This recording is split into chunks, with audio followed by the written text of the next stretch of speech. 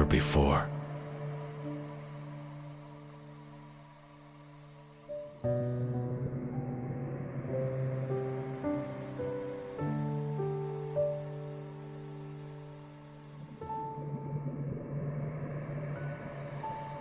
Life had existed on Earth for billions of years, but most organisms were extremely simple.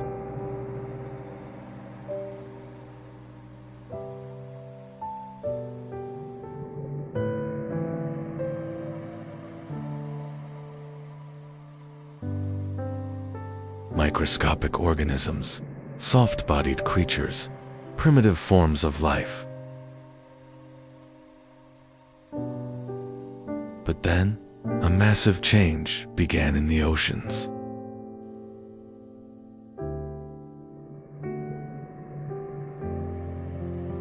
The atmosphere was changing. Oxygen levels were rising.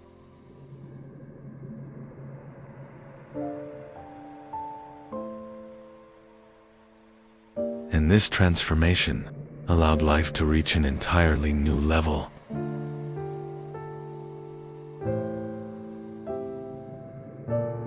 For the first time, complex eyes evolved. Hard shells appeared. Powerful muscle systems developed. Creatures could now move efficiently.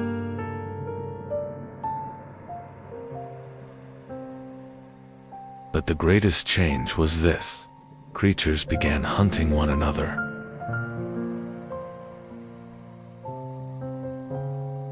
And so, Earth's first great predators emerged. One of the most terrifying creatures of the Cambrian seas was an anomaly. It was nearly 1 meter long. By the standards of its age, it was a gigantic monster. It had enormous eyes. It captured prey with sharp, grasping limbs. The trilobites were among the most common creatures of the Cambrian period. They had hard outer shells. Some could swim, while others crawled across the ocean floor.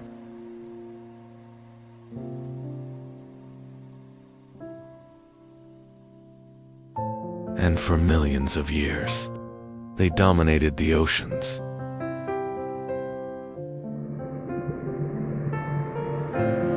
But the Cambrian explosion did not only create new creatures, it also created competition.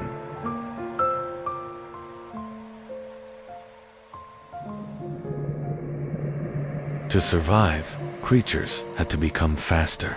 They had to become stronger.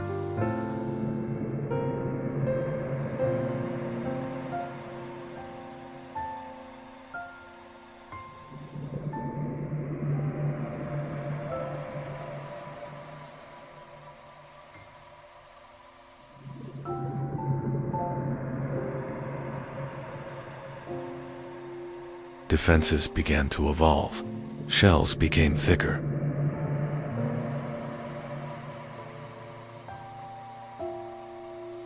Spikes appeared. Camouflage began to evolve. Earth's first great evolutionary arms race had begun. The Cambrian oceans were extremely dangerous. Predators were everywhere. Strange creatures roamed the seas.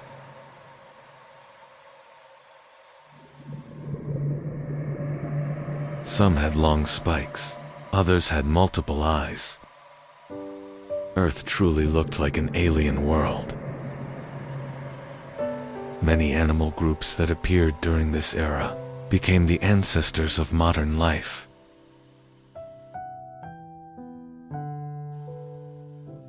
Scientists still ask one question: why did the Cambrian explosion begin? Some point to rising oxygen levels. Others believe genetic changes were responsible. But one thing is certain. Without this event, complex life might never have evolved. There would be no fish, no dinosaurs,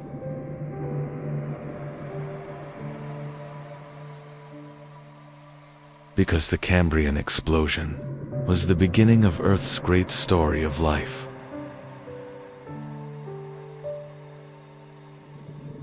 The story of humanity began in dark prehistoric oceans. 541 million years ago, massive continents drifted slowly, while oceans covered most of the planet. On land, there was still great silence. The oceans were the true center of life. Strange colonies of organisms spread across the seafloor. Sponge-like creatures, primitive worms, and bizarre soft-bodied organisms. Some creatures began actively swimming for the first time. This development completely transformed predation.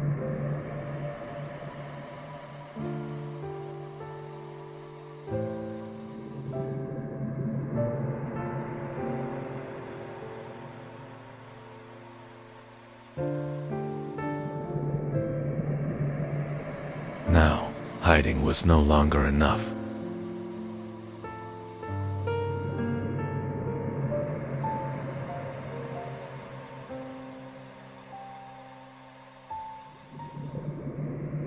Creatures had to escape. They had to fight.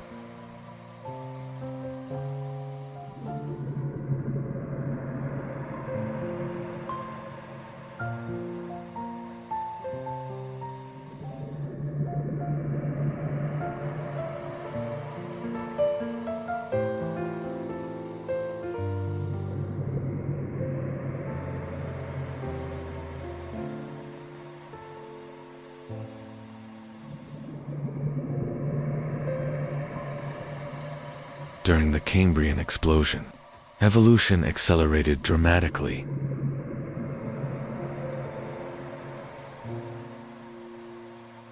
According to many scientists, most major animal groups appeared during this era. The first arthropods, the first advanced predators, the first complex nervous systems. Nature was becoming far more complex.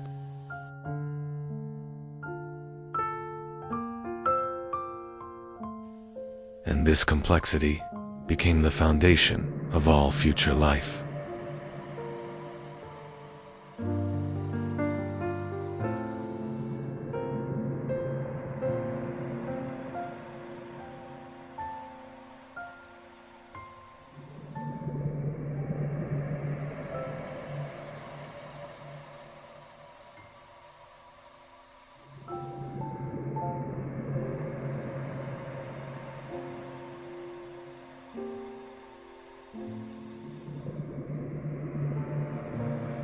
The eyes we use today, our movement systems, even basic body structures, may trace much of their origin back to this period.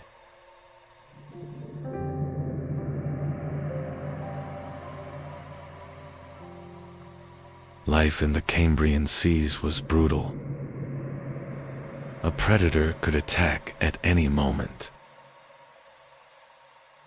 That is why organisms were forced to evolve constantly.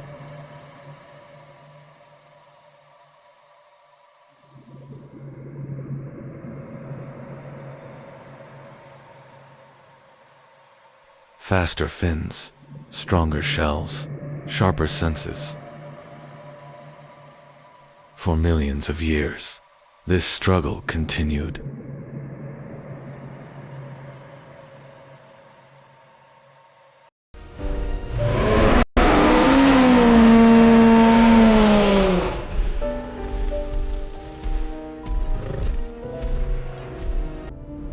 Long before dinosaurs walked the earth, 252 million years ago, the largest extinction occurred.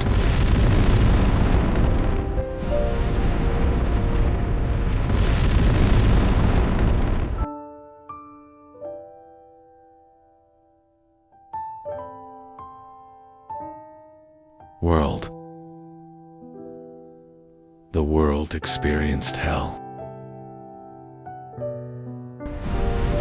Giant volcanoes. The atmosphere became toxic.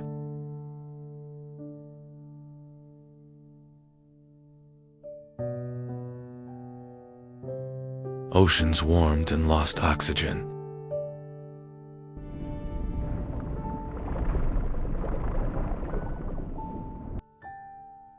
Nearly 90% of species went extinct.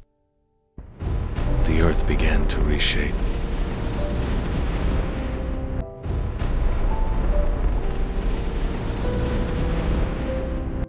The climate was mostly hot and dry. Only the strongest could survive. The Triassic began after this devastation. About 252 million years ago.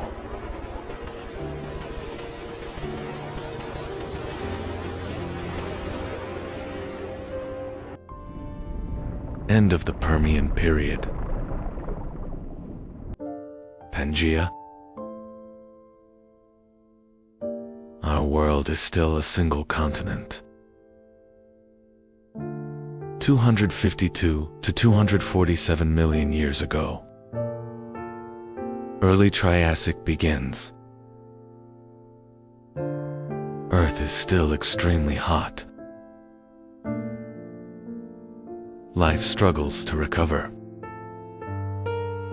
Inland areas are dry and desert-like. 240 million years ago. Archaea. Ecosystems slowly stabilize. A new era is about to begin. Reptiles spread across the land. Crocodile-like archosaurs appeared. Small mammal-like creatures emerged, preparing for a battle for survival.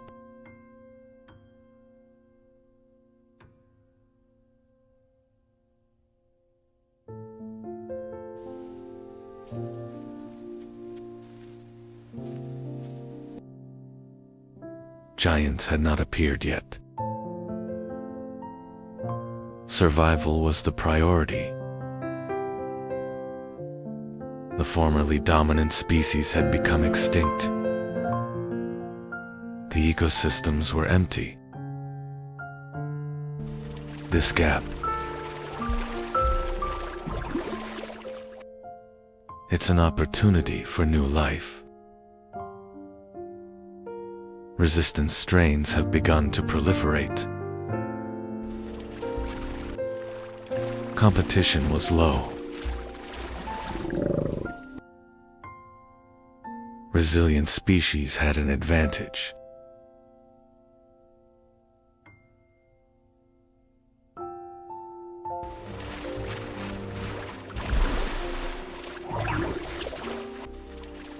Reptiles began to spread.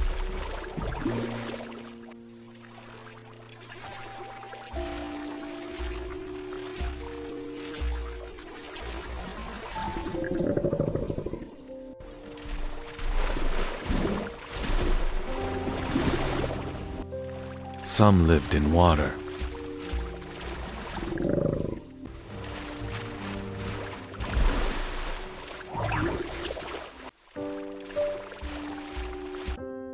About 230 million years ago, the first small dinosaurs appeared.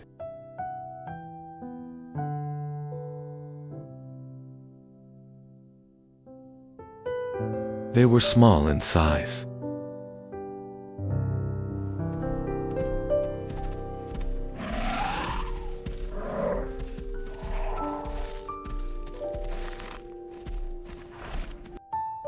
They were fast and agile.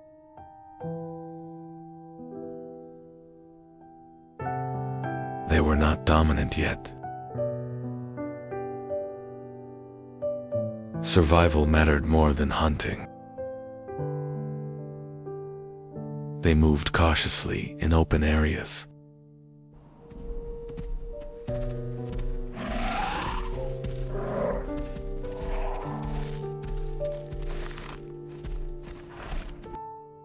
Being small was an advantage.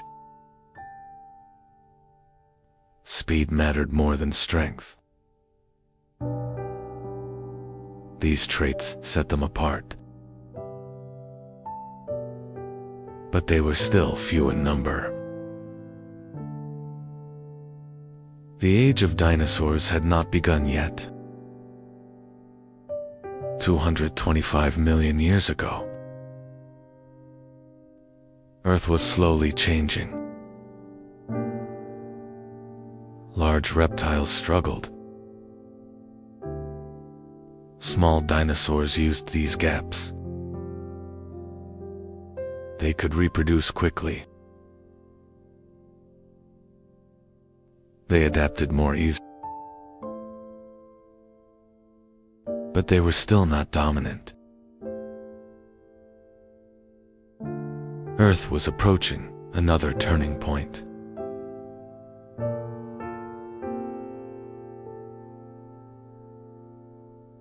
"215 million years ago, the climate became more stable. Rainfall increased. Plants spread across the land.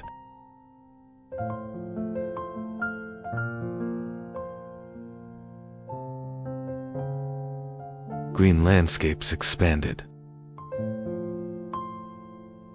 Ecosystems began to strengthen.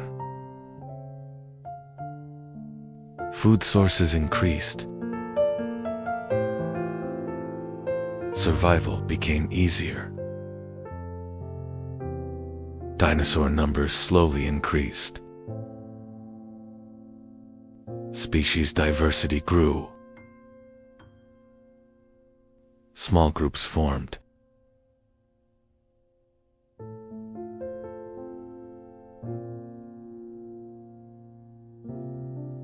Competition became more balanced. Earth became more humid. Dinosaurs adapted to their environment. Different feeding strategies evolved. Herbivores became more common. Predator-prey balance formed. Earth was now more alive. Rainfall became regular. Dinosaurs became more visible. But dominance was not complete yet.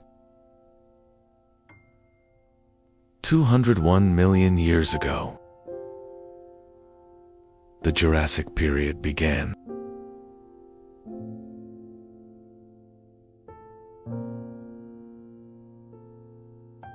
Climate stabilized. Plant diversity increased.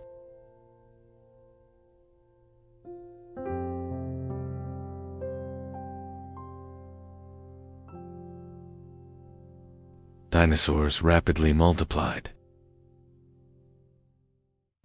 Species became more defined. Large body size became an advantage. Predators specialize. Initially, the small dinosaurs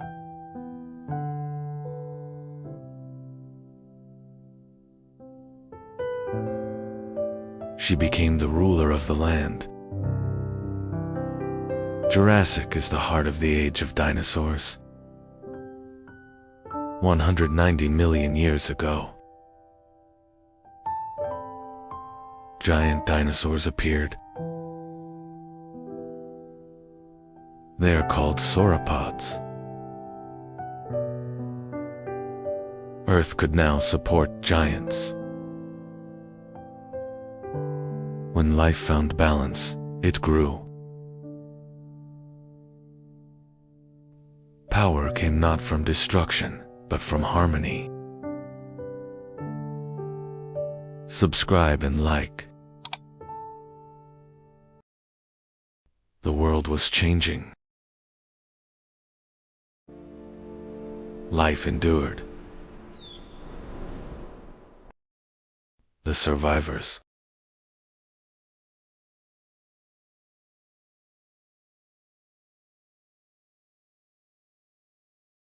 Mammals were rising.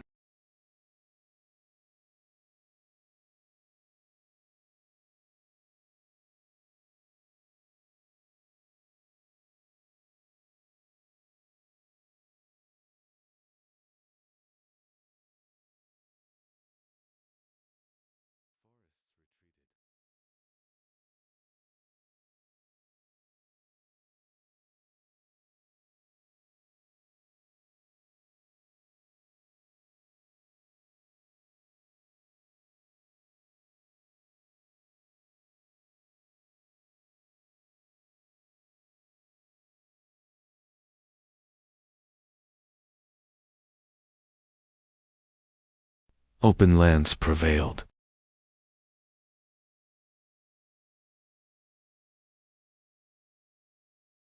The world was shifting. Cooling intensified.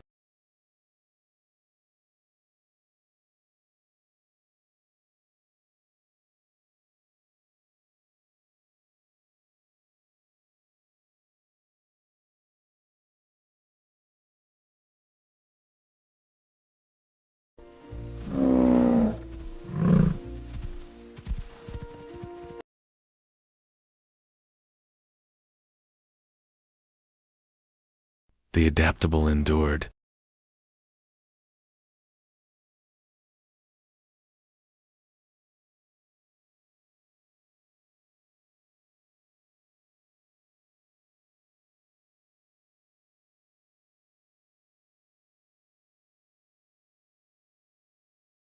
$2.6 million years ago.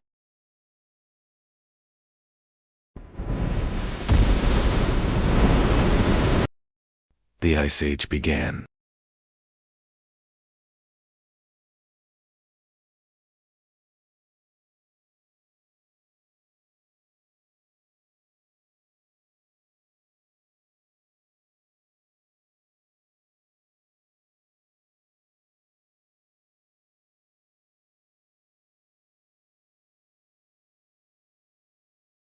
The struggle for survival began.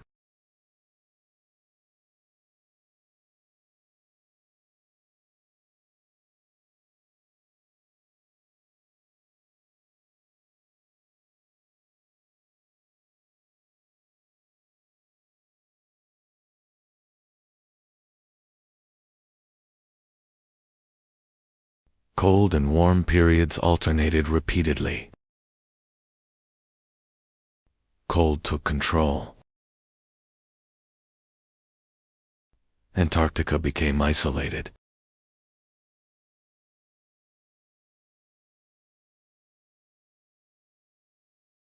The ice sheets expanded further each year.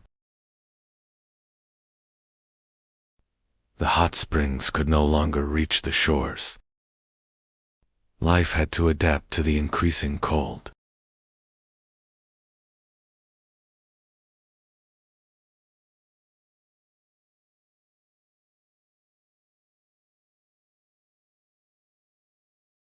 Polar life began.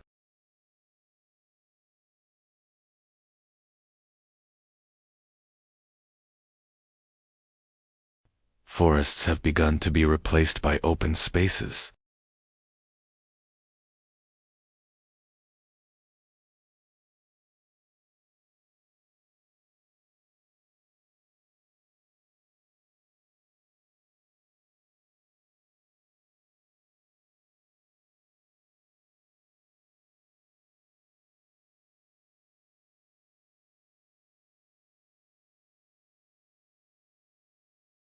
The planet's balance was shifting.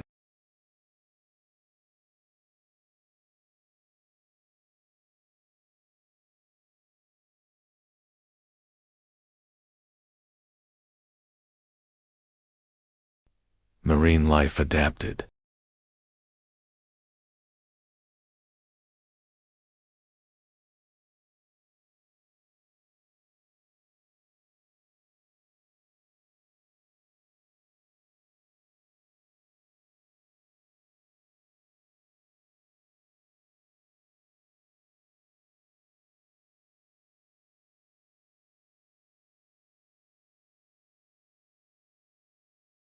Life carried on.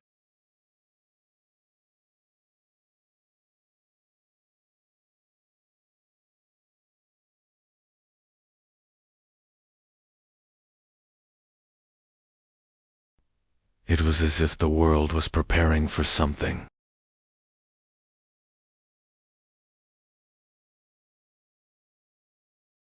And the story continued.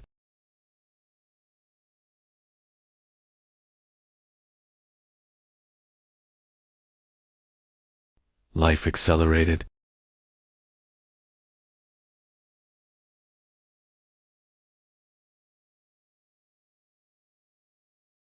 Nature came alive again. Rapport. The land dried.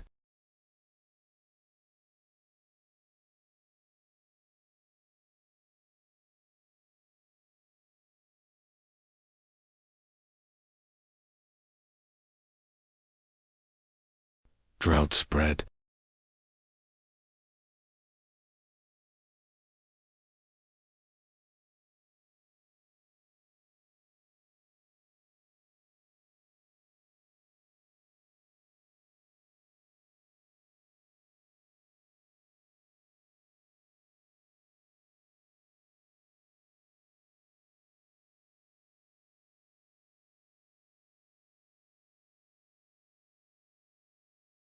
The silence would not last.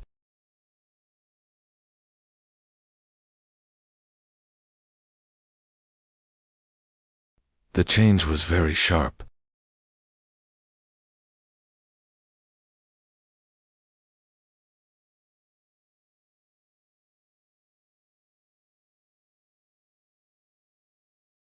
Why this preparation? Years pass.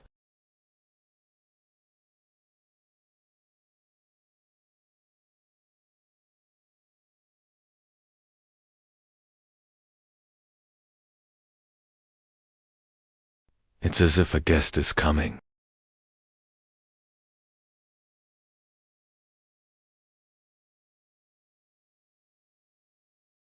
The house seems to be tidying up quickly. A system where only those who adapt survive.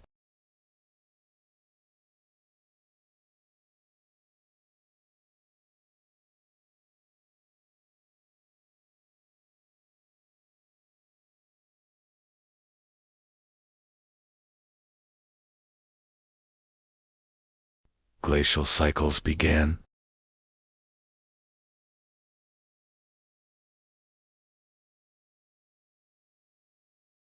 The Ice Age deepened. The ice began to melt.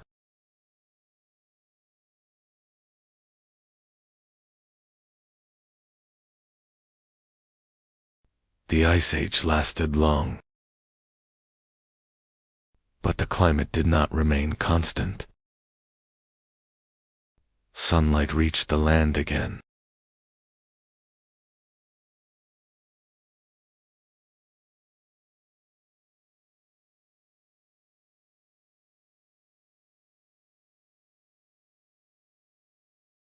Rivers were set free.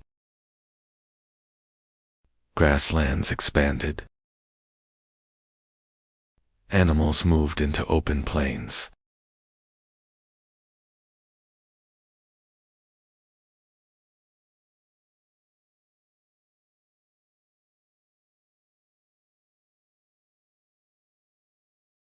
Time flowed.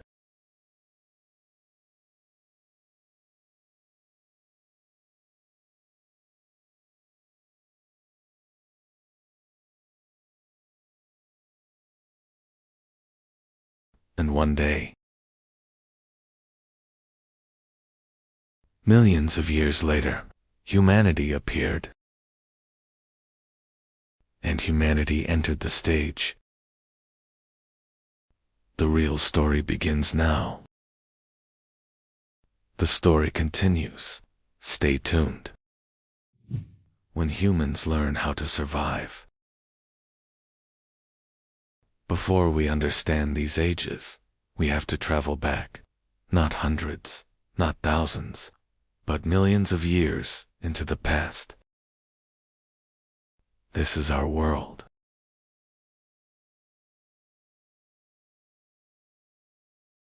Travel back before humanity. A colder earth ruled life. Much of the planet was covered in ice. Yet one region refused to freeze. The cold could not reach here. Animals gathered where life remained. Water meant survival. The first humans appeared here in Africa. Daylight was their safety. The open land meant life. But the night changed everything.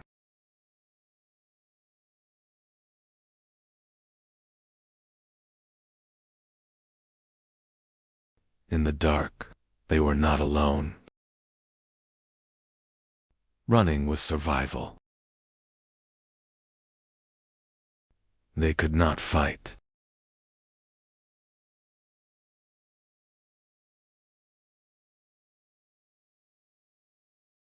Only escape. Not every enemy had teeth. The wind could be stopped.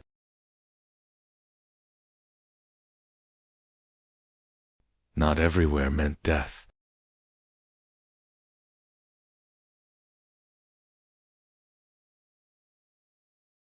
For the first time, someone slept. Something was wrong with the stone. They had found a place the wind could not reach. The dark was deeper than night. For the first time, it felt safe. For the first time, they did not fear the darkness. They fed on wild plants and fruits they found in nature. The animal carcasses they found were their only source of protein. This was insufficient for existence. They had to organize and become stronger.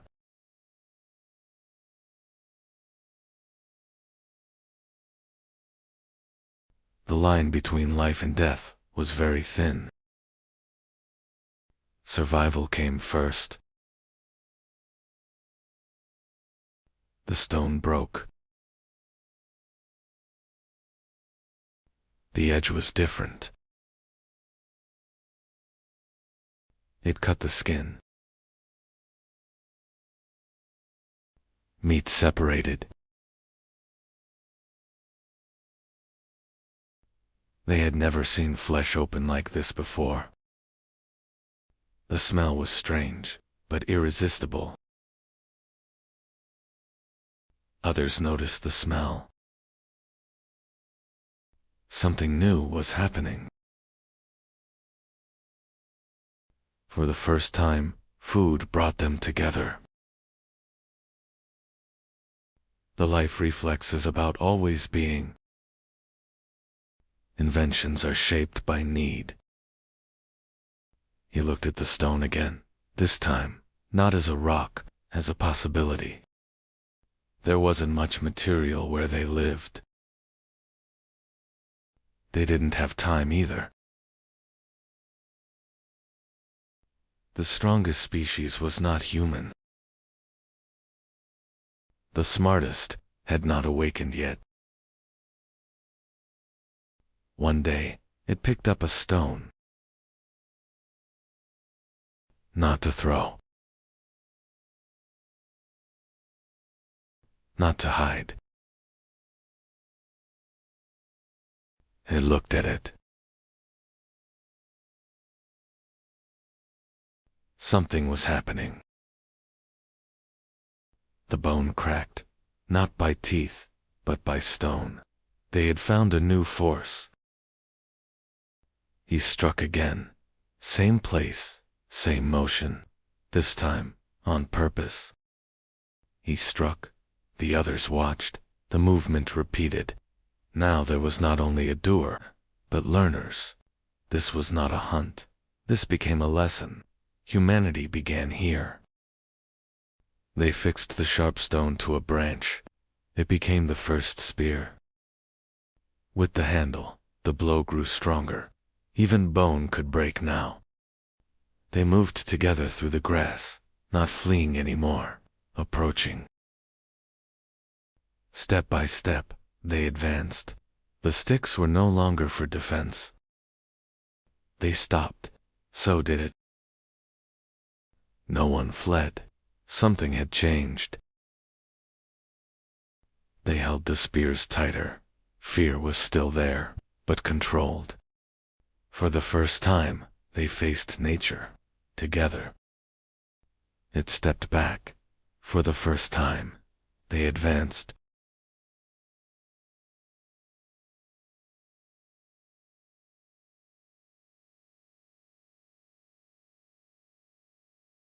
It ran. Now the hunters followed.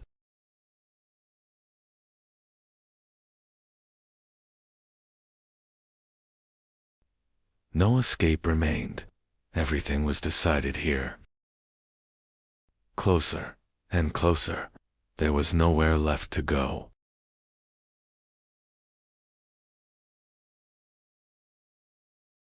The hunt ended. Nothing would be the same again.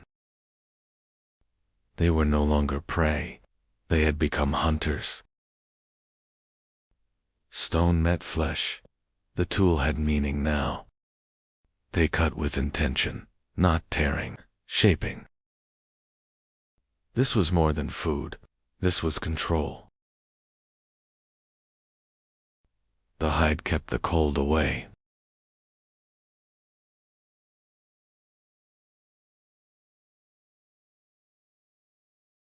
Stone-shaped bone, tools could now create tools. A tiny hole appeared. Nothing would fall apart again. They no longer searched for shelter. They built it. Bone, wood, and hide became walls. Nature was reshaped. For the first time, they had a place to return to.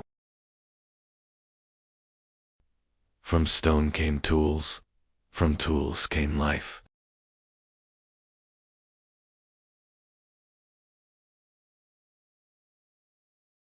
The sky flashed. Night changed. They had never seen light like this. They only watched. The sky struck the earth. The tree began to burn. They felt the power of the fire. They touched the light. It followed them.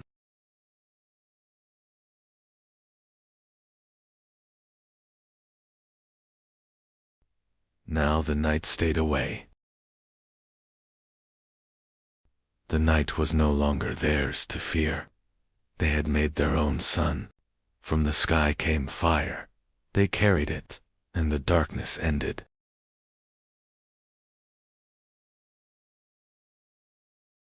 They brought the meat closer.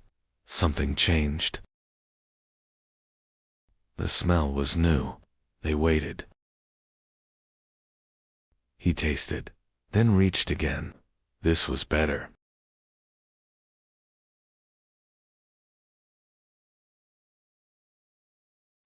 They all held the meat over the fire. The lesson spread without words.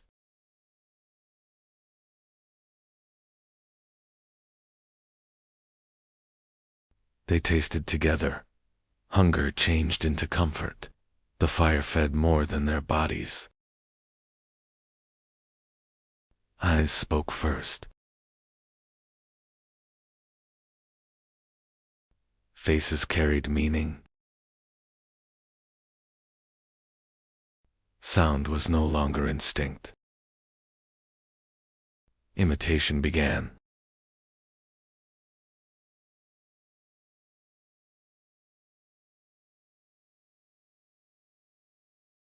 Sounds gained meaning. The first agreement was born.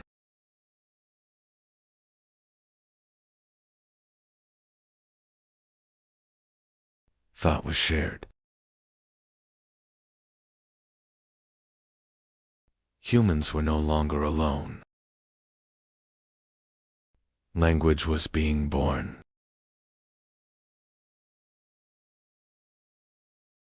Before the pyramids. Before Stonehenge. Before the invention of writing. There was something that should not exist. Göbekli Tepe. 12,000 years ago, in the heart of Anatolia. At these exact coordinates, people kept returning. Humanity built the impossible.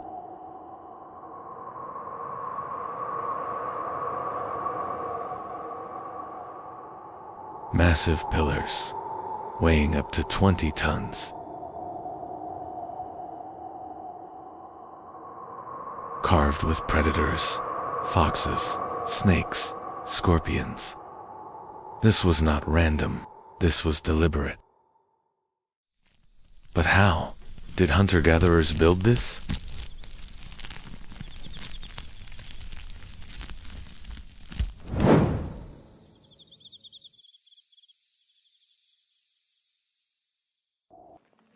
They had no wheels. No domesticated animals. And yet, they moved stones heavier than a modern truck. How?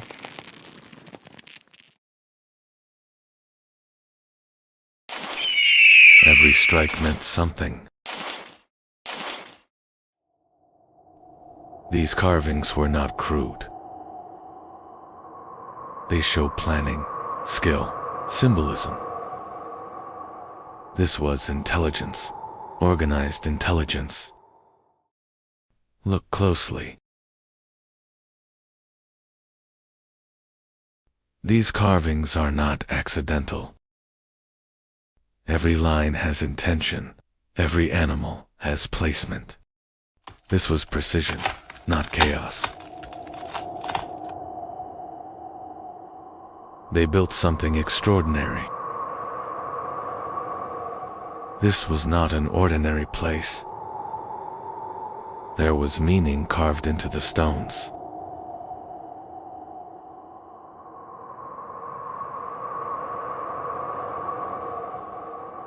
Whatever happened had to be hidden.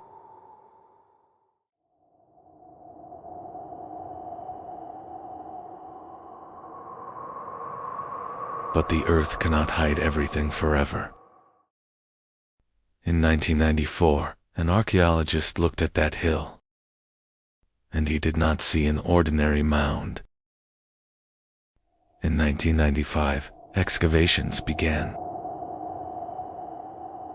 As the soil opened, history changed. This was only the beginning. The work was being carried out with great meticulousness.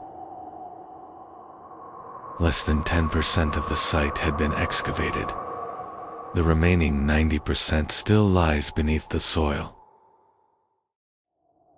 Some pillars weighed up to 20 tons. And the people who built them were not even farmers yet. Maybe it wasn't fear. Maybe it was a calling. Perhaps temples were first built in the mines. The night ended, but the question within them did not.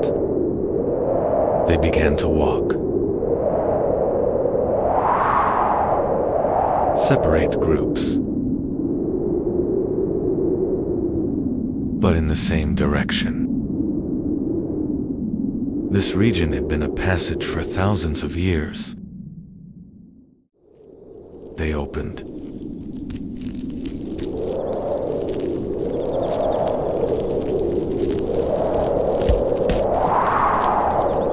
was as if they were gathering strength. This was a beginning. Ropes tightened. Tons of weight. But heavier than the stone was the decision within them.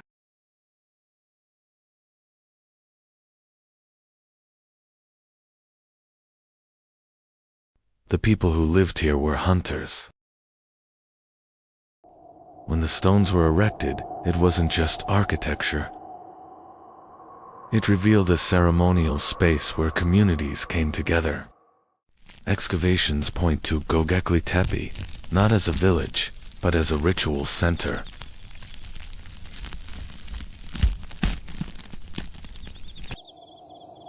It could be a connection with the sky. People were coming here.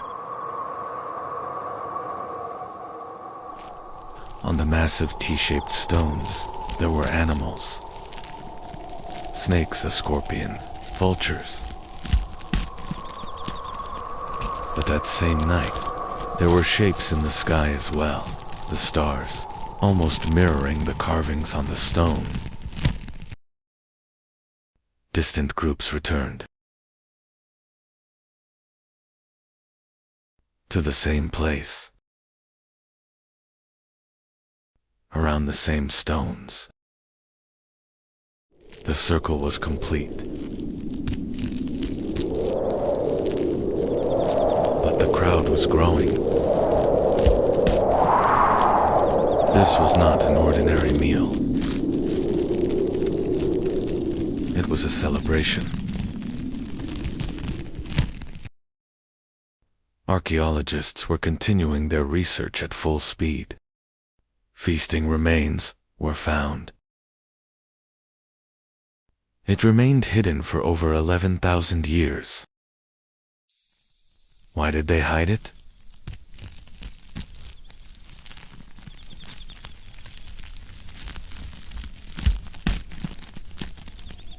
The ritual began. Before they settled there, they had already built their temples. Soil preserves history. Its age was measured in the laboratory.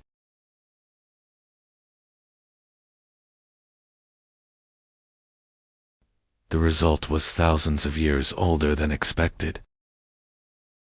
These stones were erected before it is believed that people settled down. History had to be rewritten.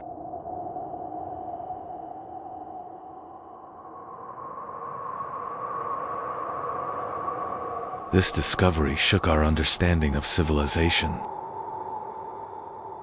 The soil was slowly removed. Each layer. It belonged to another time. Bigger, older. Underground scans reveal a massive complex beneath the hill.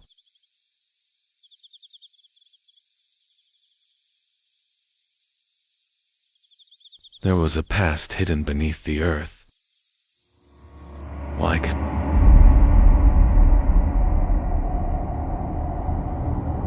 Conley Yerfa is located at the northern tip of the Fertile Crescent, one of the most critical regions in human history. The climate was suitable for life in the post-Ice Age period. It is one of the areas where wild wheat and barley grow naturally.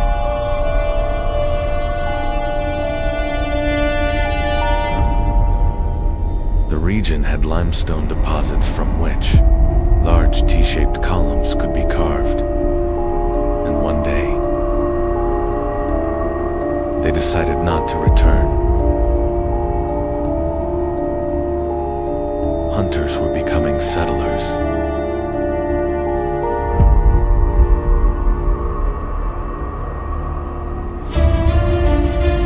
The temple was already there. Now, life was there too. Perhaps civilization began right here. Around the stones, the first houses began to rise. The walls were no longer temporary. People had decided to stay. It wasn't only houses being built. Knowledge was being passed on. They now belonged to it. The transition from a hunter-gatherer lifestyle to agriculture was a major transformation.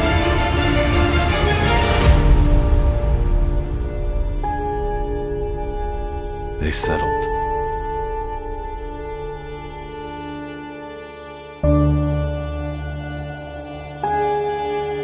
They built houses. But one day, they began to bury their temple. They did not destroy it. They did not abandon it. They hid it beneath the earth. Göbekli Tepe could be a message left for the future. History is never truly lost. It simply waits for the right moment. Stay tuned for the next episode. One night, humans stopped wandering. In the end, they understood each other. They talked about tomorrow, as if it would stay the same. They were chatting, unaware of what the morning would bring. The world was falling apart.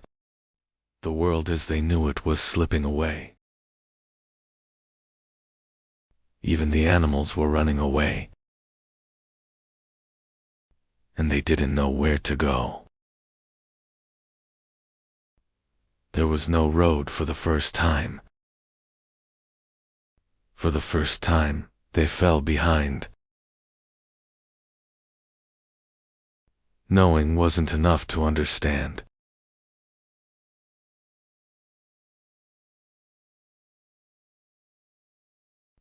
They were helpless in the face of nature's power. The trace disappeared.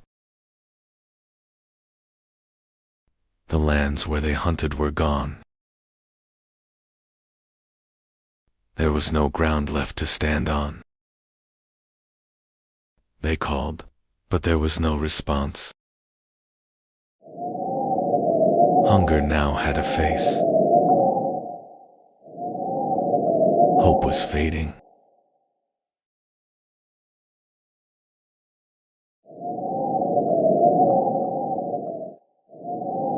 Fear divided the tribe.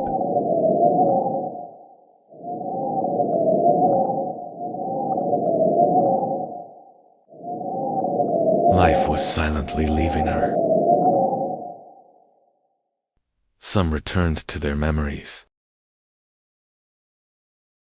Life was waiting here. From the ashes, life has returned.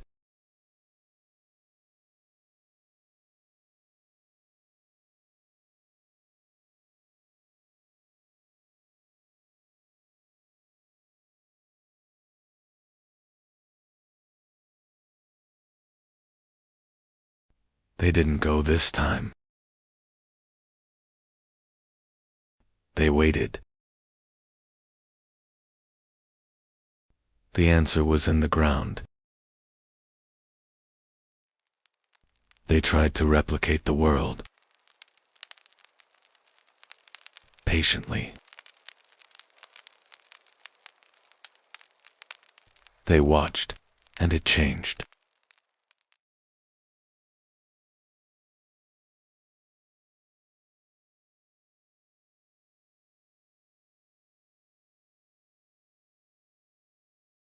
They did it again.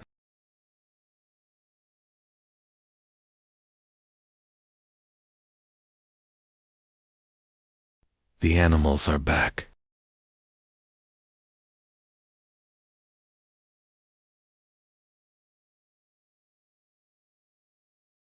But nothing was the same. They no longer had to follow them. For the first time, they could stay. And again.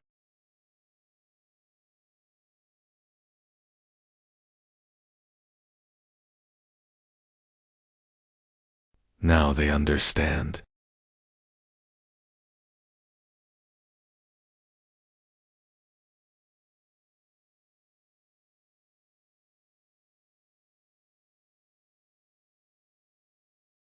They could do tomorrow.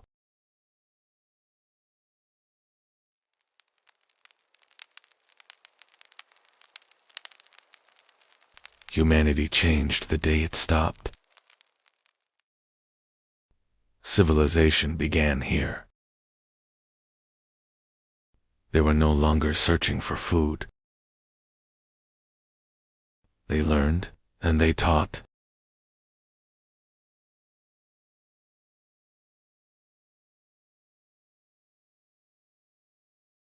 For the first time, they watched life grow. Days passed.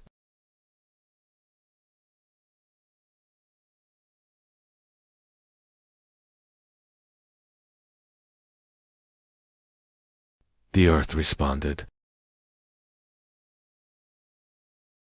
Time was no longer chasing them. She was returning with them.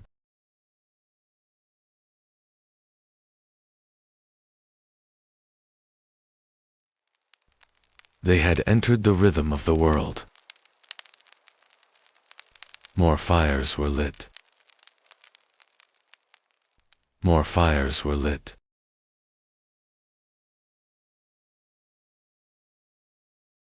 People don't travel very far anymore.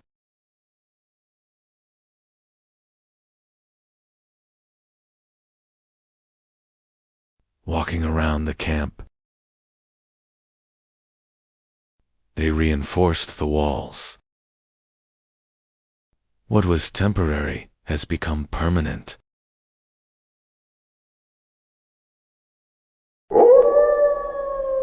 The wind no longer made the decision.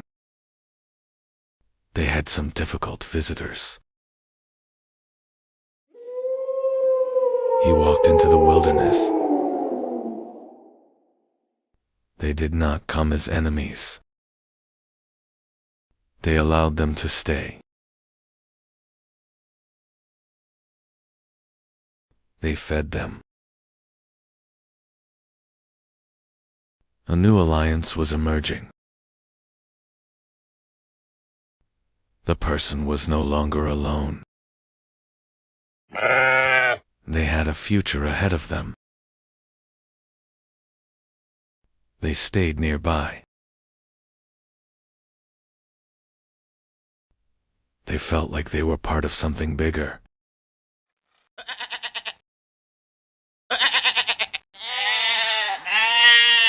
Farm life has begun.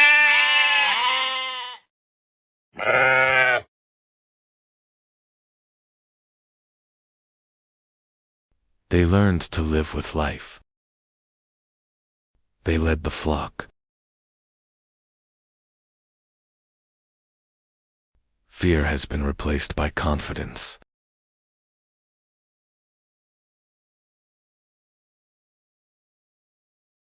Humans stopped adapting to nature. They started editing nature. Humans stopped adapting to nature. They started editing nature. The earth responded. My hands were full. The hunger has receded. First time enough. The earth finally spoke. Their waiting weighed heavily on them. They hid the harvest. Not for today. For later. Food now had value. The value had to be protected. It was hidden in protected areas. Ownership is born. Some were protecting even more. This was no longer a partnership. They fought for tomorrow. Food became difficult.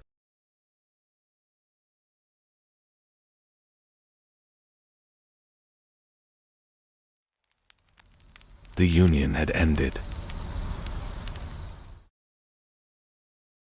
This chaos had to end. One voice became more important. They chose to listen. Order replaced chaos. That night, security emerged, and the next morning, society was born.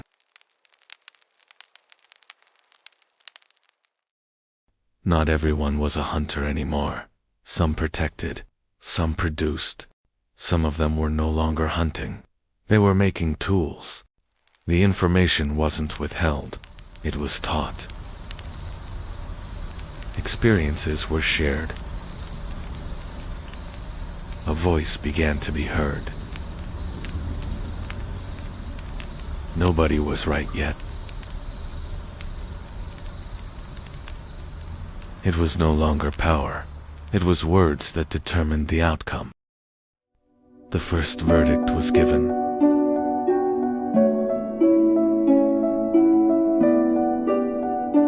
The Neolithic Age has begun. Next chapter, the Chalcolithic Age. You can continue this journey with us. 5700 BC, the sun set for the last time over Çatalhöyük. In the heart of Anatolia, one of history's greatest secrets lay hidden. Thousands of years ago, this fertile plain became humanity's first great home. This place, where water and earth met, gave life to tens of thousands. On the banks of the Karsamba River, the first steps of civilization were taken. Why did tens of thousands of people suddenly abandon that giant home they lived in for millennia? While thousands poured into streets in Mesopotamia, Europe was still in the deep silence of endless forests and solitary wooden houses. The grandeur of stone had not yet begun on the Nile. Life consisted only of the river's mud and reeds. In the Far East, life flowed with the rhythm of the earth and collective serenity, far from the greed of property. Across the ocean, the door had not yet been invented. Humanity was migrating boundlessly, without property, in nature's lap. What was it that the great crowd on the roofs of Çatalhöyük couldn't fit, that they turned their backs on one another? Was that first gap between the walls a sign of a breakup or a new freedom? What did that transition period that gave birth to today's cities take from us, and what did it give? The 1,000-year experiment ended. The great city fell silent. Now begins the great void and the 1,000-year march. The earth turned bitter, the fertile marshes dried up. Granaries emptied, hunger seeped through the walls. Hearths went cold, the 1,000-year fire no longer warmed. It was time to leave. Nature was casting them out. Smoke trapped in cramped houses turned the air into poison. An invisible enemy, plagues, seeped through the walls. The price of living side by side was heavy, bodies grew weak. Now these sacred houses were turning into graves. The necessity of living in tight spaces gave way to rage. The silent harmony of 10,000 people broke with a great roar. Neither rules nor shared meals were enough anymore. The dream of living together was replaced by the ambition for independence. The great community shattered. Families broke away from the city one by one. Safe walls were abandoned. The first steps into the uncertain step were taken. Those dark holes, where thousands of voices once rose, fell into silence. Humanity was escaping into freedom from this giant prison of its own making. Walls were no longer shared. Houses began to separate from each other. That narrow gap between the houses was the first street in history. Humanity began to breathe and see sunlight at ground level.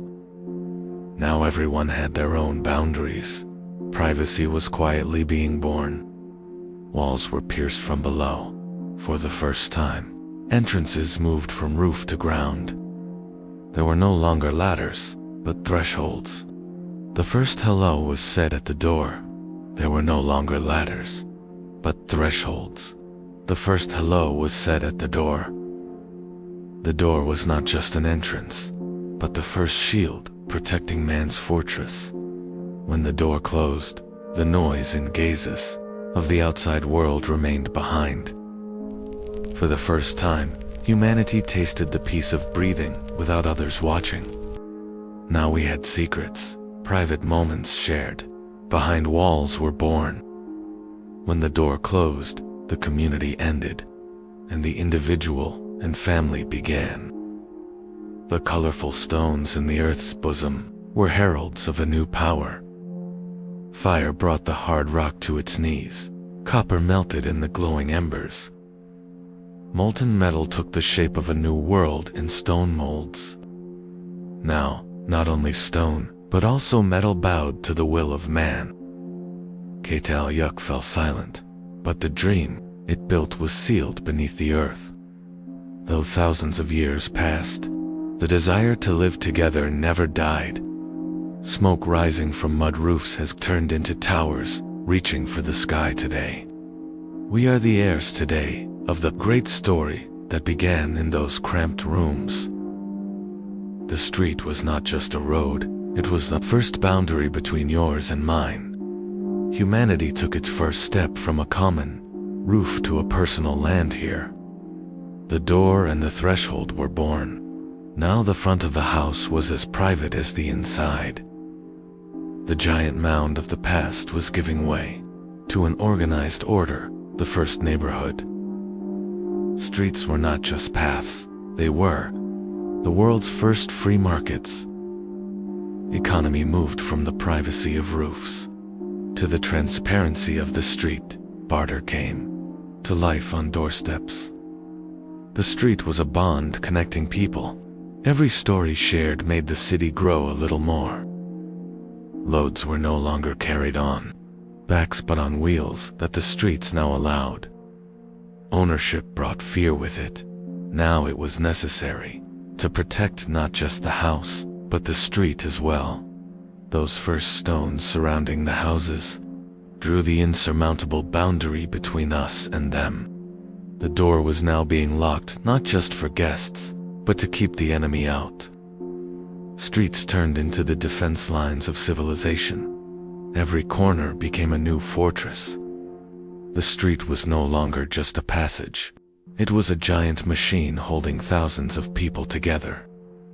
As the city grew, streets began to carry not just people, but water and the burden of civilization. Where the street ended, walls began. The city was now both a sanctuary and a giant prison. In Uruk, streets were no longer just passages. They were the first great social contract holding thousands of strangers together. Doors closed. Property became sacred. The street was now the sharp boundary between what belongs to all and what belongs to one. The sound of the wheel echoed for the first time on these unpaved roads. The street was no longer just for walking, but for hauling in trade. And then, time warped. Mud brick gave way to stone, and paths turned into imperial roads connecting continents. Light made the street livable at night. Random paths turned into a planned city. The gap between two houses was the street's first breath. Stone and gravel protected the street against mud. Crossing paths created the first public space. The cleanliness hidden under the street was civilization. The wheel widened the shoulders of the street. Climate changed. The Euphrates shifted. The street was condemned to the dust of a parched city. As the water receded, distant settlements were one by one plunged into silence. The streets became the dusty refuge for those fleeing to the city for survival. The street was no longer just a path. It was the last bastion of order. The wrath of the climate forced people to seek refuge behind massive walls. As the crowd grew, the rules of the street were carved into clay, not just memory. Records replacing words became the new and unshakable memory of the street. Information turned into an invisible power, governing the city and ending chaos. Water was trapped beneath the street. Hidden channels kept the city clean. Engineering turned chaos into health. Infrastructure became the foundation. The wheel made the street not just a path, but the main artery of civilization. Every brick was the work of a collective. Will that turned chaos into order. Randomness ended. The streets were now the work of a mind and a plan. The unseen revolution was under the street. The first channels gave life to the city. Speech faded. Clay tablets became the unshakable memory of the street. Millions of bricks protected the street from the chaos of the outside world. The street was no longer just a path, but the signature of a civilization. Randomness ended. Every street was the work of a mind and a plan. The story of the street didn't start here, but here it became immortal. It all began beneath this silent mound. For 9,000 years, this earth kept humanity's strangest secret in its heart. When the first shovel hit in 1958, all known history was torn apart like paper. What stood before us was not a village, but a giant labyrinth. As archaeologists gazed into that dark void, into the depths of a grave, a 9,000-year silence was shattered by a terrifying ritual. In this strange world, there were no roads or doors. The city was sealed together like a giant labyrinth. Life was on the rooftops. People lived their daily lives on these massive terraces that resembled public squares. So, what was the great fear that cut off 10,000 people from the outside world and trapped them in this breathless order? When science broke this deep silence and gazed into that dark void, into the depths of a grave, a 9,000-year silence was shattered by the coldness of the bones emerging to light. What we encountered was not just death. It was the first evidence of a terrifying and ancient ritual. To enter a home, you had to step down into the unknown through that narrow, dark hole in the sky. Every rung of the wooden ladder pulled you away from the outer world and left you in the arms of a smoky silence. When you reached the bottom, neither light nor doors welcomed you. There was only the suffocating narrowness of the walls. These houses were not just shelters. They were windowless, breathless cells where 10,000 people were trapped. Belongings were few. but silence was plenty. Everyone shared the same narrow space, the same dim light, and the same fate. The walls were so close. There was no private life here, nor a secret corner. Everyone was watching each other, every single moment. No one could be different here. There were no leaders, no slaves, but there was no freedom either. 10,000 people moved as a single soul. Everyone slept at the same time, lived the same way, and bowed to the same rules. So, what great fear sustained this perfect order that even a king could not provide? Walls were not just mud. They were woven with the bones of the wild. Giant bullheads were like gods, watching you every moment. Red paint was not just a decoration. It was the trace on the wall of a ritual, of shed blood, and of untamable fears. They did not conquer nature. They chose to imprison savagery in the deepest corner of their home and sleep beside it. Watch where you step. In these houses, the floor was not just earth, but a grave cover. They buried their loved ones right beneath where they slept, in a fetal position, as if in the womb. Death was not a parting here. The living and the dead were sealed together forever under the same roof. The story of some dead did not end with burial. They would separate the skulls from the bodies and give them a new life. They rebuilt their ancestors' faces with clay. They made new eyes from mud and pigment so they would never forget. These masks watched those sitting on reed mats by the fire. Death was right there, by the hearth, inside the family every evening. In this dark world, power came not from gold, but from a black glass born in the heart of the volcano, obsidian. They crafted it so sharply that obsidian was both a hunter's most loyal friend and the most perfect blade, two-part skin from flesh. But obsidian was not just for cutting. It was a black, misty mirror where humans first encountered their own dark reflection. The true masters of the steppe were not them, but the leopards watching from the shadows.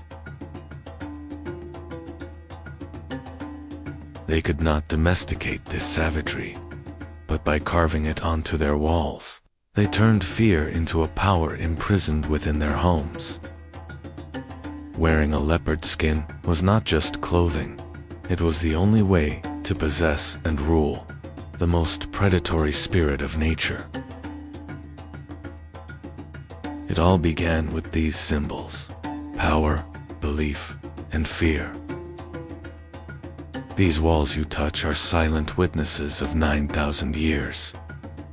This is Cataloic, the first metropolis with no streets and doors closed to the world. You had only one way in, this dark opening on the roof. Outside was a wild world. Inside, a life of claustrophobia. Why were they hiding? From the gods above, or from each other? Sunlight could only seep through this hole. Just like life, narrow and limited. Their weapons were made of volcanic glass, as sharp and dark as obsidian. But the real mystery was hidden in the floors of these empty rooms. 10,000 people were breathing inside a giant labyrinth. They are still there, watching us and guarding our secrets. And one day, when the sky filled with fire, everything would change. Watch where you step, because they are right beneath you. They slept together. Death was not an end here. The hardest goodbye was indoors. Every house was a cemetery. He was following his ancestors. This silence has a price. Even the walls are made of bone. Why didn't they let them go? We are burying our secrets. Çatalhöyük, City of the Dead. This massive mound has kept humanity's greatest secret in its heart for 9,000 years.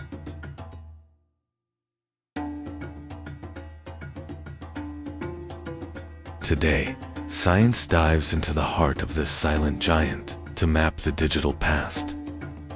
With every brushstroke, we return to a unique world, without property or hierarchy. There were no masters in these houses. Everyone was equal under the same sky. Art was coming back to life with the blood of the earth, through natural pigments. Yet life lived in the shadow of Mount Hazen, always ready to vent its fury. These lines on a wall were the first known landscape painting in history. Cleanliness was an obsession. They sealed their walls with fresh white plaster every year. They were devoted to their ancestors, burying them right under the rooms where they slept. As the first seeds of farming were sown here, humanity learned to domesticate nature. 10,000 people wrote history on the roofs of this streetless giant labyrinth. 10,000 people wrote history on the roofs of this streetless giant labyrinth. And now technology is finally beginning to break this deep, millennial silence. But then, the climate changed and rivers ran dry. The protective fire of the city slowly began to fade. The massive population of 10,000 succumbed to nature. All that remained were the soot marks on the walls. People abandoned the city with fear and uncertainty. After 2,000 years, Çatalhöyük sank into silence. They even left their sacred figurines in the dust. No one knows exactly where they went. The roofs were sealed, never to be opened again.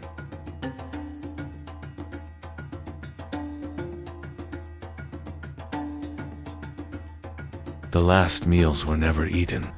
The pots remained empty. The city today is still waiting to speak beneath the earth. We are in a place where time and space lose meaning. We are touching the first great secret of humanity, 9,000 years ago. These bones, these lands, are not just remains. They are silent witnesses to a forgotten fear, a suppressed scream. But to reach this secret, you had to step down into the unknown through that narrow, dark hole in the sky. Çatalhöyük fell silent. That great roar that lasted for thousands of years gave way to the dust carried by the wind.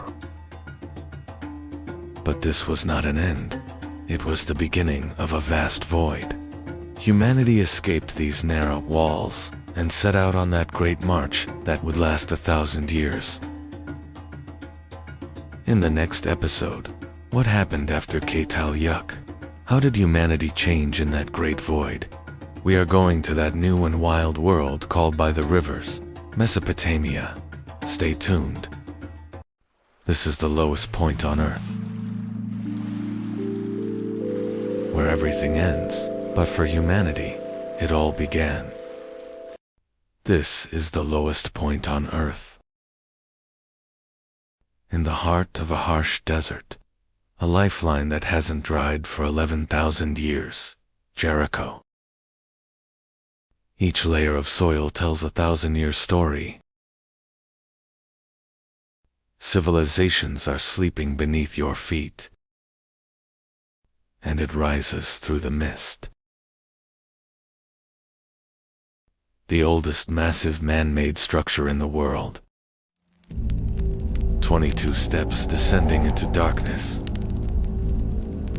Where did these stairs lead?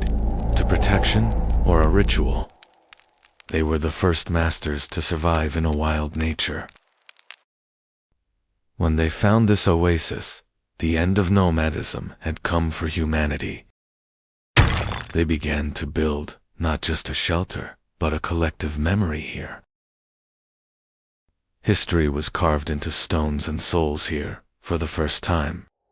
Welcome to the greatest mystery of human history, the world's first city, Jericho.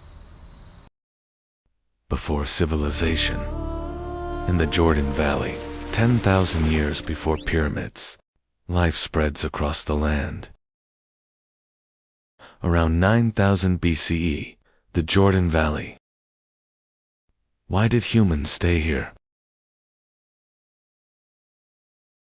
To the Levant, in the Jordan Valley. The Ice Age comes to an end. The world grows warmer. Food was already here. They returned to the same fields. They wandered for ages, but that night, the dark wasn't silent. Something was there. They didn't understand. They were afraid. Not every stone was the same. Together they were stronger. The stone was no longer just a stone. The wall stood.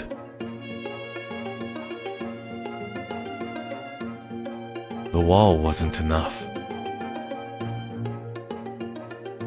Something was missing.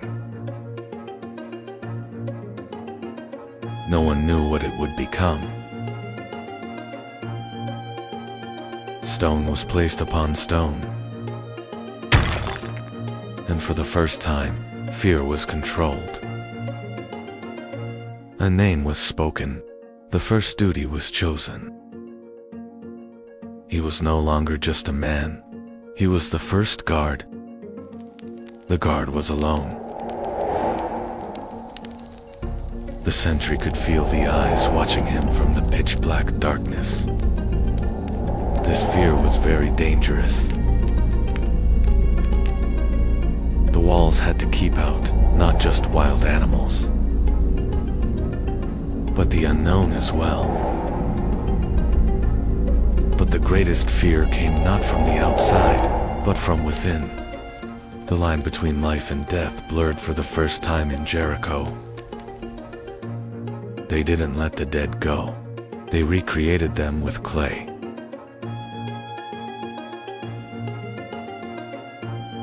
The tower was no longer just a lookout. It was a gateway.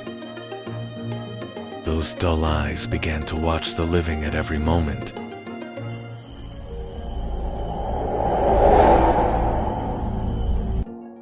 As resources dwindled, the peace protected by the walls turned bloody. Only the sound of stone and bone was heard. At sunrise, Jericho was no longer the same. The first city had become humanity's first prison. Jericho's greatest secret was not outside the walls or in the tower. It was right beneath the houses. They didn't bury their dead far away. They lived with them under the same roof, beneath their feet. But after a while, the graves were opened. The skulls were separated from the bodies. But after a while, the graves were opened. The skulls were separated from the bodies. Was it respect or an attempt to bring them back? They gave the skulls life again with clay. Cowrie shells were placed in the eye sockets. Now those voids had begun to look back again. These masked skulls were placed in the corner of the house, among the living. The world's first city was hosting the world's first spirit summoning rituals. Even 11,000 years later, these faces ask us the same question. Were they afraid of death, or did they want to rule it? Wild beasts, or enemy tribes? Jericho sealed its fears with walls. Harsh hunt outside, civilization inside. Who were these walls truly for? Jericho's people shut the world out. The greatest secrets lay underground. Silent guardians, plastered skulls. Their ancestors were still watching. Is this legacy from Quebec? The first portraits carved on bone. Why strive so hard to be remembered? Did the war with death begin here?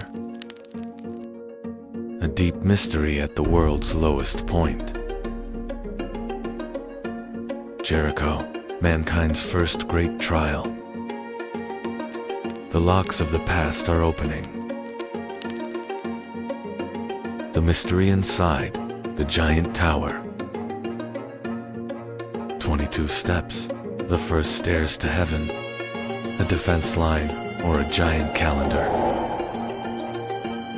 Salt from the Dead Sea, white gold. Obsidian and stones from distant lands. Wealth brought great threats with it. The city fell, but was never abandoned. New houses rose upon ancestral remains. Jericho, 20 layers of different lives. Humanity discovered property here. This ancient legacy still lives within us. The voices are fading. The fire no longer warms. Like life, those who are gone are missed. Those we miss are among us. Even those are missing.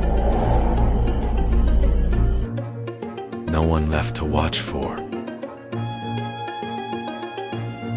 The walls no longer protect us.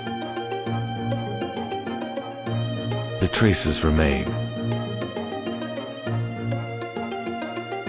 They built an 8-meter-high wall.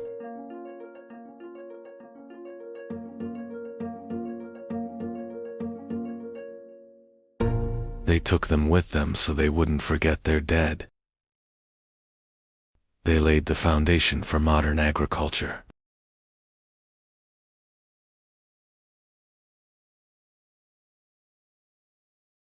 They hunted.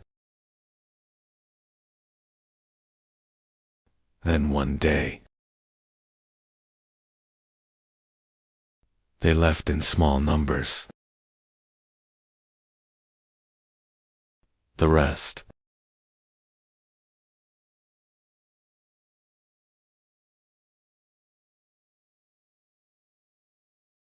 with questions. They left us alone. Fear shapes life. And now we know that. They shaped death too. A vast history.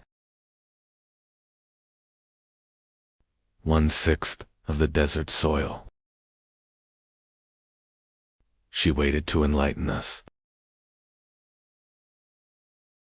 They hid. They lived. They left.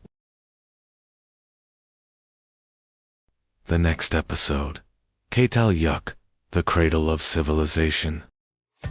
Legend says a gardener found a baby in a basket. This child would change history. The river chose him, not the palace. Before empire, there were only cities. Before empires, there was chaos between the rivers, and among them, a servant.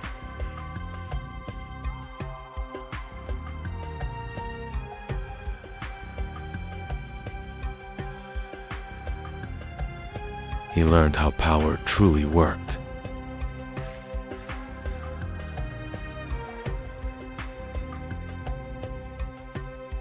He watched power from the shadows.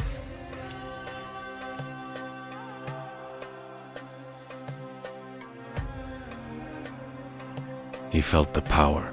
He was crushed under the weight of that power. He wanted more than survival.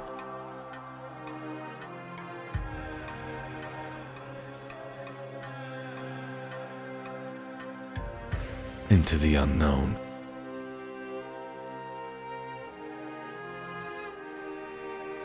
He walked away from his past. The gates of my prison have finally closed. The air of the desert tastes like blood and freedom. He arrived at Kish.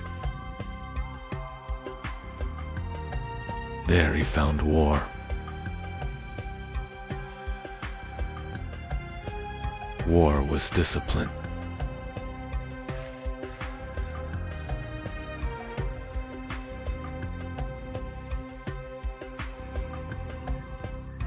He learned quickly.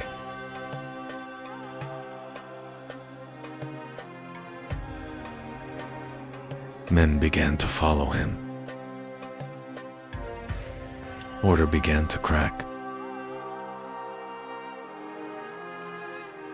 Power changed hands.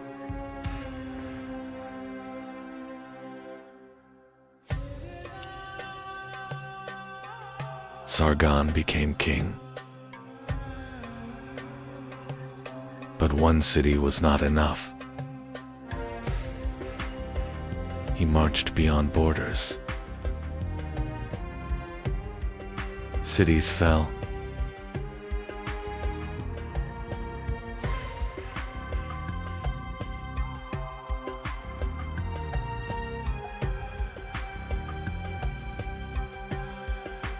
Others surrendered. They did not wait for dawn.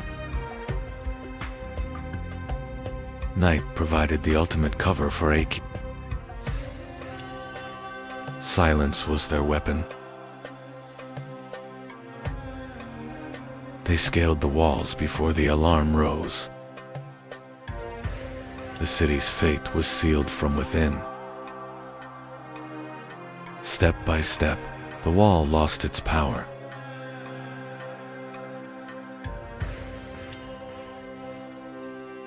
A name lost to the sands of time, AKD, the world's first empire. Before them, there was only chaos, independent cities, locked in eternal conflict. The gates were breached. The city was no longer its own.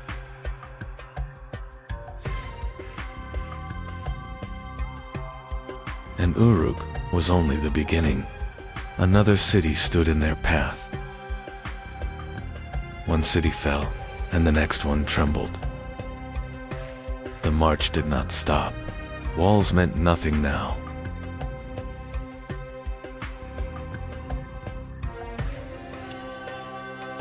Another gate, another city broken. This was not chaos. It was command. Sargon stood above them all. The age of kings had changed. Sargon reached the sea with the bronze sun of Shamash leading his way. The era of city-states ended. The era of the World King began.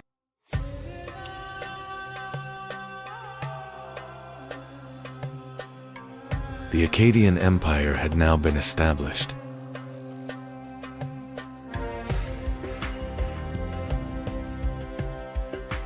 Sargon's conquests had united the city-states. Independent cities were now under a single power.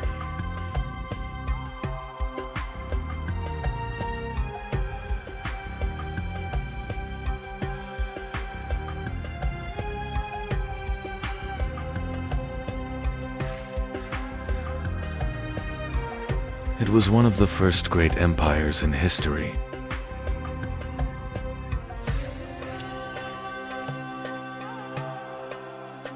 Vast lands were united under a single rule.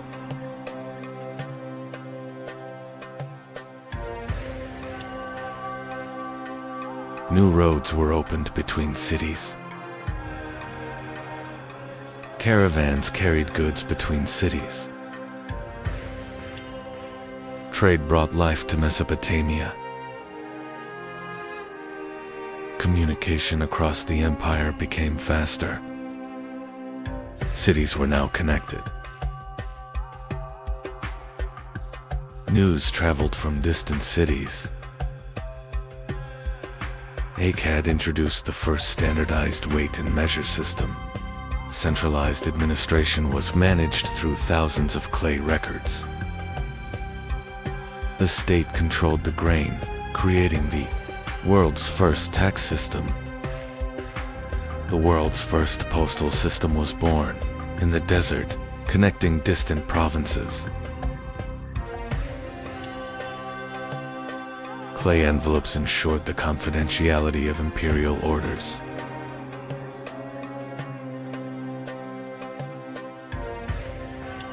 A sealed system allowed the central government to control the flow of information. Akkadian became the world's first diplomatic language.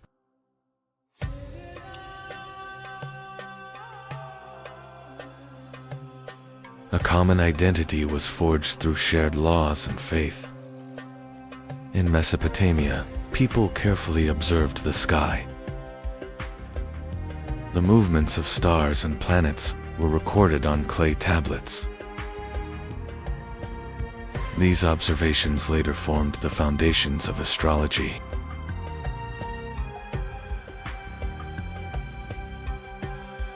Akkadian trade routes reached the distant lands of Magan and Malup.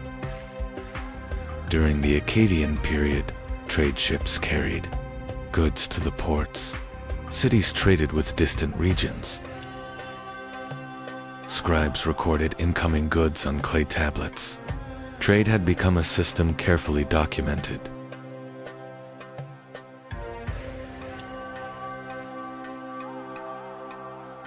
Trade routes connected Mesopotamia.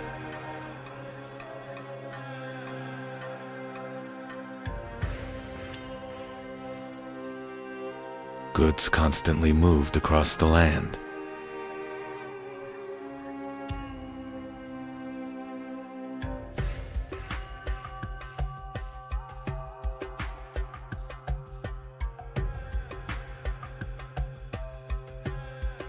Copper and stone were valuable trade goods. Precious goods were sold in markets. Trade brought wealth. Governors were appointed in cities. A new administration was established. Taxes were collected. The state controlled the economy. Trade was recorded. Scribes kept official records. Clay tablets stored information. State organization became stronger. Cities began to prosper. Trade brought life to the cities. The economy was strong. But the empire would not stay strong forever. Problems slowly appeared.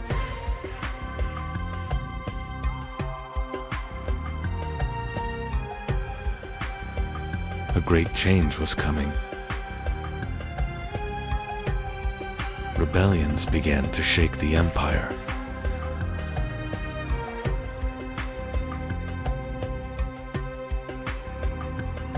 Unrest grew inside the cities.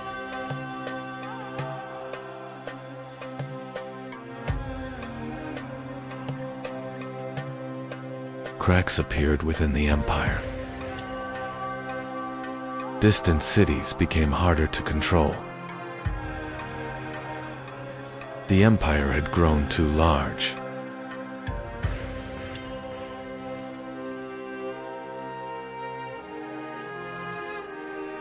Governing became more difficult. The Gutian tribes came from the north. A new threat appeared.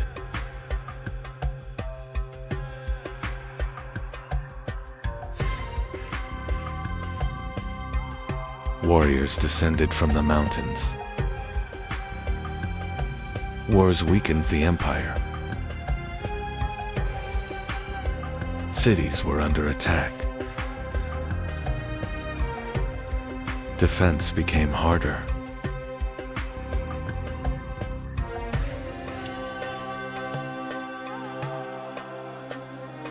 The Akkadian Empire finally collapsed. Mesopotamia fragmented again. But its idea endured. The concept of empire lived on in history. The Akkadian legacy remained. Thousands of years later, the story of Akkad emerged again from beneath the sands. Through archaeology, the Akkadian Empire was remembered again.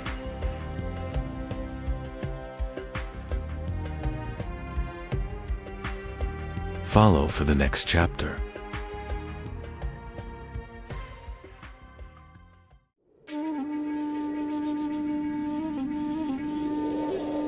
History began with a question asked between two rivers. Sumer, cradle of civilization, where rivers were tamed and time measured. They didn't just survive, they recorded human memory. Law, math, and time were born here. They controlled the rivers and built an empire.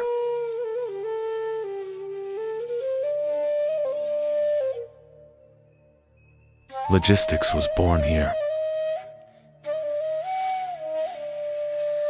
The wheel-powered trade.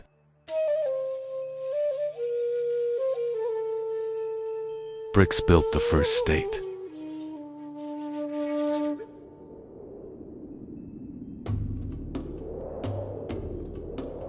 Wealth became numbers, power became records.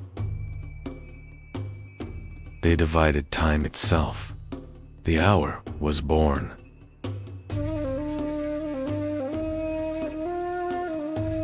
They mapped the sky. The circle was defined.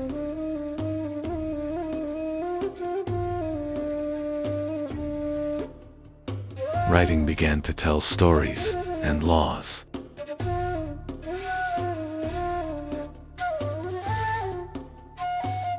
The first hero, Gilgamesh, seeking immortality.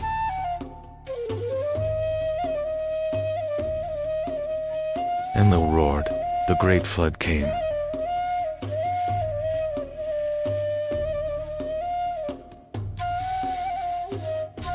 Cities served the gods, humans obeyed.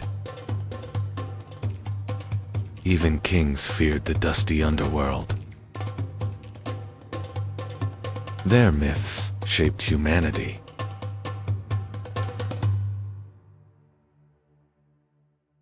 They fought for water, not unity. Internal wars ended their golden age.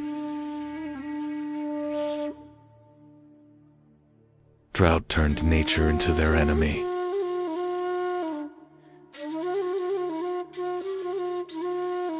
A northern power would replace the cities.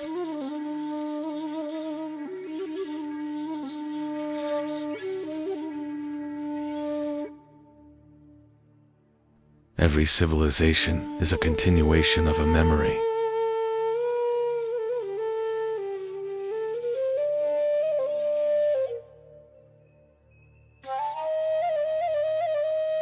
Thousands of years earlier, humans did not know cities, but they had learned to live together.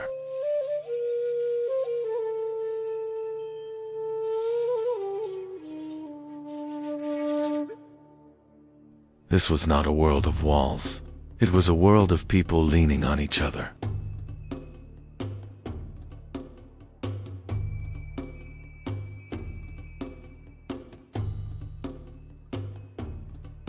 No streets, no doors, only life on the rooftops.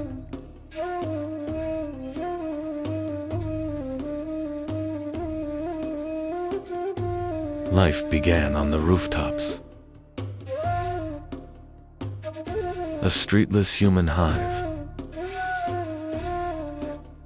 Change broke the old safety. In 5000 BC, the first souls took a leap of faith. They walked away from the only home they knew, heading south toward the wild marshes. They were not searching for a place. They were searching for a way to live.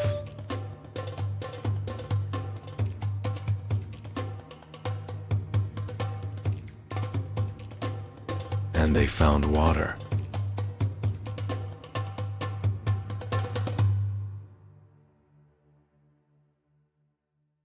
But water was not life.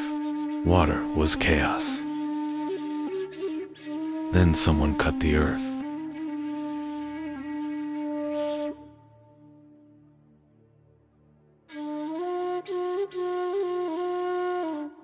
They mastered water with engineering. The wheel began a new era. The first Sumerian city, Uruk, began the Bronze Age. Before civilization, only rivers existed here. Humans had not yet built cities. This land was older than the Sumerians.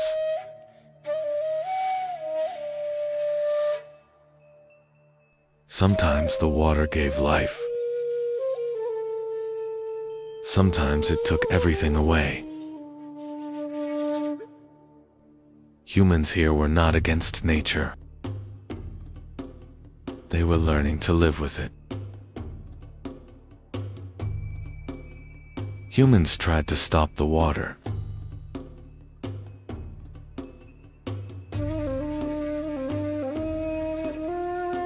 Alone, it was impossible.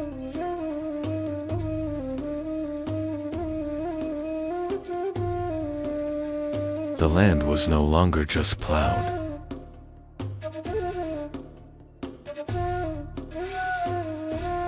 A path was given to the water. Nature was changing direction for the first time.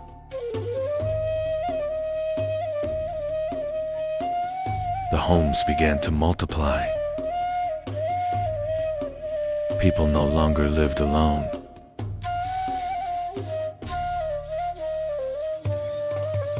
Neighborhoods appeared. Shared spaces formed.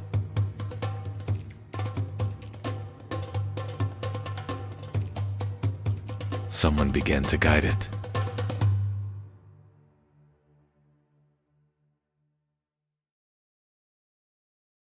They built the first skyscrapers.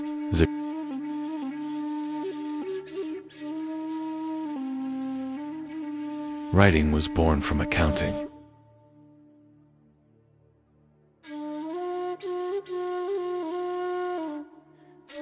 They turned stars into numbers.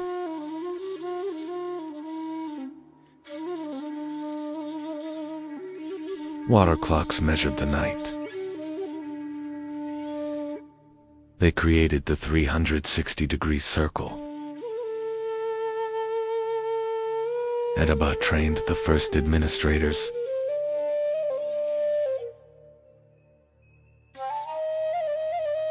Information became power through records.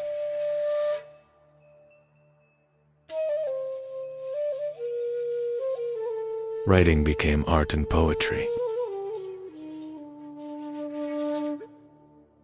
Rivers created a trade empire.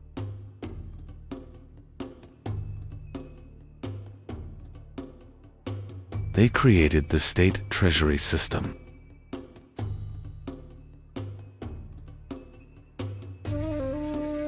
They created the first medicines.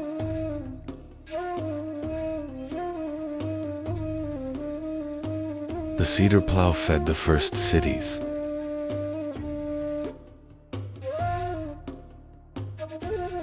Patterns became a visual language. The first global market was born.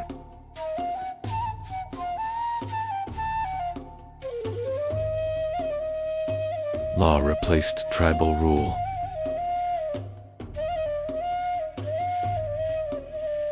Grain became the first wealth.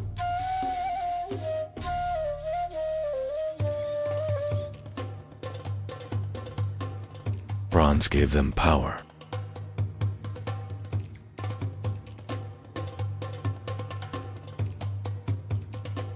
Taxes became a sacred duty.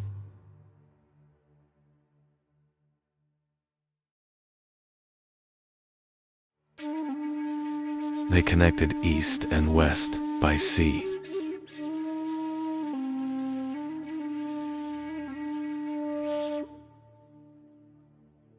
Sumerian cities were the Venices of the ancient world.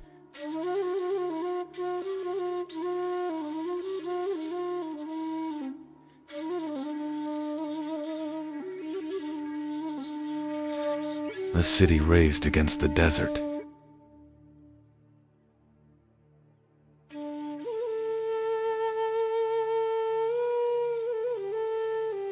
War became an organized force.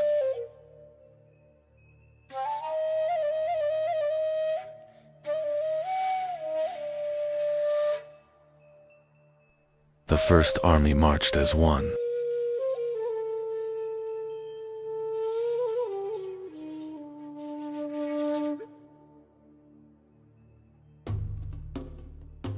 Survival was decided in bronze.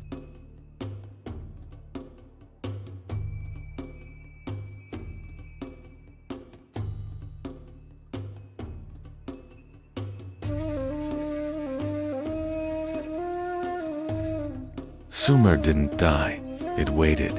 Under the silent dunes of Mesopotamia, their words were preserved in clay.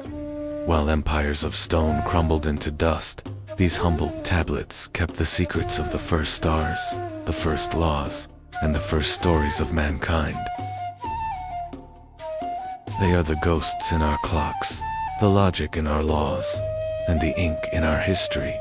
Sumerians may have vanished into the desert, but as long as we write, calculate, and look at the stars, they live within us. Sumer's chapter ends here, but the storm of history is just beginning. In our next episode, the world's first empire rises from these very sands. The Akkadian Empire witnessed the dawn of King Sargon and the birth of a new era. For the complete story of our world, don't miss our playlist, a chronological journey from Earth's creation to today. You will love exploring how every piece of the puzzle fits together. Stay tuned for the full chronology.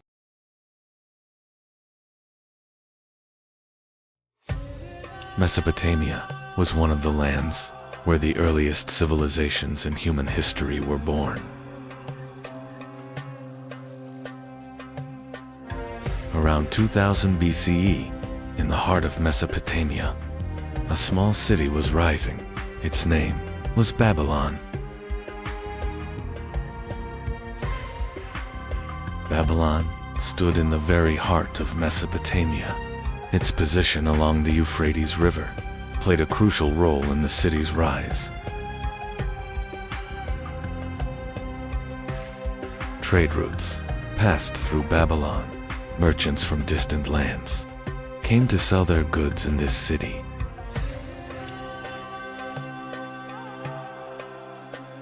The markets of the city filled with crowds every day. Grain, textiles, and precious goods changed hands in Babylon.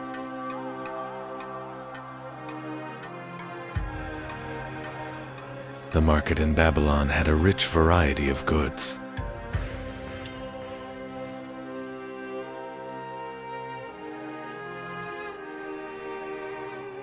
As Babylon grew, the city walls rose higher. Strong fortifications protected the city from its enemies. Buildings began to rise.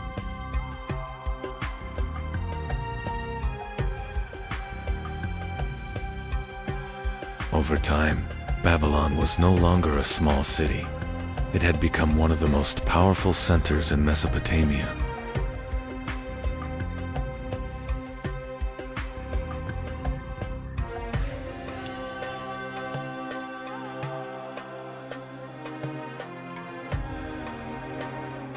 Soon, a powerful king rose to the throne of Babylon. His name was Hammurabi.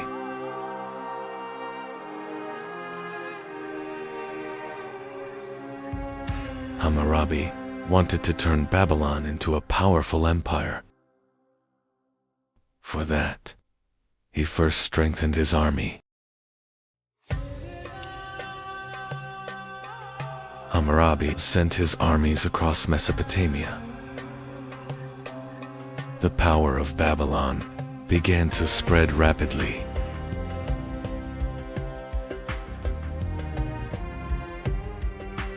Many cities, Babil Ordusunakar, Koyamat, Lar,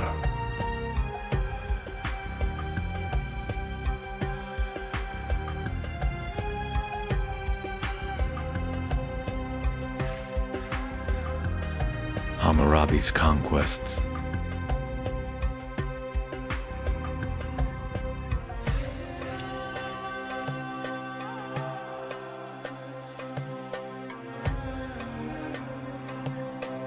Began to change the fate of Mesopotamia.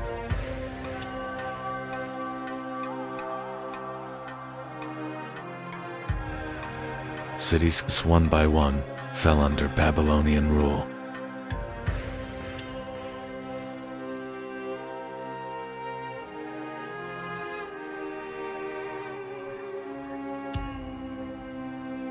Hammurabi's kingdom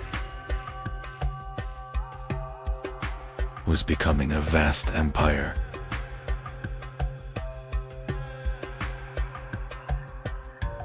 Hammurabi had turned Babylon into the most powerful state in Mesopotamia. His rule now stretched across vast lands.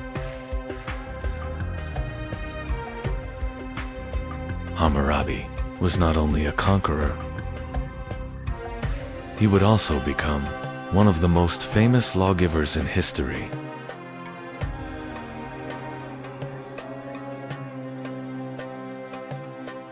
Hammurabi carved his laws onto a great stone pillar.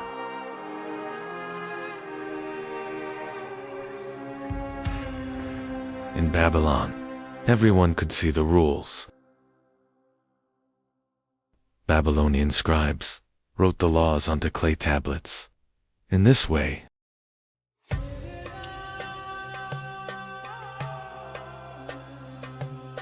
the rules could pass from generation to generation.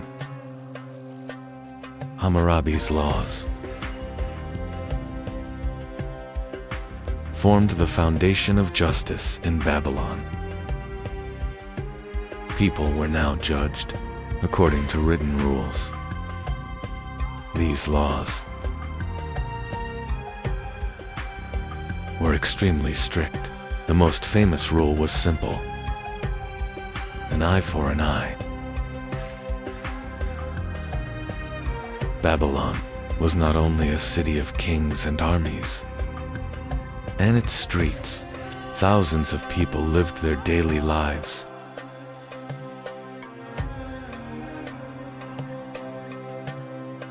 In Babylon, craftsmen worked throughout the day. Pottery, textiles, and many goods were produced in these workshops.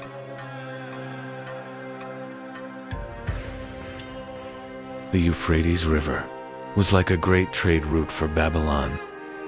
Goods and wealth traveled along its waters. For the people of Babylon, the gods were of great importance. Ceremonies in the temples stood at the center of the city's life.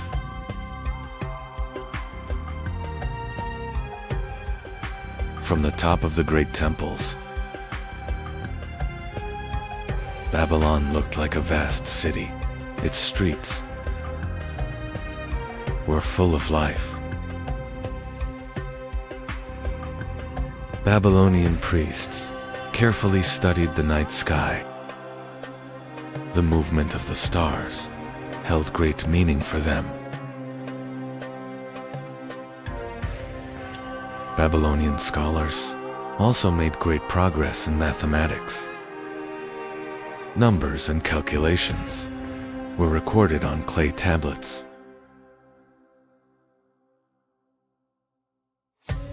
Babylonian mathematics was based on a base 16 number system. Even today, we still use it to measure time. One of the most famous stories about Babylon is the Hanging Gardens. These gardens were considered one of the greatest wonders of the ancient world.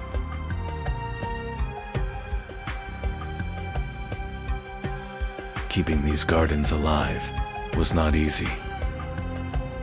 Water was lifted from the Euphrates River and carried up to the terraces.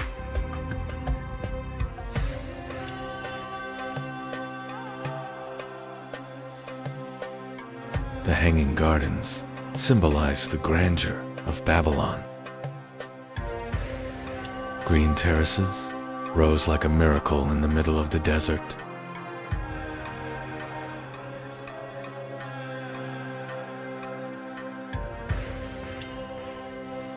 At one time, Babylon was the most powerful city in Mesopotamia. Its wealth and power were known across distant lands.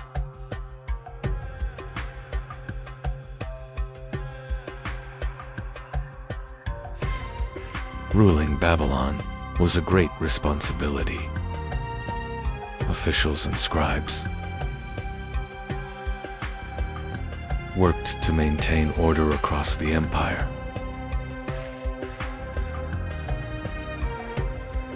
Envoys from distant kingdoms arrived at the palace of Babylon with gifts. These visits showed the city's power and influence. But over time, the power of Babylon began to fade. The empire was no longer as strong as before.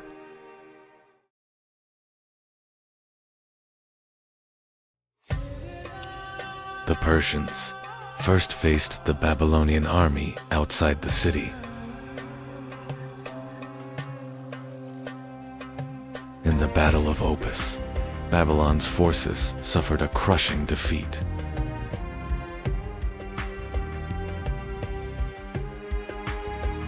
From the east, a new and powerful empire was rising. The Persians were moving toward Mesopotamia.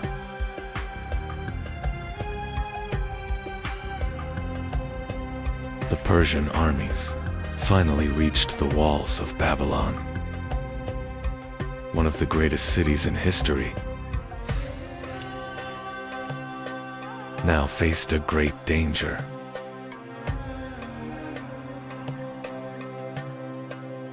In 539 BCE, the Persians entered Babylon. The once mighty empire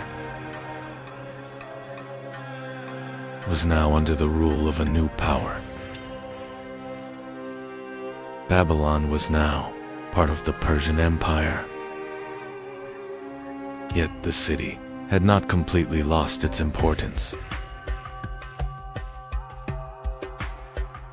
Babylon was no longer the capital of a great empire. Yet the city continued as a center of trade and culture.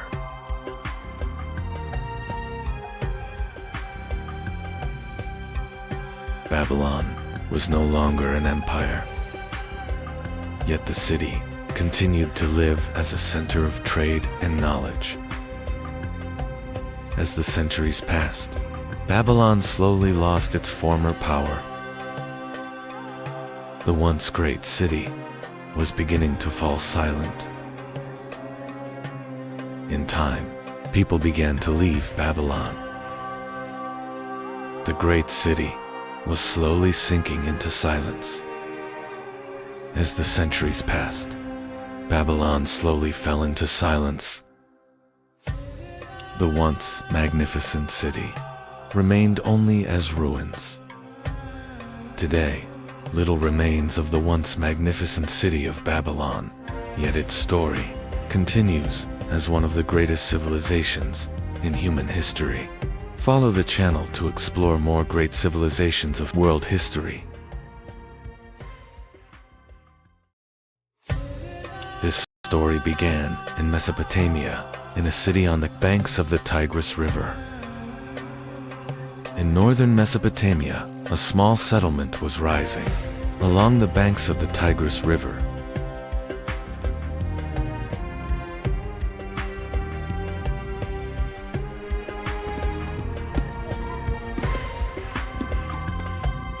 Over time, this settlement grew and became the city of Ashur, the heart of the Assyrian people.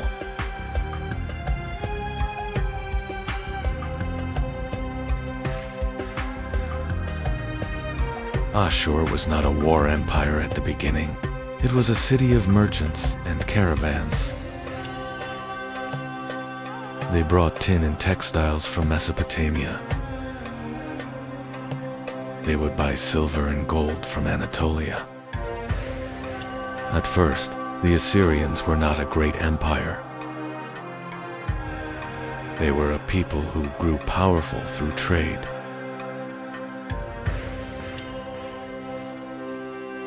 Assyrian merchants reached Anatolia and established trade colonies there.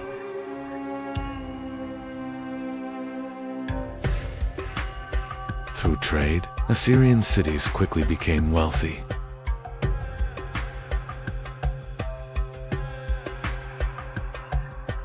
Over time, powerful kings emerged, and Assyria began to become a centralized power. Assyrian kings began to build a powerful and disciplined army.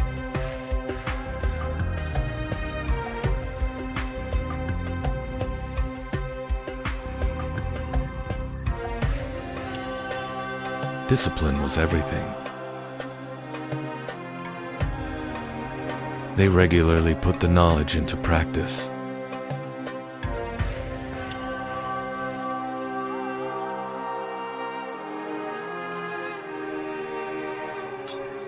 Iron weapons gave the Assyrian army a powerful advantage.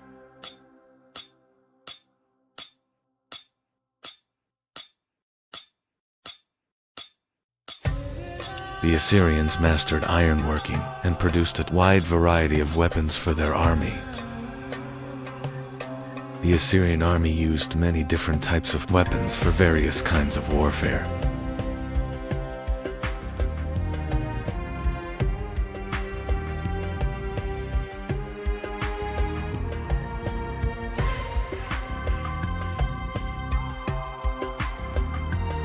Each soldier was equipped with different weapons depending on their role on the battlefield. Special weapons for special forces.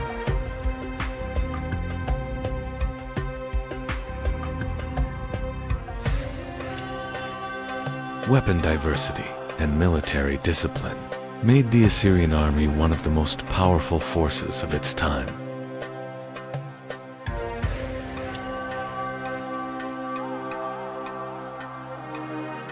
War chariots were one of the most powerful weapons of the Assyrian army.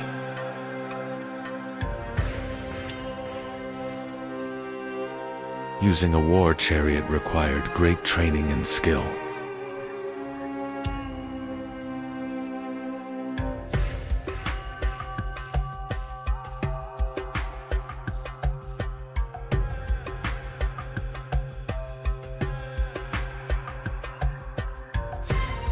Success in a war chariot required perfect coordination between the driver and the warrior.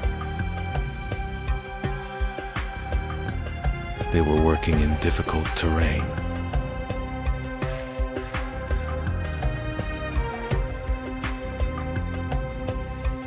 War chariots changed the nature of warfare with speed, mobility, and ranged attacks.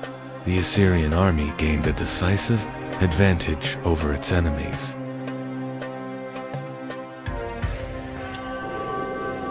The Assyrian army was disciplined and powerful.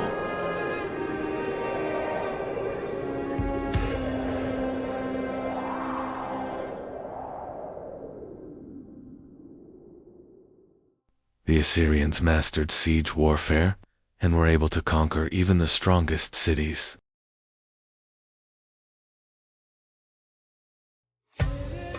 The Assyrians used massive siege machines to break through city gates.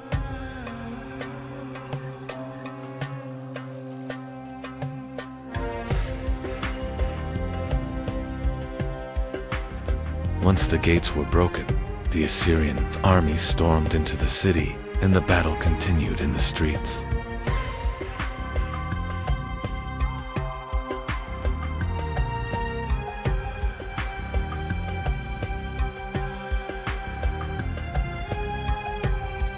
The Assyrian Empire soon took control of much of Mesopotamia.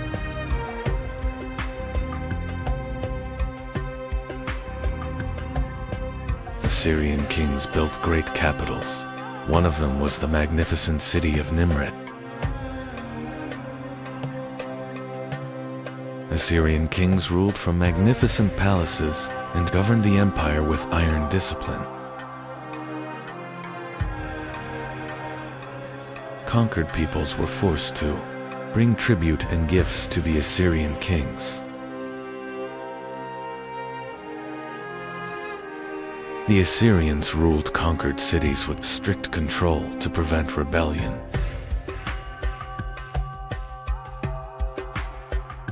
Assyrian kings recorded their victories through stone reliefs carved into palace walls.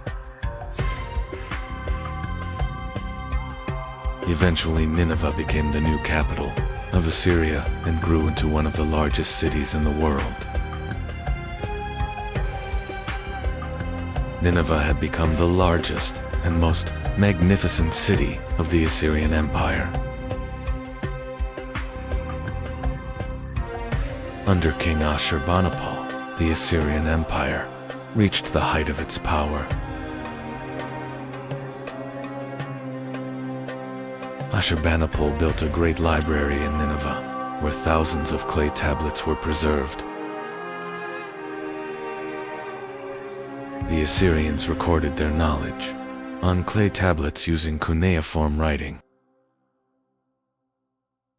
The famous Epic of Gilgamesh survived this day thanks to the clay tablets preserved in the library of Nineveh. At its peak, the Assyrian Empire stretched from Egypt to Persia. But ruling such a vast empire was difficult, and many cities began to rebel against Assyrian rule. Eventually, the Babylonians and the Medes formed a powerful alliance against the Assyrian Empire. The Babylonian and Median armies marched together toward Nineveh, the capital of Assyria. In 612 BC, Nineveh was placed under siege, and one of the greatest battles in ancient history began. The siege lasted 4 days, and the mighty walls of Nineveh began to weaken. At last, the mighty walls of Nineveh collapsed, and enemy armies poured into the city. When Nineveh fell, the city was devastated, and the end of the Assyrian Empire was near. With the fall of Nineveh, the Assyrian Empire disappeared into the pages of history. From one of the most powerful empires of the ancient world, only ruins remained.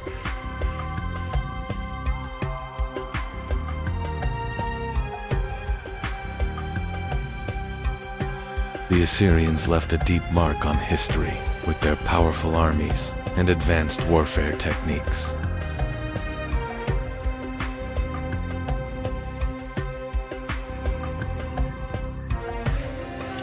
Today, many artifacts of the Assyrian Empire are displayed in major museums around the world.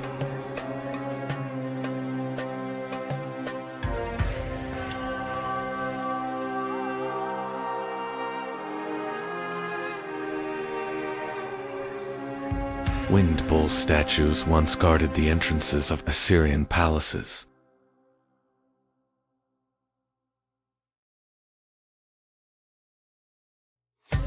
Artifacts recovered from Assyrian cities remain a vital source of knowledge for historians. We will continue exploring the mysteries of world history. Subscribe to the channel for upcoming episodes.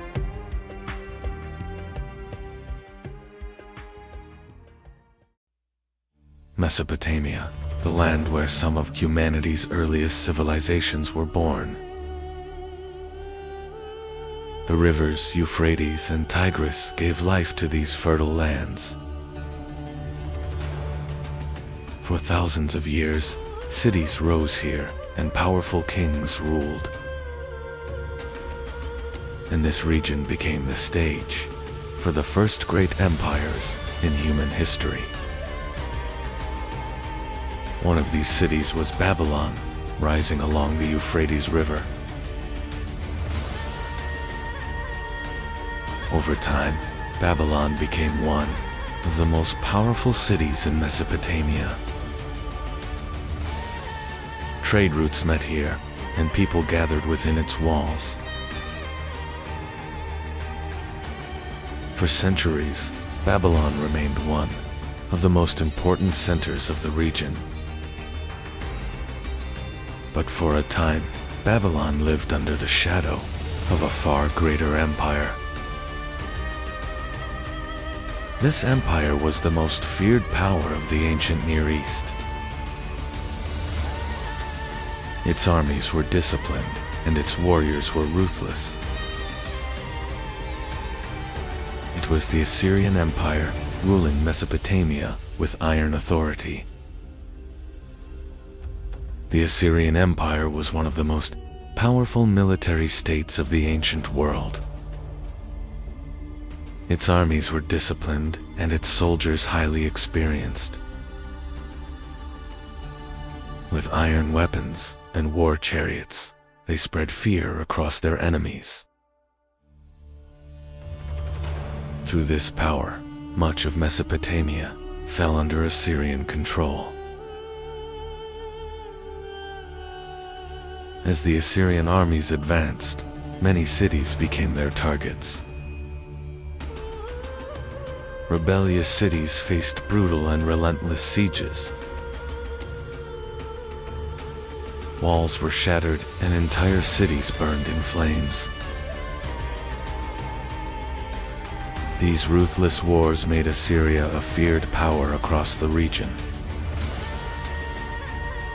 Yet no empire remains powerful forever. Years of wars and rebellions began to weaken the Assyrian state. The empire was vast, but that vastness became a weakness. Controlling uprisings across such a huge land was becoming harder and harder. As the Assyrian Empire weakened, a new hope began to rise in Babylon. The leading figures of the city were watching this opportunity closely.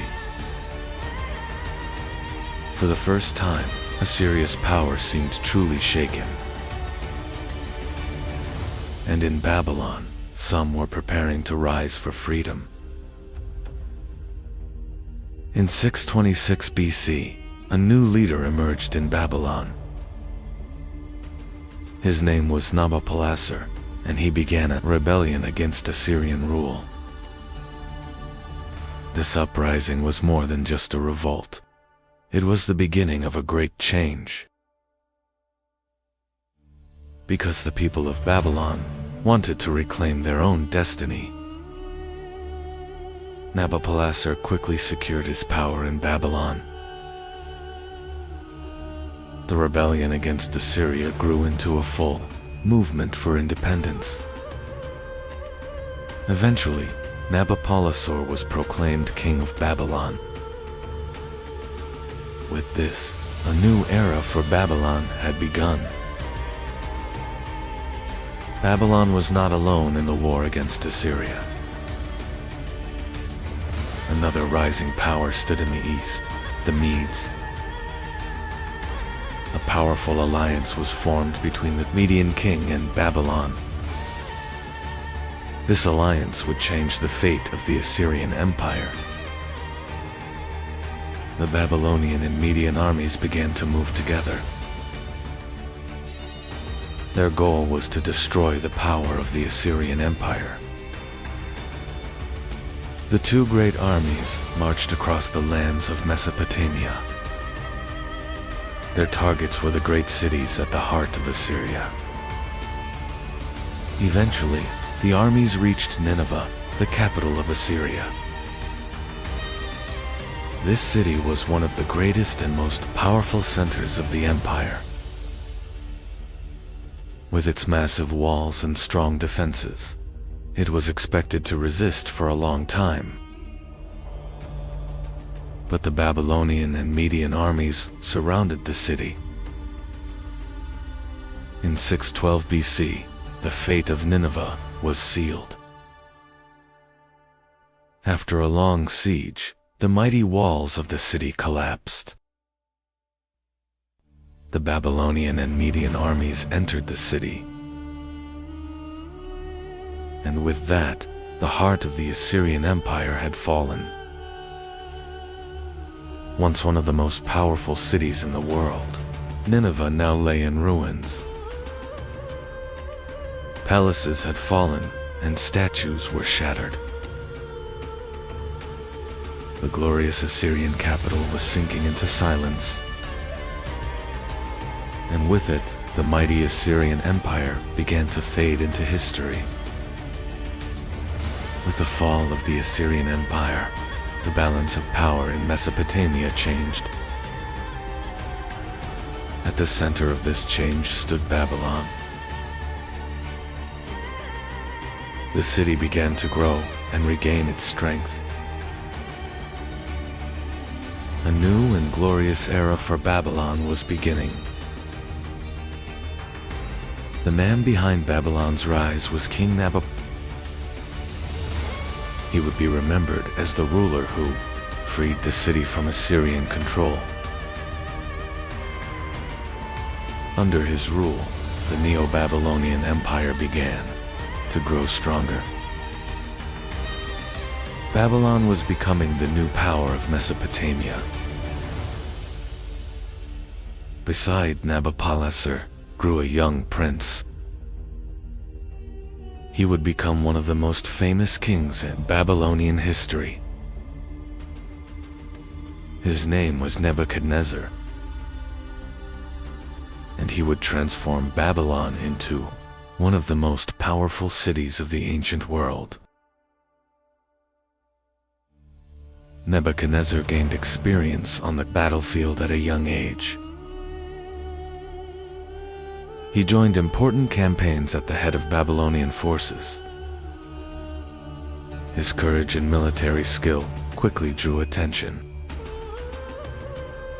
These experiences were preparing him to become a great king. In 605 BC, Nebuchadnezzar ascended the throne of Babylon. The new king quickly secured control over the empire. His rule would begin one of the most powerful periods in Babylon's history. During Nebuchadnezzar's reign, Babylon entered a massive reconstruction era. The city expanded with enormous walls, palaces, and temples. Babylon soon became one of the most magnificent cities of the ancient world. During Nebuchadnezzar's reign, Babylon grew into a powerful imperial center. The city became both a political and economic hub of the region. Babylon was now considered the heart of Mesopotamia. One of the most famous structures of Nebuchadnezzar's reign was the Ishtar Gate. It was decorated with blue glazed bricks and reliefs. The gate symbolized the power and magnificence of Babylon. Babylon was not only a magnificent city, but also a powerful fortress. The city was surrounded by enormous defensive walls. These walls protected Babylon from external threats. One of the most famous stories about Babylon is the Hanging Gardens. Ancient sources describe them as gardens built on massive terraces. They were said to be one of the most impressive wonders of the ancient world. Babylon was not only a powerful city but also a major center of trade. Caravans from distant lands gathered within its markets. Through trade, Babylon became a wealthy and vibrant city. Babylon was also an important center of knowledge and science. Significant work was done, especially in astronomy.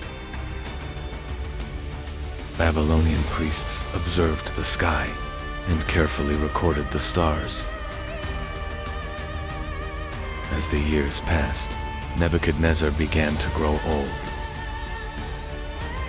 His reign had created Babylon's most powerful era. But with the death of the great king, the empire would enter a new chapter. After Nebuchadnezzar's death, stability in Babylon began to decline. Several short-lived kings took the throne, and palace conflicts increased.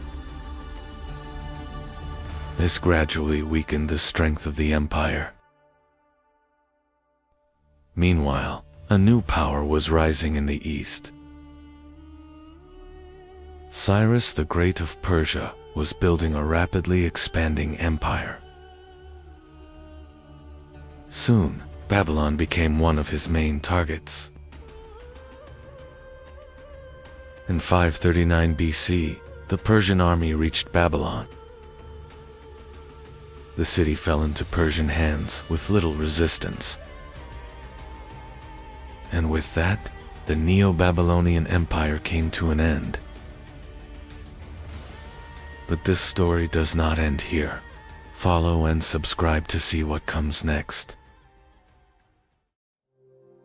In the east of the ancient world, on the Iranian plateau, lived a people. These people would later be known as the Persians. And one day, they would build one of the greatest empires in history. At first, the Persians were not a great empire. For many years they lived under the rule of the Median Empire. But in these lands, a new power was about to rise. Soon a powerful leader emerged in these lands. His name was Cyrus, later known as Cyrus the Great. His leadership would completely change the fate of the Persians. In 550 BC, Cyrus launched a great rebellion against the Median king. The Persian army faced the Median forces on the Iranian plateau. This war would mark the beginning of the Persian Empire. Cyrus' army defeated the Median forces and achieved a great victory. This triumph marked the moment of Persian independence. And thus, the Achaemenid Persian Empire was born. After his victory, Cyrus continued his conquests. He marched west toward the powerful kingdom of Lydia in Anatolia. This campaign would greatly expand the Persian Empire. Cyrus's army reached Sardis, the capital of Lydia. The city was protected by strong walls, but the Persians began a siege. In the end, Sardis fell, and the kingdom of Lydia became part of the Persian Empire. After conquering Lydia, Cyrus turned his attention eastward. His next target was Babylon, the greatest city of Mesopotamia. This campaign would shape the future of the Persian Empire. The Persian army marched toward the heart of Mesopotamia. Their target was Babylon, one of the greatest cities of the ancient world. For centuries, the city had been a powerful center of the region. In 539 BC, the Persian army reached Babylon. The city fell into Persian hands with little resistance. Mesopotamia now became part of the Persian Empire. Cyrus entered Babylon not just as a conqueror, but as a new ruler. He worked to maintain order in the city. This policy would define Persian rule. The conquest of Babylon greatly strengthened the Persian Empire. From Anatolia to Mesopotamia, vast lands were now under Persian control. The Persians had rapidly built a great empire. Cyrus's rule strengthened the foundations of the Persian Empire. The conquests were not only about land. They were also about building a strong system of governance. Cyrus ruled the empire for many years. After his death, the throne passed to a new king. The Persian Empire would continue to expand. Cambyses II, who took the throne, began new conquests. His target was Egypt, one of the strongest kingdoms of Africa. The Persian army marched south. In 525 BC, the Persian army conquered Egypt. This victory expanded the empire into Africa. The Persian Empire now stretched across 3 continents. One of the most important kings of Persia was Darius. His rule made the empire even stronger. Darius introduced major reforms. Darius launched massive construction projects. The city of Persepolis was built during this period. It became a symbol of Persian power. The Persians built a vast network of roads. The royal road connected distant regions of the empire.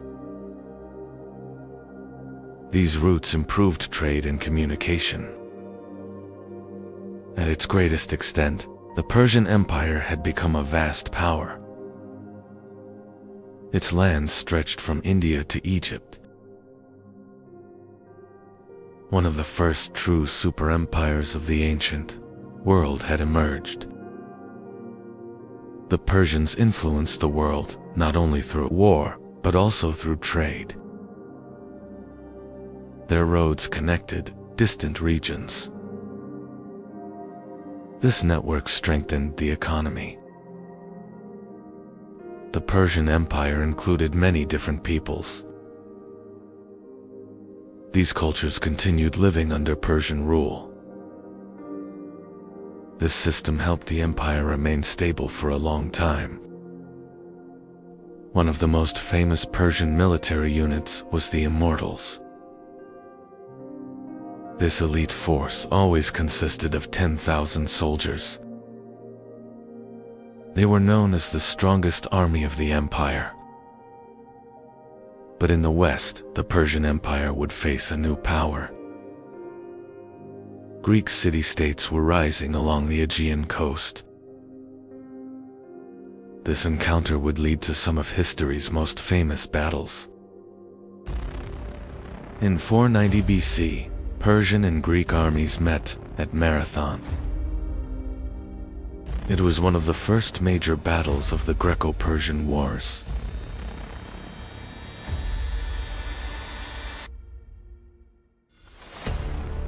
Greek hoplites achieved an unexpected victory.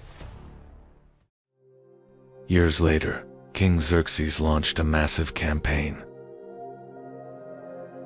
A huge Persian army marched toward Greece. This would become one of the greatest military expeditions of the ancient world. King Xerxes sent messengers to the Greek cities. The envoys arrived in Sparta, demanding submission. But the Spartans would not accept this threat. Preparations for war began in Sparta. King Leonidas gathered his warriors. The Spartans were ready to face the Persian army. The Persian Empire was advancing toward the Greek lands. When the news reached Sparta, preparations for war began.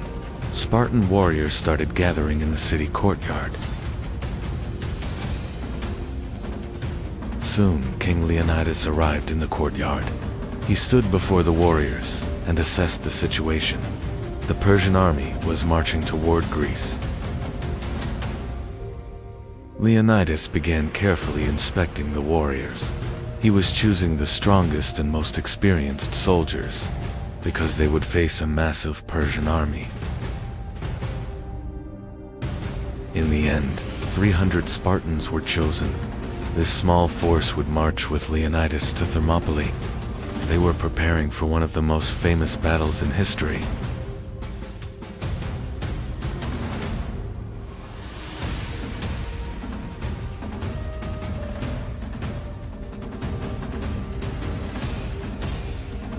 Leonidas and the 300 Spartans left Sparta. They marched to defend the lands of Greece. Their destination was the pass of Thermopylae. The Spartans arrived at the pass of Thermopylae. This narrow pass limited the movement of large armies. Leonidas chose it as the perfect place for defense. Soon the Persian army appeared on the horizon. Xerxes commanded a massive force, but the Spartans had no intention of retreating. At the pass of Thermopylae, Spartan warriors tried to stop the Persian army. King Leonidas and 300 Spartans resisted bravely.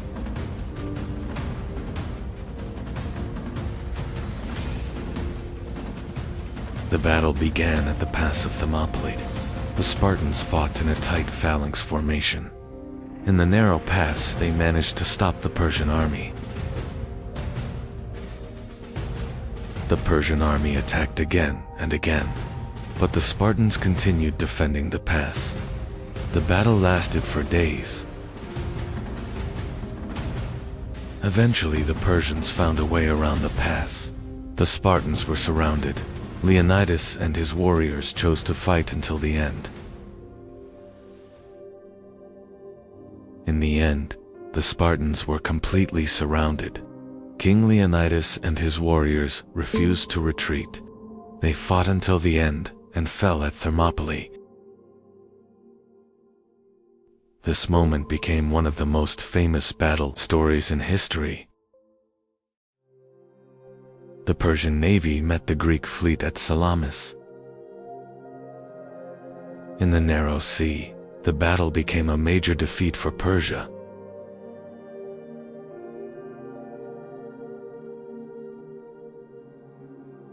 This victory strengthened Greek resistance. Despite the Greek wars, the Persian Empire survived. The empire continued ruling its vast lands. But over time, its power slowly weakened. In the 4th century BC, a new power emerged in the west. Alexander the Great of Macedon marched eastward. His target was the Persian Empire. In 331 BC, the Battle of Gaugamela took place. This battle became the turning point for the Persian Empire. The Persian army was defeated and the empire began to collapse.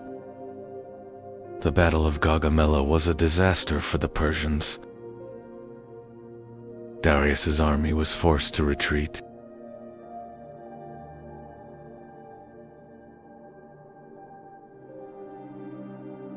Alexander continued advancing deeper into the east. Soon Alexander reached the city of Babylon. The city surrendered without another major battle. One of the great cities of the Persian Empire was lost. King Darius III fled eastward. He tried to gather a new army to save the empire. But Persian power was collapsing rapidly. Alexander marched toward the heart of Persia. His army followed the royal road. The core of the Persian Empire was now in danger. One of the most magnificent cities of the Persian Empire was Persepolis. It served as the ceremonial capital of the Persian kings. The city symbolized Persian power. Alexander finally reached Persepolis. The Persian capital was now defenseless. The Macedonian army entered the city. The palaces of Persepolis were filled with immense wealth. Alexander seized the Persian treasures stored there. This victory increased his power even further. Soon the palaces of Persepolis were set on fire. Much of the city burned in flames. This moment symbolized the end of the Persian Empire. One of the greatest empires in the world had fallen. The throne of the Persian kings now stood empty. The balance of power in the ancient world had changed. Alexander now ruled a vast empire. The lands of Persia were under his control. But history would not end here. The Persian Empire would be remembered as one of history's greatest states. Its lands stretched across 3 continents. This scale made it a superpower of the ancient world. The story of history's greatest battles does not end here. Follow and subscribe to see what comes next. Around 800 BCE, a civilization was rising across the Aegean world. Ancient Greece was born along the shores of the Aegean Sea. This land was filled with hundreds of islands and rugged mountains.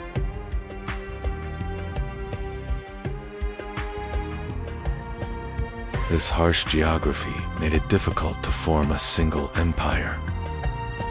Instead, independent city-states began to rise. Over time, these small settlements grew into powerful city-states. But the first great civilization of this region did not appear in Greece. It began on the island of Crete.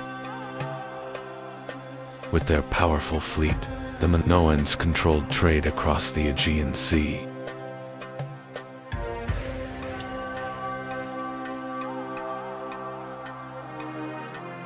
Around 1600 BCE, a massive disaster struck. The Aegean world, a huge volcano erupted on the island of Thera.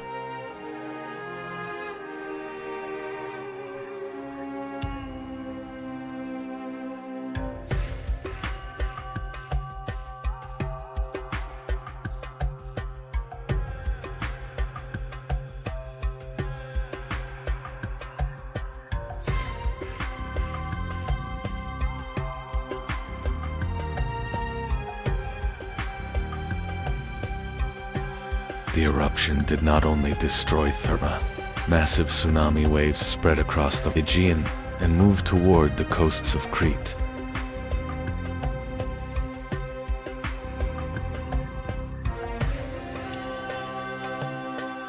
Ash and smoke darkened the sky. The sea rose, and many ports and settlements across the Aegean were heavily damaged.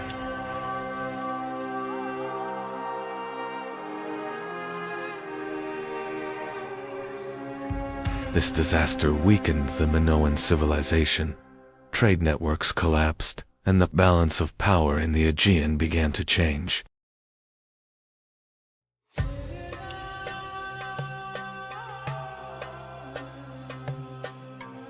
As the Minoan civilization weakened, a new power began to rise. On the Greek mainland, the Mycenaeans were stepping onto the stage of history. The Mycenaean civilization was known for its powerful and warrior culture. A new military power was rising on the Greek mainland.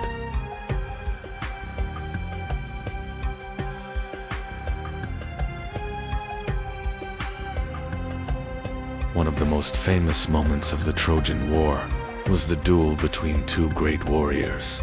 Achilles, the greatest Greek fighter, faced Hector, the Prince of Troy.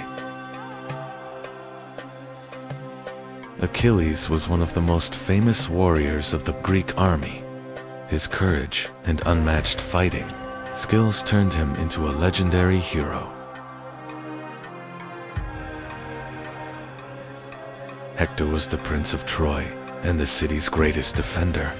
He stood on the battlefield to protect Troy from the Greek army.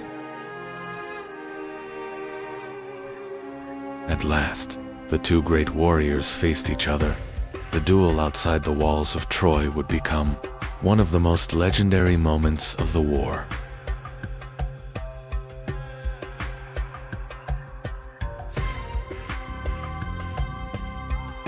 After a fierce battle, Achilles gained the upper hand. Hector, the greatest defender of Troy, had fallen on the battlefield.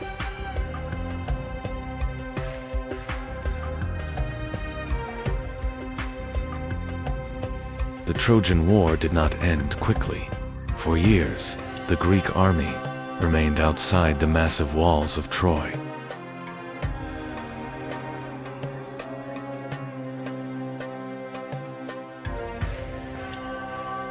But the powerful walls of Troy could not be breached. As the war dragged on, both sides suffered heavy losses.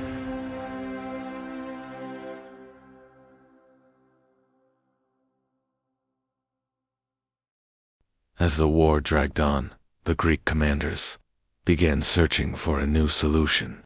Taking the city by force no longer seemed possible.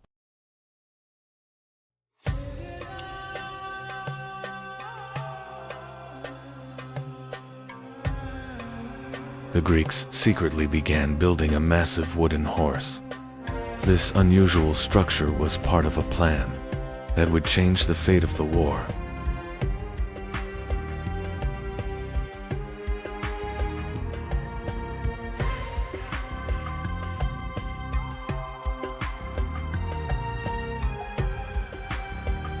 After years of war, the Greeks came up with a different plan. They built a massive wooden horse and left it outside the gates of Troy.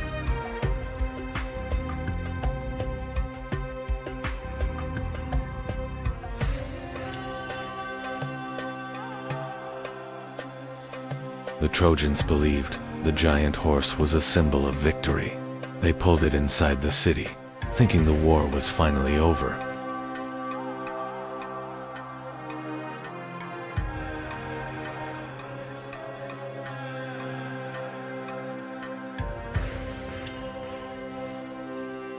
When night fell, the plan was revealed. Greek soldiers hidden inside the horse emerged and opened the city gates.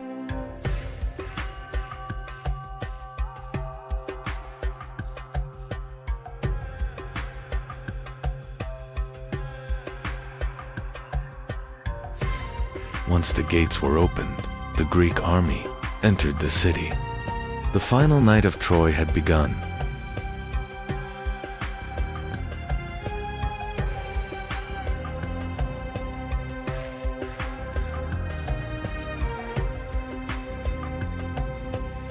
That night, Troy fell. The once powerful city was consumed by war and fire.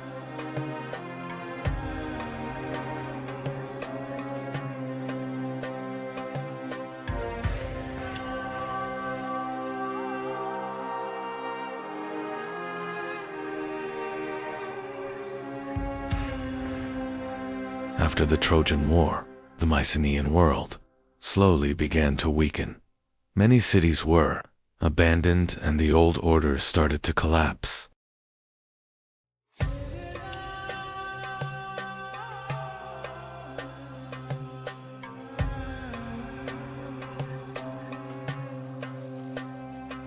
After the collapse of the Mycenaean civilization, the Greek world entered a long period of decline. Historians call this era the Greek Dark Age.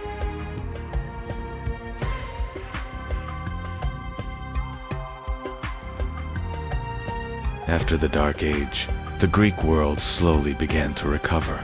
Small but independent city-states appeared. These cities were known as polis.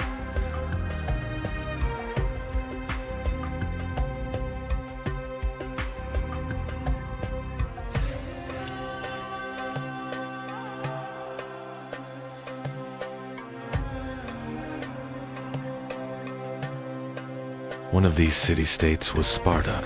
Spartan society was built entirely around warfare.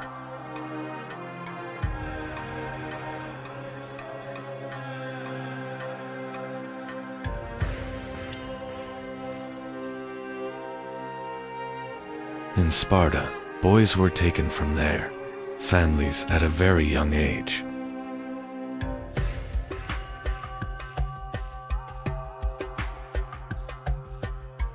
In Sparta, boys were taken from their families at a young age. They grew up in a harsh military training system known as the AGA.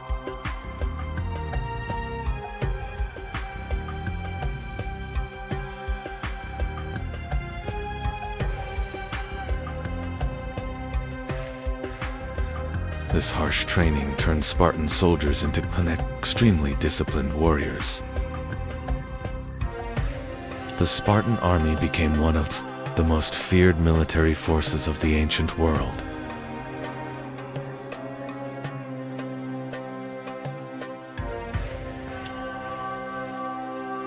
But not all Greek cities were like Sparta. Athens followed a very different path. In Athens, politics, philosophy, and art began to flourish. The city soon became the cultural center of the Greek world.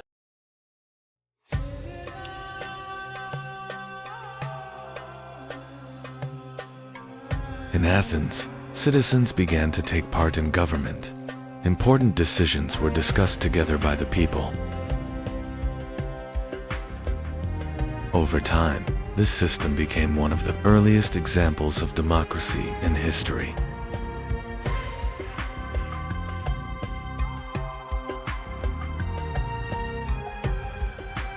Athens was also the birthplace of great thinkers. One of them was Socrates. Socrates encouraged people to think by asking questions. His ideas would later form the foundation of Western philosophy. One of Socrates' students was Plato. He founded one of the first great philosophical schools in Athens.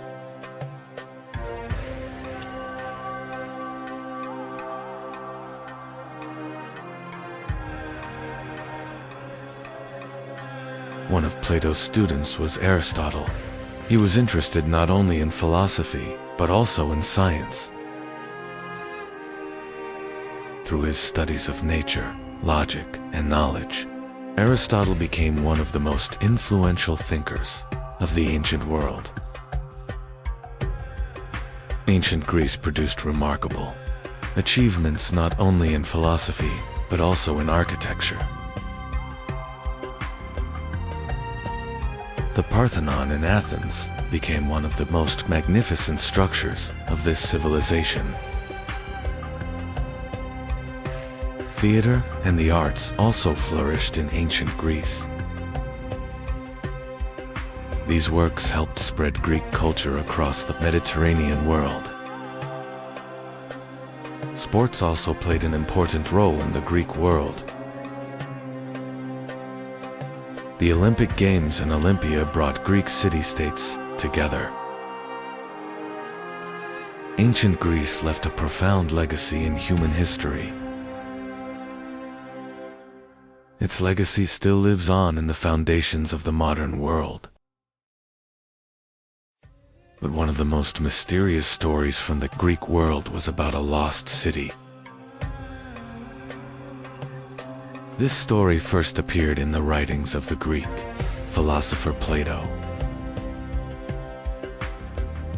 Plato wrote that the name of this city was Atlantis. And this city was once one of the most powerful civilizations on Earth. For thousands of years, a story has been told. The story of a great civilization lost in the middle of the ocean. A place that once symbolized power and wealth. Its name was Atlantis.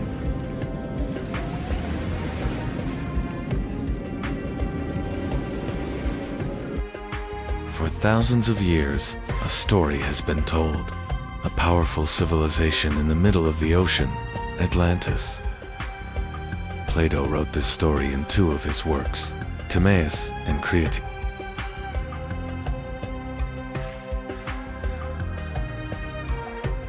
According to legend, Atlantis was one of the most powerful and wealthy civilizations in the world. But one day, the great city vanished. Earthquakes and massive waves swallowed Atlantis into the depths of the ocean. The story of Atlantis first appeared in the writings of the Greek philosopher Plato.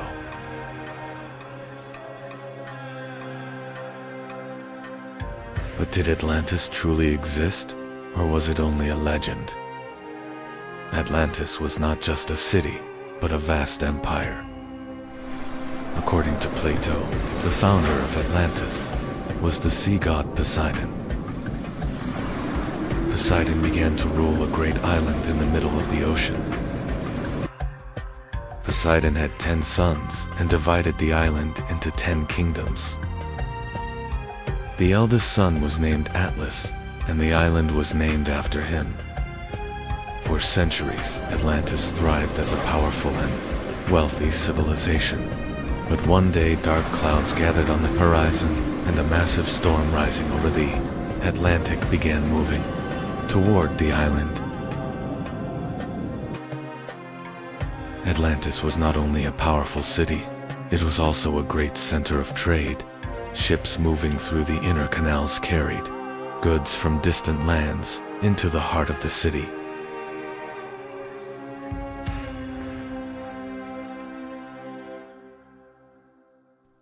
The capital of Atlantis was built in circular rings.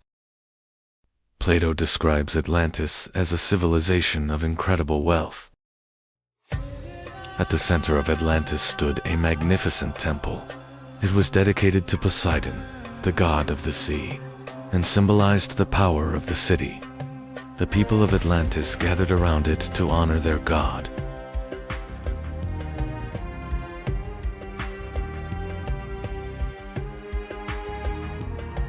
Atlantis was not only a powerful city, but also the center of a great kingdom.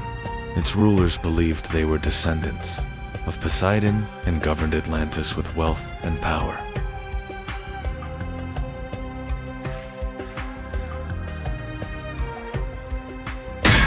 The island contained a precious metal called orichalcum.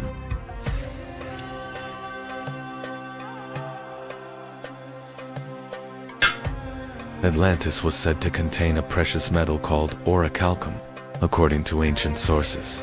It was considered the most valuable metal after gold.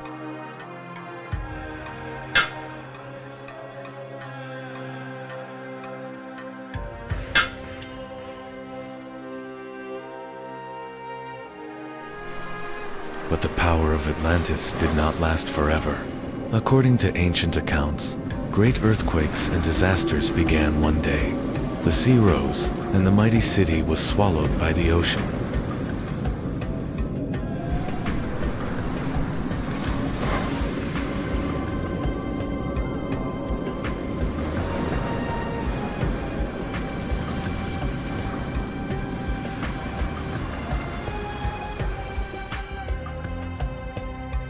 After the destruction of Atlantis, only legends remained. For centuries, people have wondered whether this lost city truly existed.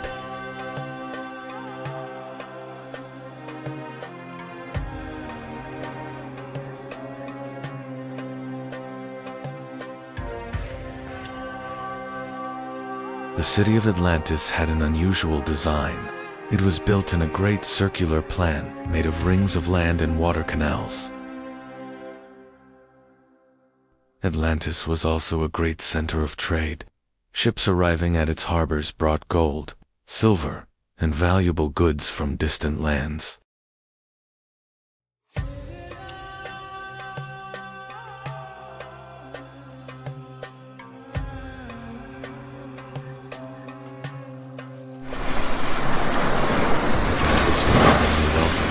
It also possessed a powerful navy. This fleet carried the power of Atlantis across many parts of the ocean.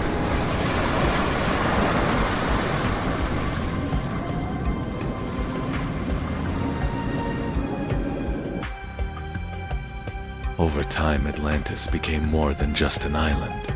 With its powerful navy and wealth, it grew into a vast empire. According to Plato, the story was even older. The first person to hear it was the Athenian lawgiver Sultans.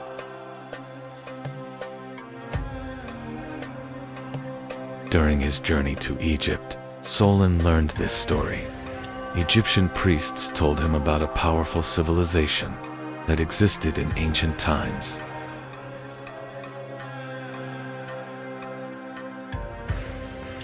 According to the priests, Atlantis existed in very ancient times. Egyptian records claimed that this powerful civilization lived nearly 9,000 years before Solon's time.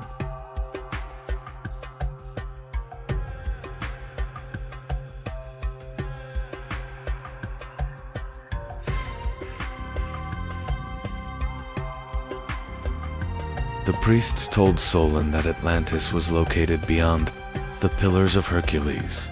In the ancient world, this place is known today as the Strait of Gibraltar. According to Plato, Atlantis was a vast island. Its fertile lands, mountains, and wide plains allowed a powerful civilization to rise there. According to the legend, the story of Atlantis begins with the sea god, Poseidon. Poseidon chose this island as his domain and established a new kingdom there.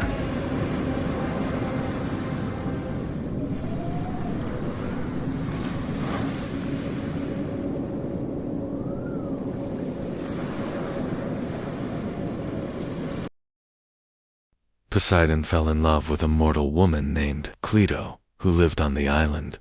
According to the legend, the kings of Atlantis were born from this union.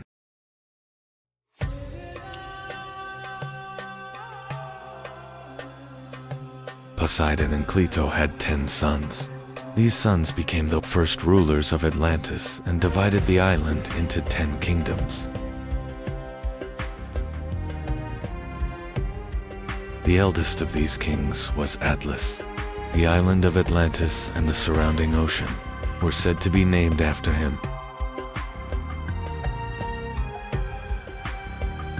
The 10 kings of Atlantis gathered together at certain times. During these meetings, important decisions were made about the laws and governance of the empire. Atlantis was not only a powerful empire, it also possessed fertile lands. Vast plains were used for agriculture, providing great wealth for the people of the city. In Atlantis, the canals were not used only for defense. They also served as the main routes for trade and transportation throughout the city. The markets of Atlantis were filled with merchants from distant lands. Gold, silver, and valuable goods were traded throughout the city. The harbors of Atlantis held hundreds of ships. These vessels were used both for trade and for military expeditions. Atlantis was known not only for its wealth, but also for its military power. A large and disciplined army protected the city and its empire.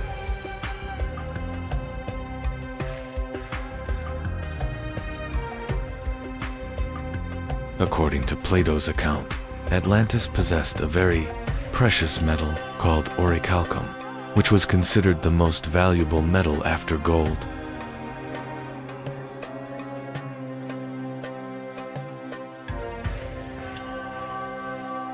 Atlantis was not wealthy only because of gold and silver. Ancient sources mention a mysterious metal called orichalcum. Some accounts claim it had an extraordinary shine and was one of Atlantis' greatest treasures.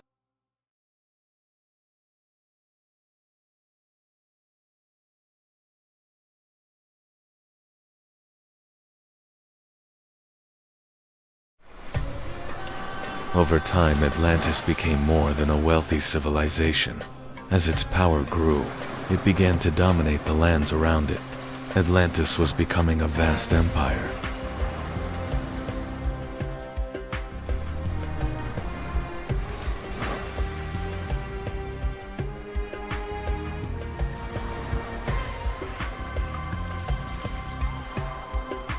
As the power of Atlantis grew, so did its influence. Over time, the empire expanded beyond its island and began to dominate many other lands.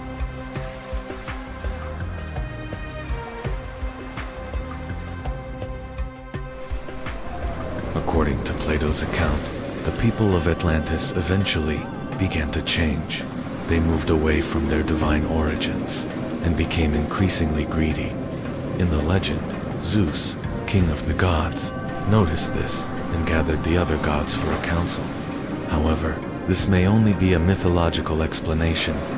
Some researchers believe the story of Atlantis might actually be a memory of a great natural disaster.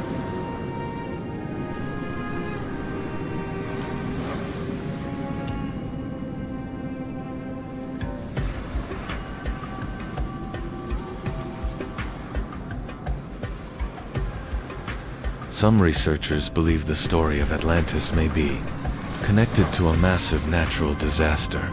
Earthquakes and rising seas may have set the stage for the fall of the great city.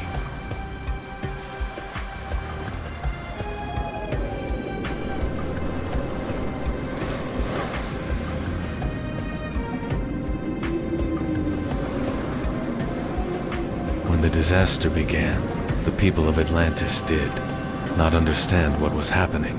Earthquakes shook the city while the waters in the canals began to surge.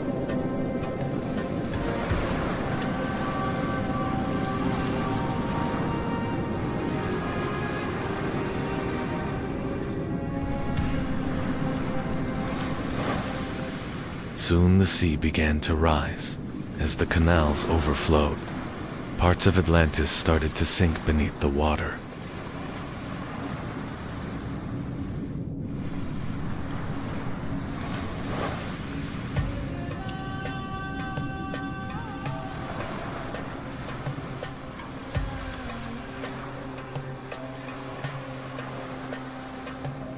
According to ancient accounts, the disaster ended quickly. In a single day and night, Atlantis sank beneath the depths of the ocean.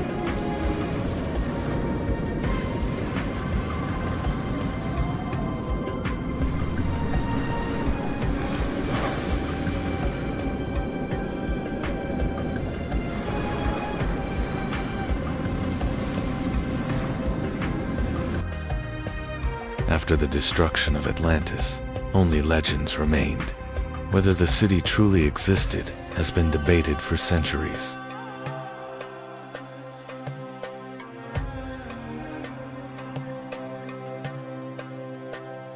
After the fall of Atlantis, its story continued to be told for centuries. Even medieval maps sometimes showed mysterious islands in the middle of the ocean.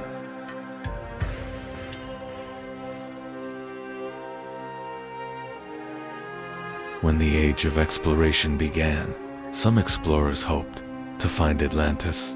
Ships sailing across the oceans were searching, not only for new lands, but also for traces of a lost civilization.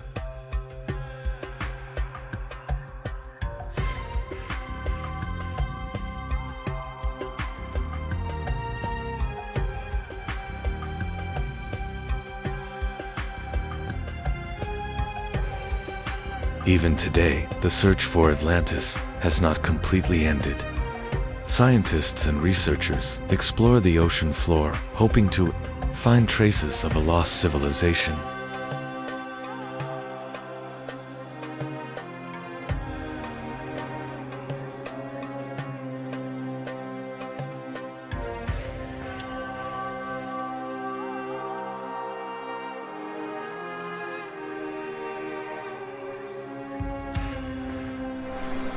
Some researchers believe the Atlantis legend may be a memory of a real disaster.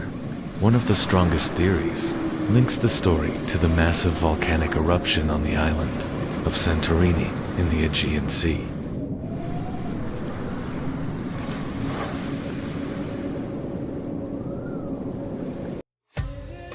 Another theory suggests that the remains of Atlantis may lie near the Azores Islands in the Atlantic Ocean.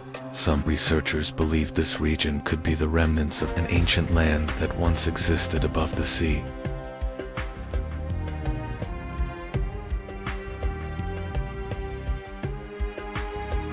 Whether Atlantis truly existed is still unknown, yet the legend has continued to inspire human imagination for thousands of years.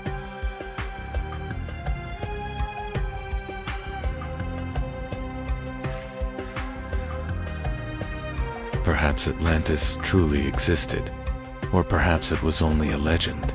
But deep beneath the ocean lies a question that remains unanswered. Did Atlantis ever truly exist?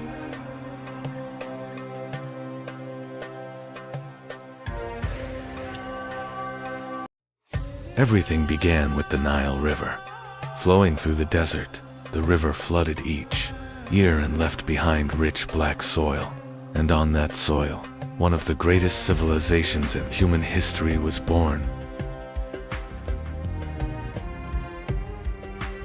Every year the Nile flooded its banks. When the waters receded, rich black soil remained behind. Because of this fertile land, people began settling along the Nile. Over time, two powerful kingdoms emerged along the Nile. Upper Egypt in the south, and Lower Egypt in the north. Two crowns, two rulers, and two kingdoms divided the land of the Nile. But one day, everything changed. A king from the south united the two kingdoms into a single land. His name was Narmer, and with him, ancient Egypt was born. The kings who came after Narma were more than rulers. They saw themselves as the earthly representatives of the sky god Horus. And so a new title was born in Egypt, Pharaoh.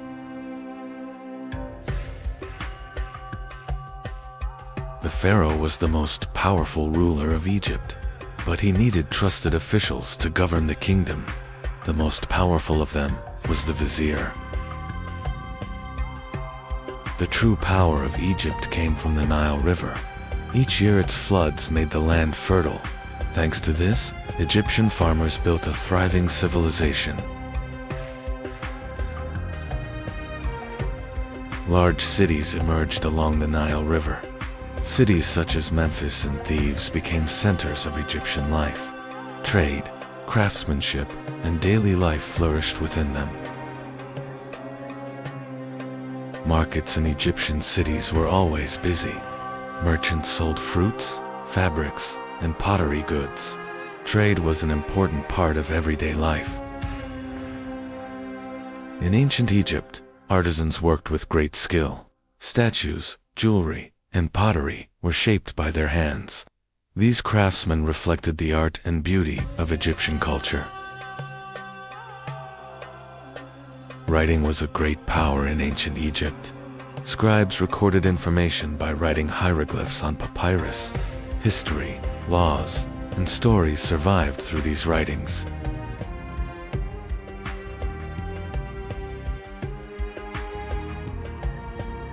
Religion was at the center of life in ancient Egypt. The Egyptians worshipped many gods, such as Ra, Osiris, and Anubis. Inside the temples, priests performed daily rituals for the gods.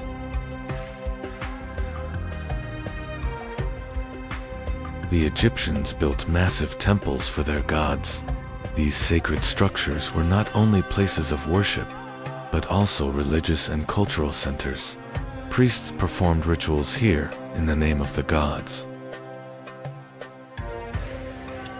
Ancient Egypt possessed a powerful army. Soldiers fought with spears and shields, while chariots became the fastest and strongest weapon on the battlefield. This army protected Egypt's power and its borders.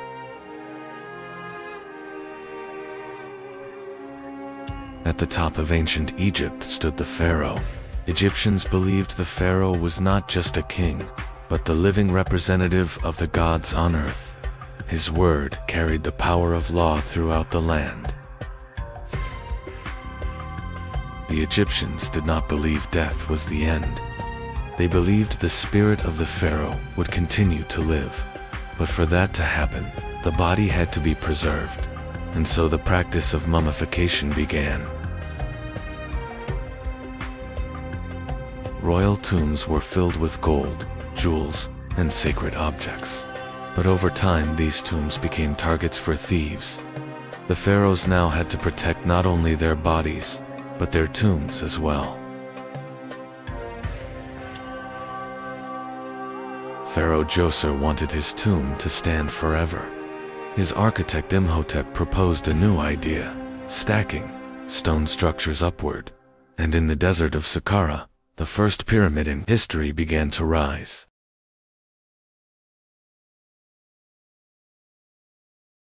After the first pyramid, pharaohs began demanding even larger structures.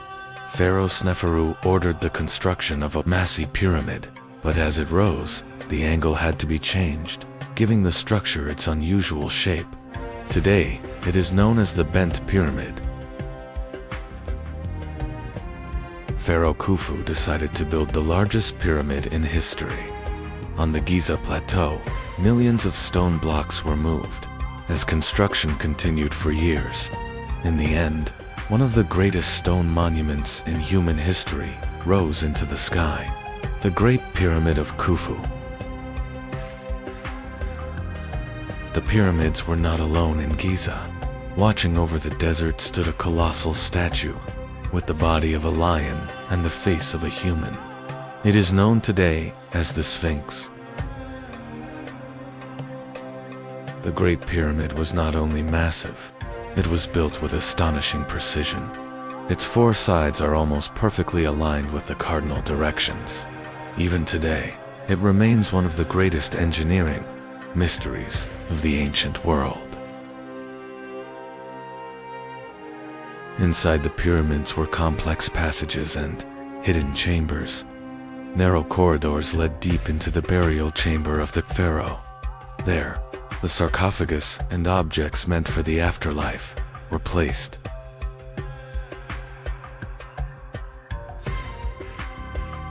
Building the pyramids required millions of stones. These massive blocks were cut from limestone quarries near the Nile. Workers used copper tools to break the rock and prepare stones, weighing several tons.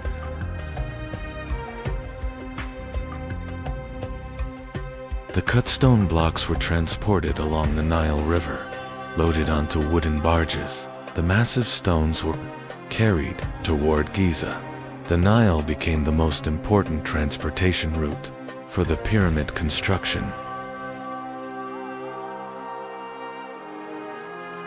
Once the stones reached Giza, they were dragged across the desert on wooden sledges. Hundreds of workers pulled the massive blocks with thick ropes. Water was poured onto the sand to reduce friction and help the stones move more easily. As the pyramid grew taller, moving the stones became increasingly difficult. To solve this, architects built massive ramps around the structure. Workers pulled the blocks up these ramps to reach the higher levels of the pyramid.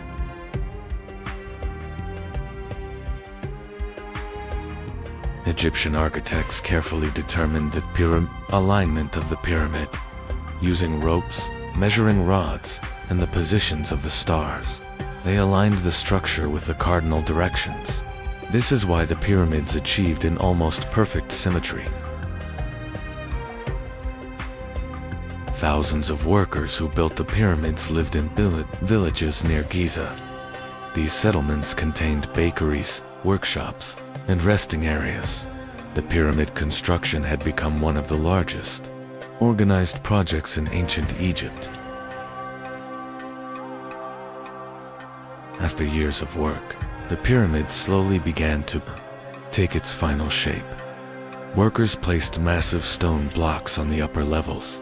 Each new stone was seen as a step toward the pharaoh's immortality.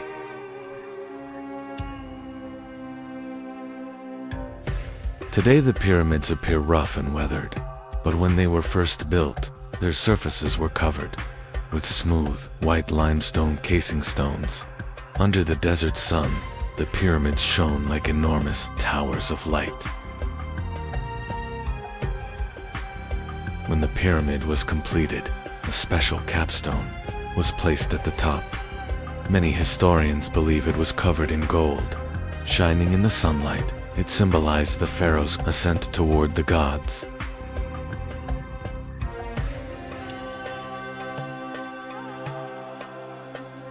The pyramid was not a single structure. Around it stood temples, ceremonial courtyards, and long stone causeways leading to the pyramid. These places were used for royal funerals and sacred rituals. Years later, the life of the pharaoh came to an end. Priests and royal attendants began preparing for the great funeral ceremony. For the Egyptians, death was not the end, but the beginning of the journey to the world of the gods.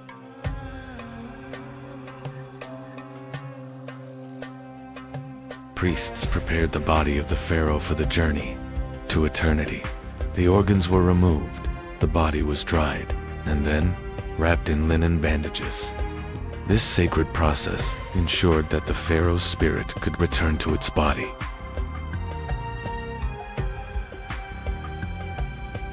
The pharaoh's organs were placed inside special containers. These containers were known as canopic jars. Gold objects, statues, and sacred symbols were also placed inside the royal tomb.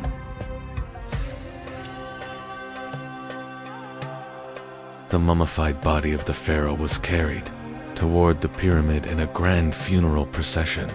As priests recited prayers, mourning women raised their arms and cried in grief. This ceremony symbolized the pharaoh's final journey to the world of the gods.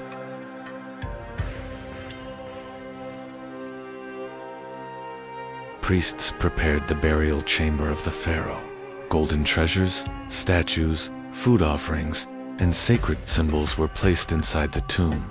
The Egyptians believed the pharaoh would continue his life in the afterlife. The pharaoh's sarcophagus was placed inside the burial chamber. Priests recited their final prayers and completed the sacred rituals. With this moment, the pharaoh's journey into eternity began.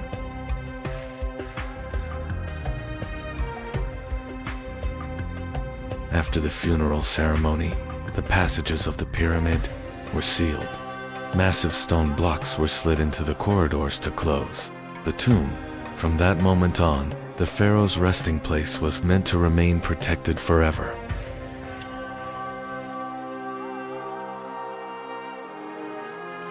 Years passed, then centuries. Pharaohs changed, dynasties rose and fell, yet in the desert, the pyramids continued to stand against the passage of time.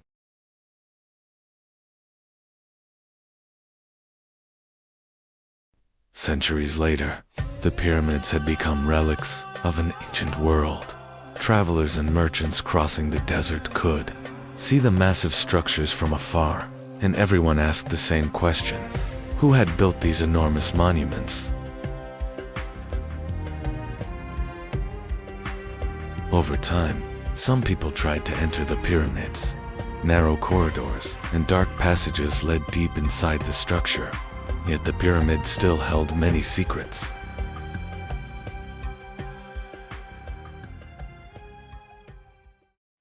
Inside the pyramid there were not only corridors.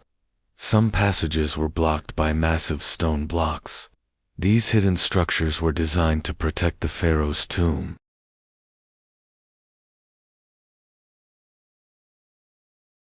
As centuries passed, most of the treasures inside the pyramids disappeared. Many tombs had been emptied or damaged. What remained were empty stone chambers and the traces of a lost civilization.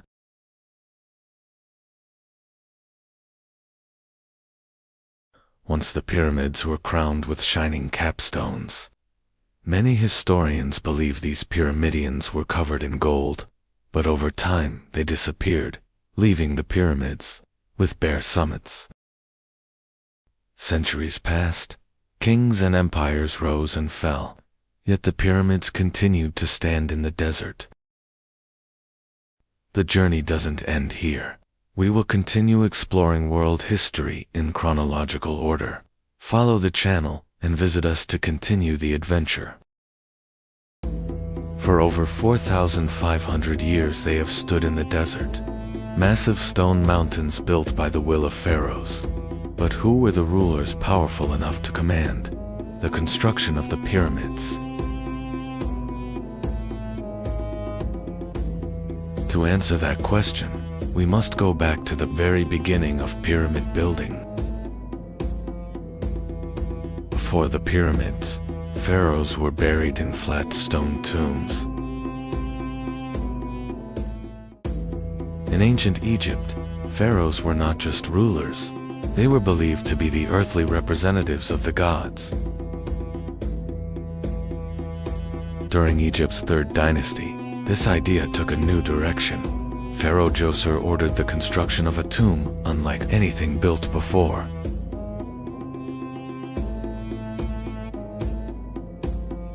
Over time, these mastaba tombs grew larger and more complex. Eventually, builders began stacking them on top of each other. This idea would lead to the first pyramid in history.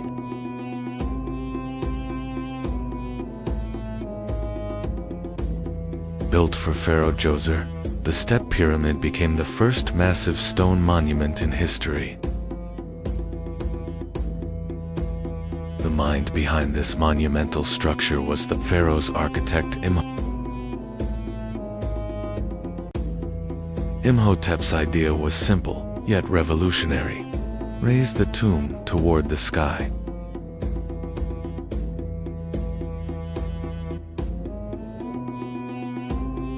The step pyramid was rising layer by layer. Each new stone brought the pharaoh's name closer to the sky.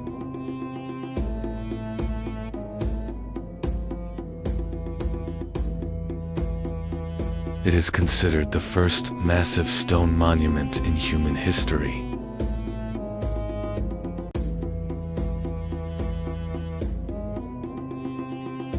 The step pyramid was only the beginning. Architects were already dreaming of a perfect pyramid. The new pharaoh Sneferu dreamed even bigger. Now the goal was a perfect pyramid.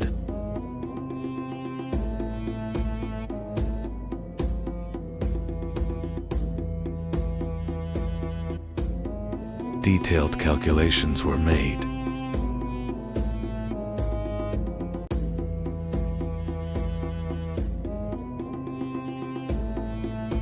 Sneferu finally found the perfect form. The first true pyramid rose from the desert.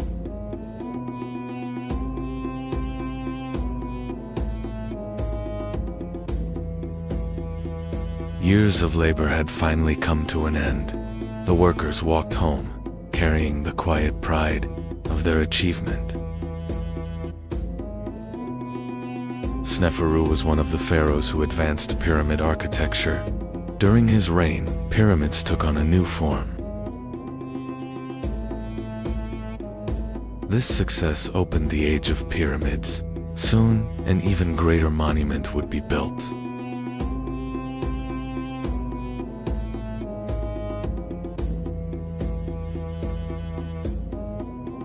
After Sneferu's success, a new pharaoh emerged. Khufu decided to build the greatest pyramid in history. When Pharaoh Khufu came to power during the 4th dynasty, he sought to surpass the achievements of the rulers before him. His goal was to construct a monument greater than anything Egypt had ever seen.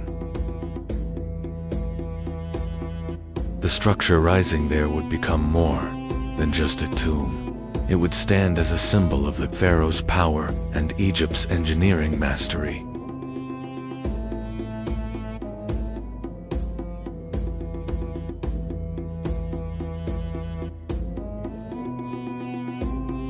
After years of construction and the use of millions of stone blocks, one of the greatest pyramids in history began to rise. Today, this monument is known as the Great Pyramid of Giza. Massive stone blocks were transported across the desert for years. The Great Pyramid slowly rose toward the sky. After Khufu, Pharaoh Khafre came to power and began building the second Great Pyramid at Giza.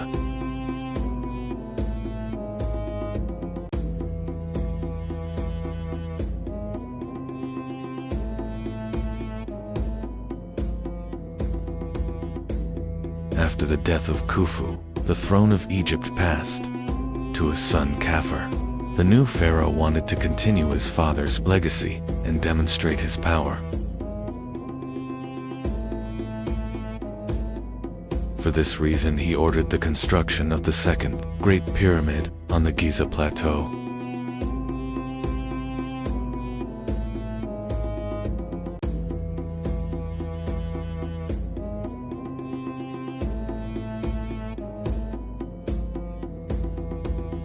Although slightly smaller than Khufu's pyramid, it was built on higher ground and appears almost equal in size from a distance. During this same period, a massive statue rose on the Giza Plateau with the body of a lion and the head of a human. It is now known as the Great Sphinx.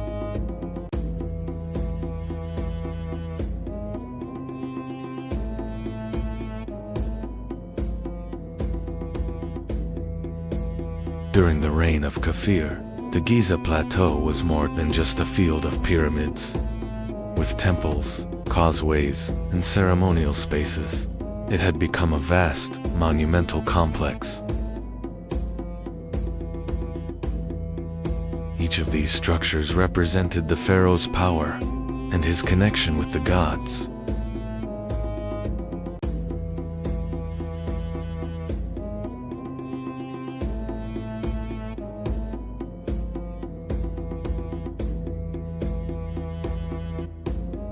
The pyramids were not only tombs, but also sacred monuments symbolizing the eternal life of the pharaoh.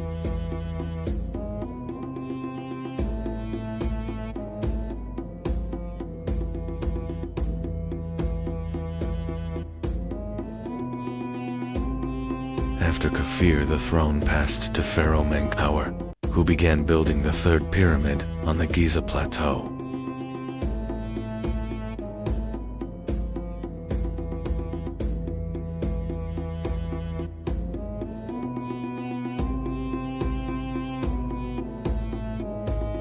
Although smaller than the others, it became an essential part of the Giza complex.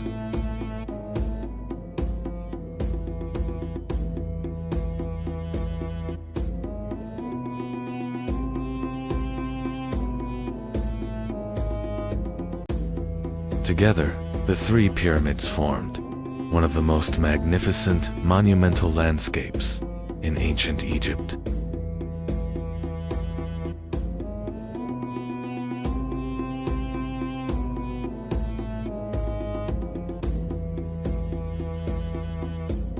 These structures became one of the greatest engineering achievements of the ancient world.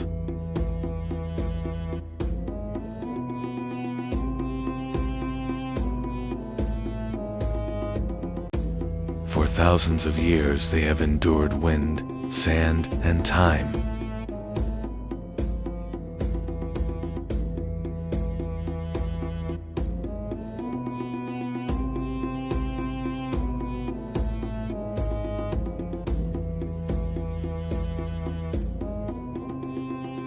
Today the pyramids of Giza still stand.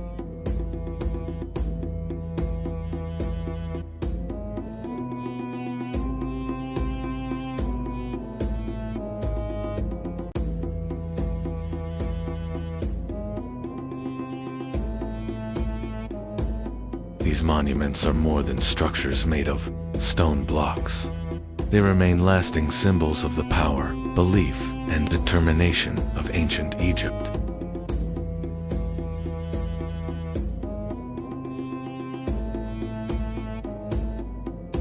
The Great Pyramid of Giza is considered one of the 7 wonders of the ancient world.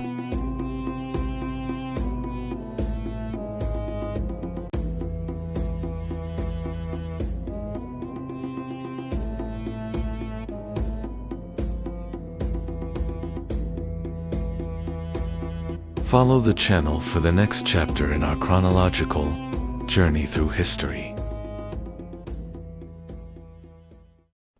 Thousands of years ago, Anatolia was a vast land where great empires had not yet emerged.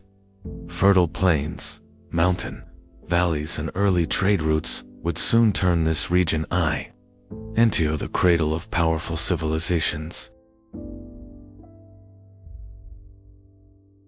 Around 2000 BC, new groups began arriving in Anatolia. These Indo-European peoples would eventually become known as the Hittites and lay the foundation of a powerful civilization.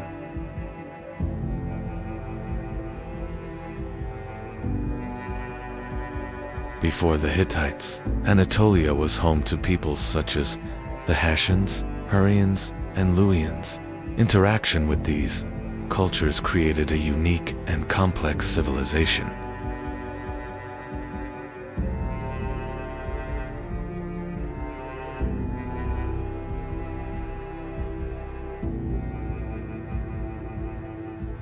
Over time, the Hittites established an important city in central Anatolia.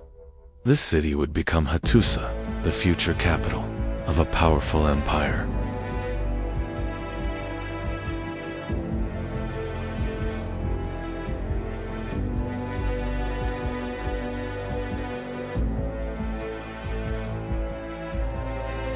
In the 17th century BC, King Hattusili I rose to power. His reign is often considered the true foundation of the Hittite state.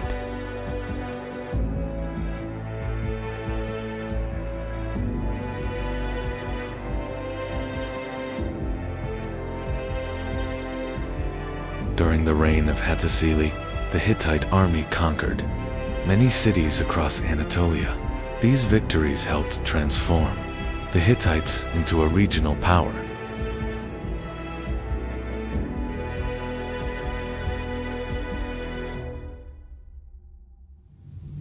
Under King Mursili I, the Hittite army marched deep into Mesopotamia, launching one of the most surprising campaigns of the ancient world.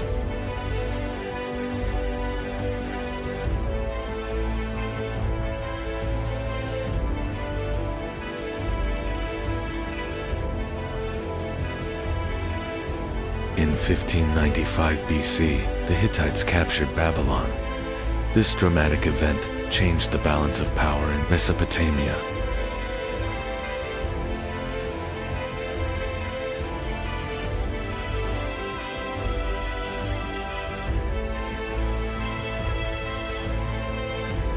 After the Babylon campaign, the Hittite kingdom entered a period of instability, marked by palace intrigues and power struggles.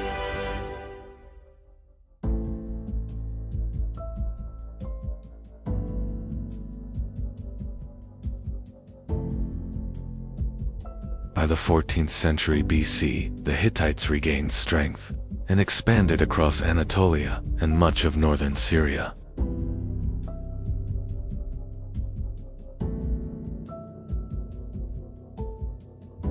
The Hittite capital Hattusa grew into a powerful city, surrounded by massive defensive walls. It became not only the capital, but also the political and military center of the empire.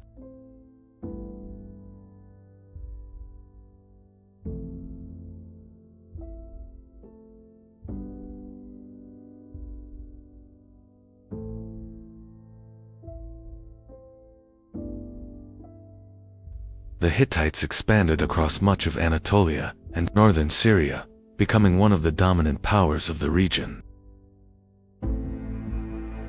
During the reign of Suppiluliuma I, the Hittite Empire reached a new height of power. He is considered one of the greatest rulers in Hittite history.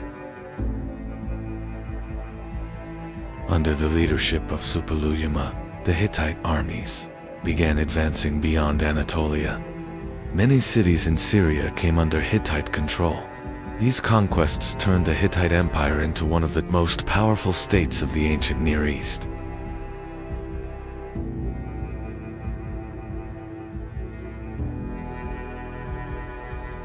One of Suppiluliuma's greatest achievements was defeating the kingdom of Mitanni.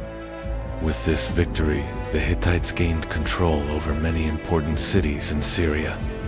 The fall of Mitanni helped establish the Hittite Empire as one of the dominant powers of the ancient Near East.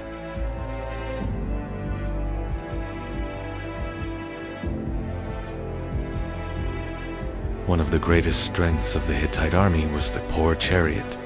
These vehicles, operated by a crew of 3, provided speed and maneuverability on the battlefield. With their chariots, the Hittites became one of the most formidable military powers of the ancient world.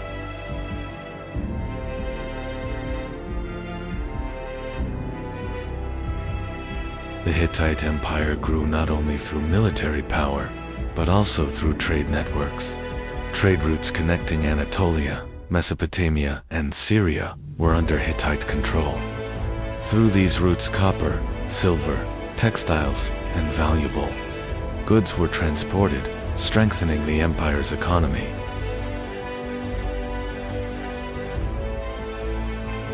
The Hittites recorded state documents on clay tablets, using cuneiform writing. Thousands of these tablets have been discovered in the capital city of Hattusa. Thanks to these records, historians have learned a great deal about Hittite laws, treaties, and daily life.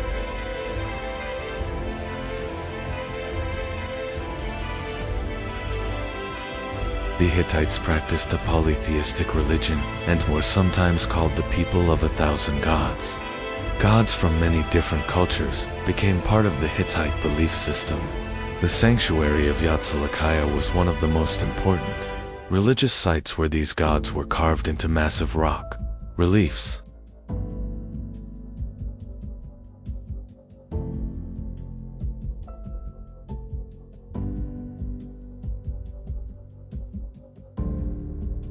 However, the rise of the Hittite Empire made conflict inevitable.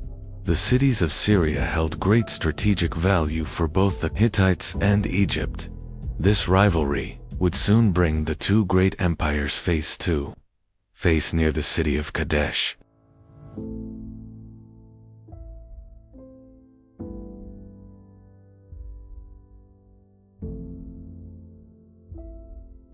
To the south, another great empire was rising, Egypt.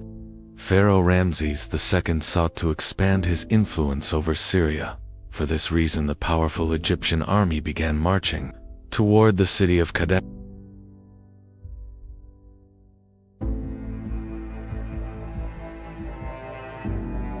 In 1274 BC, the Hittite and Egyptian armies met near the city of Kadesh.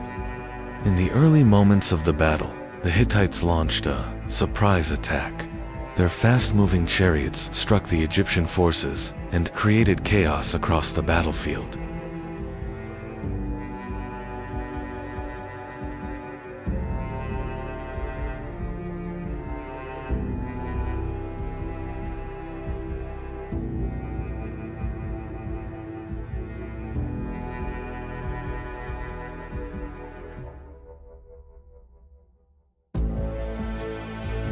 But the battle was not over. Pharaoh Ramses II rallied his forces and personally led the counterattack. The Egyptian army regrouped and managed to halt the Hittite advance.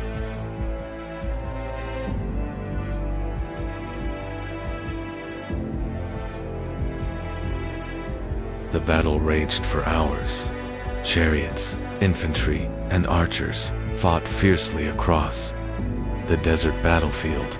The Battle of Kadesh became one of the largest conflicts of the ancient world.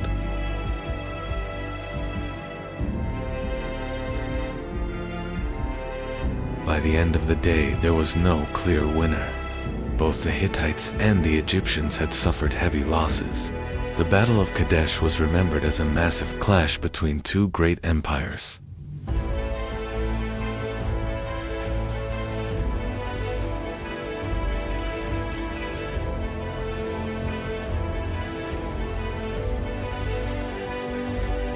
After the Battle of Kadesh, the two great empires chose diplomacy.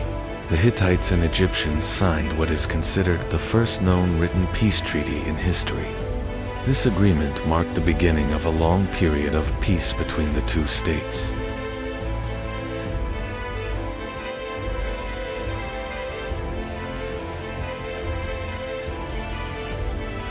After the Treaty of Kadesh, a new era began between the Hittites and Egypt.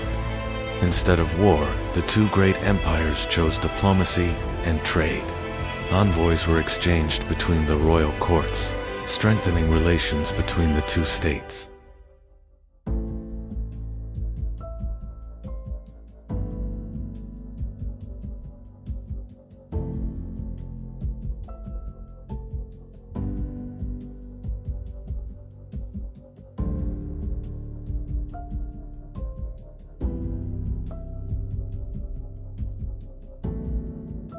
After the Treaty of Kadesh, the Hittite Empire remained powerful for some time. The capital city of Hattusa, with its massive walls, temples and royal palaces, stood as one of the greatest cities of Anatolia. But the fate of this powerful empire would soon begin to change.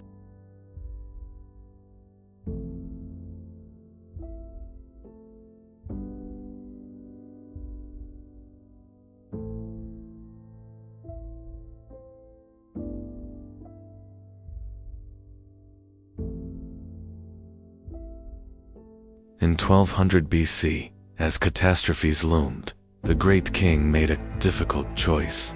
At dawn, the last hope of the Hittites and their sacred relics were quietly carried out of Hattusa's gates.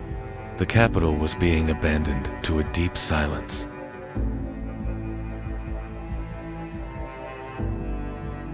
As the convoy abandoned the city, the empire's fate was already sealed. A mysterious enemy from the sea was setting coastal cities ablaze. This was the Great Invasion, that would bring about the end of the Bronze Age. These invaders were not just looting, they were dismantling an entire civilization. The famed Hittite chariots and bronze weapons proved useless against these warriors of the Iron Age.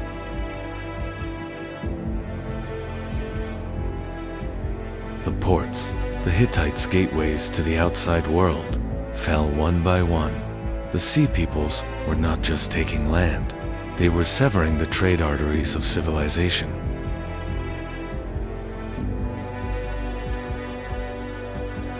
While the Hittite army fought deep in Anatolia, the coasts were left completely defenseless. Fire and smoke became the new fate of the once glorious Hittite cities.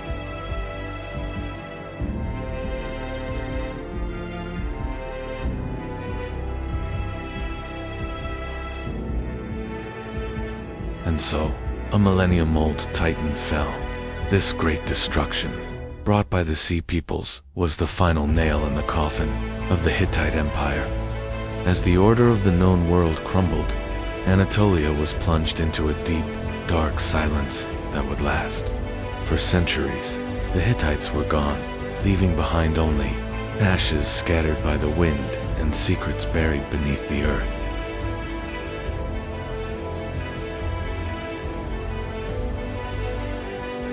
The Hittites may have disappeared from history, but their legacy remains part of the story of human civilization, and we will continue exploring history in chronological order. Follow the channel so you don't miss the next great civilization. The towering cedar trees atop the mountains of Lebanon were the pens that wrote the destiny of the Phoenicians.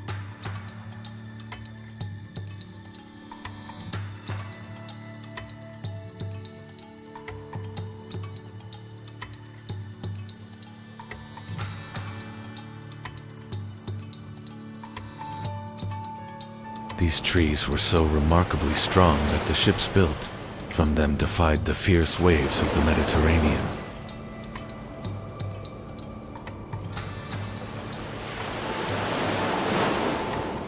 It all began with a voice lost among the dusty pages of history, beyond written history.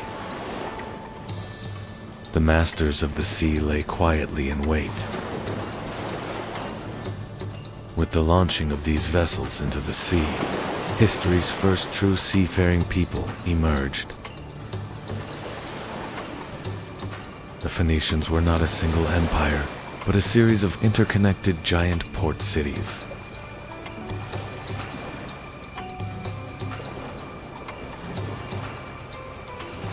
Tyre and Sidon were like impenetrable fortresses built upon the sea.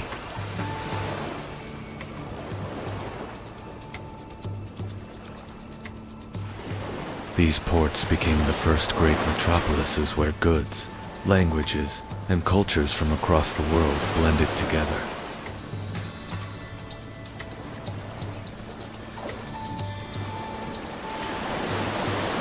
The heart of maritime trade beat here.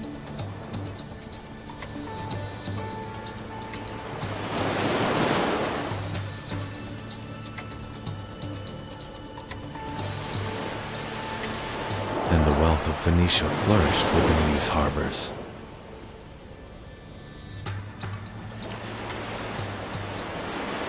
Tyrian purple, obtained from sea snails, was more valuable than even gold in the ancient world.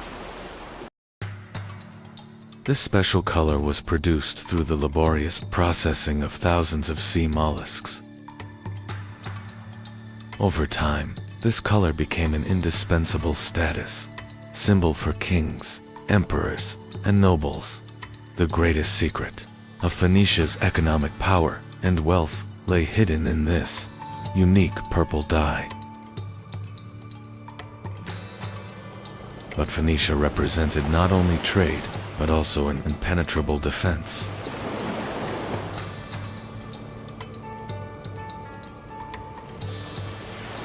A circular waterway leading to the center, with a small island in the middle where the admiral was positioned.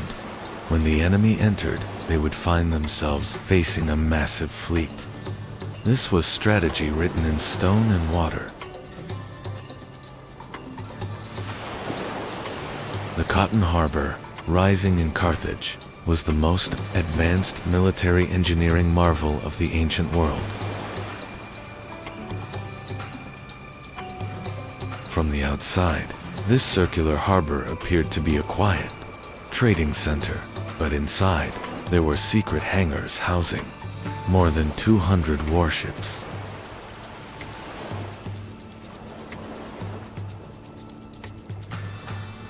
According to legend, Phoenician merchants discovered glass by chance while lighting a fire on the beach.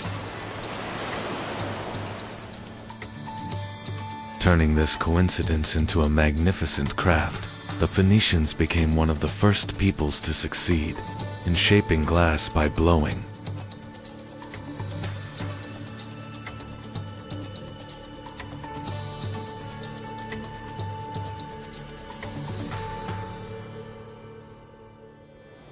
Transparent glass vessels, elegant vases, and colorful beads became the most sought-after luxury goods, everywhere from the Mediterranean to Mesopotamia. Glass craftsmanship proved their aesthetic sense and commercial intelligence to the entire world.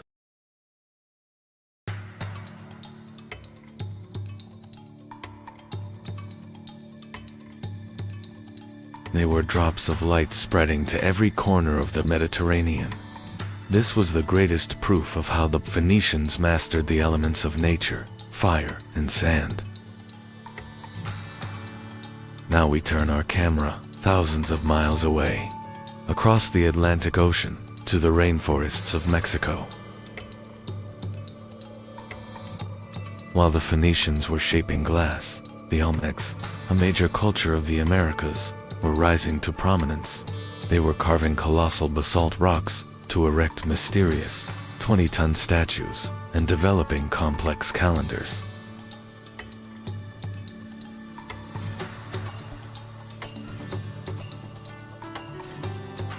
While the Phoenicians navigated by looking at the stars, the Olmecs used those same stars to build their pyramids. Two different worlds with one shared curiosity: the sky. Meanwhile, in the east, in the heart of China, the Zhou dynasty reigned supreme. This empire, which proclaimed the sanctity of governance, with the concept of the regency of the heavens, was laying the foundations of philosophy and social order. While purple-dyed fabrics adorned kings in the west, an empire of silk and wisdom was rising in the east.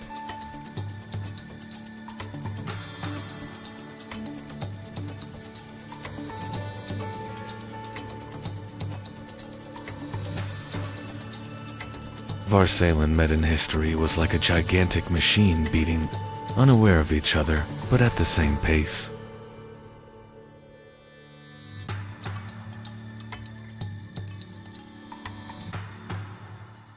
They set aside complex hieroglyphs and cuneiform scripts to create the first alphabet, consisting of only 22 letters.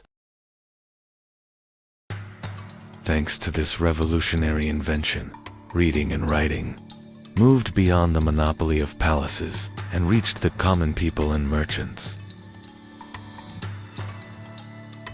The foundation of the modern alphabets we use today was laid with this knot tied by Phoenician scribes thousands of years ago. The Phoenicians did not just build ships, they also learned to read the language of the sea. They were the first sailors to find their way during night voyages by following the North Star, known at the time as the Phoenician Star. Their double-rowed galleys, the biremes, provided both agility in war and high capacity in trade. This technological superiority made them the undisputed sole masters of the open seas.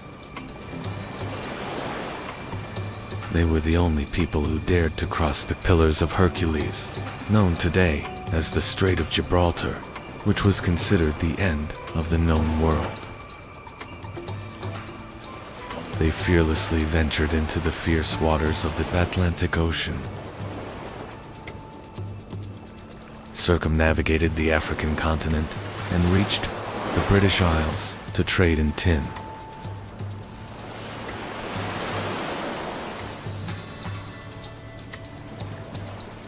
For them, the horizon was not a limit, but the beginning of a new world waiting to be discovered. These courageous expeditions changed the geographical knowledge of antiquity forever. Carthage, whose foundations were laid with the exile story of Princess Dido, soon reached a power that would overshadow even its mother city, Tyre. This new city rising on the North African coast became the most magnificent fortress of the Phoenician spirit and commercial genius. Carthage was not just a colony, it was the new master of the Western Mediterranean and the center of a massive empire that would rival Rome. This rise ensured the spread of Phoenician influence throughout the entire Mediterranean basin. One of the greatest strategic battles in history took place before the city of Tyre, which was considered impenetrable.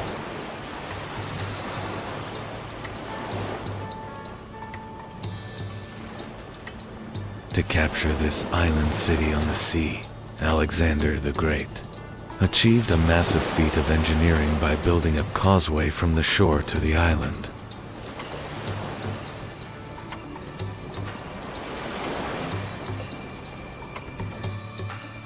This relentless siege, lasting for months, was not just the fall of a city, but a historical turning point where the Phoenician city-states began their physical decline.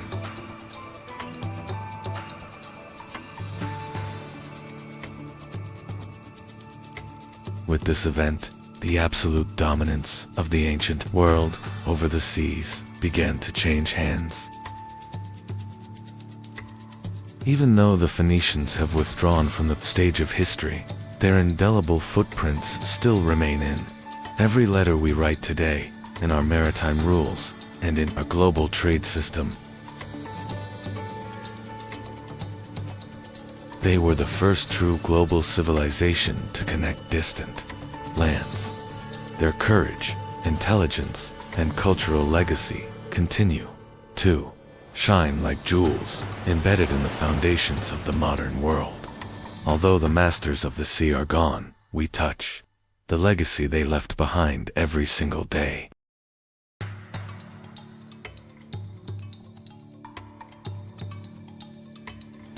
The ancient world was far larger than we imagined, bound together by invisible threads. From Phoenicia to America, from China to Africa, humanity built with the same unwavering determination. In the next episode, we'll explore the great turning point where these civilizations met. Don't forget to subscribe and join this vast journey. The jungles of Mexico hid America's greatest secret for thousands of years. This dense green canopy carried the traces of a massive genius isolated from the modern world. In 1862, a peasant found the first colossal head underground, changing American history.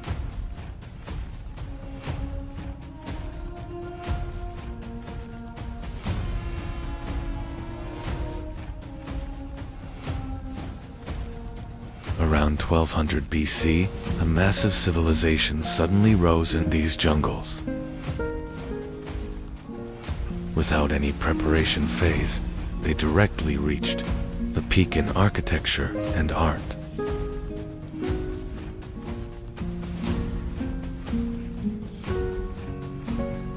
Before the Aztecs and Mayans were on the scene, the Olmecs had already discovered the calendar and writing. They are the mother culture that laid the foundation for all great Mesoamerican cultures. The name Olmec was given to them by the Aztecs thousands of years later, meaning rubber people. What they called themselves in their own language remained hidden in the dark and lost pages of history. It still astonishes the scientific world that they emerged with such flawless stonework without a primitive beginning. It was as if this advanced technical knowledge had come to them from across the ocean. Olmec engineers built massive artificial mountains by moving millions of cubic meters of earth in the middle of the swamp. These structures were designed to prevent destructive floods and to be closer to the sacred sky.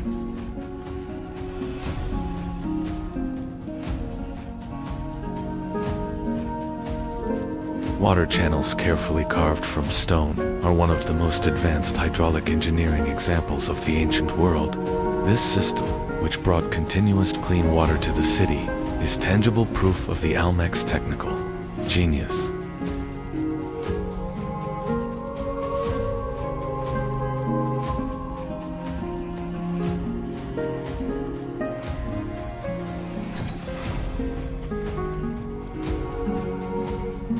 The Olmecs went down in history not only for their giant stone heads, but also for the rubber balls they developed. By processing latex obtained from rubber trees growing in forests, they managed to produce flexible and durable balls. These balls formed the basis of the sacred ball game played in Mesoamerica.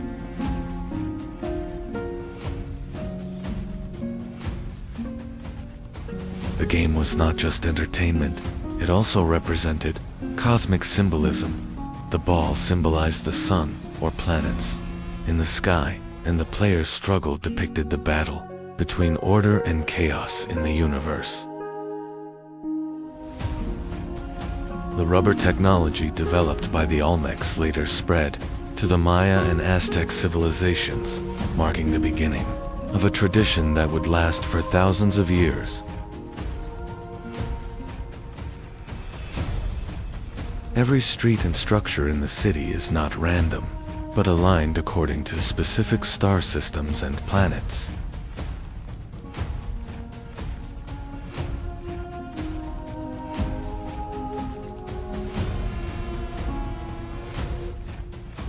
They were the first astrologers to successfully translate the divine order of the sky into a city plan on Earth.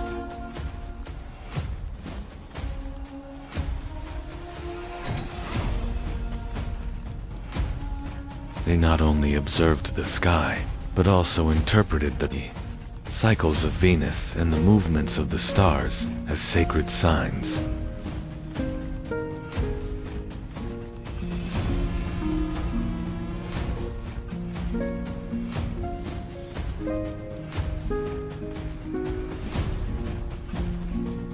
This cosmic understanding would later form the basis of the advanced celestial calendars and astrological traditions of the Mayan civilization.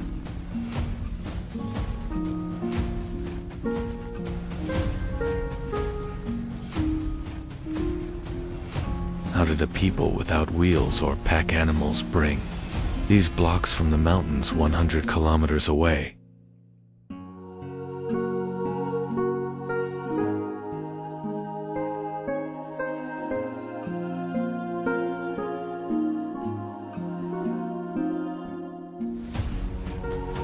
This journey across the turbulent waters of rivers is one of the greatest puzzles in the history of engineering.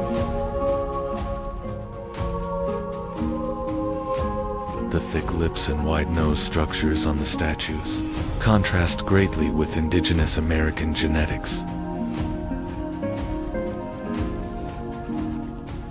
These characteristic facial features may be a sign of a secret intercontinental bond in the ancient world.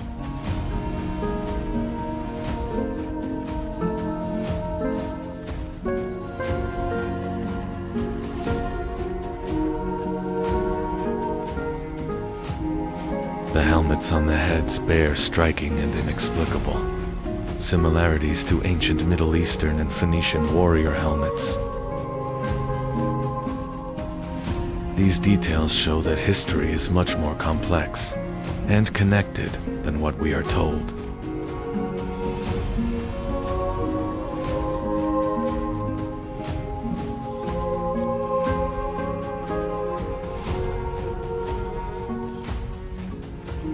Each head has its own expression and soul.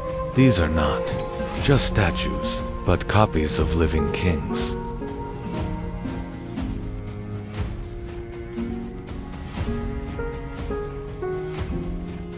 The Olmecs defied time by carving the immortality of their leaders into these massive stones.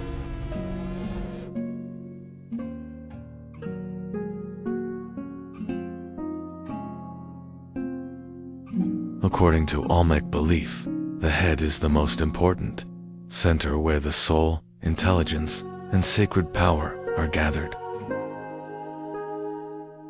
Therefore, by depicting only the head instead of the body, they aim to preserve the essence of the person.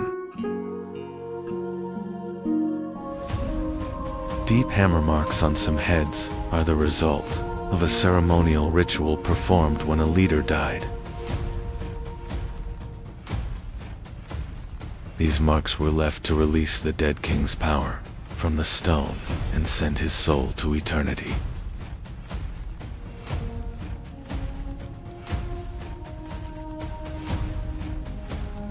Many colossal heads were hidden by being buried underground in a grand ceremony shortly after being made. These statues may have been intended to serve the underworld gods rather than the physical world.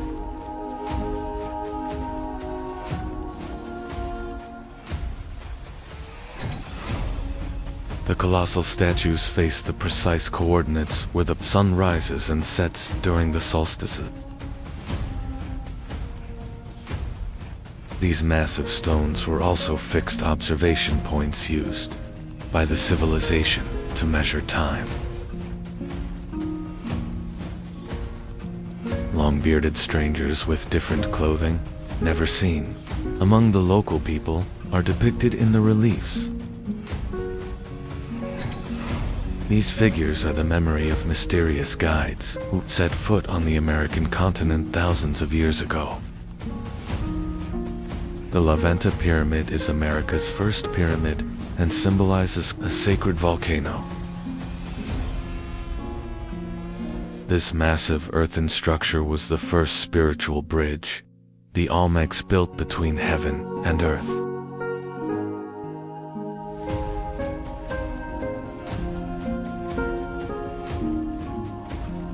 Giant mosaics buried underground are secret gifts, prepared for the gods and hidden from human eyes. Thousands of tons of precious jade were laid deep in the earth to form complex serpent motifs.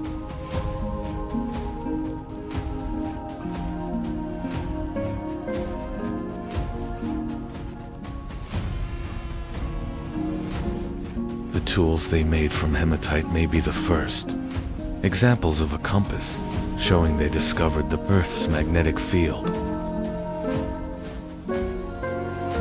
This technology proves they tracked not just the stars, but the invisible forces of the Earth.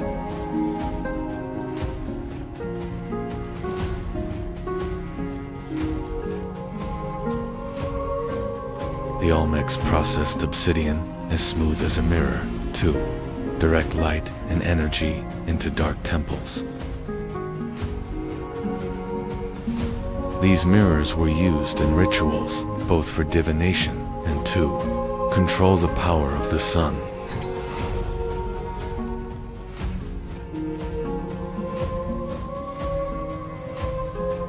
They saw jade as the sacred color of life, water, and eternity, valuing it more than gold. The most skilled artisans carved hard stones as fine as silk to create immortal masks.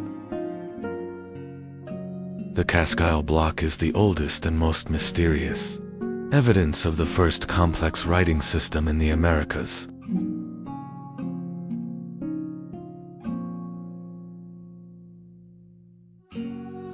The symbols on this stone are one of the ancient world's greatest unsolved linguistic puzzles. The Olmecs developed a number system of dots and bars capable of complex astronomical calculations. This mathematical genius allowed them to accurately measure cycles spanning thousands of years. Being one of the first civilizations to use 0 as a digit shows the depth of their mathematical knowledge. The concept of 0 was a symbol of their understanding of the void and eternity of the universe. The Olmecs' adoption of this understanding shows that they were not only mathematicians, but also great philosophers who contemplated everything in the universe. By interlocking two different calendars, they perfectly controlled time from both religious and agricultural perspectives. This system is a massive legacy that would form the basis of the Mayan calendar thousands of years later. The Olmec's greatest god was a half-human, half-jaguar, being representing power and the underworld. This figure symbolized the union of nature's wild power and human intelligence.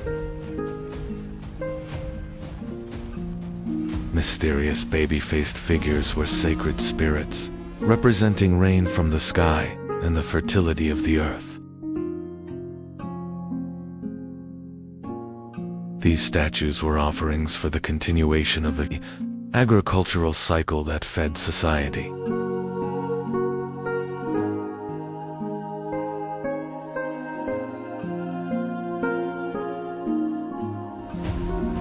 It was believed that priests transformed into jaguars during rituals and communicated with the spirit world. This shamanic transformation was the most feared and respected ritual of Olmec society.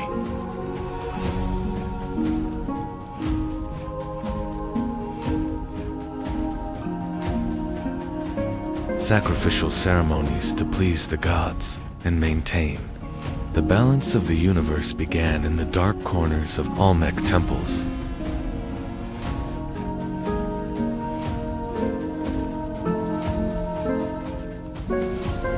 These bloody rituals were seen as a price to be paid for the continuation of life.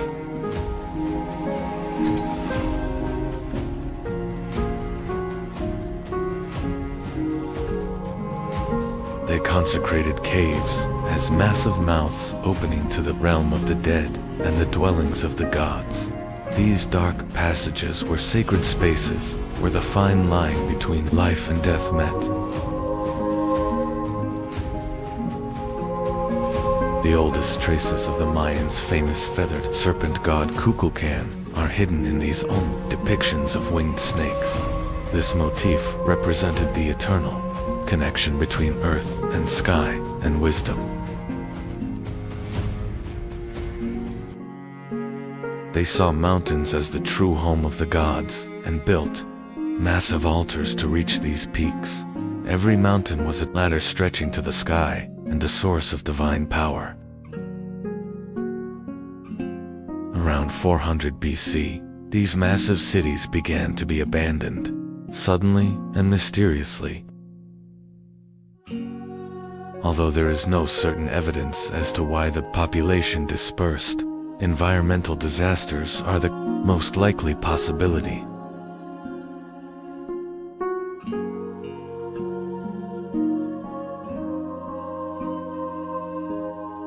The shifting of riverbeds and volcanic eruptions may have completely collapsed their agricultural systems.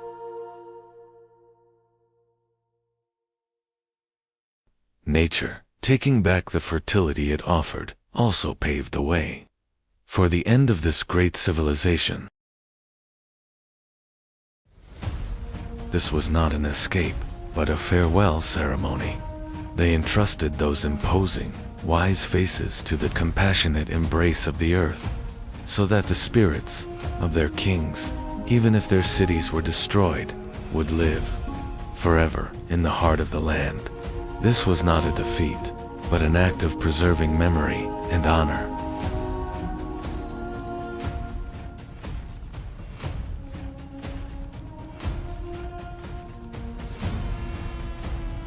Although the Olmec civilization vanished, their language, beliefs, and calendar systems were inherited by the Mayans and Aztecs. Every great culture in Central America, from pyramid construction to the writing system, was born from this legacy they left behind. The foreign facial features on the colossal stone heads and underground cities discovered with LiDAR technology still make researchers think about mysterious connections. These statues may be proof that human history united much earlier than we thought. This is perhaps the most intriguing question. What if the Olmecs weren't silent witnesses to the history we know, but rather a missing link in a forgotten global network?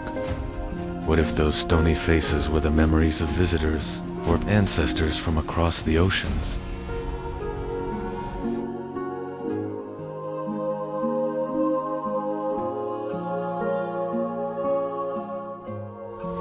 Olmec, the beginning of civilization, mystery itself, and the common heritage of humanity. Remember, these colossal heads deep in the jungles continue to whisper the truth and ancient knowledge to us. The beginning of civilization, mystery itself, and the common heritage of humanity.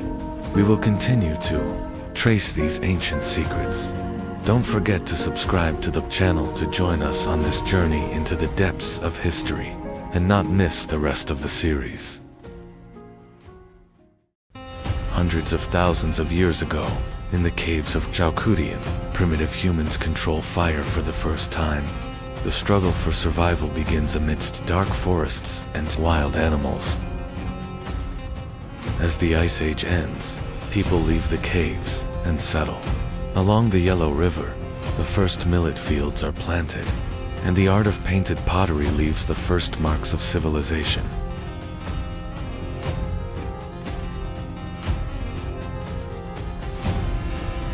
Around 2500 BC, society becomes complex.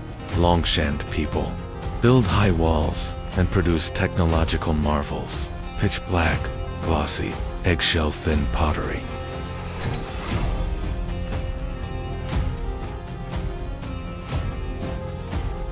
The legendary Yellow Emperor Huangdi gathers the scattered warrior tribes along the Yellow River under one roof, laying the political and cultural foundation of Chinese civilization. Empress Li Su, while sitting under a mulberry tree in her garden, unspools silk fibers from a cocoon that fell into her teacup, starting the silk weaving that would dominate the world for millennia.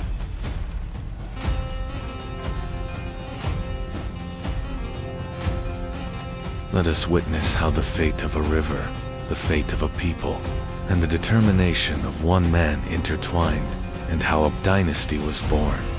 Here, we understand how Great Yu transformed into a legend by harnessing the destructive power of nature to serve humanity.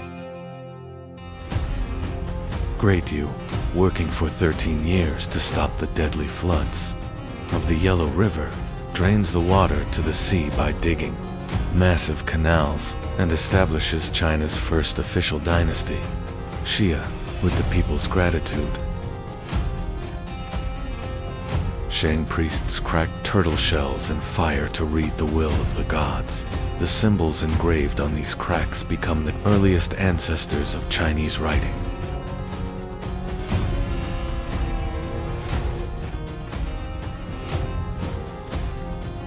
The last Shang king, Di Xin, falls in love with the legendarily beautiful but cruel Daji, indulging in luxury in palaces with lakes of wine, while his people starve. The virtuous Zhou leader Wu unites the tribes and defeats the Shang army at the Battle of Mai. King Di Xin sets himself on fire with his treasures, ending the dynasty.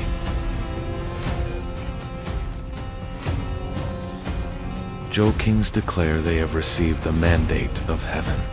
They established China's first major feudal system by distributing land to nobles gathered in the palace square. Amidst political turmoil, the sage Confucius teaches morality and loyalty to his students under a willow tree as philosophies that will forever change China's mindset begin to flourish. As central authority collapses, China divides into 7 great states. Technology shifts from bronze to iron, and massive armies clash to rule all of China.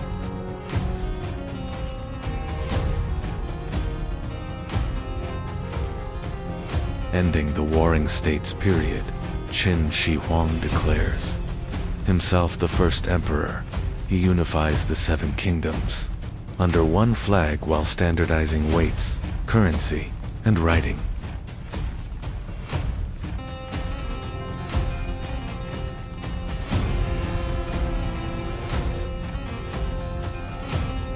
To stop nomadic raids from the north, the emperor connects previously built walls into a massive defense line.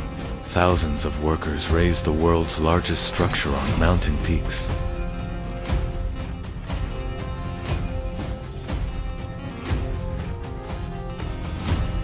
Fearing death, the emperor buries thousands of clay soldiers underground, each with a unique face to protect him in the afterlife.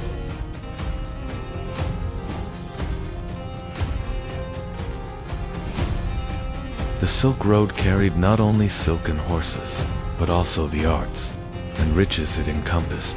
As China encountered the world beyond its walls, it was also experiencing an enlightenment within itself. The stability of the Han Dynasty paved the way for some of history's most brilliant inventions and cultural achievements.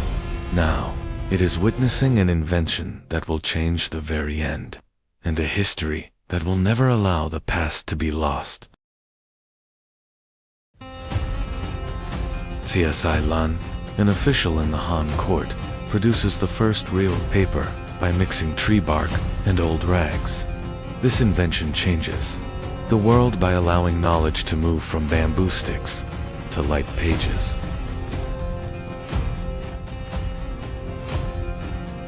The capital Tianjin becomes the largest and wealthiest city in the world. In palaces with vast gardens, poets, musicians, and scientists produce the most elegant examples of Chinese art.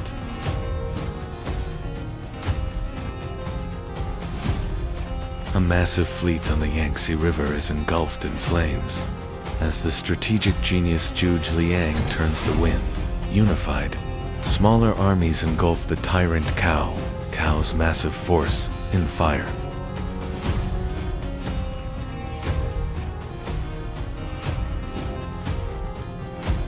Three legendary warriors under blooming peach trees, Liu Bei, Guan Yu, and Zhang Fei, swear an oath to remain brothers until death, to protect the people and save the empire. The wise Zhu Liang sits on the city walls with a feather fan. Stopping the enemy with a single musical note, he proves to the world that intelligence is superior to brute force.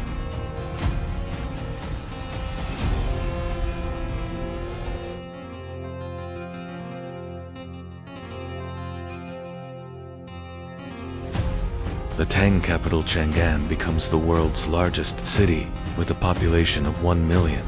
Arab, Persian, and Indian merchants from the Silk Road gather in markets filled with silk and spices.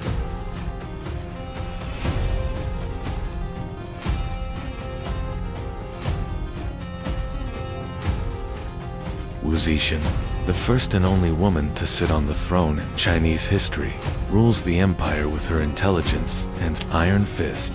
She takes the power of women in society and the grandeur of art to its peak.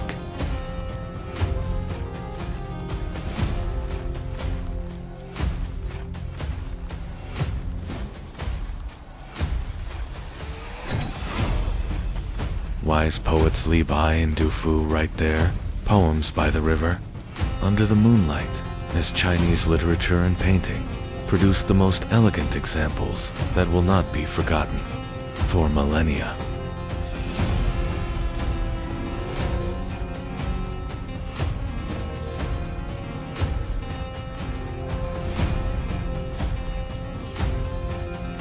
Towards the end of the Tang Dynasty, in the 800s AD, 9th century Chinese alchemists accidentally invent gunpowder while searching for the elixir of immortality in their laboratories. Although this explosive mixture was initially just a matter of curiosity, it ignited the fuse of a fire that would radically change human history. This revolutionary secret is carried to the Arab world and then to Europe via the Silk Road. Caravans setting out from China carry not only silk and spices, but also the formula for this destructive power that will shake the world on an intercontinental journey, forever changing the nature of war.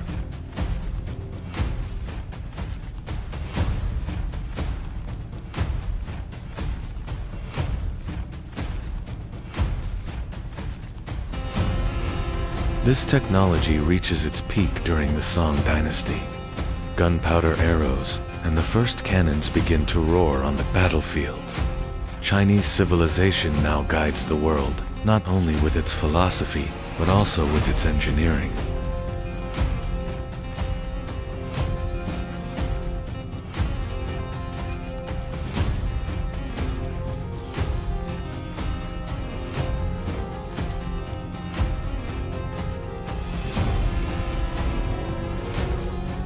From the first fire by the Yellow River to the world shaking invention of gunpowder, Chinese civilization, like a river, flowing uninterrupted for thousands of years, shaped the soul with its philosophy and the world with its engineering. On this journey, we only saw the foundations, the wisdom of Confucius, the ambition of the first emperor, and the grandeur of the Silk Road.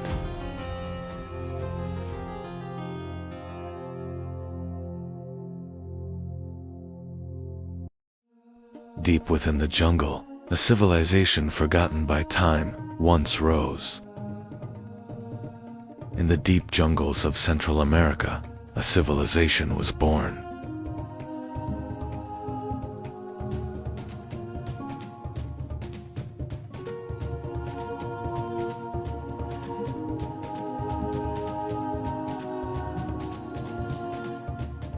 A civilization beyond time. What an accurate description. The verdant lands of Mesoamerica, a civilization that was constantly evolving, not just in its calendars. Its pyramids were ladders reaching to the sky, and each GLF on its walls was a code whispering the secrets of the universe.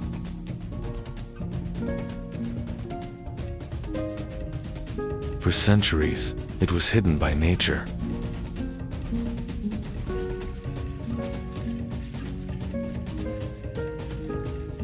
Here are those lost ruins, once nestled in nature. Every stone, every vine tells a story.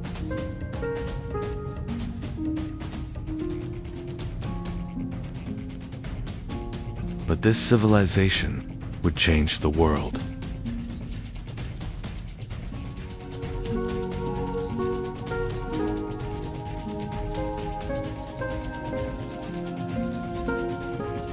The Maya civilization spread across a vast region. It all began with small villages.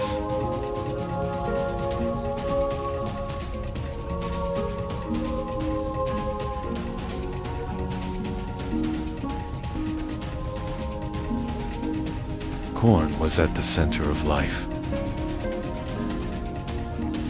To them, humans were created from maize.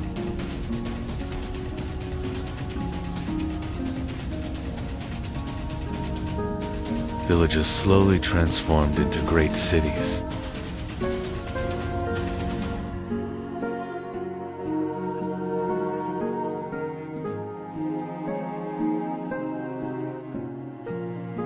Cities rose in the heart of the jungle. Stone structures reached toward the sky.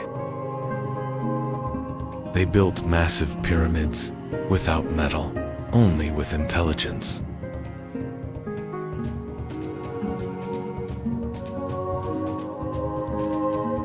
Engineering, without using wheels, iron tools, or pack animals. They built pyramids overlooking the sky by moving tons of stone deep into the forests. Population. The total population of the cities exceeded 10 million during this period.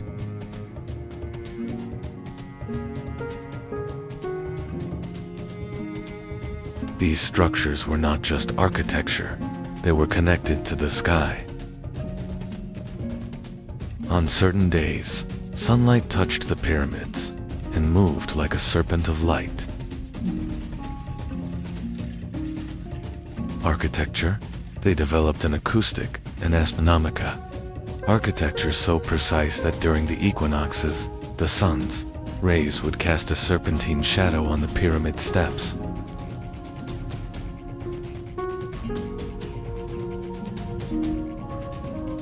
The Maya watched the skies. The stars were their guide.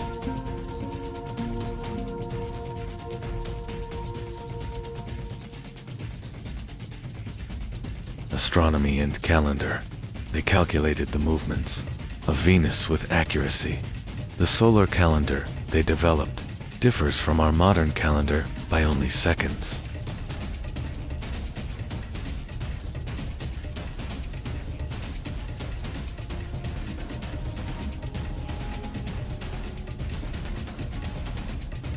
They tracked planetary movements, especially Venus, which was crucial to them.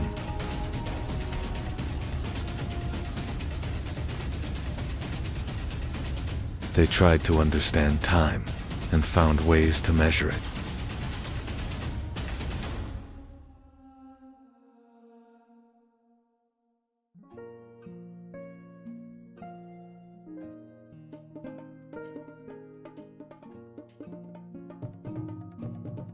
They created complex calendars, still incredibly accurate today.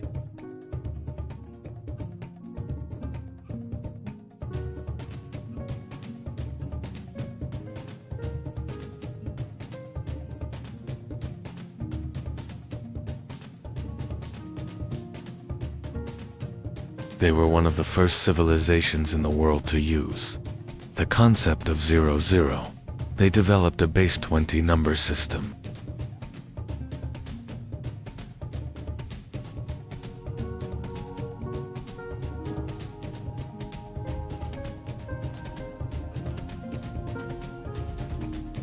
Writing system.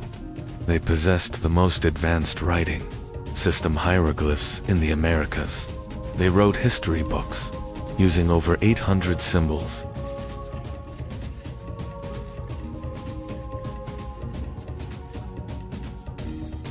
The Maya writing system was advanced, combining symbols and sounds.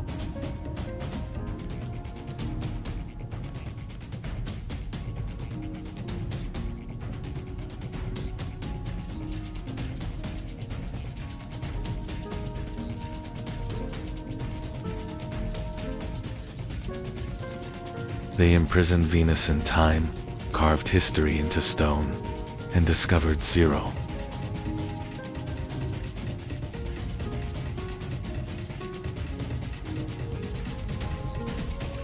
They carved their stories into stone, leaving records of kings and wars.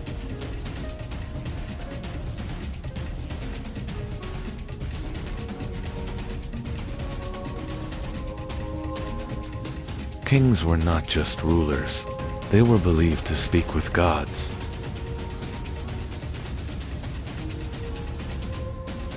Rituals were part of daily life.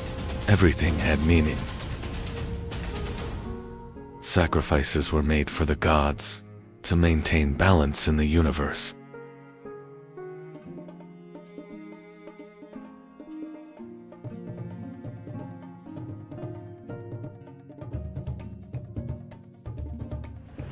But the Maya world was not peaceful. Cities were constantly at war.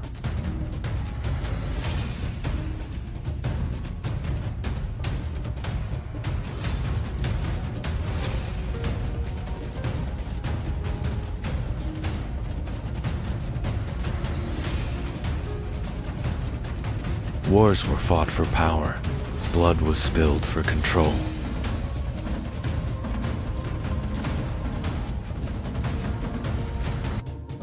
Captives were highly valued.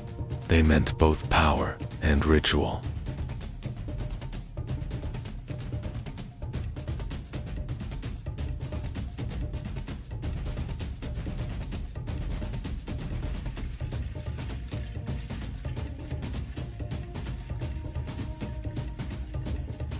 Then nature began to change.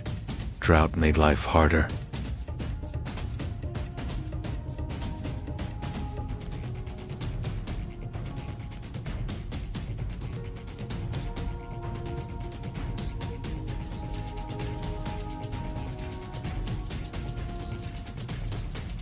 Agriculture began to fail. The land was no longer as fertile.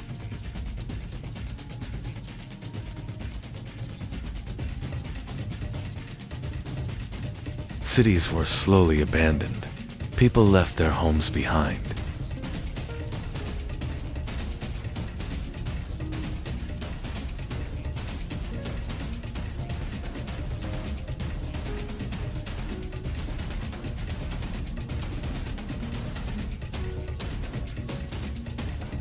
Massive structures stood empty. The jungle reclaimed everything.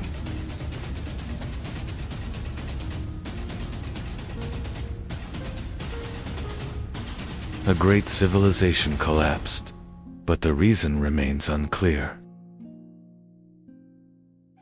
One thing is certain: the collapse was sudden and deep.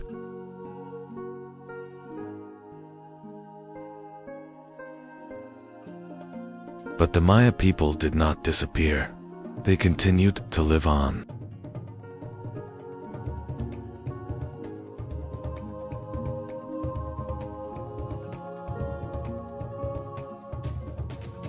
Today, millions of Mayas still exist.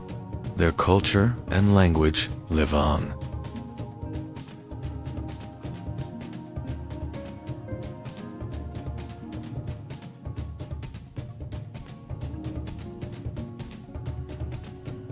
Their past still lives within them, and their story continues.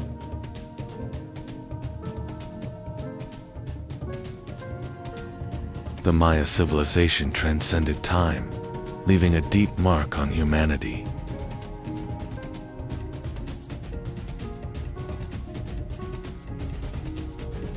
And some mysteries remain unsolved. Perhaps they never will be.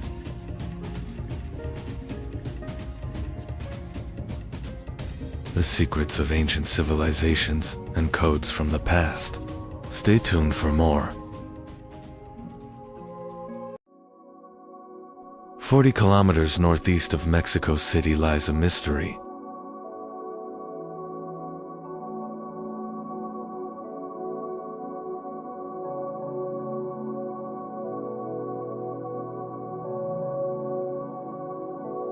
Its name comes from the Aztecs,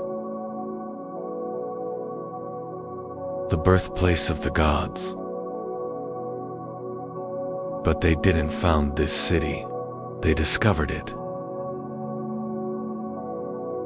In the 1400s, when they looked at these ruins, they gave them names, but they didn't understand them. Because Teotihuacan doesn't speak. There's writing on it, but it's undecipherable. They have kings, but their names are lost. And today, 2,000 years later, we are still asking the same question: who were they?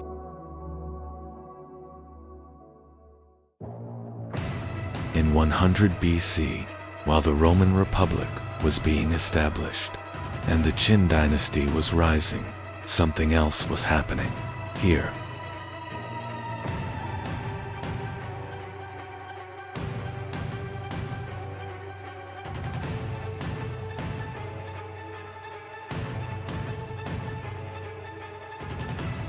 In the middle of the valley, there was no river, no harbor, but someone was building one of the world's greatest cities. No wheels, no iron, but 100,000 men and a plan, a terrible plan.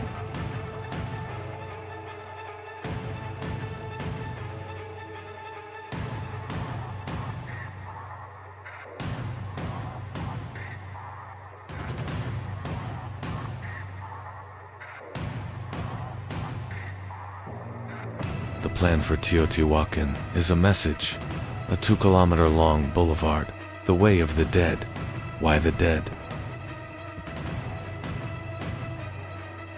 Because along this road, there are small hills, graves, but who is in them?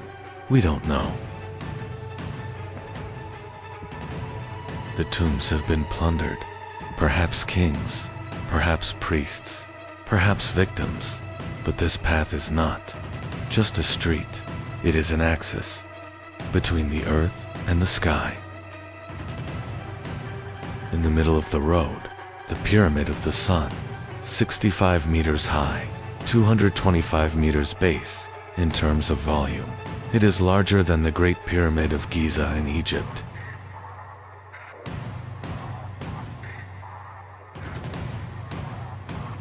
But it's different. This pyramid is made of limestone and volcanic tuff, and it's not hollow. In the 1970s, a tunnel was discovered. It's 100 meters long. From underground towards the very center of the pyramid. But what's in the center? A tomb? A treasure?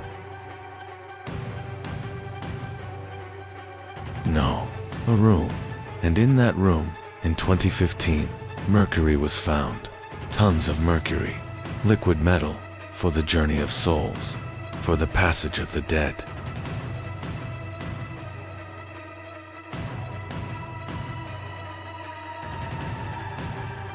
Mercury is poison, but it is also immortality.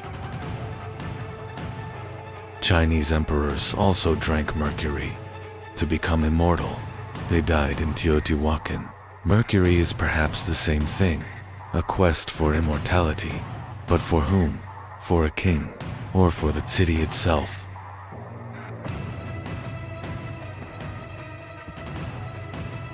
At the end of the road, the Pyramid of the Moon, smaller, older, more mysterious. 12 platforms in front of it, 12 a number, 12 moons, 12 planets, 12 gods. We don't know.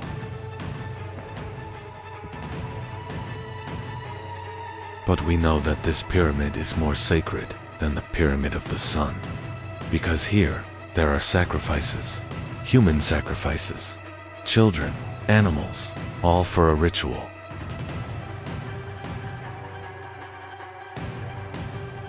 Every 12 years, every 52 years, at the 0 point of the sacred calendar, we don't know, but the bones speak, and blood has seeped into the stones.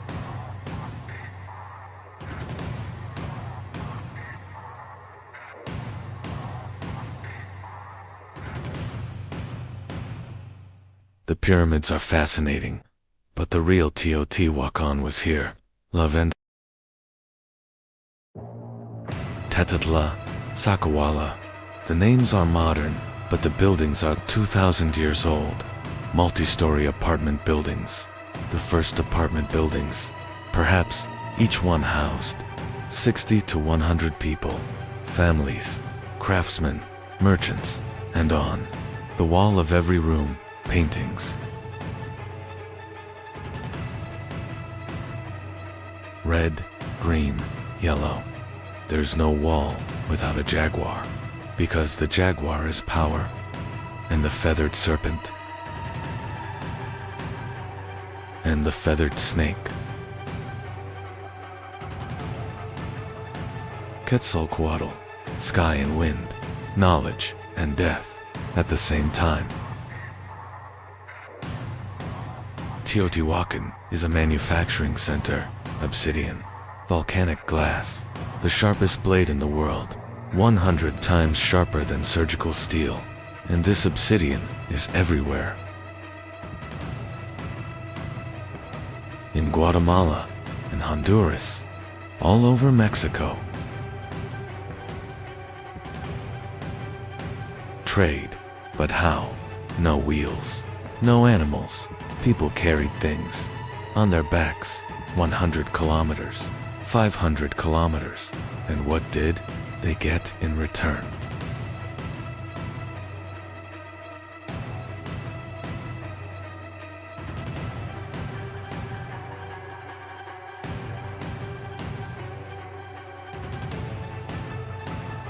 Jade from Guatemala, 1,000 kilometers, feathers from the Amazon, seashells from the Pacific.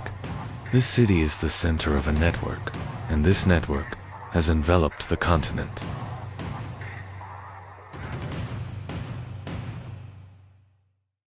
But Teotihuacan isn't just rich.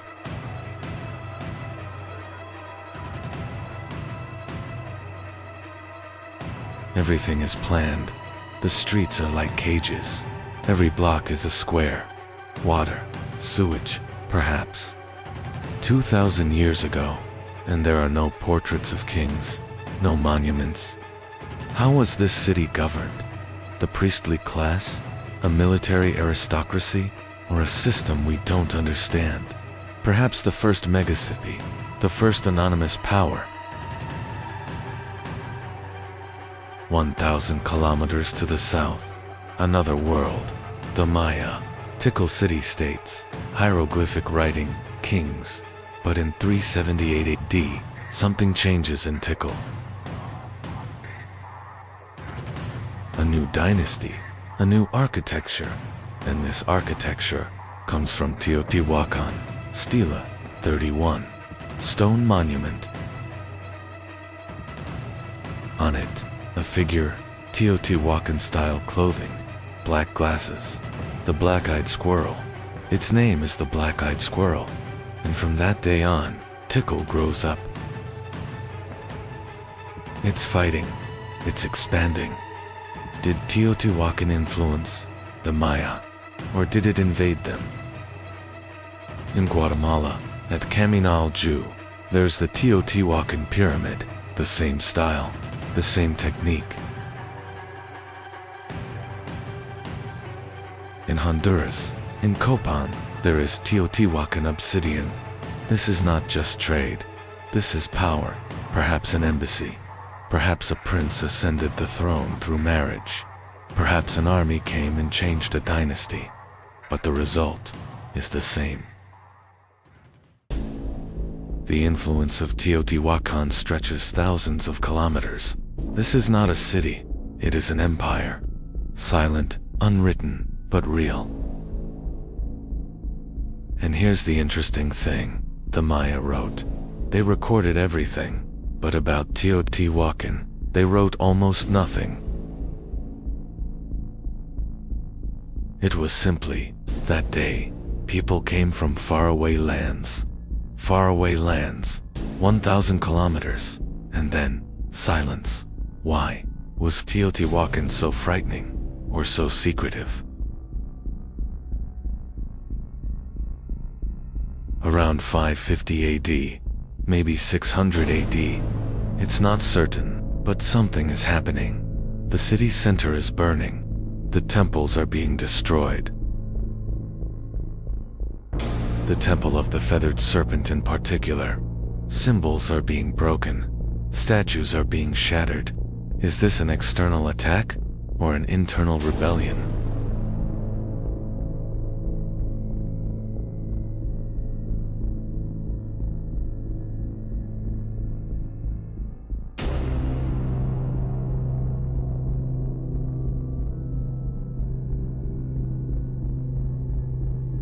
Climate change, drought, Lake Texcoco is drying up, agriculture is collapsing, 100,000 people are going hungry. Or, the obsidian trade is stopping. Alternatives are emerging. Power is disappearing.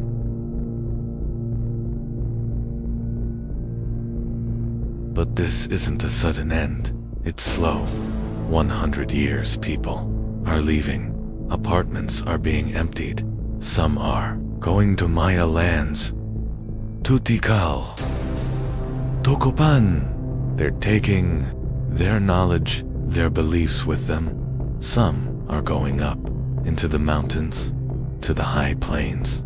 And the city is being forgotten. Right? No.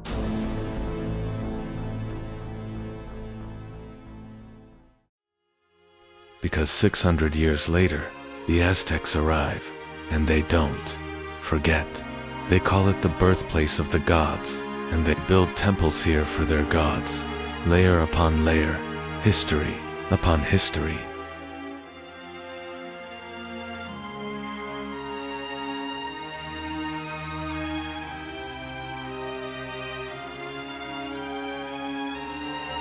The 1900s. Archaeology begins. The Porfirio Diaz era. Mexico is modernizing, and Teotihuacan becomes a tourist destination. But science progresses slowly. The 1970s, the tunnel is discovered.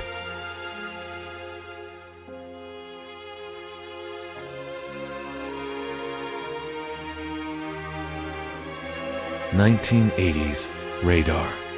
More structures beneath the city. 2003, a new chamber beneath the Temple of the Feathered Serpent. 2015, Mercury. And still, something new every year. The 2020s, LiDAR, remote sensing, and we still can't decipher the writing. We still don't know the names of the kings.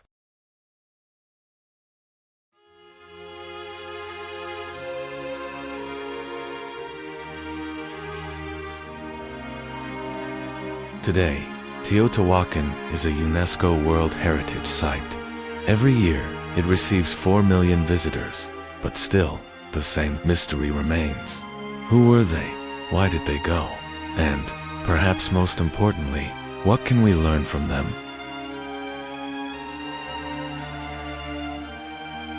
The collapse of megacities, climate change, resource depletion, social inequality. All of these existed 2,000 years ago, and we're still asking the same questions. Teotihuacan is silent, but its stones speak. Every step is a message. Every wall tells a story. And we just listen. 2,000 years later, we're still listening. Because some places are outside of time. Some questions must remain unanswered. Perhaps that is why it is still there, waiting. The birthplace of the gods, and perhaps of us too.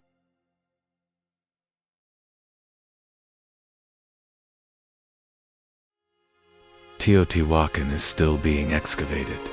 Every new discovery updates this film. The city was aligned. Mercury discovered in 2015. Everything was deliberately analyzed. The writing system remains a mystery. Everything followed a deliberate plan. And perhaps we can never figure out should remain mysteries. Why they were built. Here they are, pyramids beneath the aligned stars. This city exists. There's secrets forever hidden, but no one knows who built it. One of the greatest mysteries journey through human history. Don't forget to subscribe to my channel. There is a city 400 meters above the Oaxaca Valley, on top of a mountain, Monte Alban. The White Mountain. This name was given by the Spaniards, who arrived in the 16th century, but they did not found this city. The Zapotecs built this city, yet even today, we still do not know the original name they gave to this mountain, because the Zapotec writing system has not yet been fully deciphered. 700 BC, that's 300 years before Rome founded the city. The Olmecs had collapsed. The Mayans were rising. But here, in southern Mexico, something else was happening. A people leveling the mountaintop, a construction project that lasted 300 years, and the resulting city with a population of 15,000 terraces, temples, observatories, and a message: we are here and we are watching. The construction of Monte Alban seems like madness. Why the top of the mountain? Why 400 meters up? Defense, perhaps, but there's more to it. Surveillance, control. The Oaxaca Valley is one of Mexico's most fertile agricultural areas. And this mountain is right in the middle of the valley. It sees everything. It controls everything. The city center, Grand Plaza, 300 meters long, 200 meters wide, flat, symmetrical, planned. This is the oldest planned city in Mexico, and this plan hasn't changed for 1,000 years. The J platform, the South platform, the Eyes Monument, all remained faithful to the original design from 700 BC. Why? Because that plan was sacred. The J platform, Monte Alban's most mysterious structure, shaped like the letter J, but why J? Astronomical alignment, calendar calculation, or is it a burial complex? In the 1930s, more than 170 tombs were discovered here. Mummies, jade masks, obsidian knives, and one name, the 12 Apostles. Lady 12 Macaw. A female ruler, circa 450 BC, the most powerful period of the Zapotecs. Monte Alban's most famous monument, the dancing figures. Stone reliefs, over 300 figures, men, women, children. Some are dancing, some are in pain, some are dead, and above all, names, glyphs, hieroglyphic writing. The Zapotecs invented writing.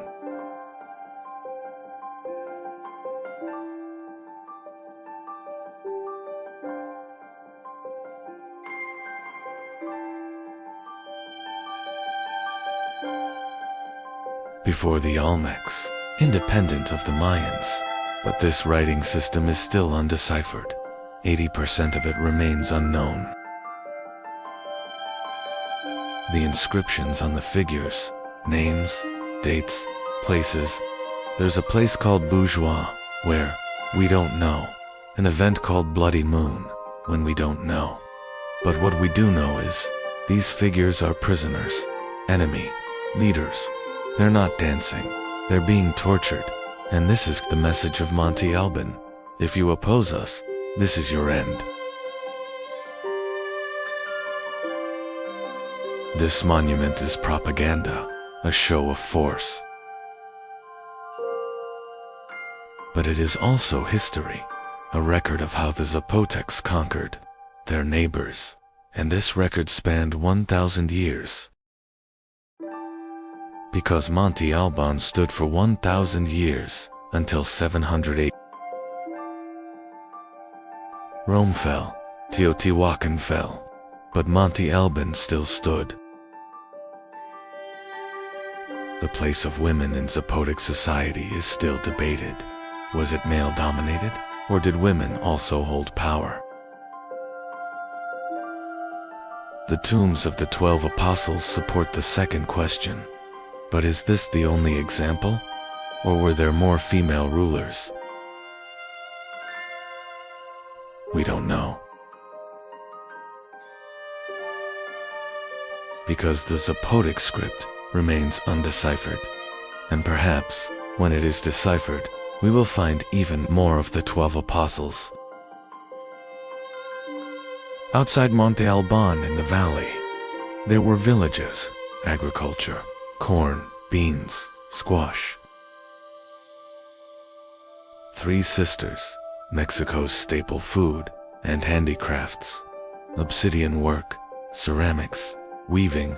The Zapotecs were experts in textiles, and these textiles were traded to Teotihuacan, to the Mayans, even further afield. Monte Alban and Teotihuacan, 2 mountain cities, 2 power centers, 500 kilometers apart, but connected. Between 200 and 500 AD, there was intense trade. Obsidian, ceramics, jade, and perhaps ideas. Was Zapotec writing influenced by Teotihuacan writing? Or was it the other way around? We don't know. But what we do know is, these 2 cities knew each other, and they respected each other. Teotihuacan-style ceramics have been found at Monte Alban. Talak figures, feathered serpent motifs, and Zapotec jade from Teotihuacan. It came from Guatemala, but passed through Zapotec hands. This wasn't just trade, it was diplomacy, perhaps an alliance. 2 superpowers, not enemies, but partners.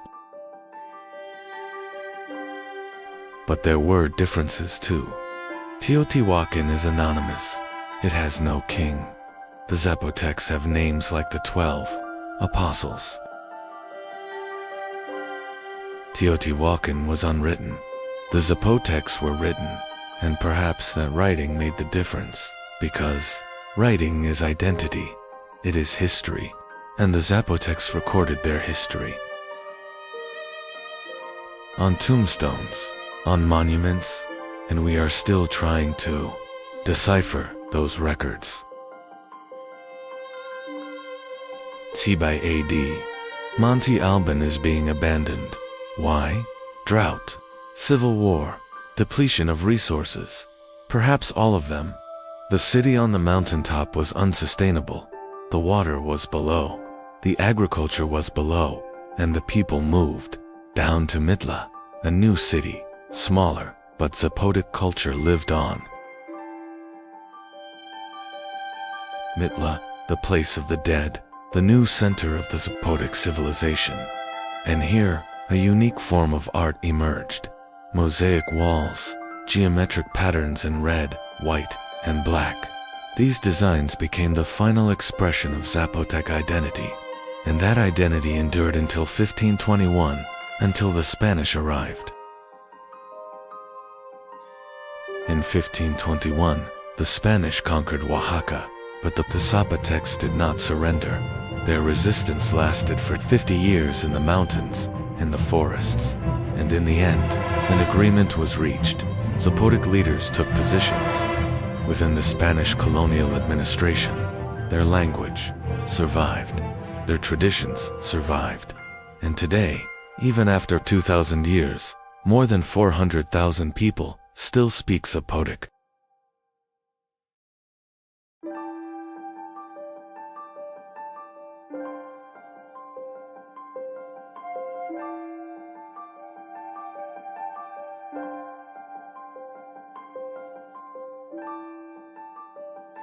Monte Alban is in ruins, but its Zapotec identity lives on. In Oaxaca, the Guelaguetza festival every year.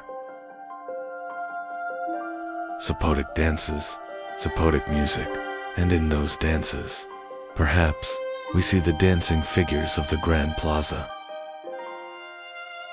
2,000 years ago, on a mountaintop, eyes are still watching us, and we are still looking back. Because Monte Alban is not just stone. It is a people's defiance against the mountain. A nation's struggle to conquer time, and perhaps its success. The Zapodic script remains undeciphered, but one day it will be deciphered, and on that day we will hear the voices of the 12 apostles, and perhaps that voice will say, "We were here, and we have not been forgotten." Monte Alban was added to the UNESCO World Heritage List in 1987. Zapodic is still spoken by 400,000 people in Mexico. Archaeologists have only excavated 10% of Monte Alban. Deep in the mountainous valleys of Mexico's Oaxaca, on ancient peaks peering out from the mists, the shadows of a civilization still live on. They called themselves New Savvy People of Rain. Historians call them the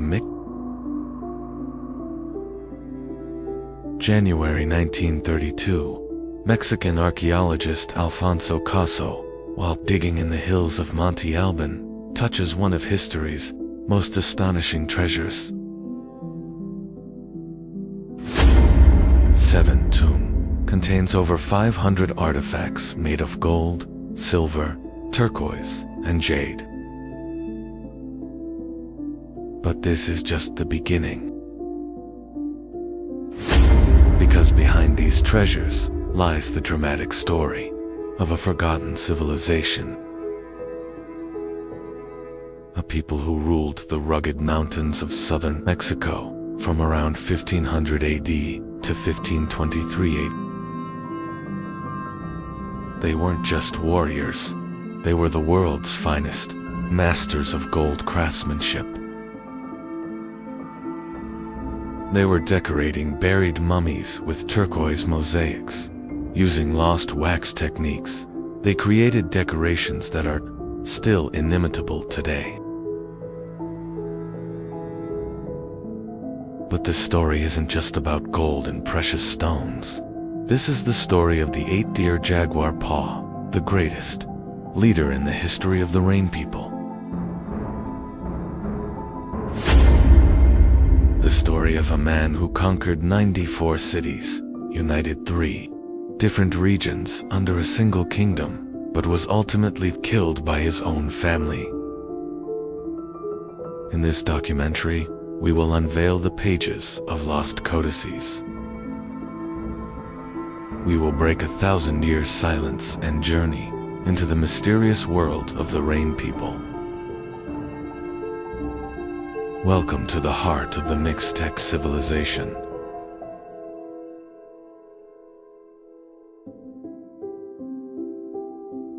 The Mixtec people call themselves New Savvy, the people of rain. This name reveals the fundamental truth underlying their existence. Rain. In the rugged mountainous terrain of Oaxaca, agriculture depended on rain, and rain was a blessing from the god Jehovah. The Mixteca region was divided into 3 main areas. High Mixteca, mountainous and cold, difficult for agriculture, but rich in minerals. Low Mixteca, warmer, more suitable for agriculture, and coastal Mixteca, tropical, famous for its cocoa and salt trade. Tilantongo was the sacred capital of the Mixtecs. From the 8th century AD onwards, it became the center of Mixtec politics and religion. The codices record the birth of the 4 crocodiles, the first ruler of Tilantongo. This is the beginning of Mixtec history. The Mixtecs were recording their own history centuries before the arrival of Europeans. These codices, drawn on deerskin, tree bark, and cotton cloth, recounted the births, marriages, wars, and deaths of rulers. But these codices were not merely historical records. They were also mnemonic tools, recalling oral tradition and serving as guides for storytellers. Each image held a story, a legend, an epic. In 1063 AD, A prince is born in Tilintango. He is named 8 Stags because he was born on Stag Day, the day of the 8th stag. But history will remember him by another name, Jaguar's Claw. 8 Deer was the son of 5 Crocodile the High Priest, and 9 Eagle. He had 2 siblings, 12 Earthquake, and 9 Flower. But 8 Deer was the one fate had chosen.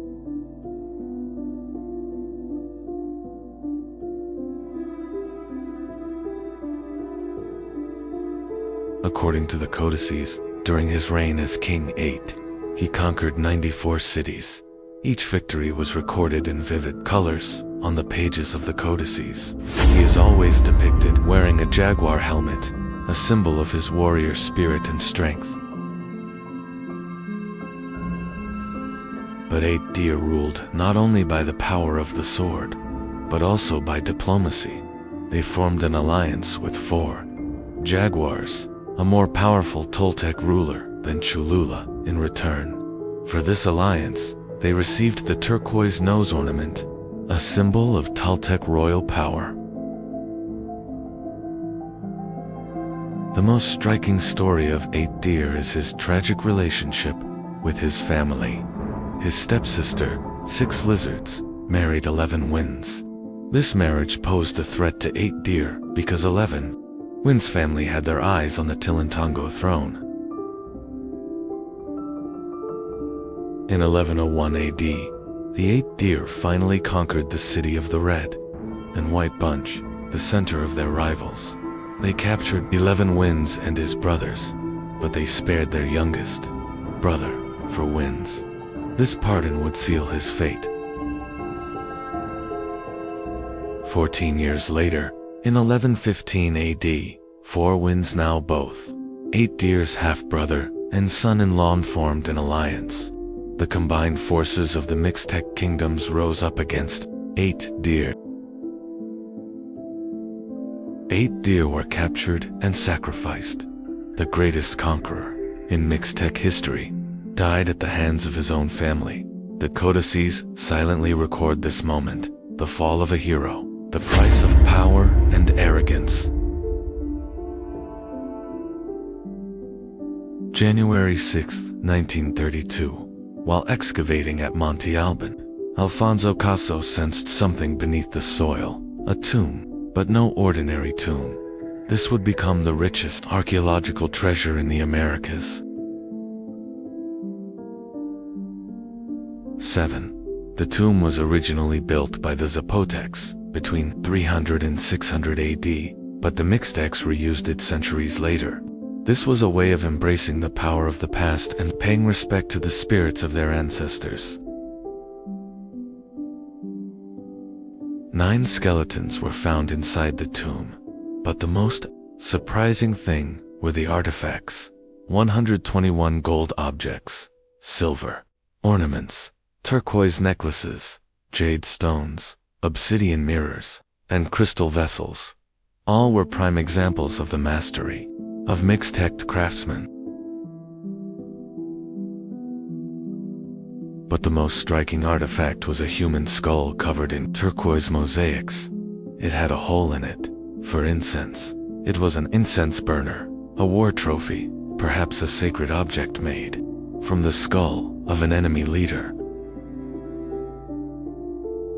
For years, archaeologists believed the main person in the tomb was a male warrior.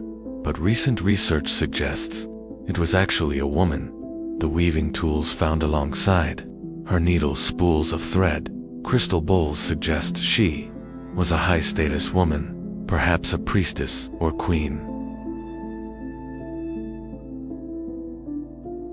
This discovery prompted us to rethink the role of women in Mixtec society.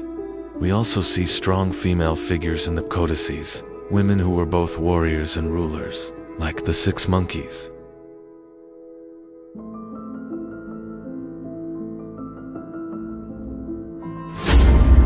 The tomb's treasures are now on display at the Oaxaca Cultural Museum, but the tomb itself, high up in Monte Alban, still awaits visitors.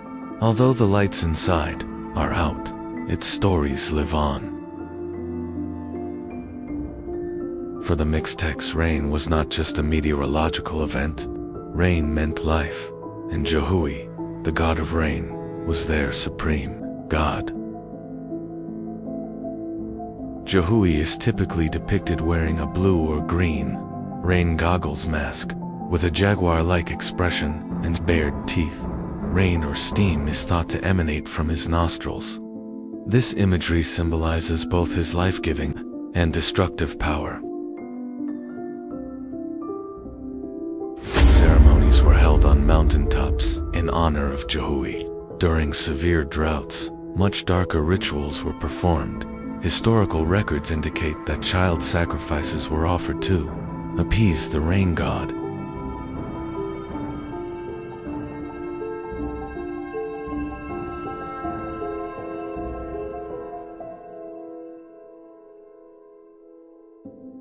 This practice reveals the deep fear and reverence inherent in Mesoamerican religions.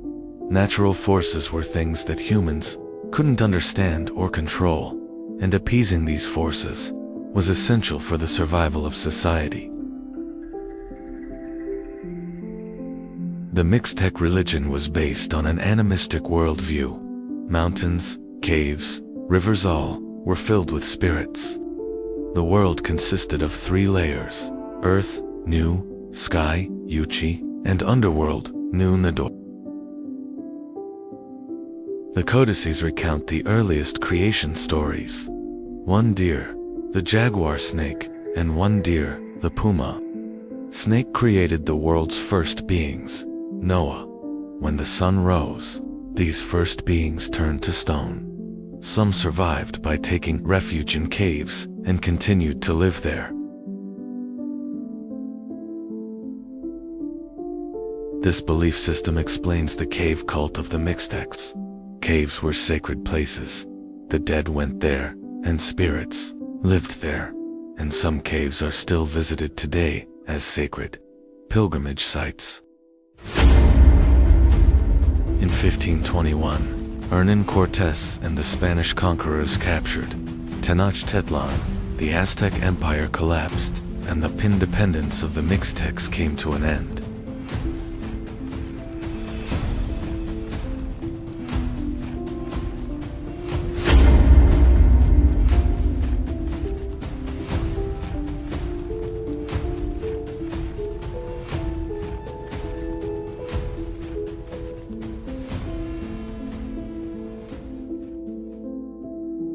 The arrival of the Spaniards was meant to be the end for the Mixtec civilization, but that wasn't entirely the case. The Mixtecs survived culturally. They preserved their language, traditions, and identity. Today, more than 500,000 people still speak Mixtec. In the mountain villages of Oaxaca, traditional farming methods continue. Women still weave, and ancient symbols live on in the patterns.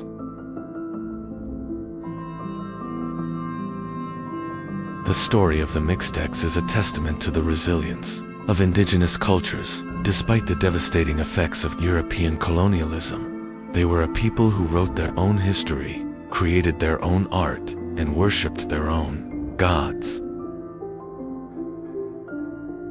Most of the codices were taken to Europe.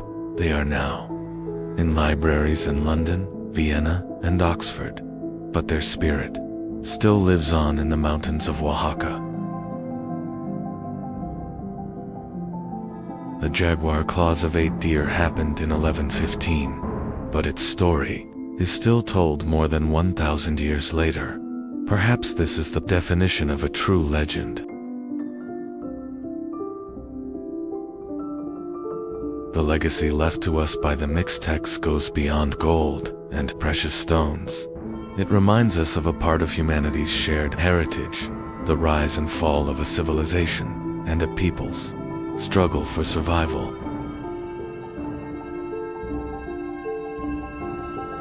And when the mists cover the valleys of Oaxaca, when the wind blows through the mountains, you can still see the jaguar helmet of the 8 deer. It's still there, still waiting, still telling its story. We are traveling through world history in chronological order, civilization by civilization, step by step across thousands of years, from the first cities to great empires, from forgotten kingdoms to legendary rulers. This journey has just begun. Join this journey through world history, subscribe, and explore the story of humanity with us.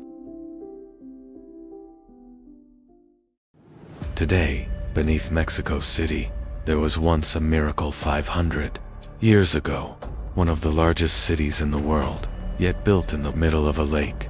Its people were not fishing in the water, they were building pyramids. And the inhabitants of this city demanded blood every day so that the sun would not die.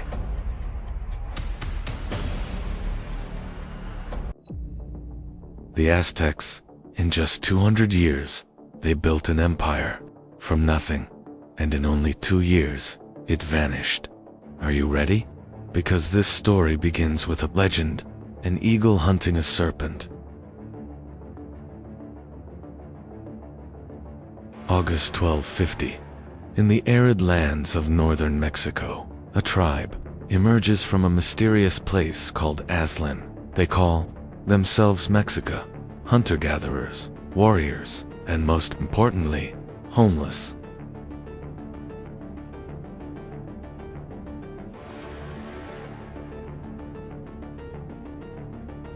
For centuries they migrated. Everywhere doors were slammed in their faces. Why? Because these men simply did not want peace. The war god Huitzilopochtli had told them, "You are the chosen people, but there is no paradise without bloodshed."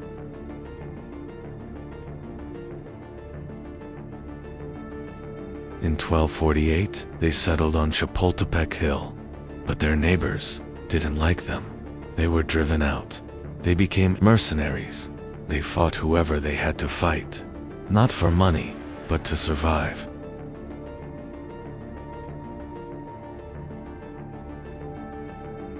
In 1325, a miracle happened.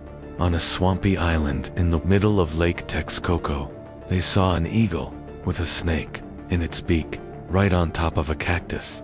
They had been waiting for this sign. This would be Tenochtitlan, the heart of present-day Mexico City.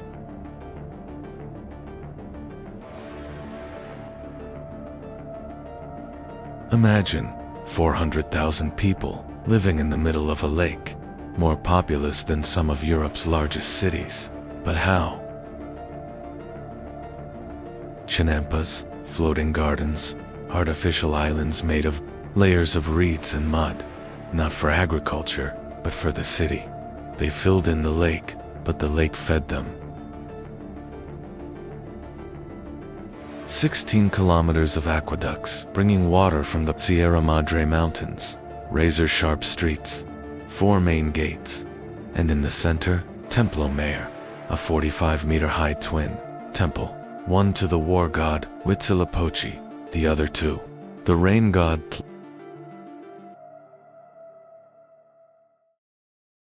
But the craziest part, when the Spaniards first arrived, they said, "It's more beautiful than Venice Hernan courts."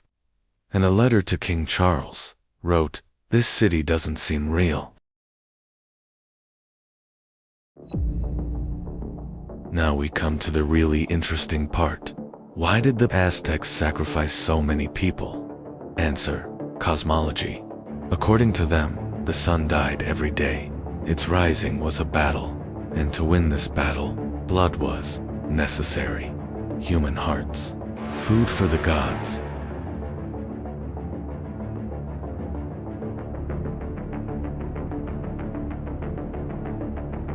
But how was this ritual performed? The sacrificial animal was first carried ceremonially for 4 days. It was painted and adorned with feathers. On the last night, it was carried up the 114 steps of the Templo Mayor. At the top, 2 priests waited. One held it by the head, the other by the feet, and they laid it on the stone altar. And An obsidian blade would be inserted below the rib cage, and the heart would be removed while it was still beating. The heart would be placed in a stone bowl and offered to the god. The body, it would be thrown down the stairs.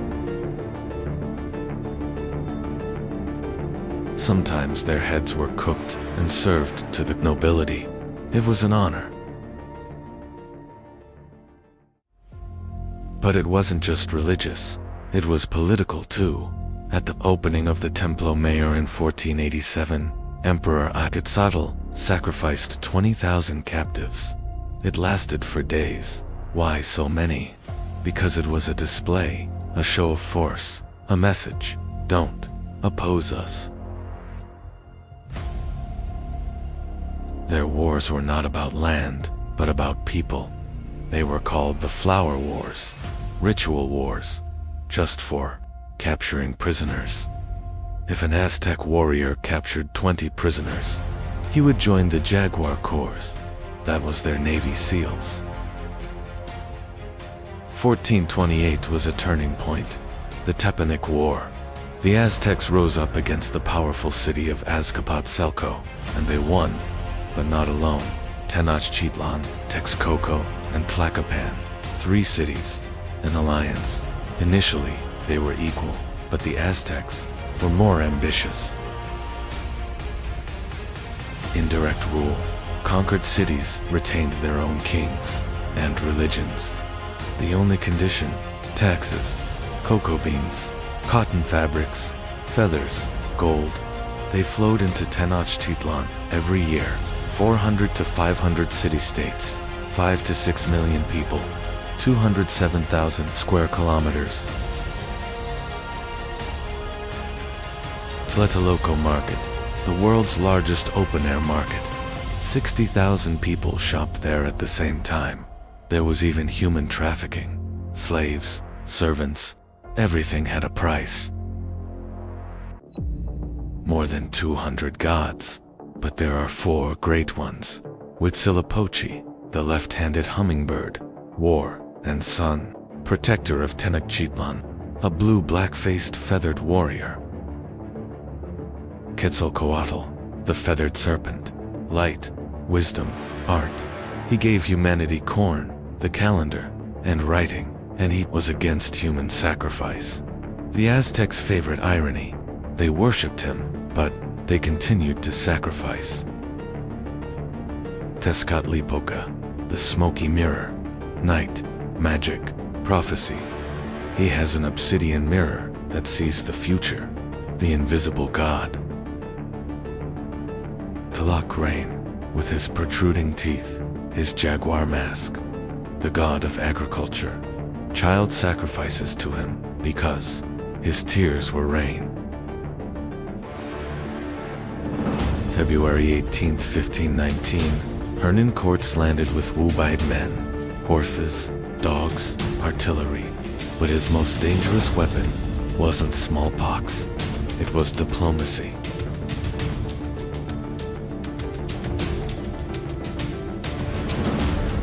The Aztecs had many enemies. The people of Tlaxcala had never submitted.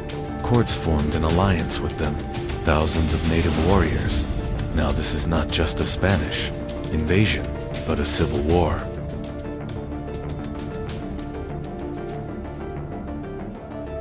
November 8, 1519, courts entered Tenochtitlan. Moctezuma thought him a god. The return of Quetzalcoatl, golden gifts, jewels. But courts wanted gold, and more.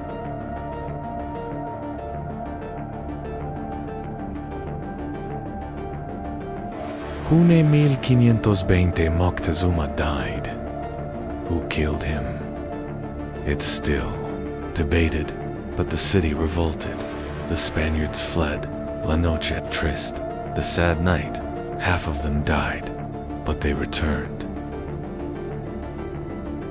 August 13th, 1521. 75 days of siege, famine, smallpox. 25% to 50% of the population died. The last emperor, Cuauhtémoc, was captured. Tenochtitlan fell. Tenochtitlan lies beneath Mexico City today. The Templo Mayor was rediscovered in 1978. Something new emerges with every excavation. But weren't the Aztecs real? Mexico's name comes from Mexica, the eagle and snake on their flag.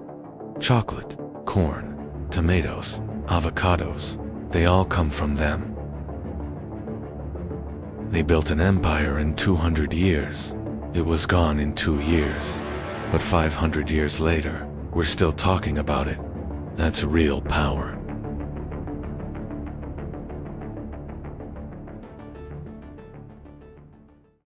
Today, there is a city in Italy.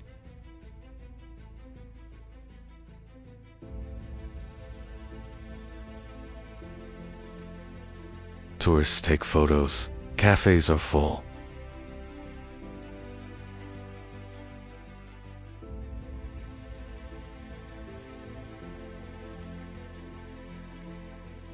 But 2,000 years ago,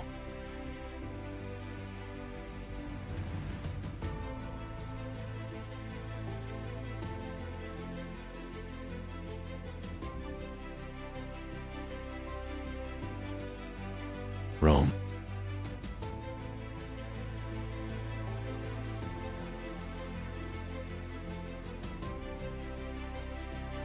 Paved roads, apartments, sewer systems. We still use them. They built them 2,000 years ago.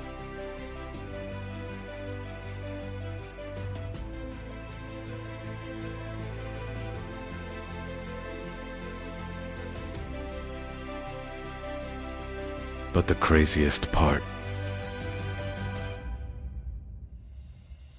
this empire was not built in one day. It did not collapse in one day either. And when it collapsed, the world was plunged into darkness. Are you ready?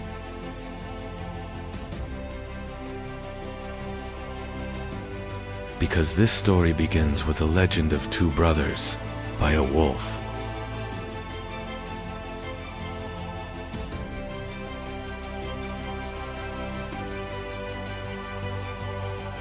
(753 BC), the Italian peninsula.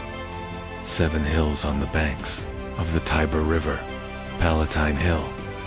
Here is a shepherd's tent. Inside are 2 infants, Romulus and Remus.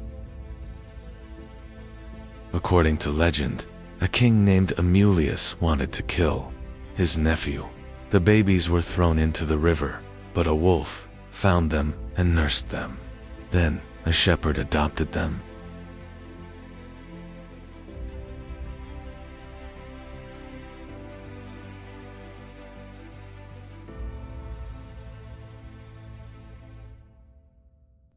Then a shepherd adopted him.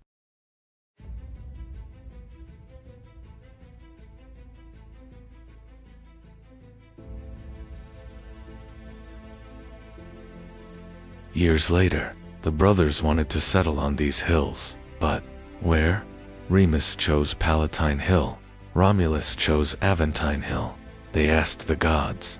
They counted the distances as the crow flies. Romulus saw 12. Remus saw 6. Romulus won.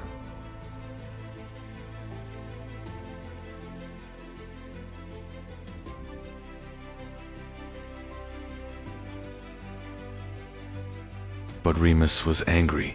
He breached his brother's walls. Romulus killed him. "Whoever else breaches my walls shall die," he said, and Rome was built on blood. It was initially a pastoral village. 300 houses, 3,000 inhabitants. They stole from the Etruscans, abducted women from the Sabines, small but warlike, and most importantly, they were stubborn. 509 BC, the last king, Tarquinius Superbus, was exiled. "There is no king," they cried. "Senatus, Populusque, Romanus, SPQR, Senate, and Roman people." But this wasn't a democracy. Patricians, the nobility; plebeians, the common people. If the plebeians were in debt, they would become slaves. In 494 BC, they revolted. "If you don't give us our rights, we will leave the city." Result: tribunus, plebis, popular tribunes, right of veto. The first system of checks and balances in Rome. And war. It took 150 years to conquer the Italian peninsula. The Samnite Wars. Victory against Pyrrhus, Pyrrhic victory. If a victory is won with losses, it is actually a defeat.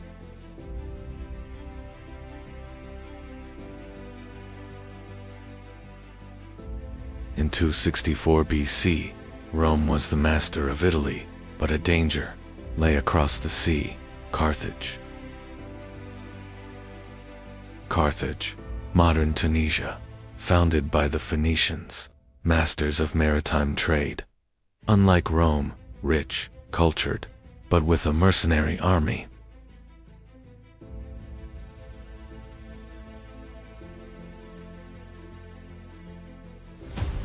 The First Punic War, 264 to 241 BC. 23 years. Naval battles. Rome formed its first fleet, Corvus Cro. They lowered bridges from the ships, turning the naval battle into a land battle.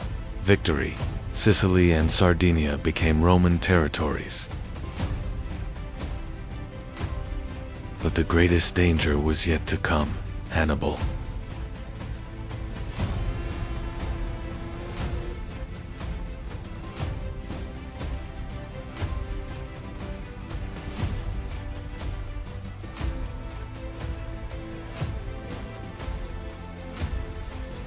Hannibal Barca.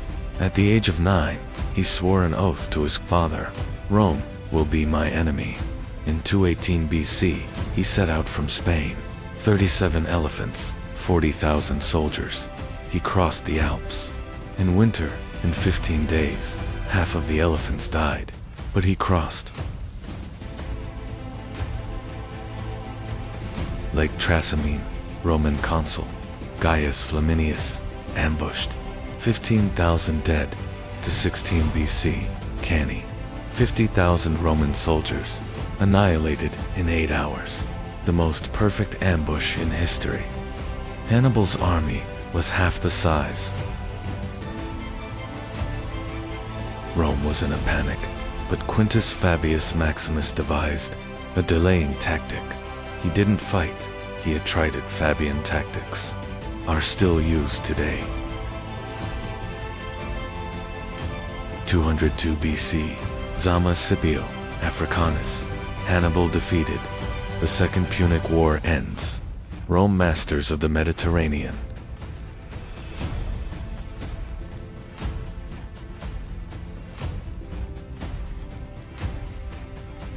(146 BC), the Third Punic War. Cato the Elder said in every speech, "Carthage must be destroyed." Finally, they destroyed it. The city burned for 17 days. The ground turned to salt. Carthage no more. That same year, Corinth was also destroyed. Greece became a Roman province. The Mediterranean, Mare Nostrum, RC. The price of victory, 133 BC. The Gracchus brothers, Tiberius and Gaius. They said, "The soldiers are returning. Landless, the rich are seizing everything," they demanded. Reform. The nobles killed them. The first bloody political assassinations. Marius and Sulla, 88 BC. Generals gained power. Army loyalty shifted to the general. Sulla became a dictator. Prescription lists, lists of those to be killed. 5,000 names. And Spartacus, 73 BC, a gladiator slave. He escaped with 70 people. In 2 years, his number grew to 120,000. Rome's greatest fear, a slave revolt. Marcus Licinius Crassus crushed it. 6,000 rebels were crucified on the Appian Way, a corpse every 40 meters.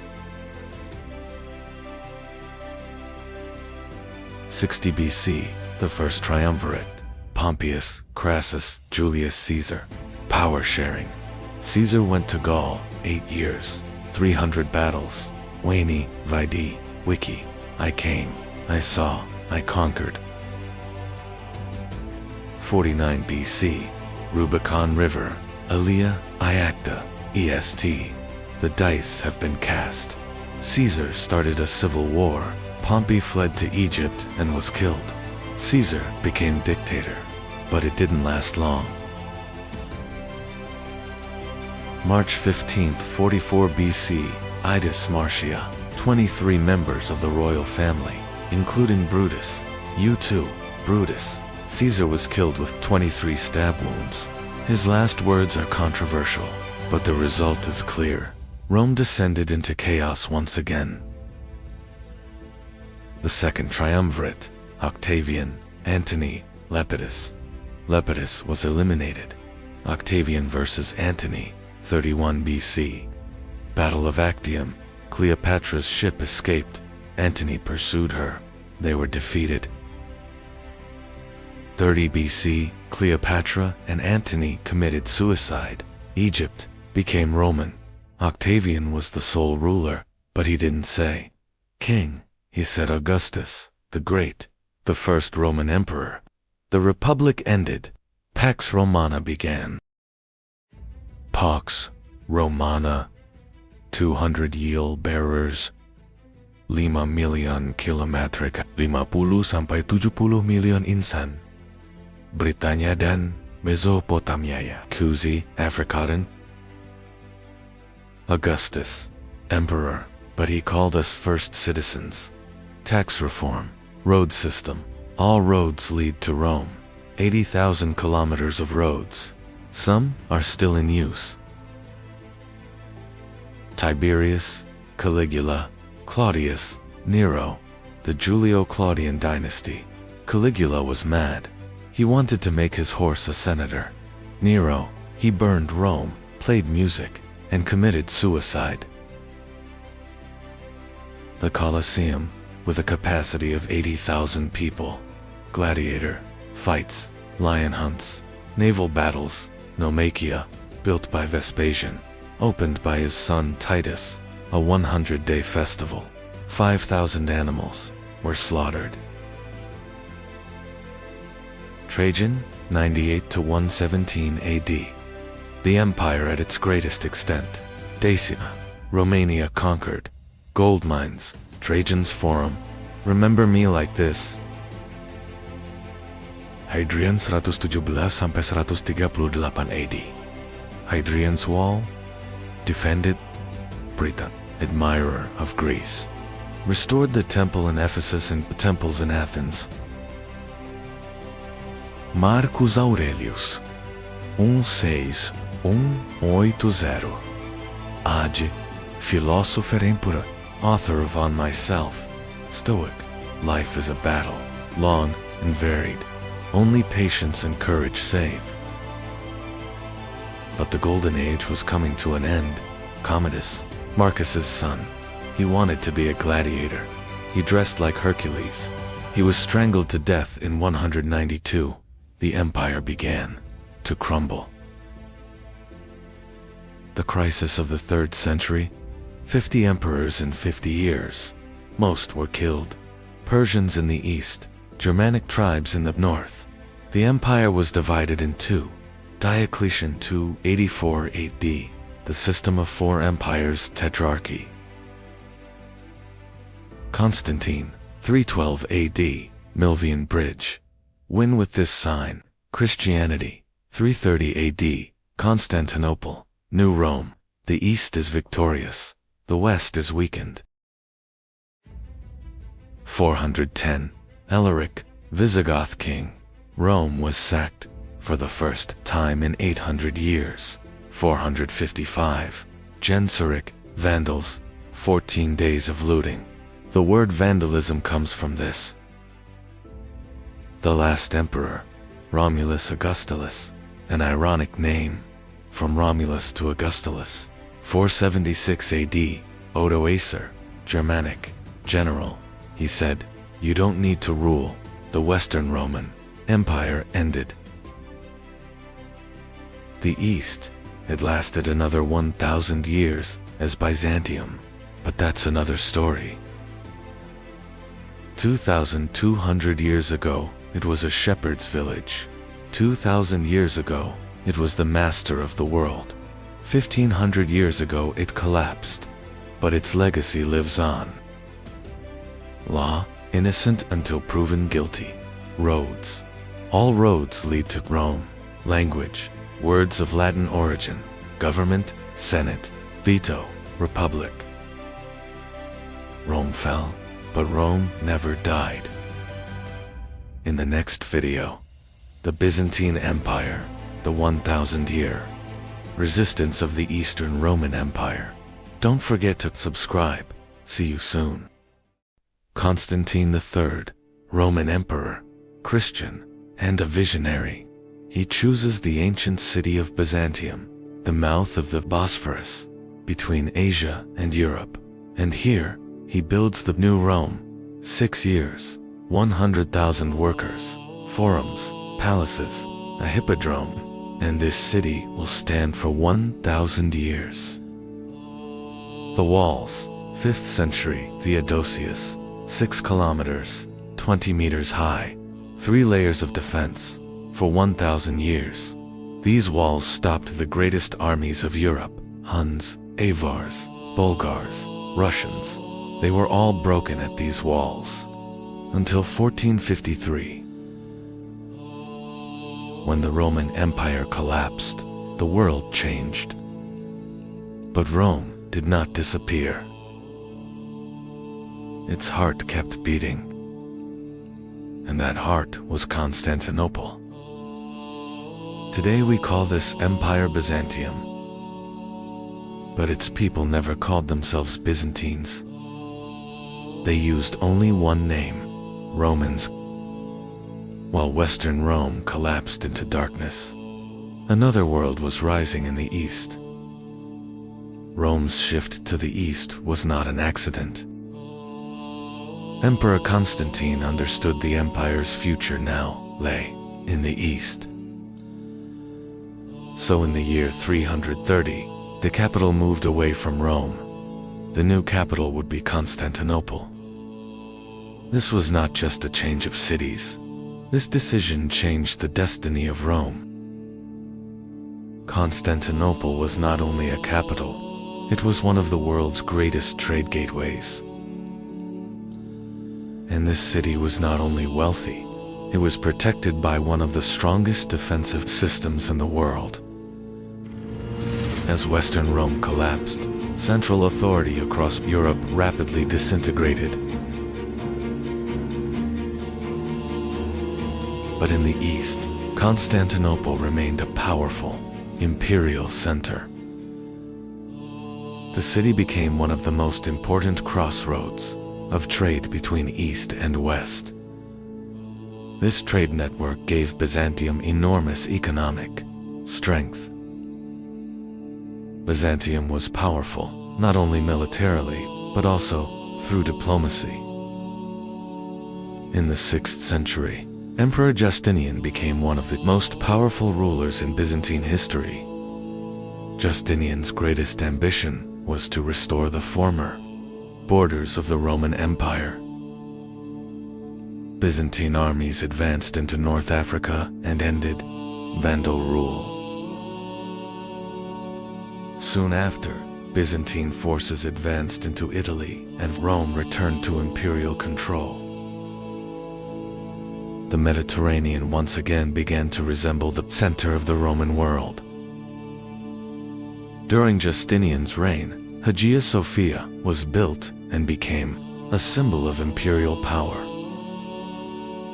527. Justinian, 38 years in power, and the height of the empire, reclaiming the West, Africa, Italy, Spain, former Roman territories, the Codex, the foundation of law, We still use it today. And Theodora, the Empress, coming from slavery, fighting for women's rights, 1500 years ago. Hagia Sophia was not only a place of worship but also a peak of Byzantine engineering. Constantinople was not only a capital, but also one of the richest cities in the world. For centuries, Constantinople once again became one of the richest cities in the world. The heart of trade between East and West beat here.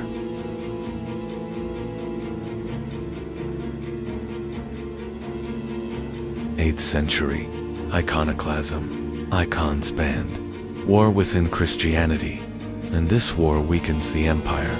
1054, the Great Rome and Constantinople, Catholic and Orthodox.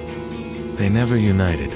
In 1204, the Fourth Crusade, the Crusaders plunder the Christian city. Byzantium falls to its own brethren. 50 years of occupation, and then a resurgence. But weaker, always weaker. Justinian reorganized Roman law and left a lasting legacy. However, Byzantium entered long and exhausting wars with the Sasanian Persians in the east. After these wars, the Arab conquests began, and Byzantium lost important territories. Yet Constantinople survived thanks to its powerful defensive walls. Byzantium survived not only through war, but also through diplomacy. The empire developed new military systems to defend its borders. But in 1071, the Battle of Manzikert became a major turning point for Byzantium. After the defeat at Manzikert, the gates of Anatolia began to close for Byzantium. Byzantine control in Anatolia rapidly weakened. During this period, Byzantium was forced to seek military support from the West. But the Crusader armies unexpectedly turned toward Constantinople. In 1204, Constantinople was captured by the Crusaders.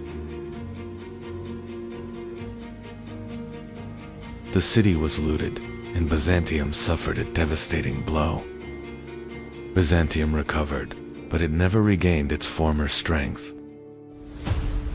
The 14th century, the Ottoman Empire, rising from Anatolia, Byzantium, now a city-state, just Constantinople and the Peloponnese, in 1451, Mehmed II, 19 years old, and his goal is clear.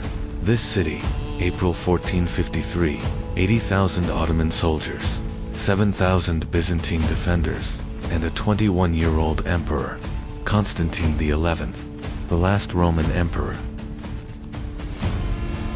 Meanwhile, a new power was rising in Anatolia, the Ottoman state. Ottoman ships were transported over land into the Golden Horn. In 1453, Sultan Mehmed II arrived before the walls of Constantinople. This move neutralized the city's strongest defensive line.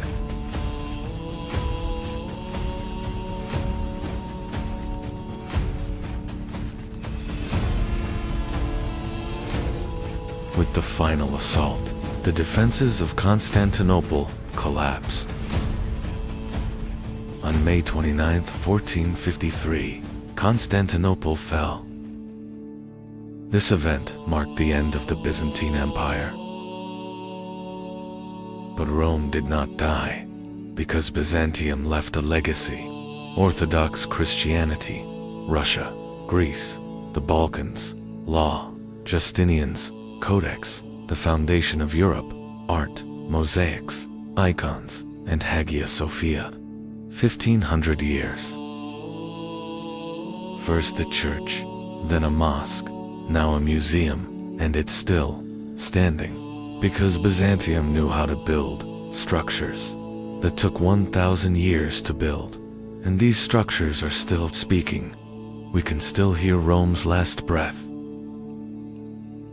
Byzantium, Eastern Rome, Constantinople, Istanbul. The names have changed, but the stones are the same, and we are looking at the same stones, 2,000 years later. Rome was founded in 753 BC. It ended in 1453 AD, 2,206 years.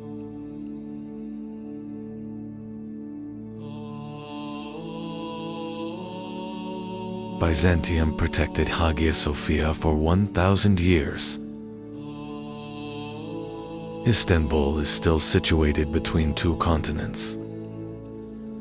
Hagia Sophia welcomes its visitors in all its splendor on Turkish soil.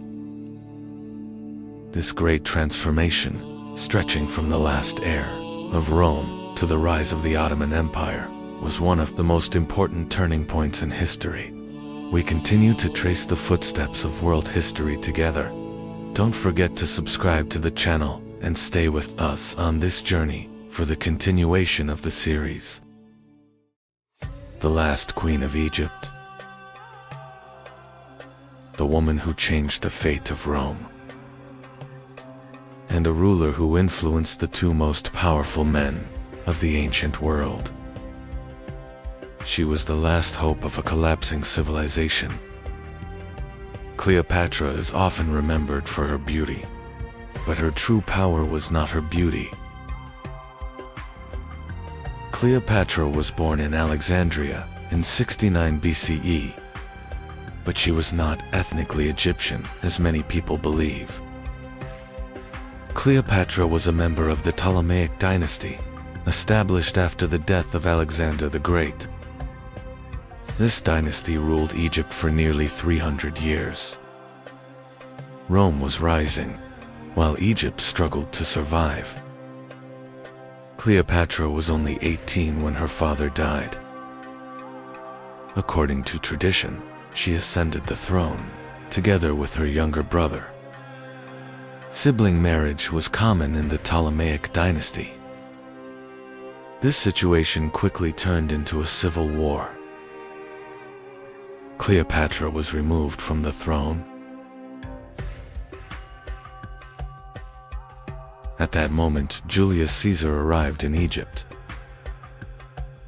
Cleopatra made one of the boldest political moves in history. Legend says she entered the palace hidden inside a carpet. This was not just a dramatic entrance. Cleopatra gained Caesar's support. With his help, she returned to the throne. This event changed not only the fate of Egypt, but also the future of Rome. From this union, a child was born, Caesar. But in 44 BCE, Caesar was assassinated in the Senate by a group of senators, including Brutus and Cassius. Cleopatra was once again alone. A new leader emerged in Rome, Mark Antony. Cleopatra formed an alliance with him. This alliance soon became a powerful partnership. Together they formed a major power in the Eastern Mediterranean. 10 years, 2 children, and a plan. Donations of Alexandria. 34 BC, Antony gives the East to Cleopatra's children: Egypt, Syria, Cilicia, Cyprus. This is Roman territory. And Rome is going mad. Octavian is spreading propaganda. Antony is a prisoner of a woman. The East is surrendering to a woman. Cleopatra was Rome's enemy, but the truth is, it was an alliance of two powerful people, and this alliance was a threat. But another leader was rising in Rome, Octavian. Rome was now divided.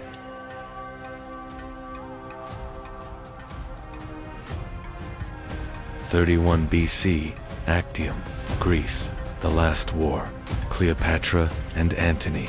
500 ships, Octavian, 400. But the command is chaotic. Antony is not a sailor. Cleopatra is on board. Why? We don't know.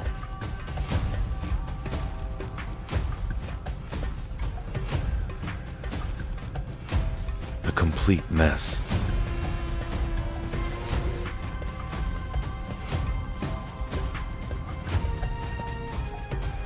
History calls it betrayal.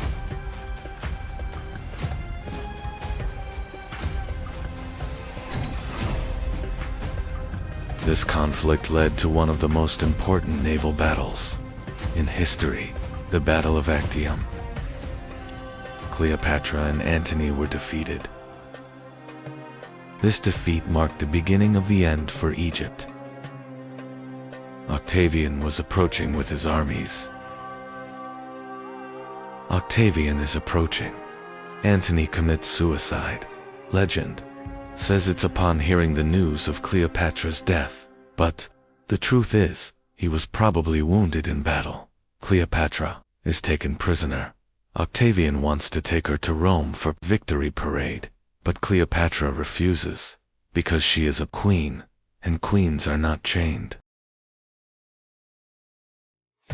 Cleopatra refused to be taken prisoner by Rome, and she made the decision that would enter history. Mark Antony believed Cleopatra was dead. After hearing this, Antony wounded himself. Before dying, Antony was brought to Cleopatra. Mark Antony died in Cleopatra's arms. After Antony's death, Cleopatra mourned deeply. Cleopatra locked herself inside the mausoleum to avoid being captured by Octavian. Octavian wanted to take Cleopatra to Rome alive. Cleopatra met Octavian for the last time. Cleopatra shared her final plan with her loyal servants. Cleopatra wished to be buried beside Mark Antony. Cleopatra sent a final letter to Octavian. Cleopatra tried to save her son Caesarion.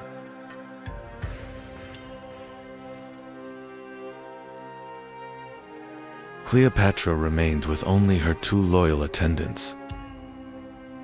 A basket of figs was brought to Cleopatra. Inside the basket was a cobra. Cleopatra took her own life. 30 BC, August 12th. Cleopatra, 39 years old. She is poisoned. The snake, legend, real, perhaps opium, perhaps a poisoned needle, but the result is the same. The last pharaoh dies, and Caesarion, 17 years old, ascends the throne, but only for 11 days. Octavian kills him, because Caesar's son is a threat. Egypt becomes a Roman province. 3,000 years of pharaohs come to an end. Charmian adjusted Cleopatra's crown and said, "This was a death worthy of a queen." Caesarion was captured and executed. When Roman soldiers entered the chamber, they found Cleopatra dead. Octavian received the news of Cleopatra's death. Cleopatra and Mark Antony were buried together. Egypt was no longer an independent kingdom. Egypt became one of the most important provinces of the Roman Empire. The age of the pharaohs had come to an end. Cleopatra's name continued to be remembered, even 2,000 years later. Cleopatra was not remembered only for her beauty. Cleopatra could speak 9 different languages. Cleopatra was the first Ptolemaic ruler to speak the Egyptian language. Cleopatra was a skilled diplomat. Cleopatra was the last ruler who tried to save her country. Cleopatra's story was not a love story. It was a struggle between empires. Most of what we know about Cleopatra comes from Roman historians. For this reason, Cleopatra's true story is still debated today. Roman historians portrayed Cleopatra as a threat. Cleopatra was not only a queen, but a powerful leader. History remembers not only rulers, but the decisions they made. Cleopatra. History remembers her for her beauty and intrigue, but she was also a diplomat, a linguist, a survivor. He reigned for 22 years. He formed alliances with two great Roman leaders, and he maintained control to the very end. Even his death was his own choice, because he was the last pharaoh, and pharaohs don't become slaves. Rome defeated her, but Cleopatra became a legend, and 2,000 years later, we're still talking about her, because she wasn't just a queen, she was the last. The last pharaoh, the first feminist, a legend. Follow the channel to explore world history in chronological order and continue this journey through time with us. Year 224. Rome faced a new enemy in the east. Its name was the Sassanid Empire, and it would become Rome's greatest rival for 4 centuries.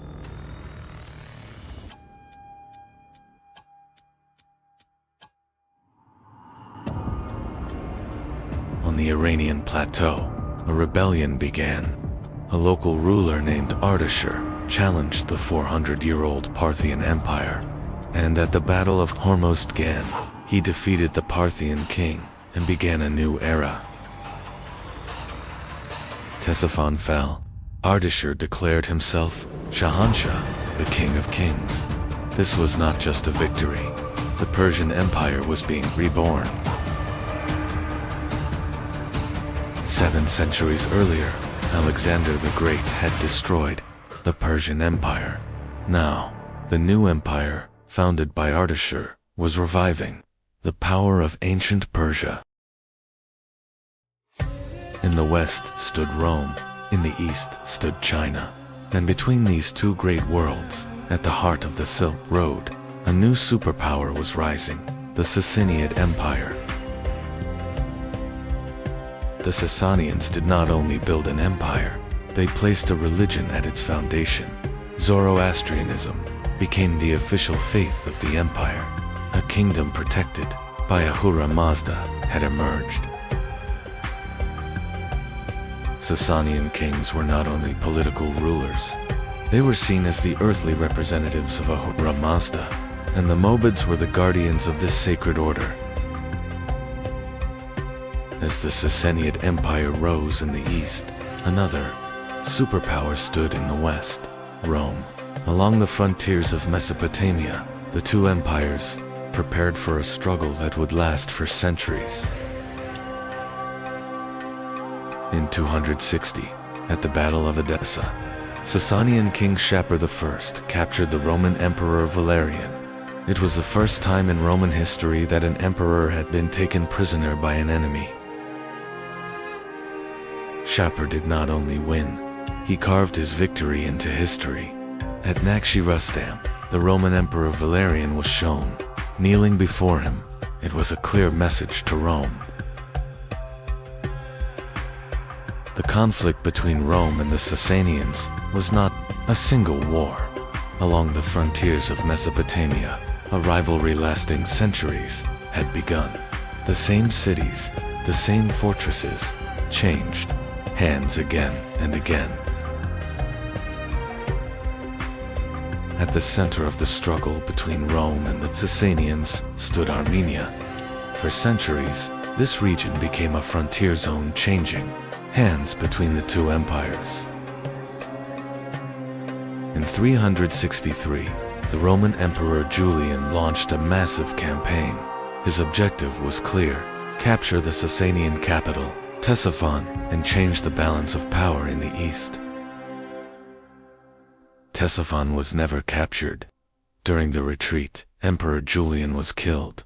This campaign ended Rome's hopes of dominating the eastern frontier. In 531, Khosrow I came to the throne and became one of the greatest rulers of the Sasanian Empire. During his reign, the empire did not only expand, it was reorganized.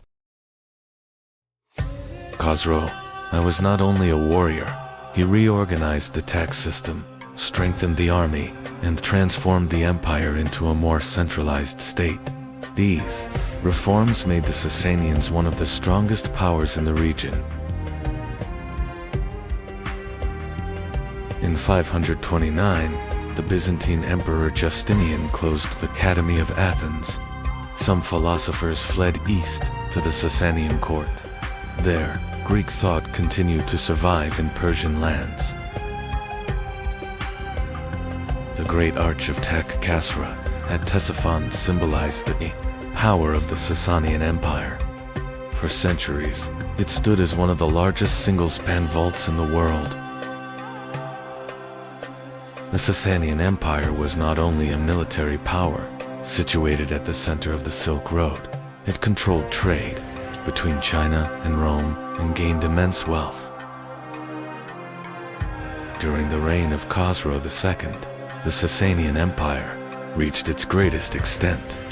Persian armies captured Jerusalem, Syria, and Egypt, pushing Byzantium into one of the most difficult crises in its history. Byzantine Emperor Heraclius launched an unexpected counteroffensive, advancing deep into Persian territory. The Byzantine army began to change the course of the war. The war that lasted 26 years had ended, but there was no winner. Both Byzantium and the Sasanian Empire were exhausted and vulnerable, and this weakness would open the way for a new power to rise.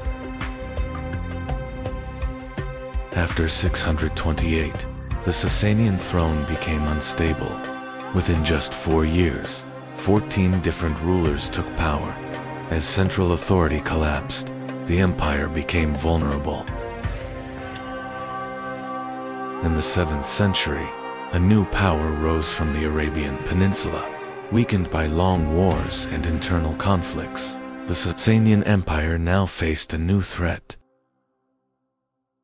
In 636, two armies met at Al-Qadisiyah. This was not just another battle. It was a turning point that would decide the fate of the Sasanian Empire.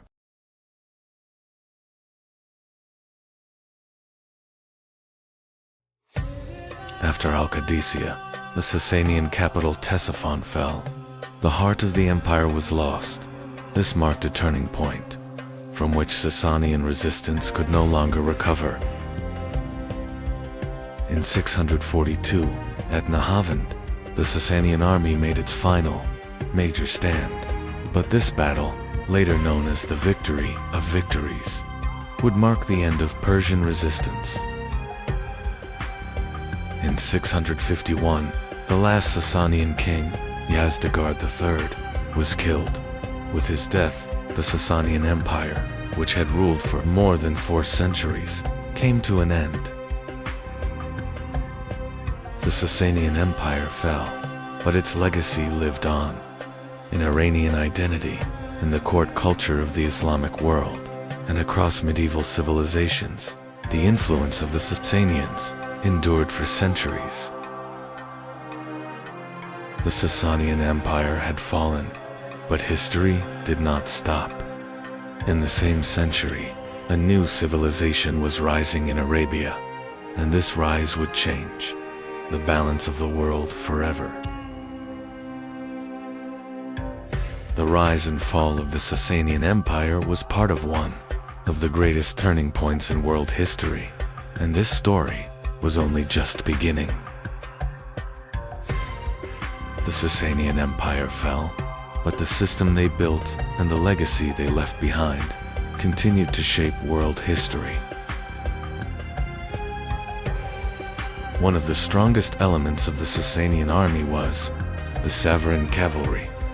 These heavily armored horsemen formed the backbone of the empire's military strength against Rome for centuries. The Sasanian army was not made up of cavalry alone. War elephants provided both physical and psychological superiority against enemy armies. Ctesiphon was not just the capital. It was the political and economic center of the Sasanian Empire, Rome's greatest rival in the east. The Sasanian Empire rested on a strong social structure. Priests protected religion, warriors defended the borders, officials governed the state, and farmers sustained the empire's economy. The Sasanian Empire fell, but its court traditions, administrative system, and political culture continued to live on during the Abbasid era. The Sasanian Empire had fallen, but Persian cultural identity did not disappear. The legacy of the Sasanians continued for centuries to come. The Sasanians created a powerful monetary system. The silver dram became an important currency used not only inside the empire, but across the Middle East and Central Asia.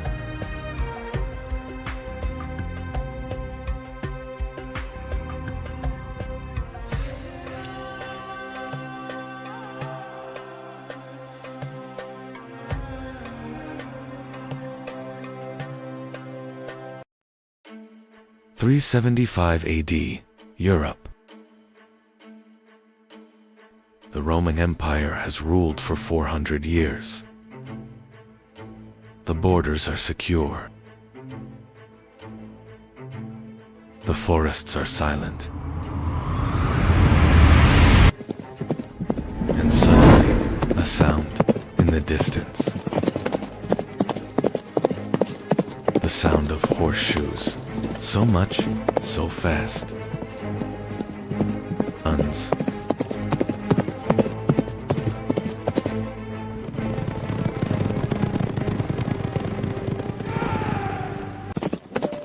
They are from Asia. And this sound will bring about the end of Europe. Because this is the beginning of the Great Migration of peoples. It will last 200 years. Vandals, Visigoths, Ostrogoths, Franks, Anglo-Saxons. They will all move. And Rome will fall. This is not just a migration. This is a chain reaction.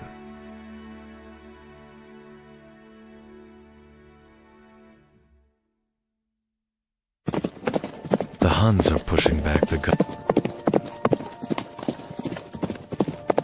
Goths, the Vandals, the Alans, and all of them towards Rome. 200 years, 5 million people. And in the end, the map of Europe will be redrawn.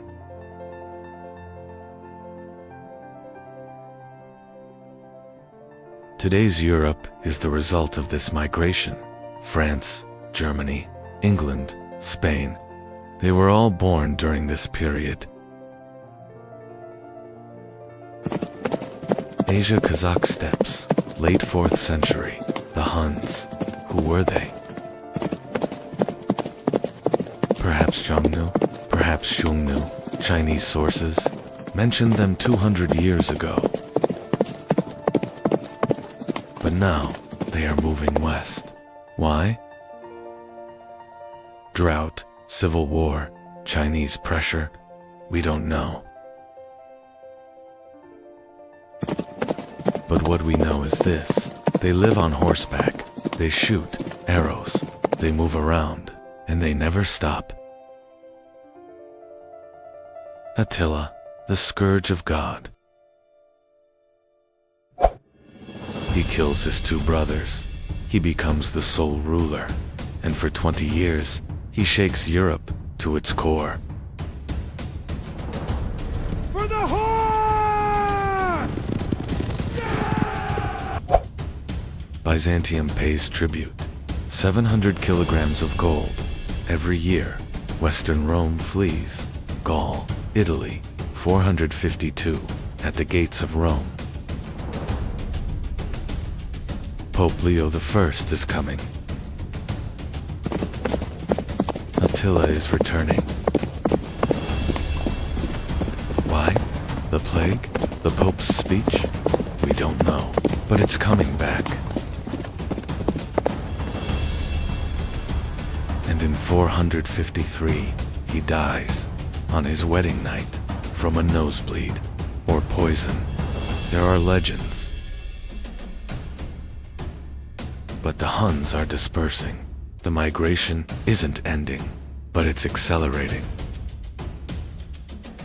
The Goths, they're coming from Scandinavia, 200 years ago, South Vistula River, Nis.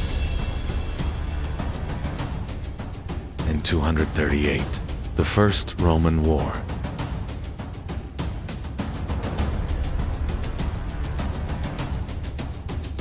But at the same time, trade will continue. The Goths want Rome. And Rome wants the Goths. Soldier, refugee, buffer zone. This relationship will last 200 years, but in 376, it changes. The Huns are coming. 376, Fritigorn, Gothic king, reaching the Roman border. Refugees, hungry, and Rome is helping the refugees. But it's not enough. The hunger revolt begins in 300. Emperor Valens is dying. For the first time, an emperor is killed by barbarians. 410, Alaric, Visigoth king. He enters Rome. 3 days of looting. For the first time in 800 years, Rome has fallen. The world is in shock.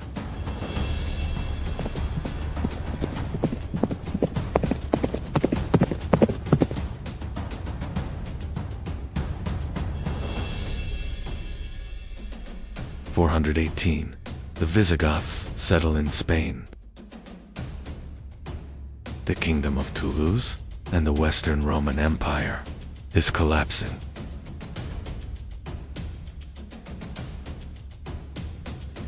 476, the last emperor, Romulus Augustulus, young puppet. The Ostrogoth general Odoacer dethrones him.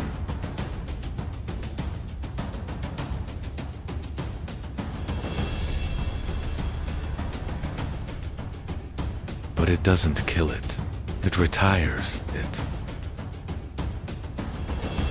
The Goths are now in Italy, and the Western Roman Empire is coming to an end.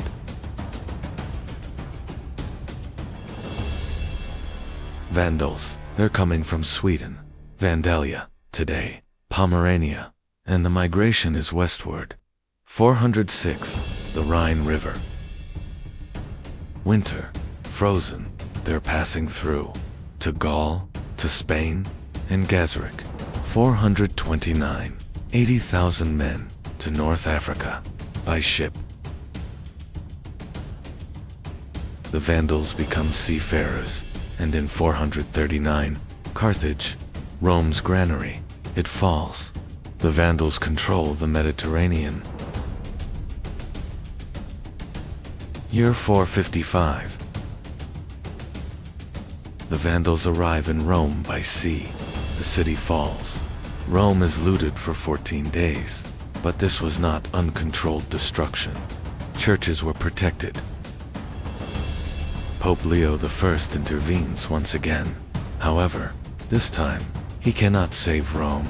The Vandals were no longer just a migrating people.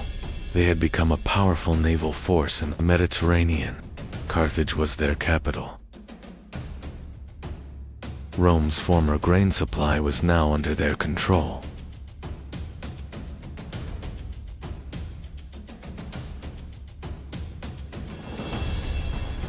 Gold and trade were strengthening Vandal power.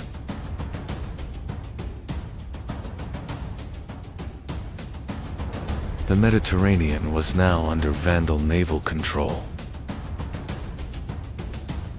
The Franks were a Germanic people, living along the Rhine River, but they were influenced by Rome.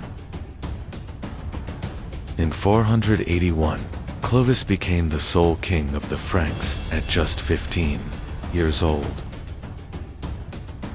And Clovis fought continuously for nearly 30 years. The victory at Soissons broke the last major Roman resistance in Gaul.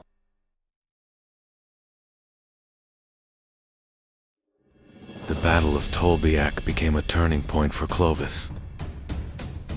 In 496, Clovis converted to Christianity. It was not only faith, it was strategy. The Roman Church and the Gallo-Roman population now supported Clovis. Clovis died, but the Franks continued to grow, and from this legacy emerged France, Germany, the Netherlands, and Belgium. In just 200 years, between 375 and 575, Europe became unrecognizable. Western Rome collapsed. The Eastern Roman Empire survived, but reduced in power. New kingdoms emerged: Visigothic Spain, Ostrogothic Italy, Frankish Gaul. The Vandals, Burgundians, Alans, Herulian Gepids. Some disappeared, others faded into history. This transformation was not only political. Language, culture, and religion changed. Christianity spread. The Pope grew. Stronger, Rome returned, not as an empire, but as a church. Today, France, Germany, England, Spain, and Italy. All of them were born in this period. The migration period was not destruction, it was rebirth. The fall of Rome was the birth of Europe. This was a story of 200 years, a story that began with the sound of hooves. The Huns, Goths, Vandals, and Franks disappeared, but their traces remained. The migration period lasted from 375 to 568, 200 years. 5 million people moved. Europe was reborn. Rome fell, but Europe began. In the silence of the Arabian desert, on a mountain above the city of Mecca, a message that would change human history was about to begin.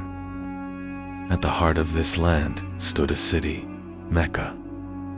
And at the center of Mecca stood a structure revered for centuries, the Kaaba. In the early 7th century, the Arabian Peninsula, a land of vast deserts, tribal rivalries, and intersecting trade routes. In this land, a message would emerge that would change the course of world history. At the time Islam emerged, the Arabian Peninsula was politically fragmented. There was no central state. Society was organized around tribes, and each tribe governed itself. Rivalries and conflicts between tribes were part of everyday life. The strong held decisive power over the weak within society. Inside the Kaaba in Mecca stood hundreds of idols. It was in this very environment that a new message would soon emerge. Around the year 570 CE, a child was born in Mecca. He would become the bearer of a message that would change the course of world history. He lost his father before he was born, and at a young age. He also lost his mother, growing up as an orphan. He was first cared for by his grandfather Abdul Muttalib, and later by his uncle Abu Talib. In his youth, he worked in trade and had the opportunity to travel across different regions of Arabia. In his youth, he worked in trade. He traveled across different regions of Arabia. These journeys expanded his understanding of the world around him. Because of his honesty and integrity, he earned the respect of the people of Mecca.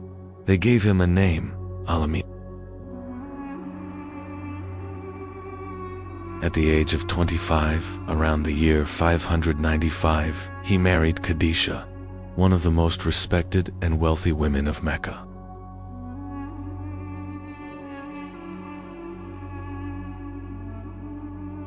The year was 610. He had withdrawn to the cave of Hira, near Mecca. There an event was about to unfold that would change the course of human history. One night, inside the cave of Hira, the first revelation began that would change the course of human history. And that night, the first word was revealed.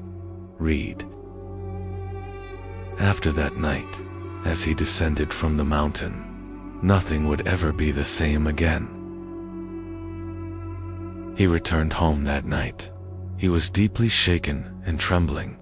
He asked his wife Khadijah to cover him. His wife Khadijah comforted him. She reassured him and stayed by his side. She told him this was not something to fear. He went with his wife Khadijah to Waraka ibn Nawfal. Waraka said that what had happened was a divine revelation. The first to believe in his message were his wife, Khadijah, Ali, Abu Bakr, and Zayd. Thus the first small community of believers began to form. In the early years, Islam was taught in secret. A small community quietly began to grow in Mecca. He later gathered the people on Mount Safa. There, he openly called them to Islam.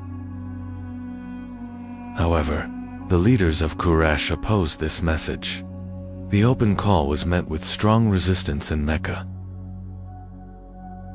As Islam began to spread, persecution started in Mecca.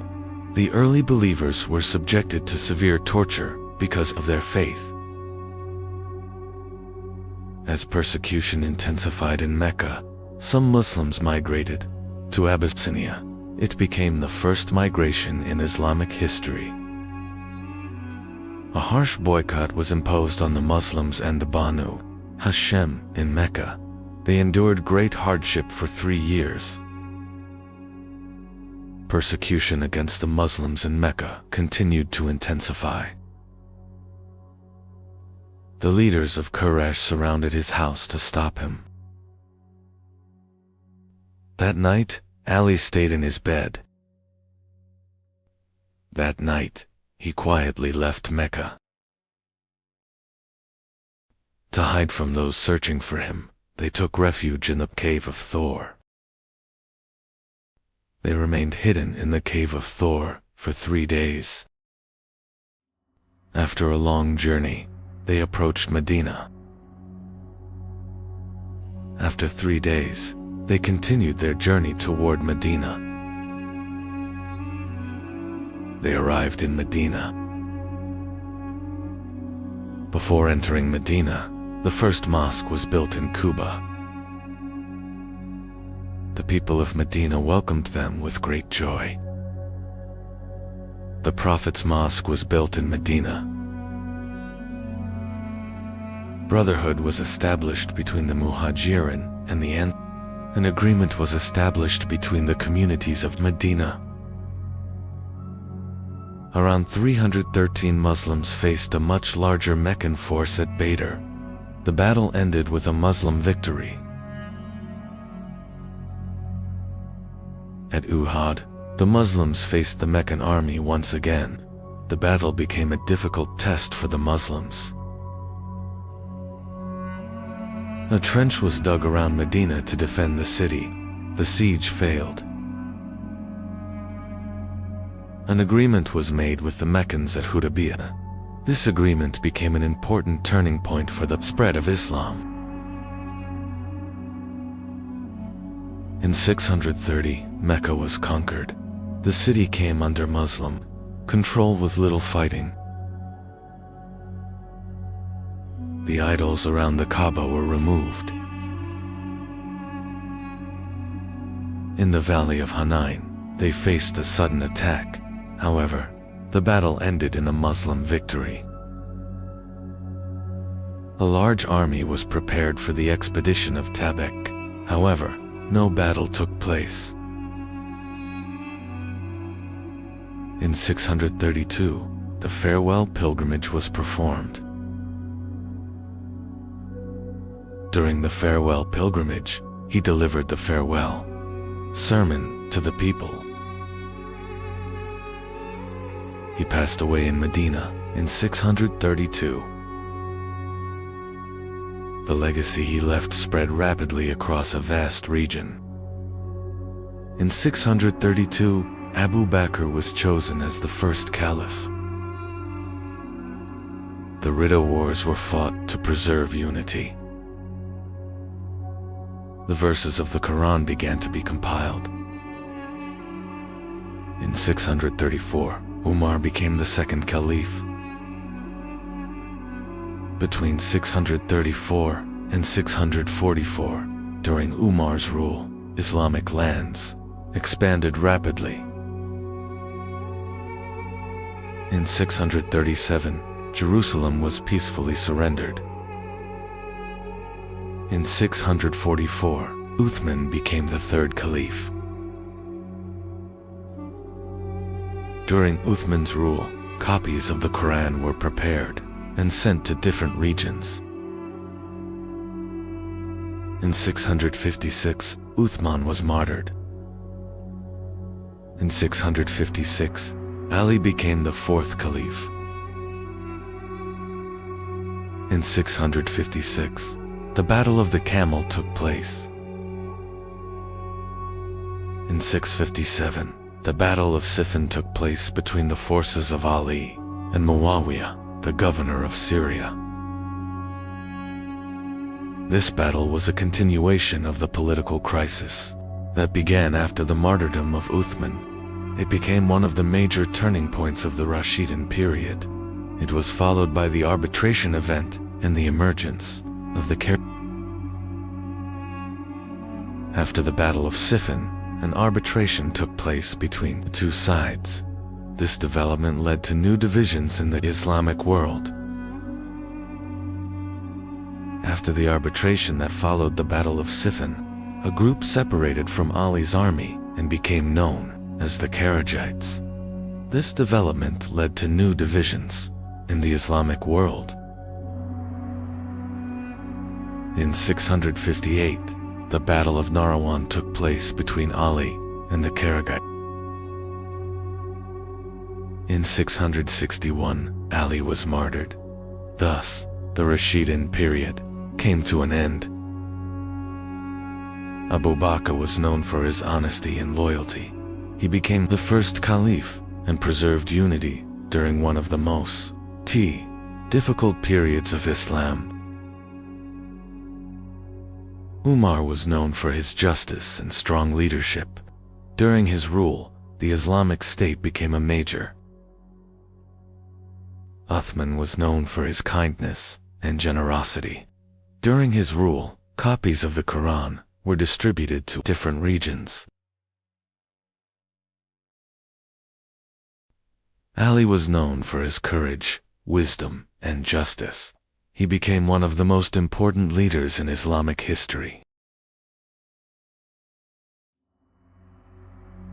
the Quran was revealed gradually over about 23 years. This process guided the community step by step and strengthened the believers. Islam is built upon 5 core practices: declaration of faith, prayer, fasting, charity, and pilgrimage.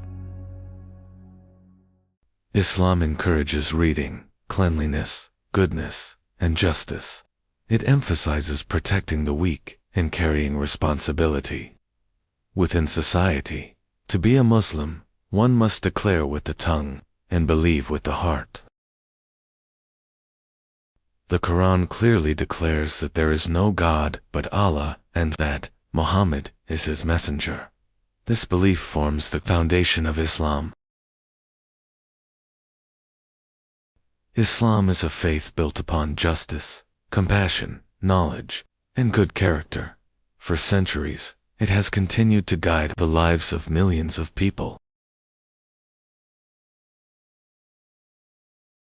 In 661, after the death of Ali, a new era began in the Islamic world. After the death of Ali, Muawiyah became the caliph, and the Umayyad period began. During this period, the caliphate changed from an elected leadership into a hereditary system within the same family. The Umayyads moved the center of administration from Medina to Damascus. Damascus soon became the political center of the Islamic world. During Muawiyah's rule, the state administration was reorganized and the central authority was strengthened. During Muawiyah's rule, a disciplined and powerful army was established.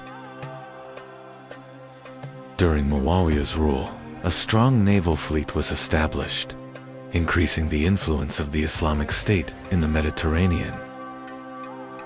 During the Umayyad period, naval conflicts with Byzantium began to shift the balance of power in the Mediterranean. In 680, after Muawiyah, his son Yazid became caliph. Thus, the caliphate turned into a hereditary system passed from father to son. In 680, Hussein and a small group with him were surrounded. In Karbala, this event became a turning point that left a deep impact on Islamic history. During the Umayyad period, Muslim armies advanced westward and brought much of North Africa under their control.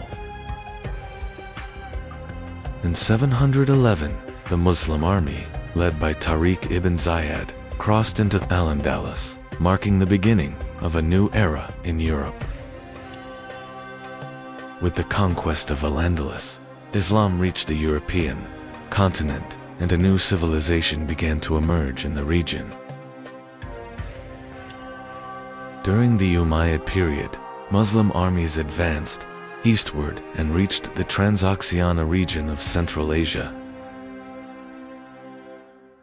Under the command of Muhammad ibn Qasim, Muslim armies reached the region of Sind, bringing Islam to the Indian subcontinent.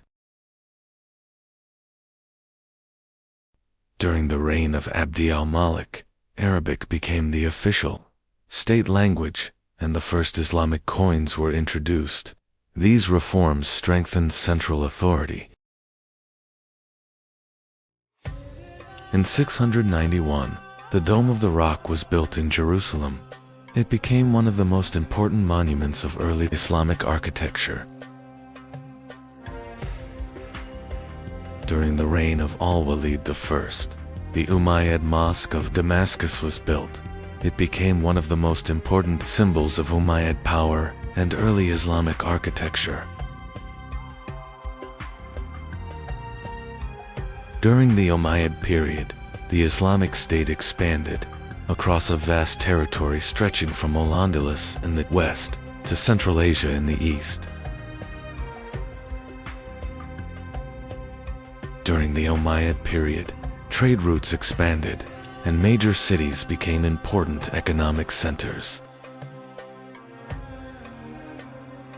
Toward the end of the Umayyad period, the Abbasids began to gain strength and opposition movements spread rapidly.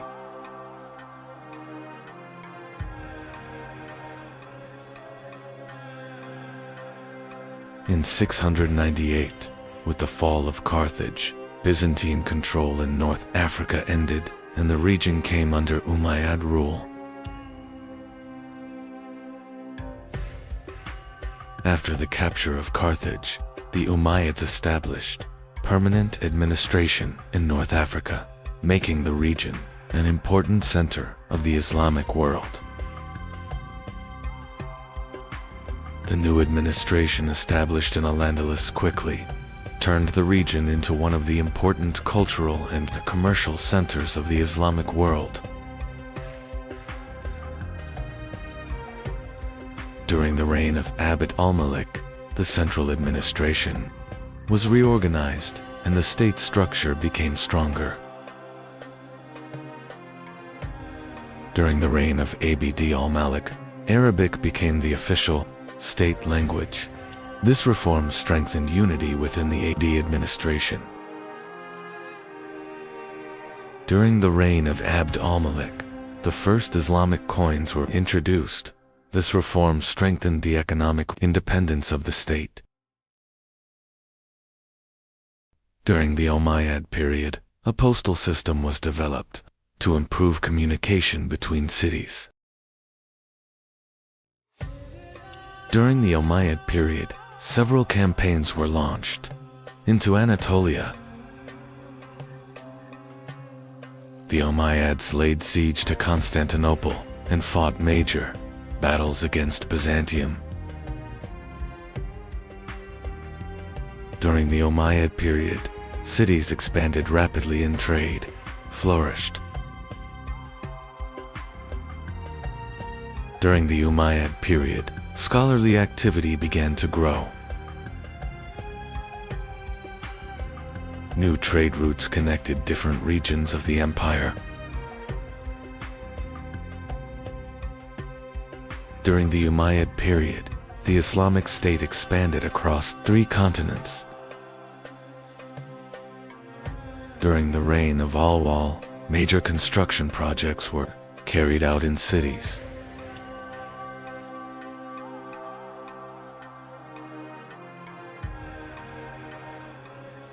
During this period, medical services began to develop.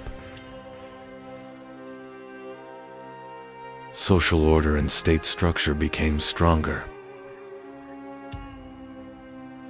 The taxation system was reorganized, increasing state revenues. Over time, the Abbasids began to gain strength. In the region of Khorasan, the Abbasids gathered strong support. In the region of Khorasan, the Abbasid movement quickly began to gain strength. The Abbasids rapidly expanded their influence by gathering support across different regions. Over time, uprisings began in many regions against Umayyad rule.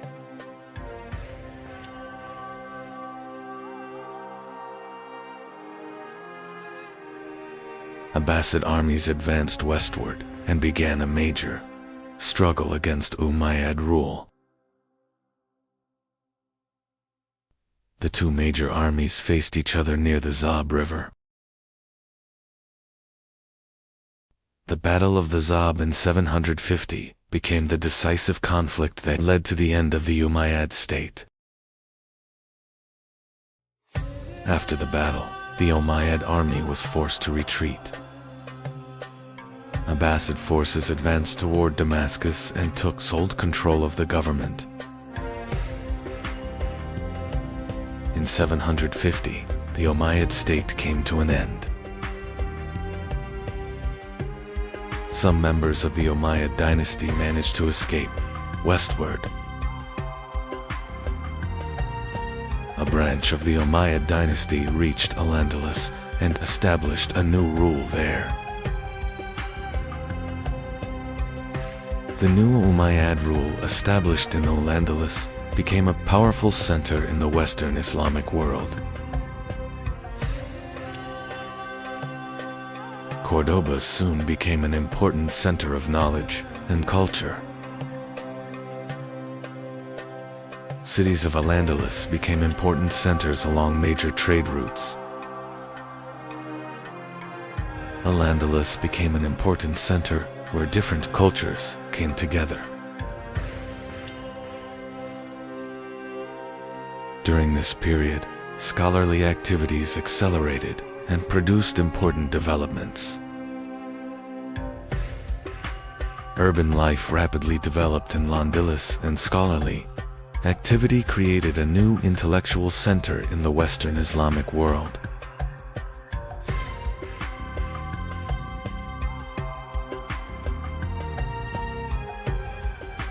The Umayyads left lasting architectural achievements that became an important part of Islamic civilization.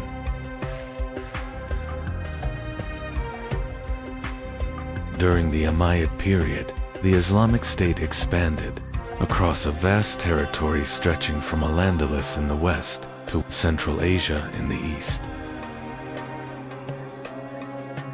The Umayyyad period played an important role in the political, cultural, and economic development of Islamic civilization. The Umayyad period took its place in history as a great era, when Islamic civilization reached vast territories and left a lasting legacy. The year was 750. The Islamic world stood on the edge of a silent but powerful transformation. For nearly a century, the Umayyads ruled the Islamic world. But non-Arab Muslim communities were growing increasingly dissatisfied. And that dissatisfaction turned into a secret movement. This movement united under black banners. In Khorasan, this movement was led by a powerful commander. And finally, two great armies met on the banks of the Zab River.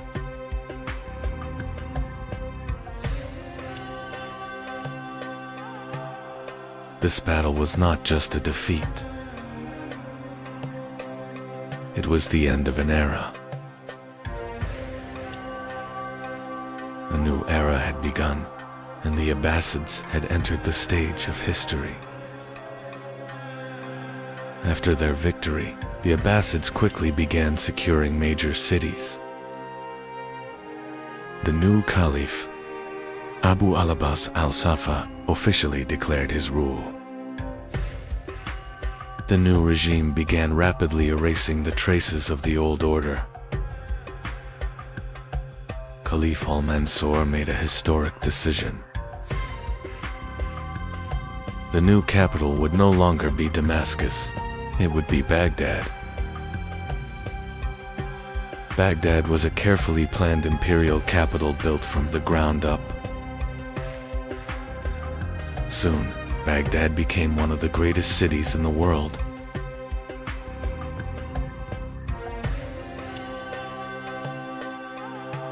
During the reign of Harun ar-Rashid, Baghdad became one of the most powerful cities in the world. Baghdad was no longer just a capital city. Baghdad had become the center where the world's trade routes met. At the House of Wisdom, texts from across the world were being translated. The knowledge of ancient Greece was being rediscovered. Al-Khwarizmi was transforming the foundations of mathematics. Astronomers studied the skies to understand the universe. Ibn Sina was writing one of the most important medical works in history. Early forms of modern hospitals were emerging in Baghdad. Baghdad had become one of the greatest centers of knowledge in the world. Under the Abbasids, Baghdad had become one of the brightest cities in human history. But the central authority of the Abbasids slowly began to weaken.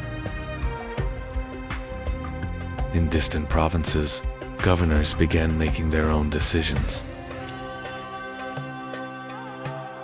In North Africa, central authority was gradually fading.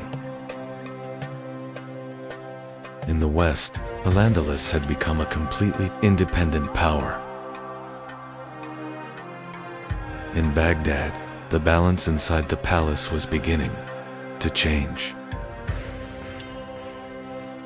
The caliphs relied on Turkic soldiers to secure their safety.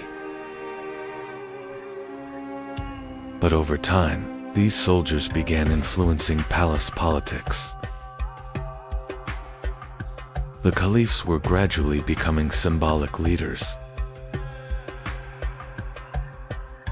In the 10th century, the Ubayyads entered Baghdad and took control. The caliphate continued, but real power was now in their hands.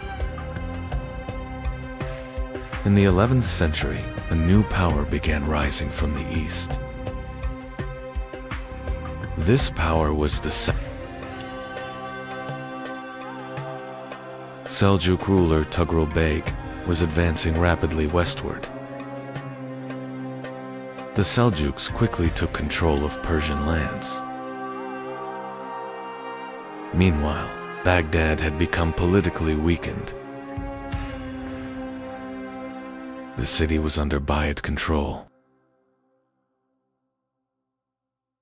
In 1055, the Seljuk army entered Baghdad. Tughral Beg placed the caliph under his protection. And thus, the Seljuk Sultans became the political leaders of the Islamic world. During the Seljuk period, the caliphs continued as religious leaders. But political power now belonged to the Seljuk Sultans. The Seljuks restored order by building a strong administrative system. One of the architects of this system was Nizam al-Mulk. The Nizamiya madrasas he founded transformed the education system. These madrasas created a new educational network, the Islamic world. Under the Seljuks, the Islamic world regained strong political stability. But a new threat was emerging from the West. The Crusades pushed the Islamic world into a new struggle. During this time, the Abbasids continued as the spiritual authority of the Islamic world. In the 13th century, a new and powerful threat rose from the east. This threat was the Mongol army. At the head of the Mongol army stood Hulagu Khan. The Mongol army was advancing toward Baghdad.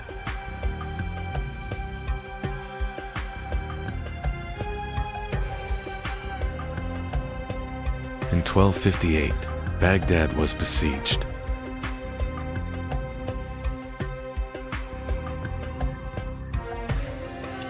The city fell quickly.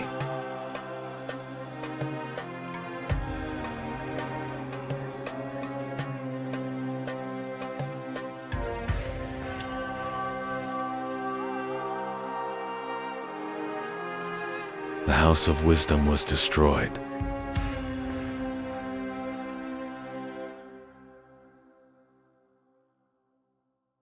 The Tigris River flowed dark with ink for days.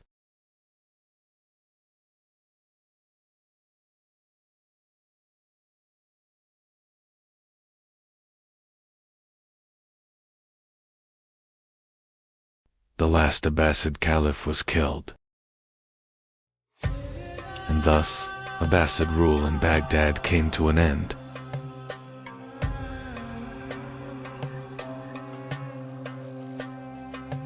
Baghdad had fallen. The city fell into silence.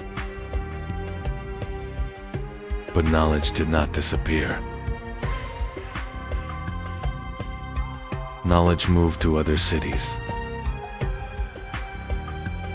The Abbasid Caliphate continued in Cairo. The Caliphate had not completely ended. Abbasid knowledge reached Europe. This knowledge influenced Europe's awakening and became one of the foundations of the Renaissance. Abbasid knowledge spread across continents. Centuries later, the Caliphate passed to the Ottomans. This legacy continued to live on. Baghdad was once one of the centers of the world. The House of Wisdom changed human history. The Abbasids were not just a state.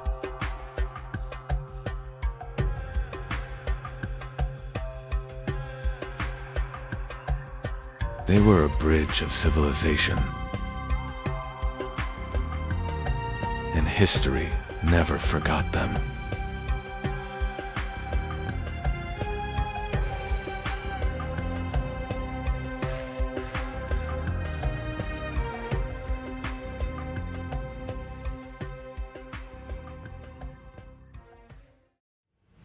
The year is 793.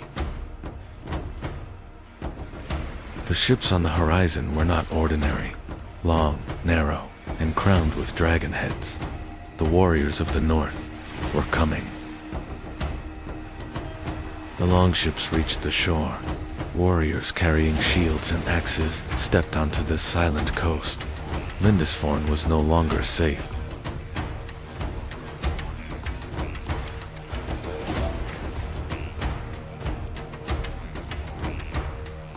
A monk wrote in his chronicle, "God protect us from the fury of the Northmen." Europe was now facing a new threat. The Vikings were not born raiders. It was the harsh geography they lived in that pushed them toward the sea. Narrow lands, long winters, and limited resources forced northern people to search for new horizons. Population was growing in Scandinavia. Land was limited. For young warriors, the path to wealth and glory now lay across the sea. The Vikings' greatest strength was not only their warriors, but their ships. Long ships could cross open seas and travel deep inland through shallow rivers. The Vikings did not raid England alone. Soon they reached the coasts of France, the Baltic, and the rivers of Eastern Europe. The northern warriors were now everywhere across Europe.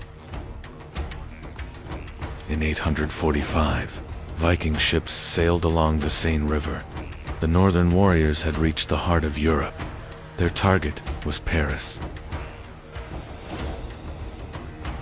King Charles the Bald was forced to pay a large tribute to save Paris.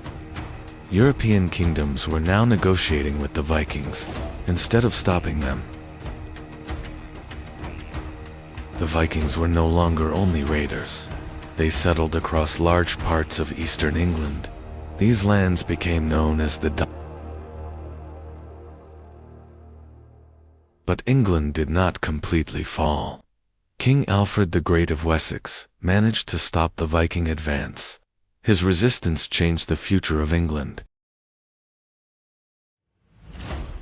Some Vikings turned east instead of west. Traveling along great rivers, they reached Byzantium. They were now known as the Varangians.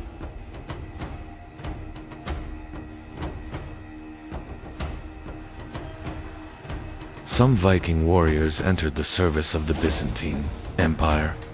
In Constantinople, they became the emperor's most trusted guards. This elite unit was known as the Varangian Guard. The Vikings were not only raiders, they explored new lands and settled there. Iceland became one of the most important colonies founded by the northern people. Viking explorer Eric the Red sailed even farther west. He named the newly discovered land Greenland and established a new colony there. Leif Erikson sailed farther west and reached a new continent. The Vikings had set foot in North America nearly 100 years before Christopher Columbus.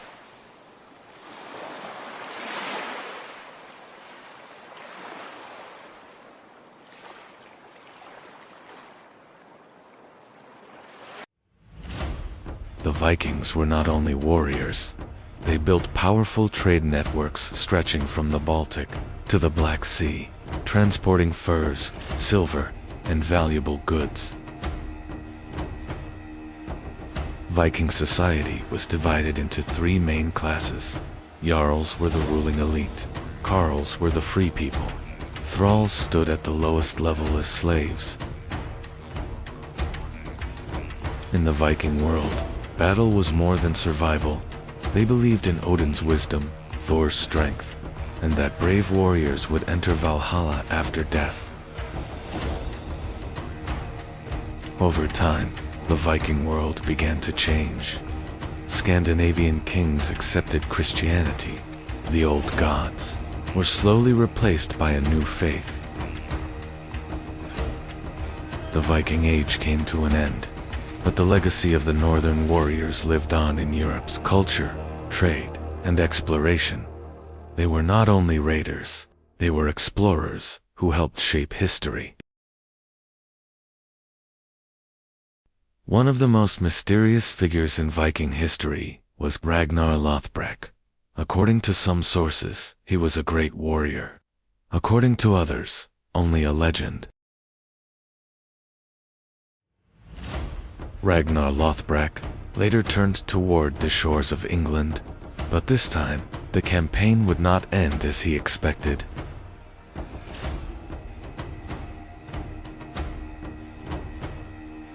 Ragnar Lothbrok quickly gained fame in the Viking world. His raids across England and Frankish lands made his name legendary among northern warriors. Ragnar was not only a warrior. Under his leadership, many Viking warriors united. Across the northern world, his name became associated with great expeditions. Ragnar Lothbrok sailed toward England one last time, but this time he did not command a great army. This journey would change his fate. Ragnar Lothbrok was captured in England. By order of King Alella, he was thrown into a pit of snakes. But his death did not end the Viking raids. It marked the beginning of a much greater army. Ragnar's death caused great anger in the north. His sons gathered one of the largest Viking armies in history to take revenge. In 866, the great heathen army reached the shores of England. This was no longer a raid. It was the beginning of a permanent invasion. The great heathen army quickly captured the city of York. The city would now be known as Jorvik and became a major center of Viking power in England. The great heathen army quickly began to shake the Anglo-Saxon kingdoms. Northumbria, Mercia, and East Anglia fell under Viking control. Much of England was now in the hands of northern warriors. Much of England had fallen to the Vikings, but the kingdom of Wessex still stood. King Alfred formed the last line of defense against the Viking advance. In 878, at the Battle of Edington, Alfred's army stopped the Viking leader Guthrum. This victory became a turning point that prevented England from falling completely under Viking rule. After the victory at Edington, Alfred and the Viking leader Guthrum agreed on the Treaty of Wedmore. England was now divided between two worlds, the south, under Anglo-Saxon control, and the east under Viking rule. In 1066, William, Duke of Normandy, invaded England. This conquest was not only a change of kings, it was the return of the Viking legacy to England.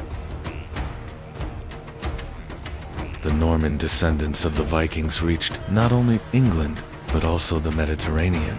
In southern Italy and Sicily, they established new kingdoms and shaped the politics of southern Europe.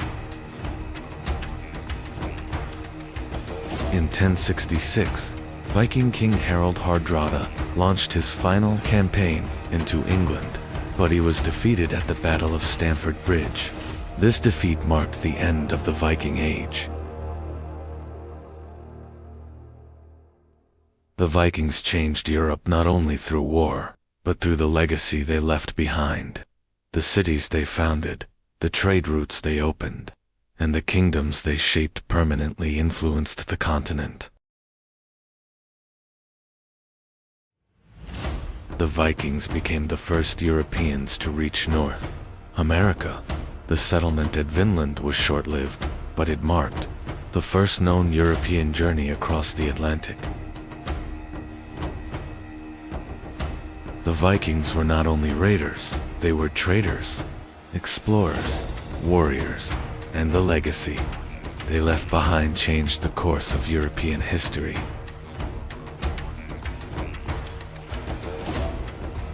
The greatest strength behind Viking success was their ships. Carefully built, longships could cross open seas and travel deep inland through rivers.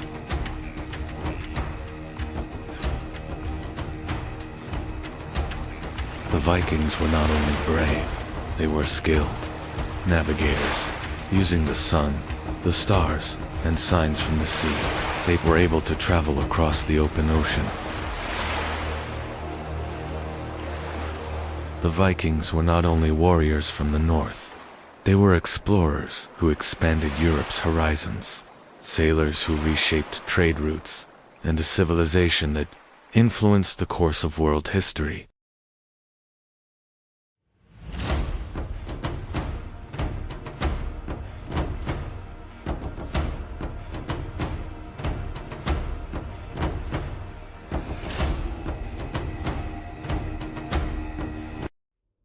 In the 11th century, the Great Seljuk Empire was the most powerful state in the Middle East. In Baghdad, the Abbasid Caliph remained in place, while real political power was held by the Yet, in the rugged mountains of northern Persia, a different movement was beginning to emerge. Soon, the center of this movement would become the fortress of Alamut. Hasan Seba was born around the year 1050 in the city of Qam in Persia. From a young age, he showed a strong interest in knowledge and learning. He studied theology, mathematics, and philosophy.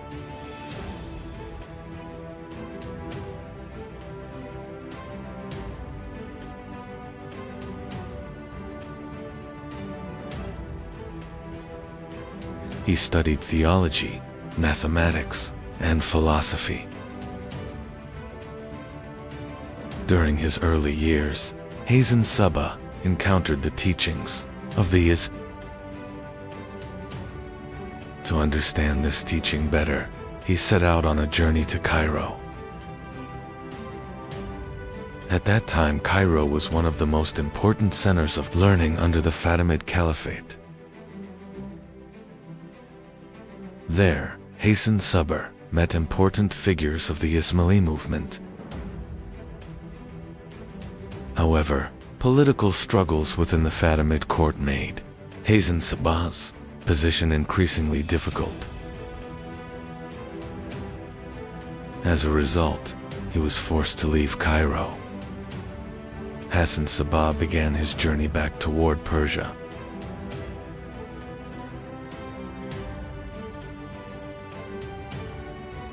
His goal was now to establish a new center in the mountains.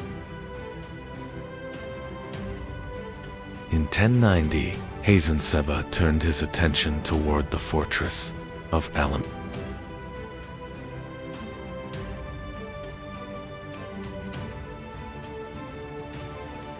The fortress was captured not through battle, but through careful strategy.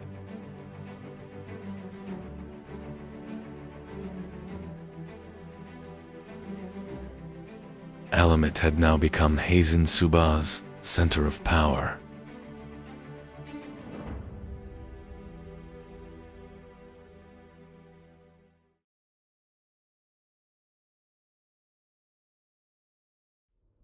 Soon, this fortress would become the center of a new state. After capturing the fortress of Alamet, Hazen Seba began establishing a new order there. This was not merely the control of a fortress, but the beginning of a new political structure. Soon, other mountain fortresses around Alamet joined this growing network. Thus, a new state connected across the mountains began to emerge. Instead of building large armies, Hazen Seba formed a small but disciplined force. These men were the Fedayeen, trained with absolute loyalty. The Fedayeen were prepared for precise missions rather than open warfare.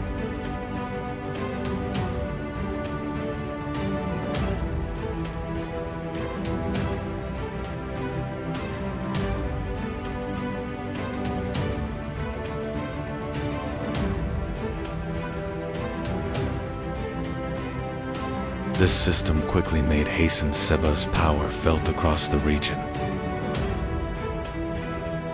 At this time, the Great Seljuk Empire was the dominant political power across Persia and the surrounding regions.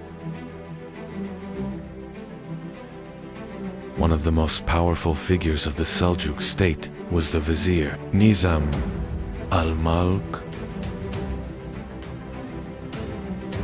The Seljuk administration viewed Hazen Seba's movement as a serious threat.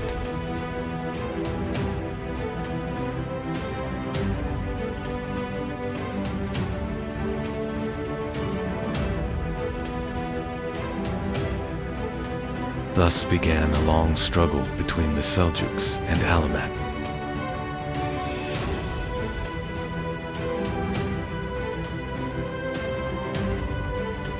In 1092, the Seljuk vizier Nizam al-Mulk was attacked during a journey.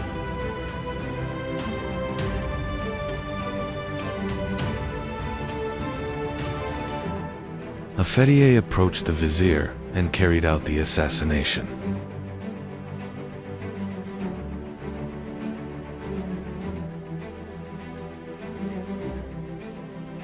This event caused a major shock across the Islamic world.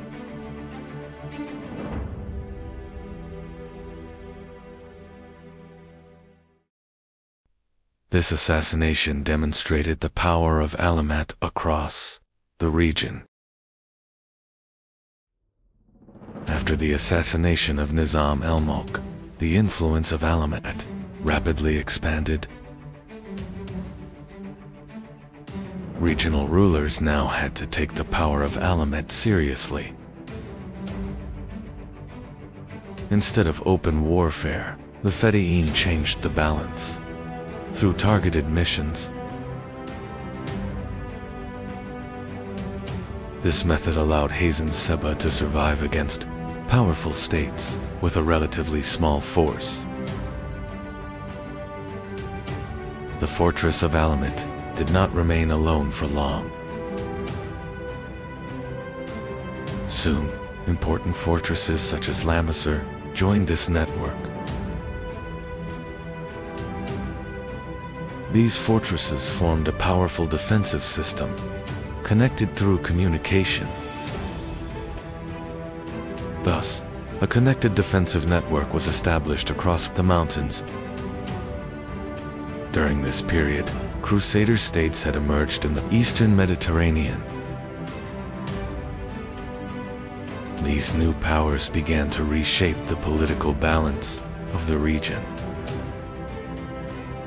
The Nizari Ismailis sometimes fought these states, and sometimes established diplomatic relations with them.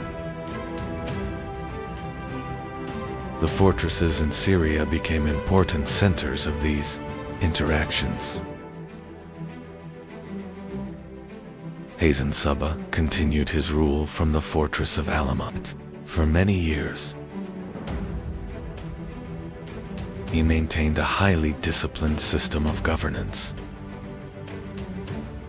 He spent most of his life without leaving Alamet. As his life neared its end, the state he had built continued to survive. Hasan Subba died in 1124 in the fortress of Alamat. However, his death did not mark the end of the state he created. The Nizri Ismaili state, centered in Alamet, continued to survive. The system established by Hasan Subba continued to remain influential for many years.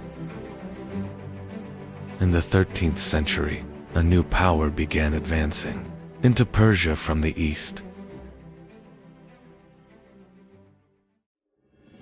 This power was the Mongol army.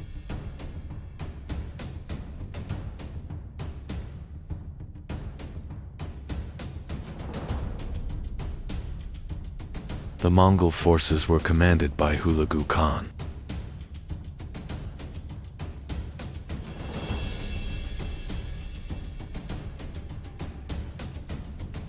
And one of their targets would be the fortress of Alamet.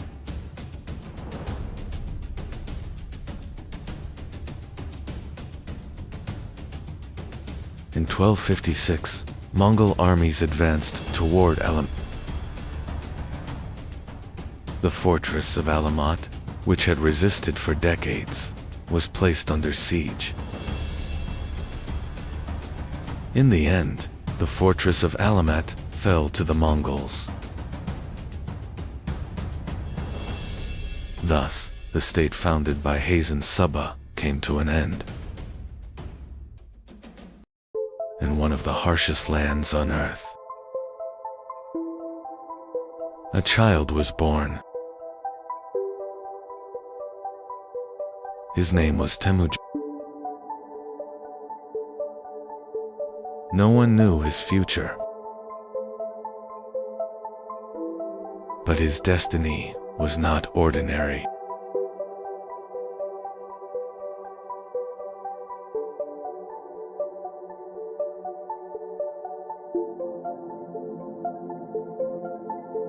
His father was a tribal leader, but his enemies killed him. Temujin and his family were abandoned. They had to survive. Temujin and his family were abandoned by their tribe. He grew up fighting hunger. Temujin brought food back to his family. He was already carrying the burden of responsibility.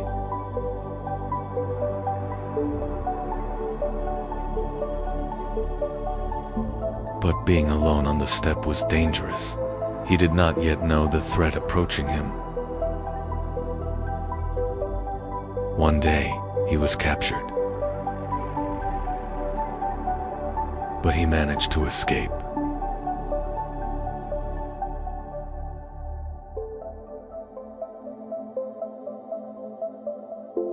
Now he was alone. But he had a great vision. And that vision would change the world. Young Temujin found a powerful ally. His name was Jammu. They grew up together. They fought together.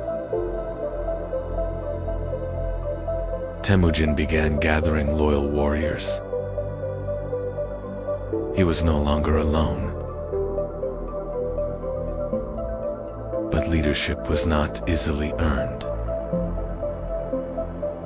Jamuka was chosen as leader. Temujin chose a different path. He chose ordinary warriors over nobles. This decision changed everything. Old friends were now rivals. An inevitable war was approaching. The steppe became a battlefield, and Temujin would not turn back. Temujin began to fight. The steppe was his battlefield. Many tribes joined him. His army was growing rapidly.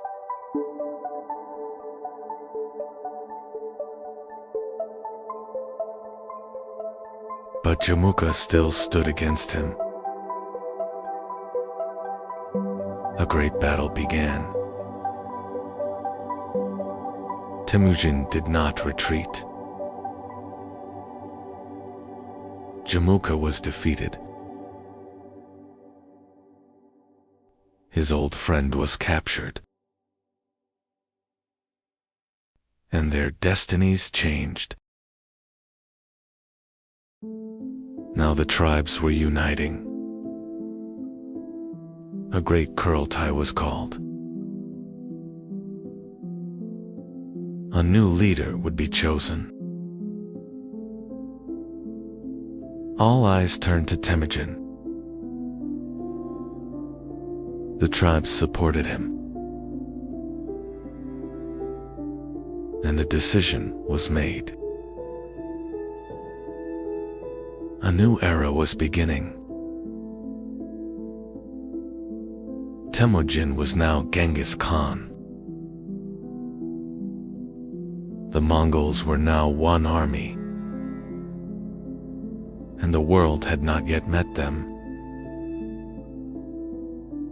Genghis Khan built a powerful army. The strength of the army was speed and mobility. They could shoot arrows while riding. Their bows were deadly.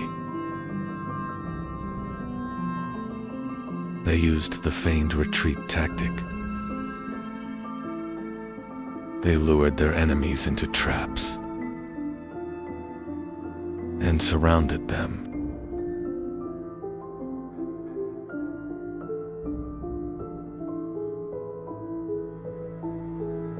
The army was disciplined. Every unit was organized. Orders moved quickly. A relay system was created. This system sped communication. Scouts gathered intelligence. Plans were prepared in advance. Now borders would be crossed. In 1211, Genghis Khan invaded northern China. The first target was China. The Mongols advanced against the Jin dynasty. The war was just beginning. In 1215, Zhongdu was captured. Zhongdu, Bugien Kopeki. New cities were targeted. Northern China was now under Mongol control.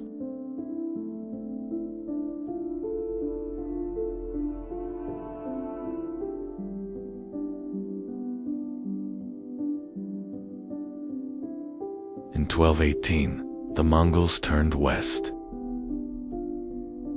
A Mongol trade caravan arrived in Ot.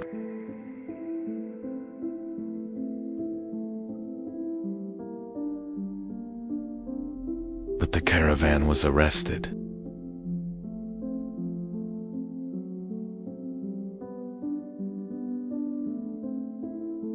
The envoys were executed. Genghis Khan answered with war.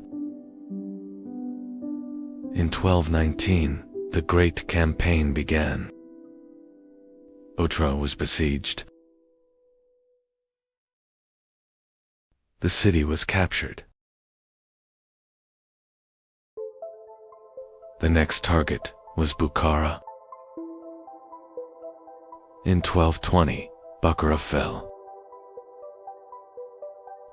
Genghis Khan entered the city. The next target was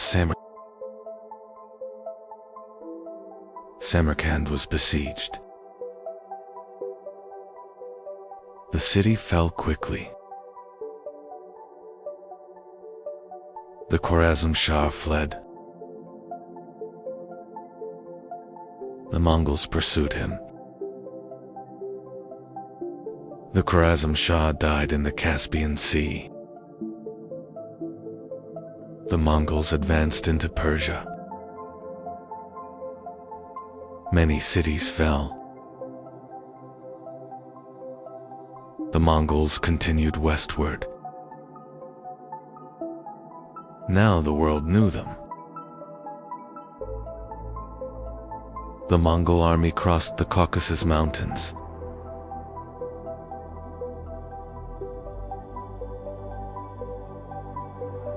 They were now approaching the gates of Europe.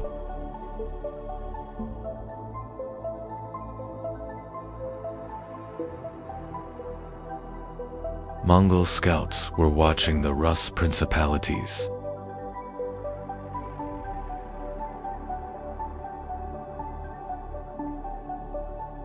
The great cities of Europe did not yet know the danger that was coming.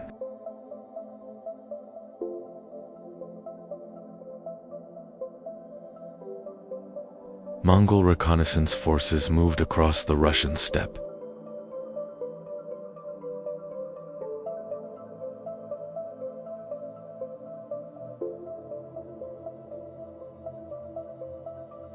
The borders of Europe were now before them. The Rus princes united against the Mongols.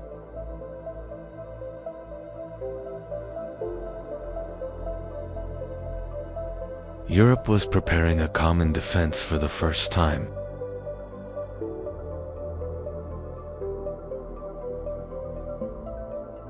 In 1223, the two armies faced each other at the Kelka River.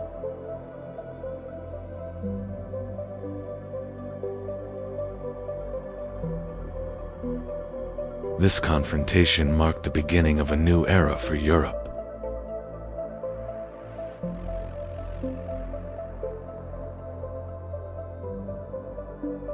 The Mongols used the feigned retreat tactic.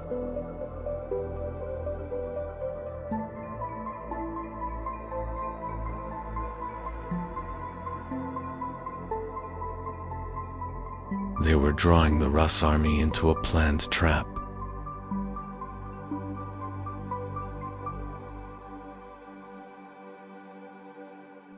The Rus army began to pursue the Mongols.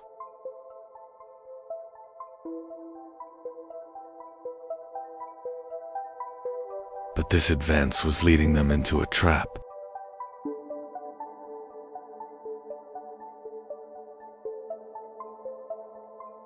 The Mongols suddenly turned back.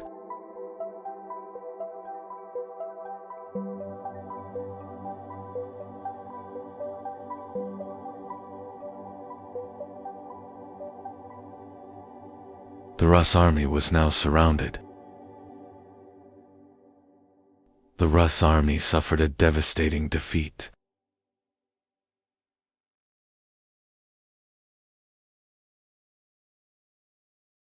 Europe witnessed the true power of the Mongols for the first time.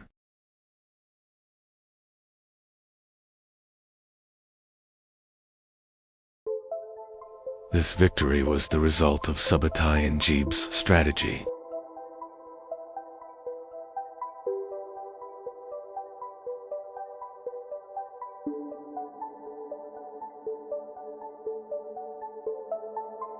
The Mongols had now tested the strength of Europe.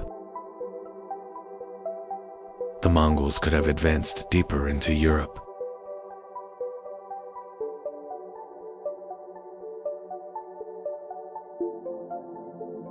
But this campaign was only a reconnaissance mission.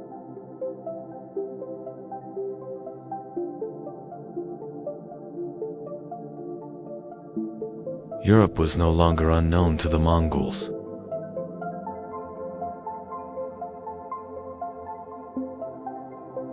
This reconnaissance laid the foundation for future invasions.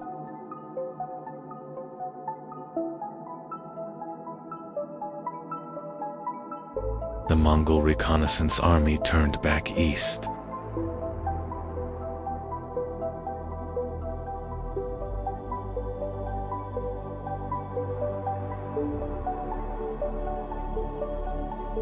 The knowledge they gathered would shape future campaigns.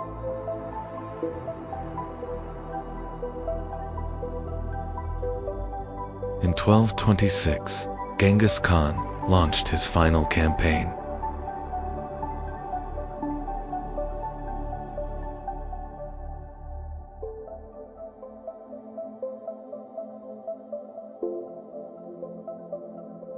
The target was the Western Shaya Kingdom.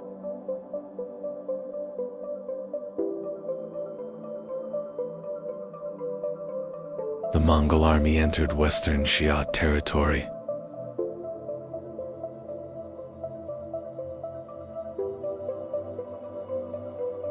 Soon, major cities were placed under siege.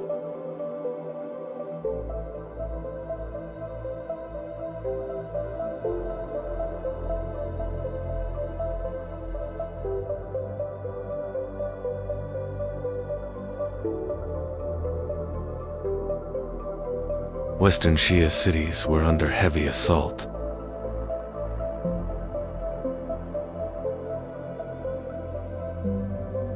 The Mongols were tightening the siege ring. During the Western Xia campaign, Genghis Khan fell ill.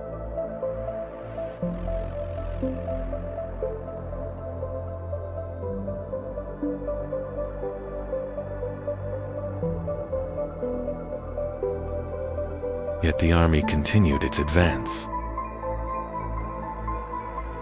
In 1227, Genghis Khan died.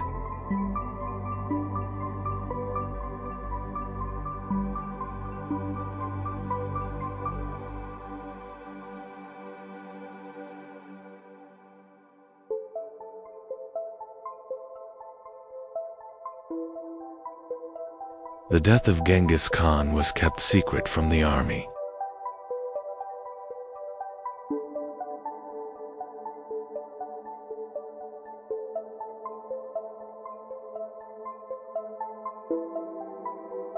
The campaign continued until the mission was complete.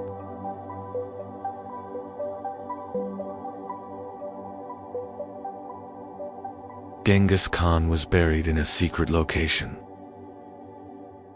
The place of his grave remains unknown even today. In 1229, Ogedei Khan was proclaimed Great Khan. The Mongol Empire would continue to expand.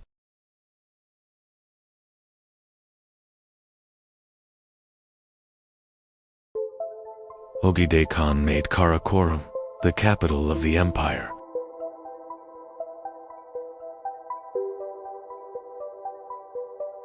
From here, campaigns across Asia and Europe were directed.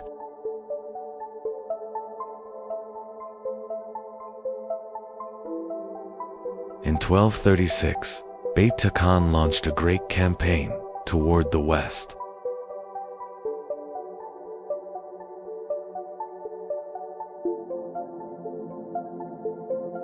Subutai was the strategic architect of this invasion.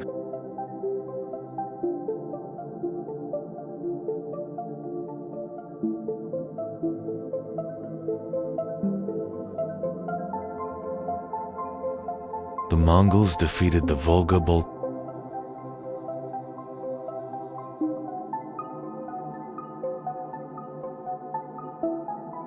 The gates of Eastern Europe were now open. In 1237, Ryazan was besieged by the Mongols.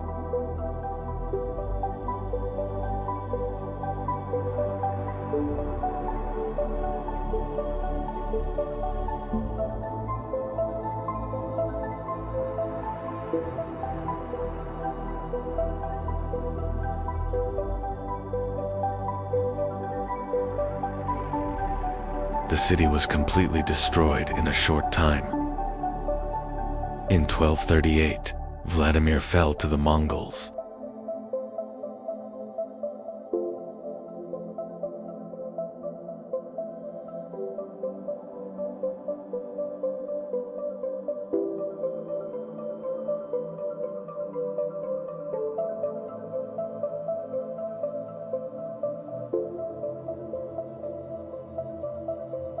The resistance of the Rus principalities began to collapse rapidly.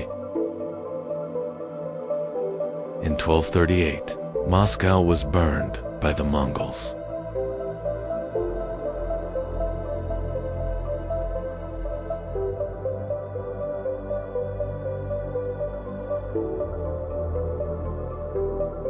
Though still a small settlement, it was completely destroyed.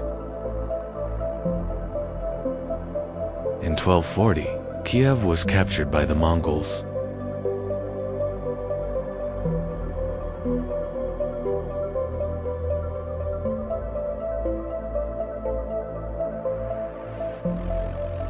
One of the greatest cities of Eastern Europe had fallen.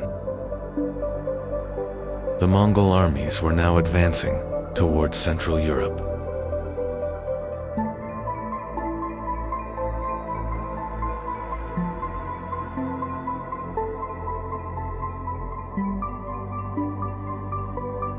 Poland and Hungary had become the next targets. In 1241, European knights faced the Mongols at the Battle of Lignita. But once again, the Mongol army proved superior. In 1241, the Hungarian army suffered a devastating defeat at the Battle of Mohi.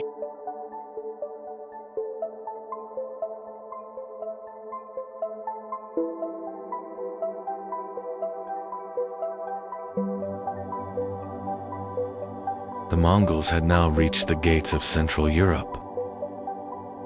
The Mongol armies continued advancing across Central Europe.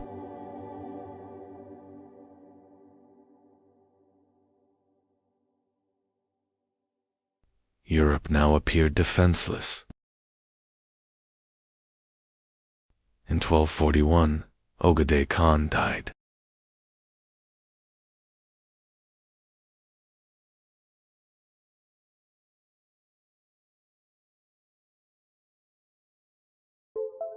The Mongol army had to return for the Kurultai assembly. The Mongol army withdrew from Europe.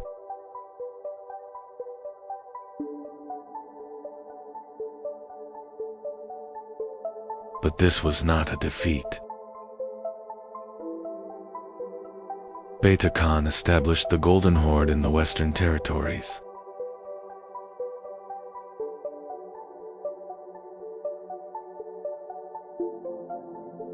The Rus principalities were now under Mongol rule.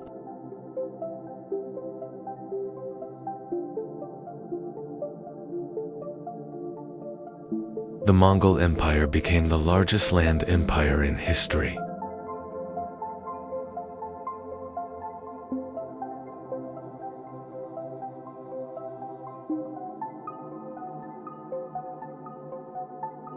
Its land stretched from China to Europe. The Mongols established secure trade routes across Eurasia.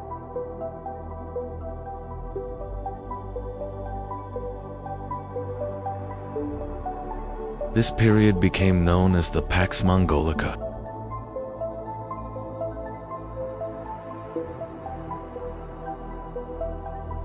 The Mongol Empire connected different cultures across Eurasia.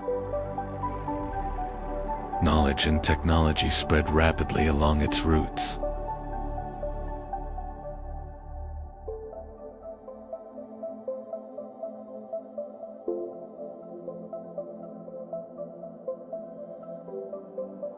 Thanks to Mongol roads, travelers like Marco Polo reached Asia. The world was becoming more connected. The Mongols did not just build an empire. They changed the course of the world. Across the Eurasian steppe, a new power was rising.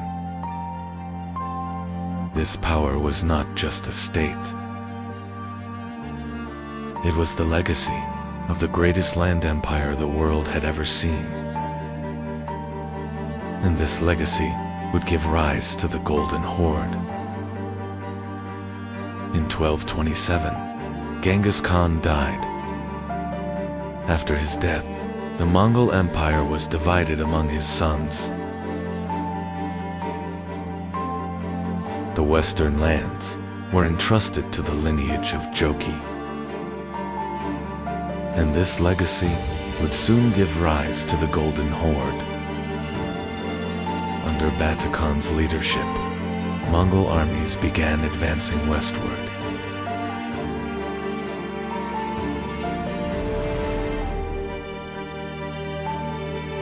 This advance was not an ordinary campaign of conquest.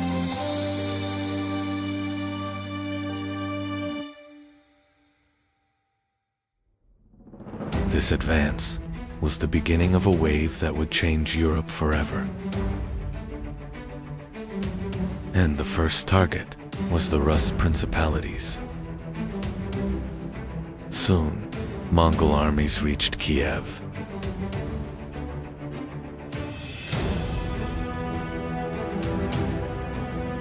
The city was placed under siege.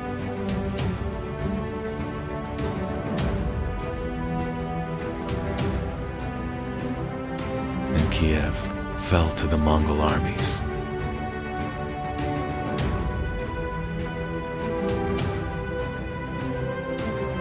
The balance of power in Eastern Europe had now changed forever. Mongol armies continued advancing westward. Poland and Hungary had become the next targets. European armies suffered defeat after defeat. A great fear spread across Europe. Mongol armies were preparing to advance deeper into Europe. But unexpected news arrived.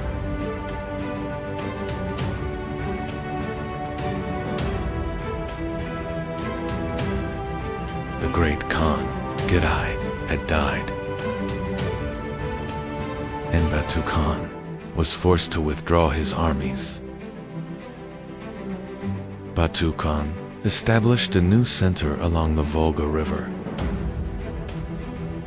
This center was the city of Sarai.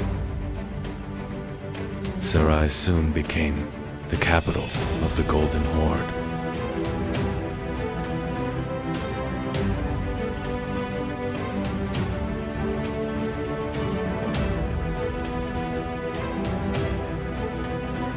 And Sarai quickly became a major center of trade.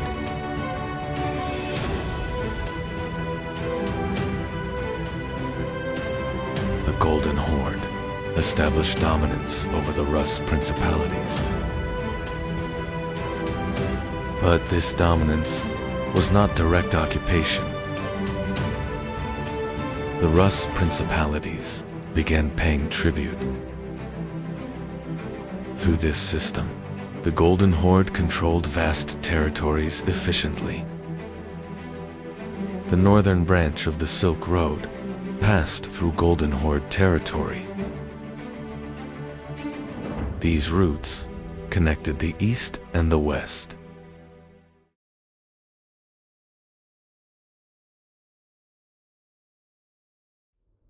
The city of Sarai became an international trade center. Different cultures met within Golden Horde lands.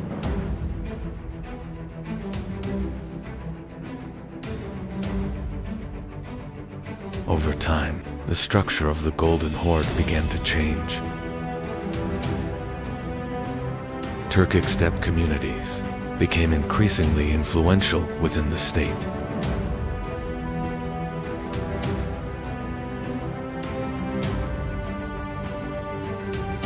This transformation also affected the structure of governance. The Golden Horde became a Turkic Mongol steppe empire. The most important turning point came during the reign of Berk Khan. Berk Khan encountered Islam, and Berk Khan accepted Islam.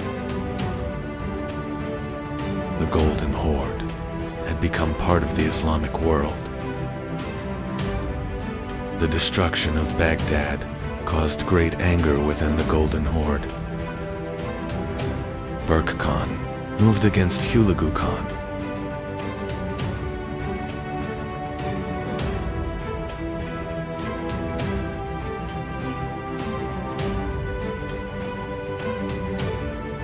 For the first time, Mongol armies fought against each other. This war created a major fracture within the Mongol world. The Golden Horde became a powerful center north of the Black Sea. Crimean ports became major centers of international trade.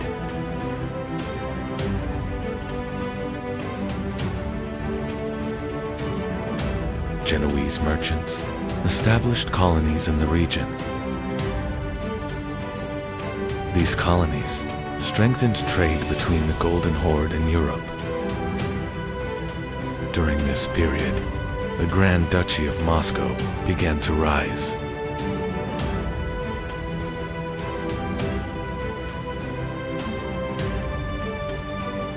At first, Moscow was a principality under Golden Horde authority. But over time, Moscow grew stronger. And this rise laid the foundation for the future Russian state. The Golden Horde reached one of its most powerful eras. Especially under Uzbek Khan, the state reached its peak. During this time, Islam became the official state religion. The Golden Horde had become a great empire. Over time, the Golden Horde began to weaken due to internal conflicts.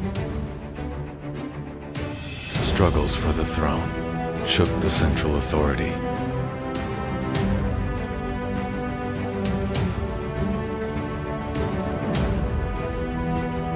This situation allowed the principalities to grow stronger. The power of the Golden Horde began to fragment. By the 15th century, the Golden Horde began to fragment. The Kazan Khanate became one of the successor states. The Crimean Khanate rose to power north of the Black Sea. The Astrakhan Khanate also inherited the Golden Horde's legacy.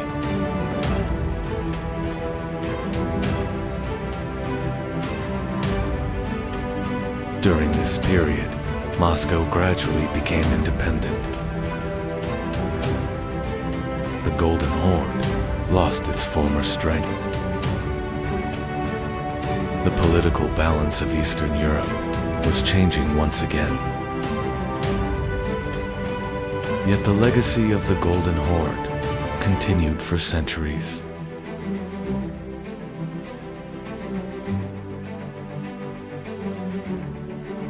Toktamish Khan faced the army of Timur.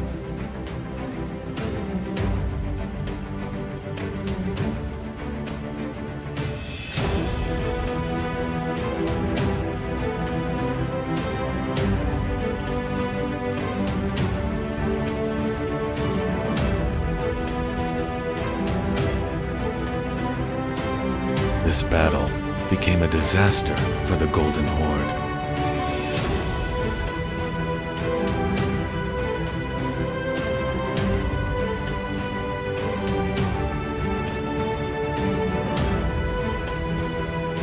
The Golden Horde suffered a devastating blow.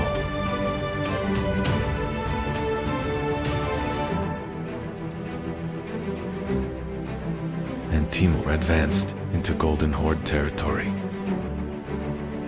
The legacy of the Golden Horde continued across the steppe, but in the east, a new power was rising, to be continued. By the mid-13th century, the Mongol armies were advancing toward the west. This advance was more than a conquest. It was the beginning of a new empire.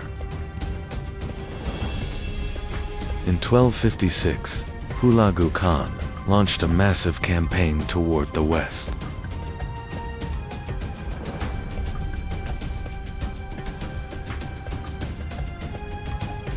His goal was to bring Persia and the Middle East under Mongol rule.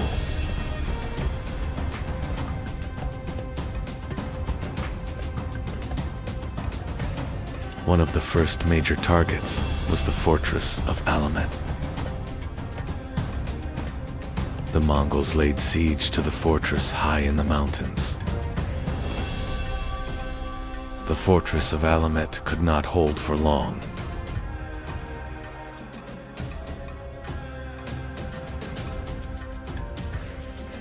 The Mongol army captured the fortress in a short time.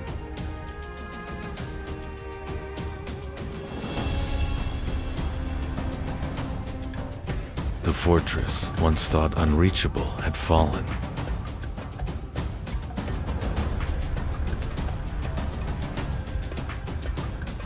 Now the gates of Mesopotamia were open to the Mongols. The Mongol army was now advancing toward Baghdad. For centuries, Baghdad had been the heart of the Islamic world. But now, the city faced an approaching and unprecedented danger. The Mongol armies arrived before the walls of Baghdad. In 1258, the Mongols placed Baghdad under siege.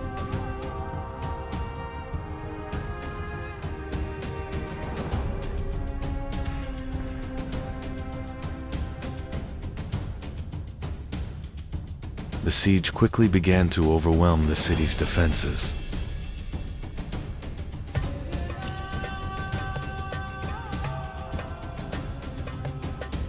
The Abbasid defenders resisted from the walls with determination.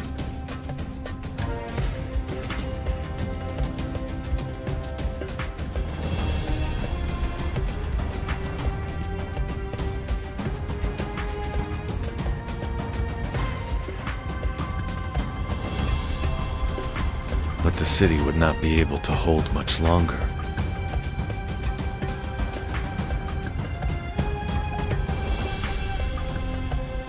In 1258, the walls of Baghdad were finally breached.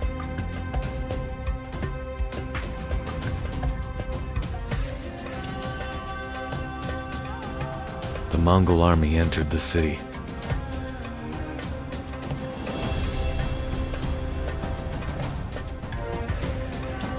The Abbasid rule was now on the verge of collapse.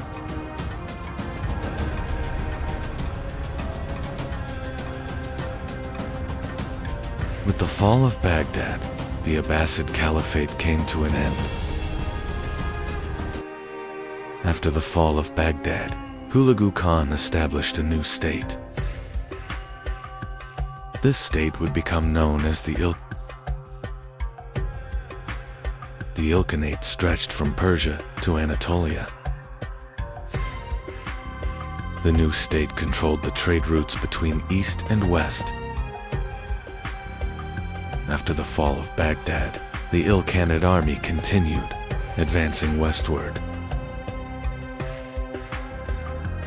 One by one, the cities of Syria began to fall under Ilkhanate control.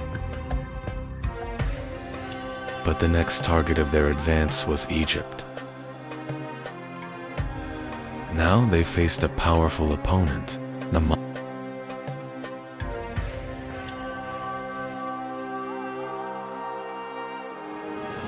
1260, two great armies met at Ain Jalut.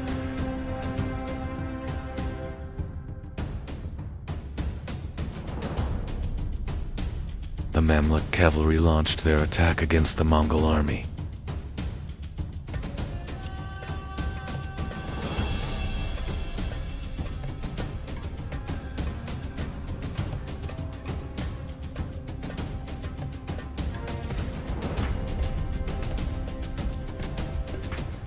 The battle quickly turned into a fierce confrontation.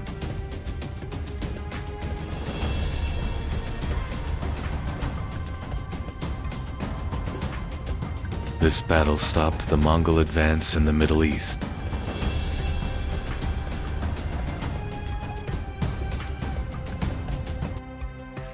After Ain Jalut, the Ilkhanate began adapting to the lands they ruled. Persian administrators began to play an important role in government. Islamic scholars became increasingly influential around the court. The Mongols were no longer only conquerors, they had become rulers of an empire. In 1295, Ghazan Khan made a decisive choice. By accepting Islam, he changed the direction of the state.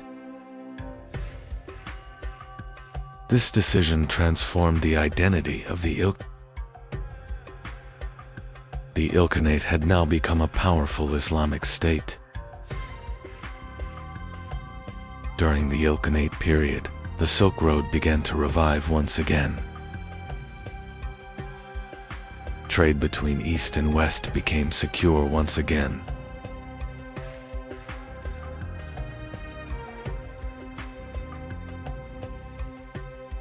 The Ilkhanate administration secured control over the trade routes. These routes made the Ilkhanate one of the most important powers in the region.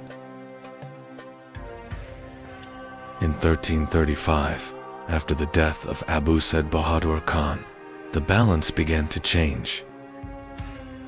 Struggles for the throne began among members of the dynasty.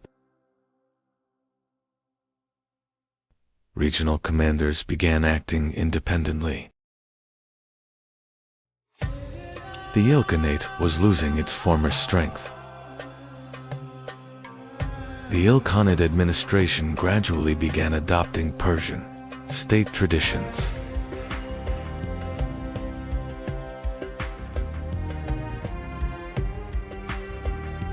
The Karakoyunlu Turkmen began rising across Persia and eastern Anatolia. The Koyunlu soon became one of the major powers of the region.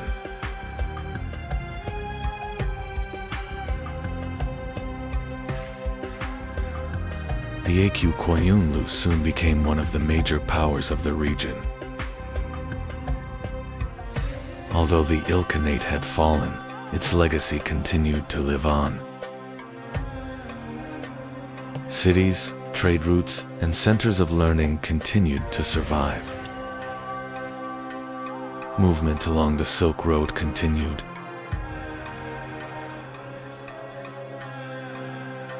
But a new balance of power was emerging across the region. After the Ilkhanate, new movements began to rise in the east. In Central Asia, new leaders began gathering strength. Across the steppes, Preparations for new campaigns were underway.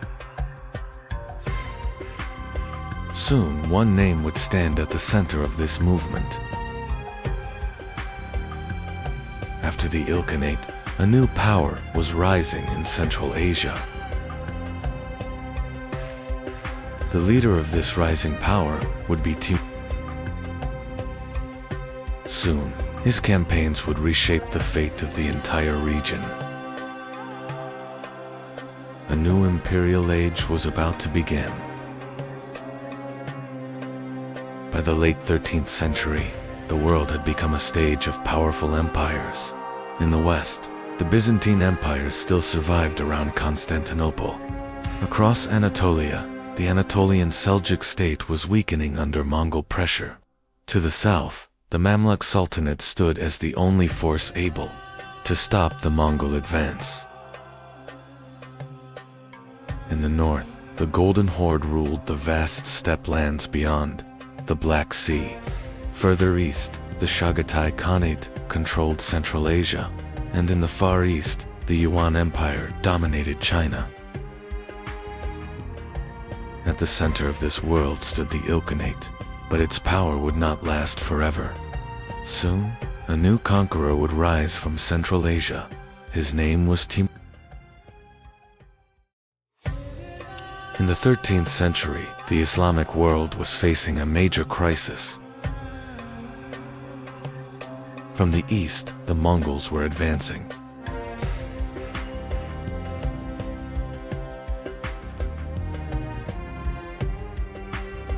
In the west, Crusader states still controlled the coastline.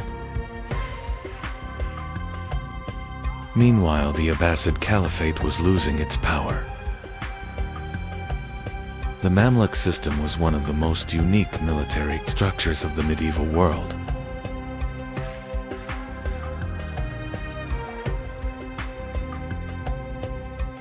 Mamluks were recruited at a young age and trained in specialized military academies in Cairo.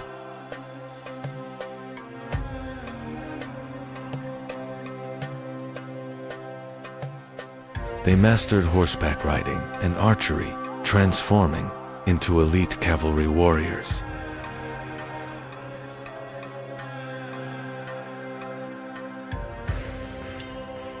Their loyalty was not to families, but directly to their commanders. At first, the Mamluks were not independent. They served within the Ayyubid state, founded by Saladin.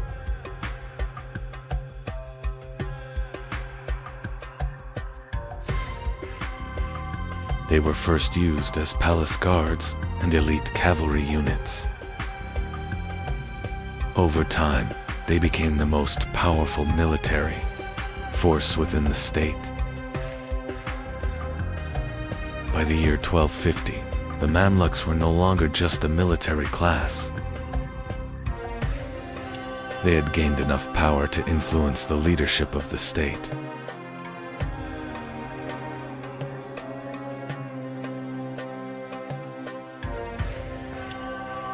In 1250, they seized control and established their own state.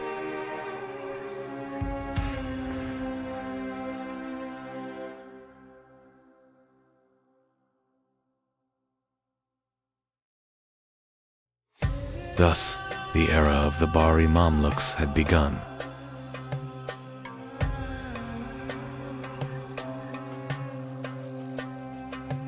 In 1258, Mongol armies reached Baghdad, the capital of the Abbasid Caliphate. Soon, the city was placed under siege.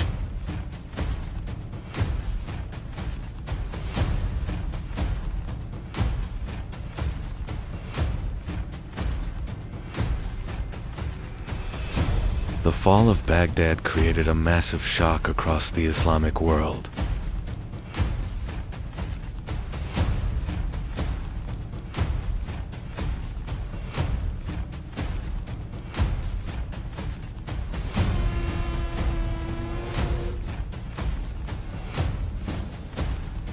The Mongol armies continued advancing in Syria, became their next target.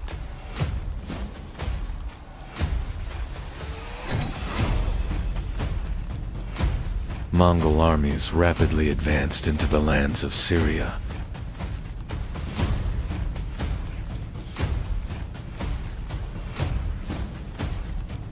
Damascus and the surrounding cities fell under serious threat.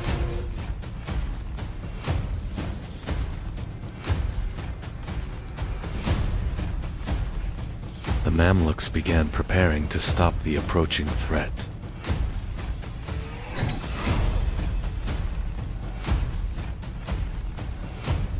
The Mamluk army marched north, preparing to confront the Mongols.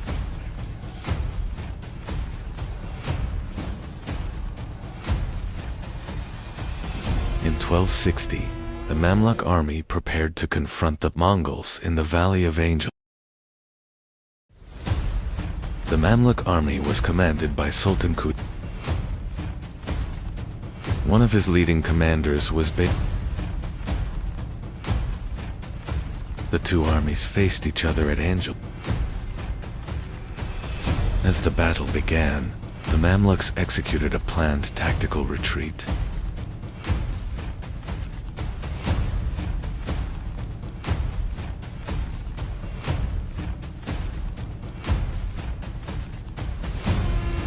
Mongol forces began pursuing the retreating Mamluk troops.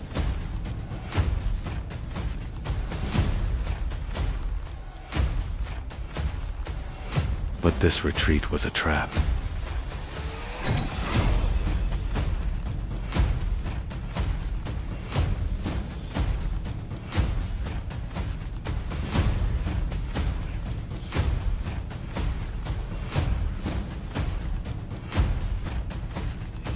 The Mamluk forces launched a sudden counterattack, surrounding the Mongol army. At Angjalut, the Mamluk army successfully stopped the Mongol advance.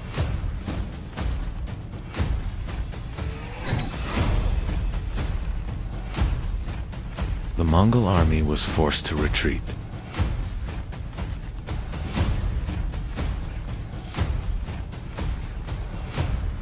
This victory was more than just the outcome of a battle. It became a turning point that changed the course of history.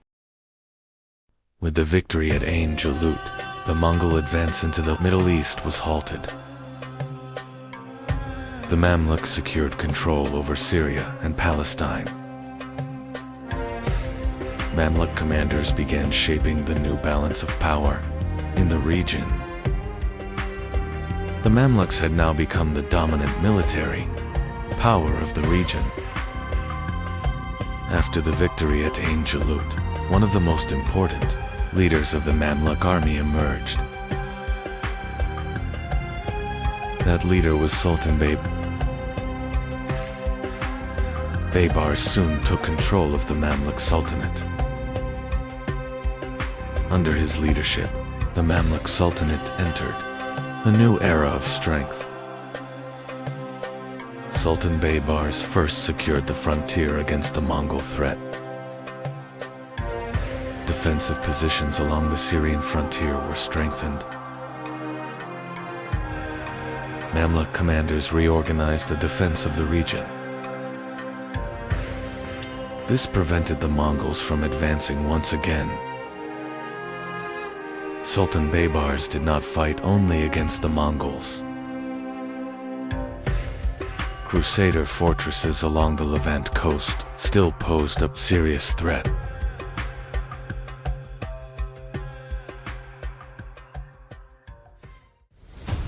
Baybars launched a series of campaigns against these fortresses.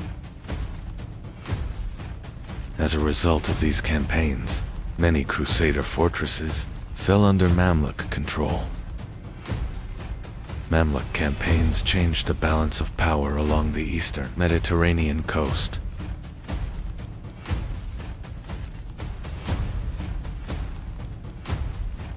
Crusader fortresses gradually became isolated. The Mamluk army turned toward the last major Crusader strongholds in the region. Thus, Mamluk dominance along the eastern Mediterranean coast began to take shape. In 1291, the Mamluk army laid siege to the city of Acre.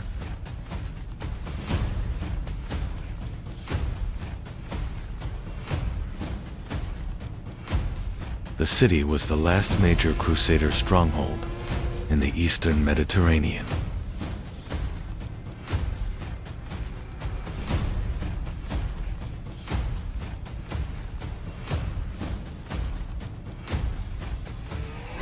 After intense fighting, the Mamluk forces managed to breach the city.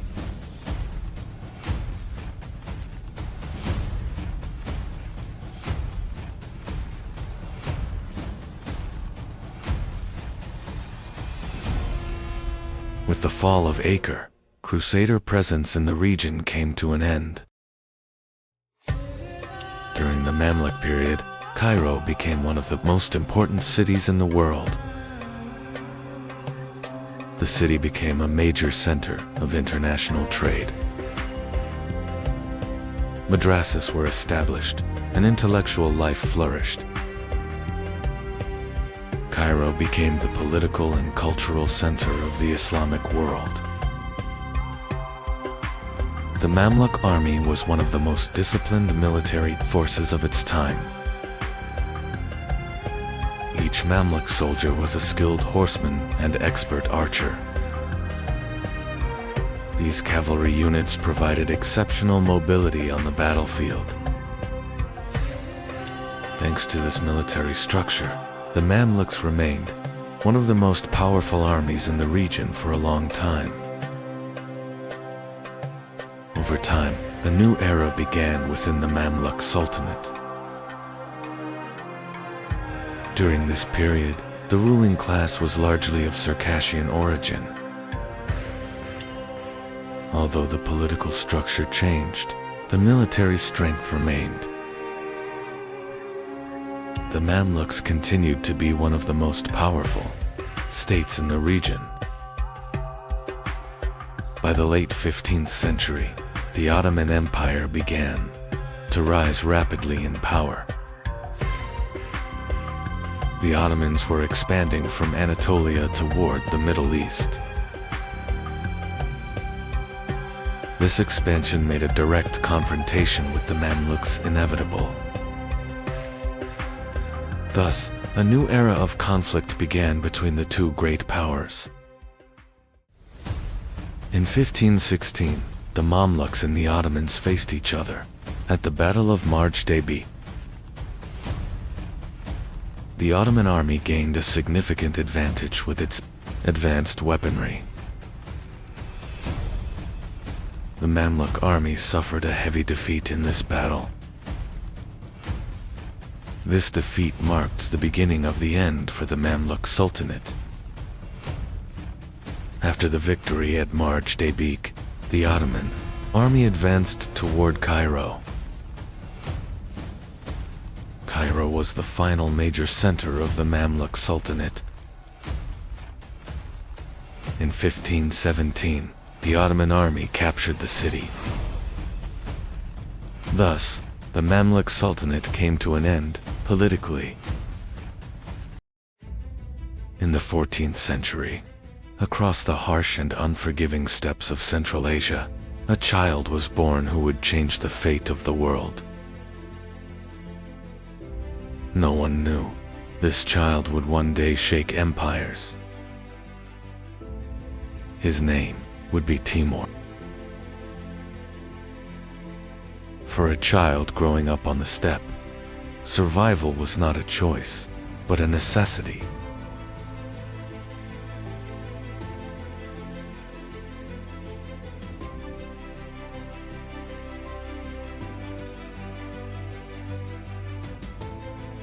War was a natural part of the world he was born into. But Timur was learning more than just how to fight.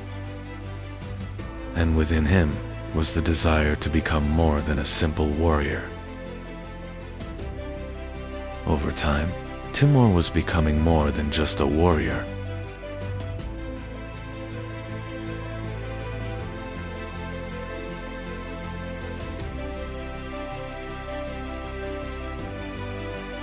Alliances were formed, and just as quickly, they were broken.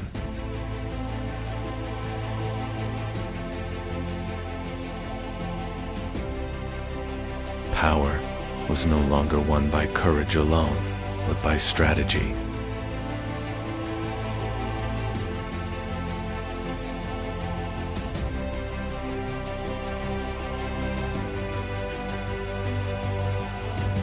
And Timur had learned the rules of this game.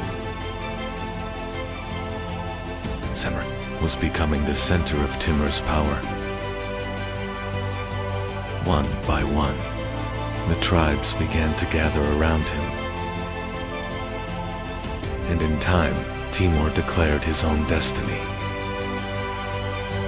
He was no longer just a leader, but the ruler of a rising empire. The goal was no longer survival, but conquest.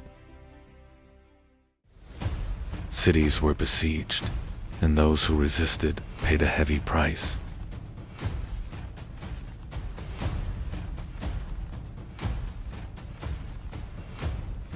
Where Timur's army passed, it left behind not only victory, but destruction.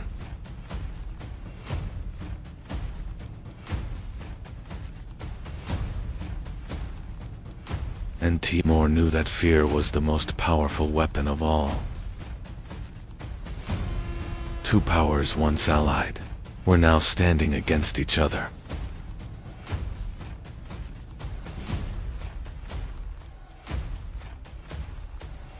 The steppes became the stage for one of history's greatest clashes.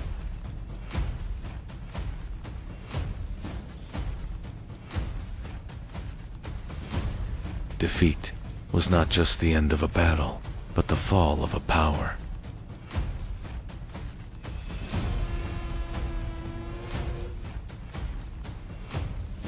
And Timur was no longer just a conqueror, but a force shaking countenance. Timur's army was now advancing into the heart of India.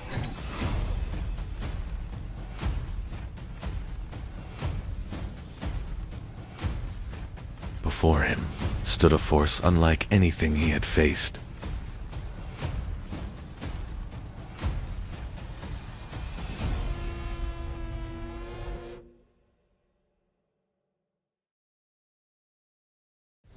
But the outcome did not change. The city fell.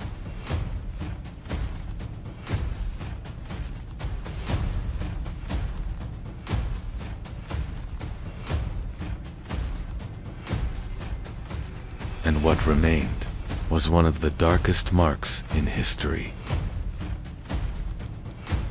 Two great powers finally stood face to face.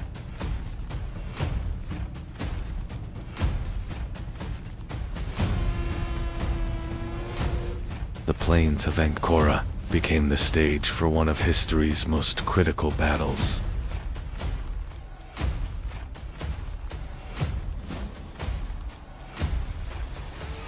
And in the end, the Ottoman Sultan was captured. Samarkand was now one of the most magnificent cities in the world. Timur had become not only a destroyer, but a builder. Minds gathered from conquered lands turned this city into a center of knowledge. And the empire was larger than ever before. Timur's empire was growing larger with every passing year. Conquered lands were merging into a vast and unstoppable power. The roads were now under his control. Trade, power, and wealth flowed within his borders.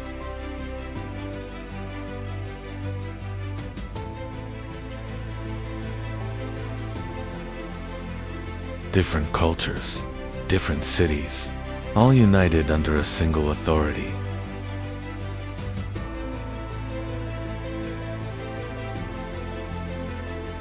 And Timur had no intention of stopping. For him, a border was simply the next target.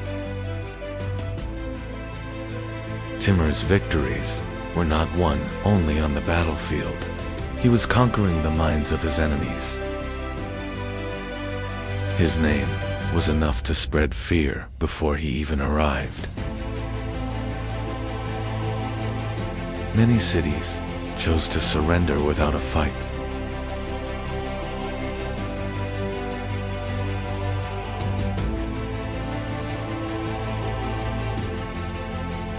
Because everyone knew the cost of resistance would be far greater.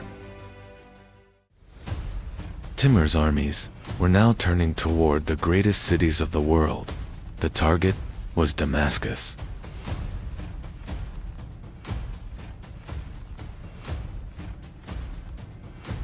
Strong walls were not enough to stop his advance.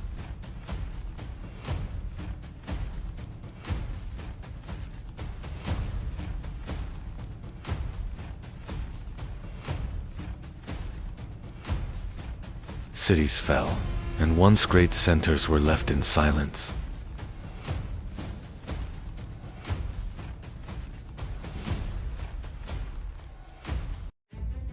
And Timur was no longer just a conqueror, but a force that reshaped history. For Timur, there was still a world left unconquered, and he turned his gaze to the east. Hedif Dunyanin and Büyük Medinalarından Biridi, kin. But this time, nature itself was as ruthless as the enemy.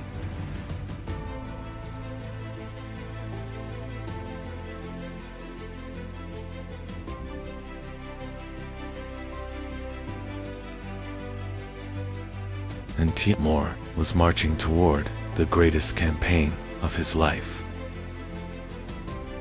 As the journey dragged on, the army began to weaken. The cold was taking its toll on everyone. And Timur was facing the limits of his power for the first time.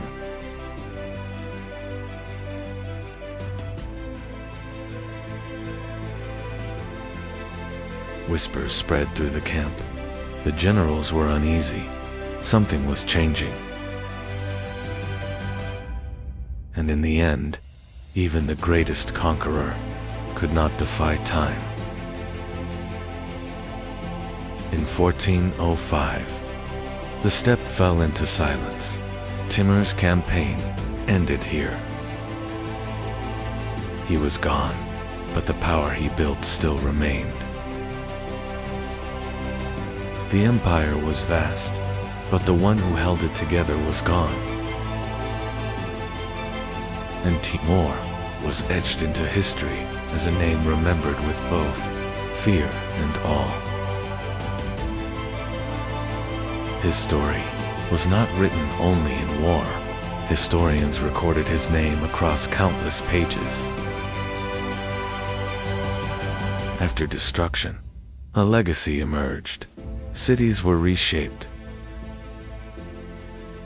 Timur's legacy was remembered through both destruction and creation.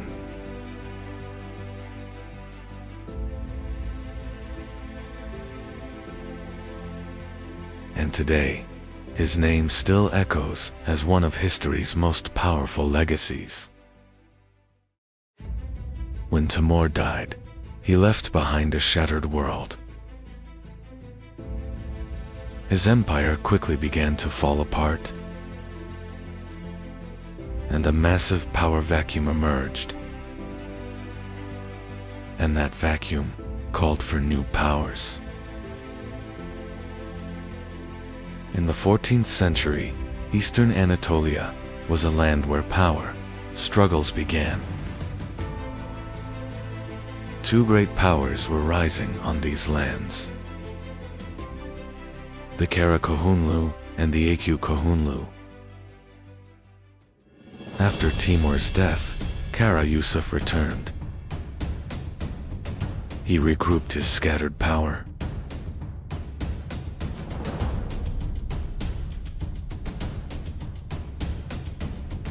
And he captured Tabriz.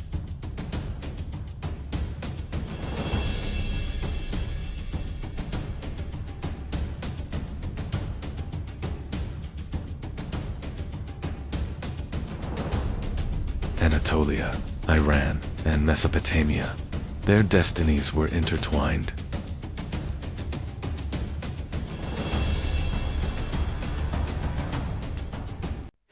The Karakoanlu state was reborn. After Kara Yusuf, Sian Shah ascended the throne. Under his rule, the Karakoanlu state expanded rapidly. Many key cities, including Baghdad, were captured. During his reign, the Karakoyunlu experienced their golden age. Sihan Shah was more than just a ruler. He was also a poet. He wrote under the name Hakiki. In his world, sword and pen existed together. In the east, a new power was rising. The Akyukoyunlu were emerging. Their foundations were laid by Kara Uluk Osman. But their true power had yet to come. A new leader entered the stage. That leader was Uzenhazen. He watched his rival patiently, and he waited for the right moment. In 1467, two great powers faced each other.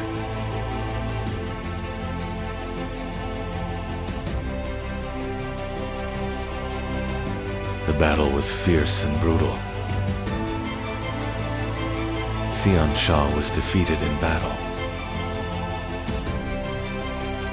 and the Karakoyunlu state collapsed. After the victory, the Akyukoyunlu gained power. Uzenhazen established a vast empire. Tabriz became the capital of the Akyukoyunlu state. The state reached its peak during his reign. But in the west, a new power was rising. This power was the Ottoman Empire.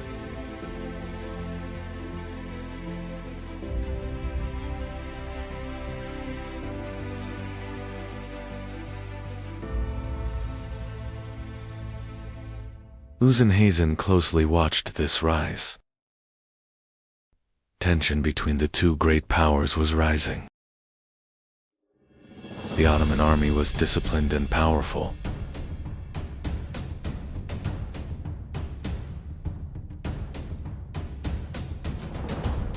The Akyukoyunlu army was preparing for battle.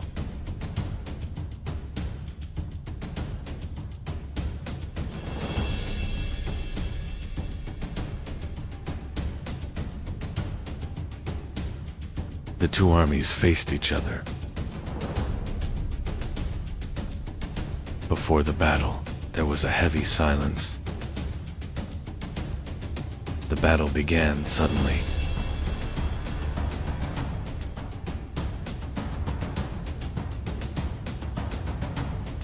The clash quickly turned into chaos.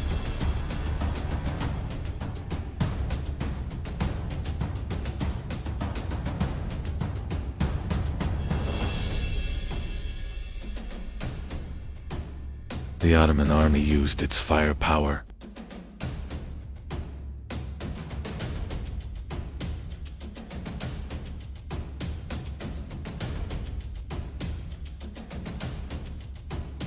The Akyukoyunlu army was pushed under pressure. The balance of the battle had shifted.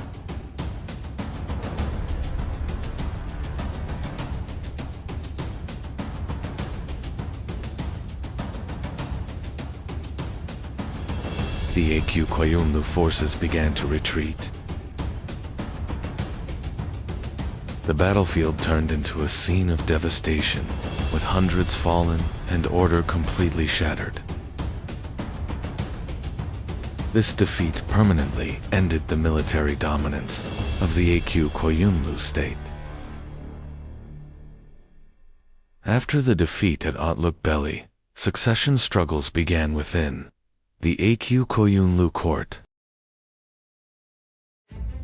Power struggles among members of the dynasty intensified.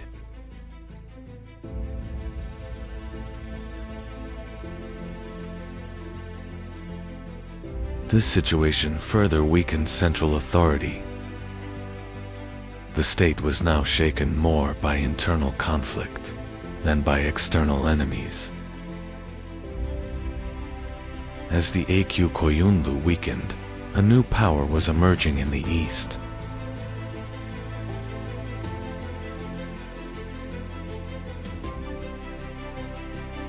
The leader of this movement was a remarkable figure, despite his young age. He quickly gathered a large following.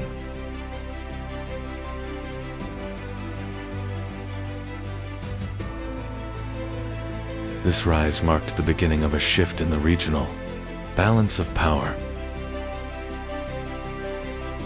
The leader of this movement was Shah Ismail.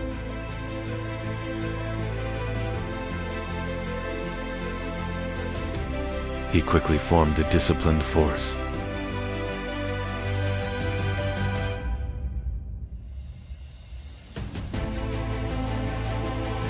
The force around him grew rapidly.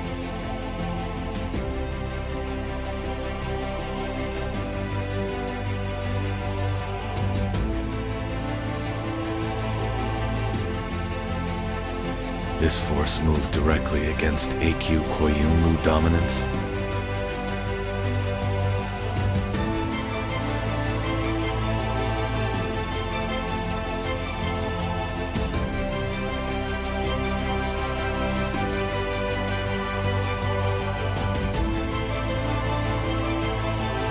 By 1501, Shah Ismail was advancing toward the heart of Koyunlu territory.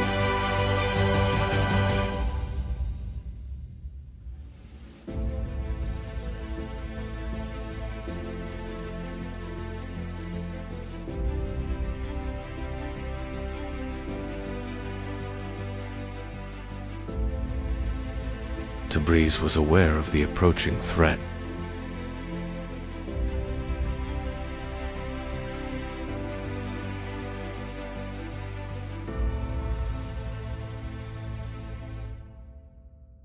Shah Ismail entered the city with little resistance.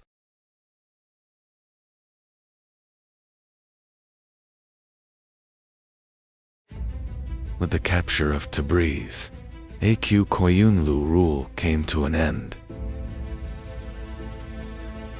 After the capture of Tabriz, a new political order began to take shape. Shah Ismail quickly established central authority. The state was built upon a strong administrative system. Thus, the Safavid state officially emerged. The end of the Koyunlu and Kara Koyunlu era led to a new balance of power in the region.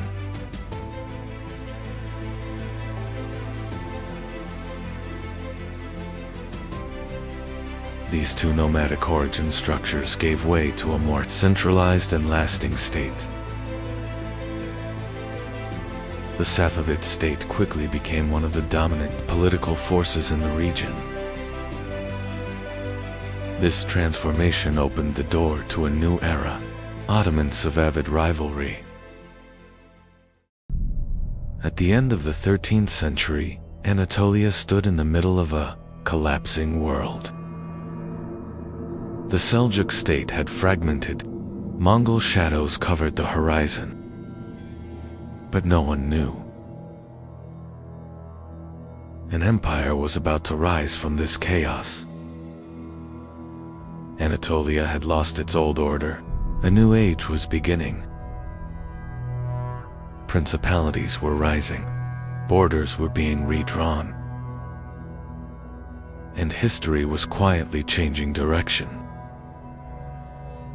On the western frontier of Anatolia, there was a small border settlement.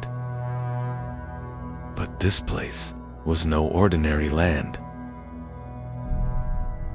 Here, a new power was rising. And this power would soon change the fate of the world. The people who lived here were the people of the frontier. They were not just nomads. Here, a power was being forged. And the name of this power was the Kai tribe. At the head of these people stood an experienced leader.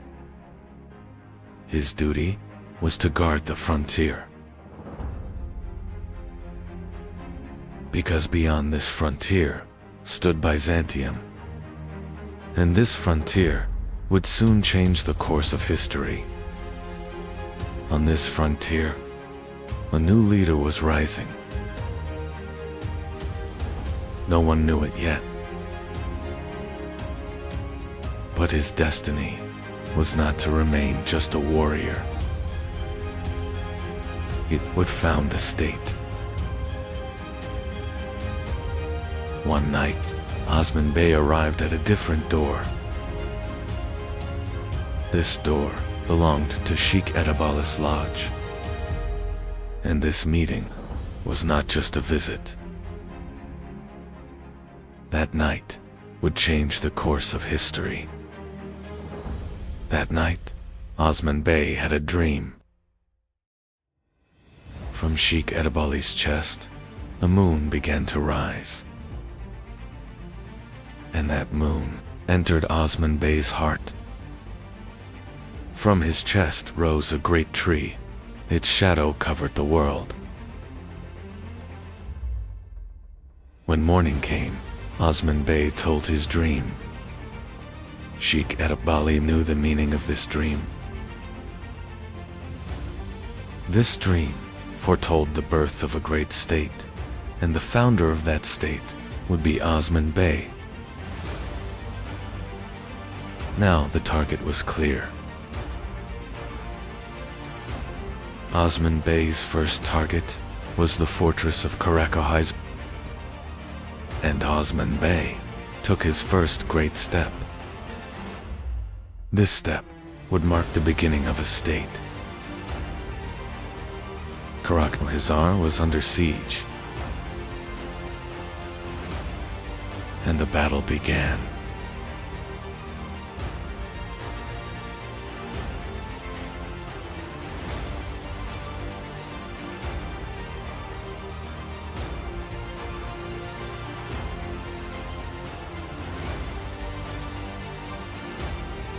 Soon after, CHRONICLES was conquered.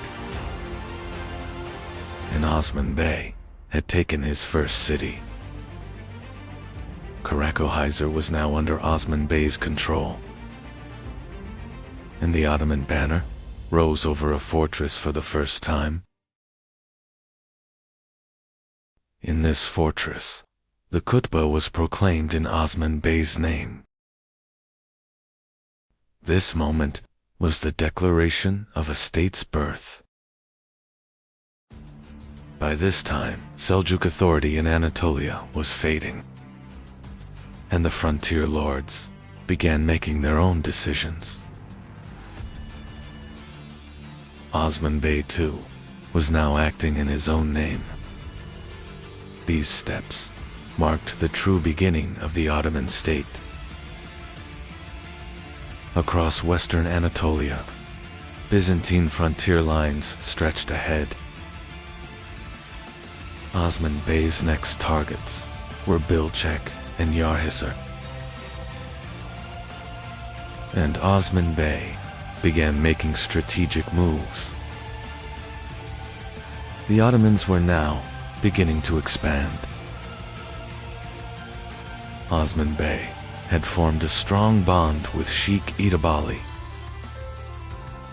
This bond grew even stronger through marriage. And Osman Bey began preparing for This move would accelerate the rise of the Ottomans. Yarhisar was one of the Ottomans' next targets. and soon, the siege began.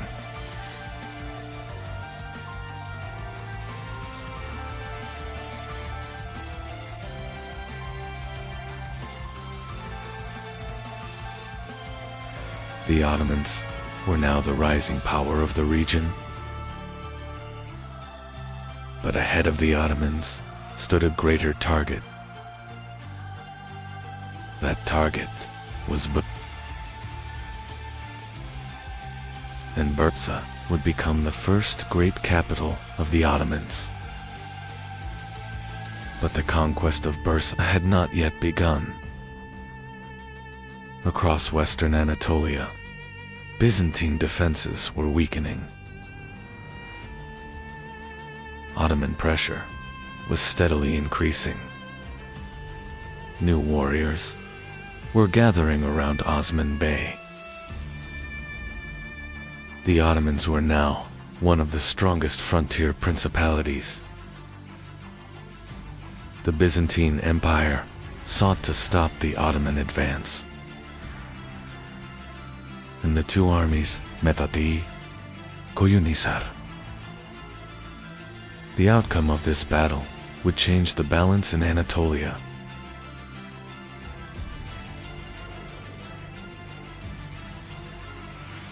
And the Ottomans won their first major pitched battle. After Koyunhisar, the balance in Anatolia had changed. Byzantine defenses began to withdraw. And before the Ottomans, a great objective was rising. That objective was Bursa. The rise of the Ottomans was only just beginning. The next destination was Bursa. And the Ottoman army continued its march westward. To be continued. The year is 1204. The Fourth Crusade was no longer heading to the Holy Land, but toward one of the richest cities in the world.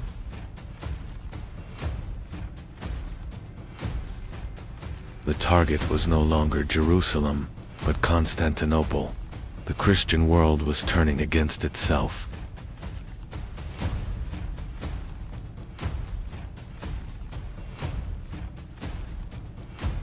This attack was not driven by faith alone. It was a calculated move for trade, power, and control of sea routes. And at the center of this plan stood a rising maritime power, Venice.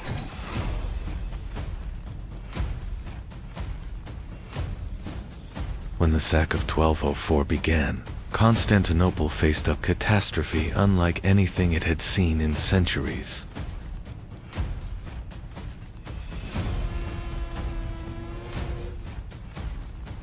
Churches were looted, sacred relics were stolen, and the wealth of Byzantium was loaded onto ships. One of the greatest beneficiaries of this destruction was Venice.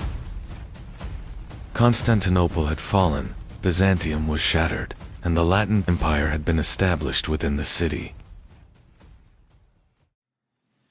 But Venice was not the only rising power in the Mediterranean.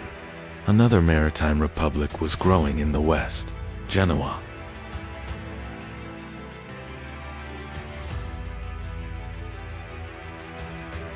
Through trade networks and powerful banking families, the Genoese accumulated enormous wealth.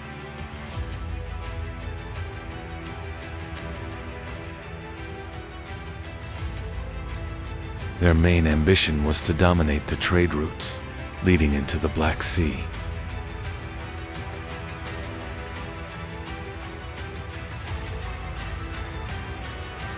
And soon, a rivalry that would last for centuries began between Venice and Genoa. By the 13th century, Mediterranean trade had become one of Europe's greatest sources of wealth. Spices, silk, grain, and precious goods Every product arriving from the east generated immense profit.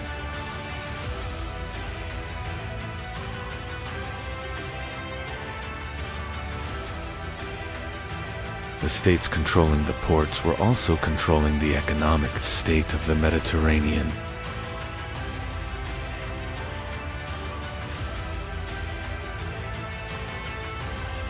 That is why the rivalry between Venice and Genoa became far more than a simple struggle for trade. In 1261, Byzantium made a crucial agreement with Genoa to end Latin domination over Constantinople.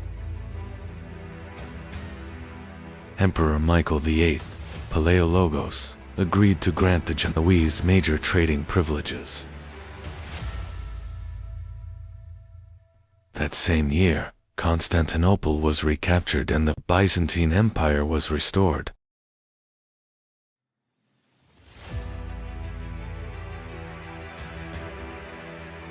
But even after its return, Byzantium was no longer as powerful as before. The city's economy was increasingly falling under foreign influence. One of the greatest privileges granted to the Genoese by Byzantium was the district of Galata.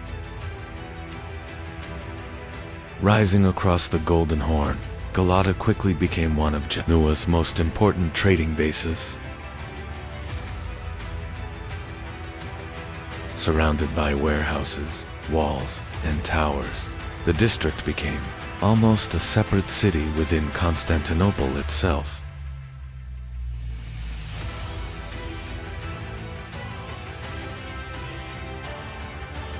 The trade of the Byzantine capital was no longer fully under Byzantine control.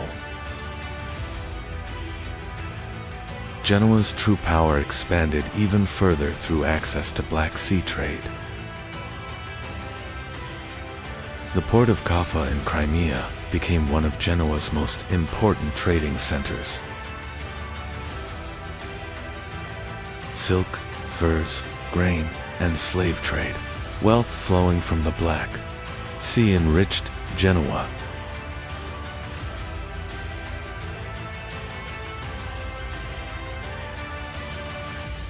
This expansion represented a major threat to Venice. By the late 13th century, the rivalry had begun turning into open warfare. Across the Mediterranean, the two great maritime republics fought each other for control of trade routes.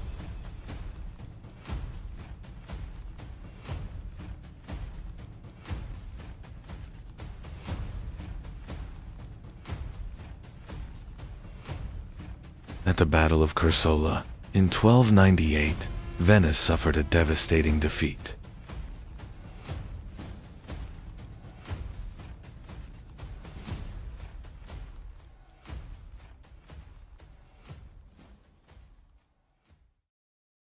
It is even believed that the famous traveler Marco Polo was captured during this battle.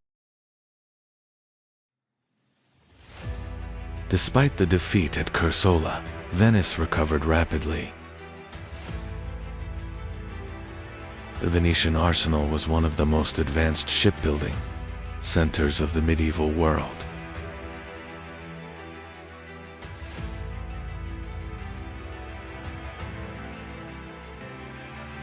The warships produced their restored Venice's dominance at sea.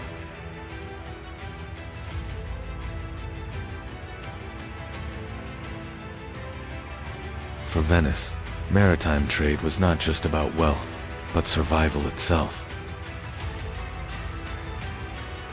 Genoa drew its strength not only from warships, but from bankers and merchant families as well.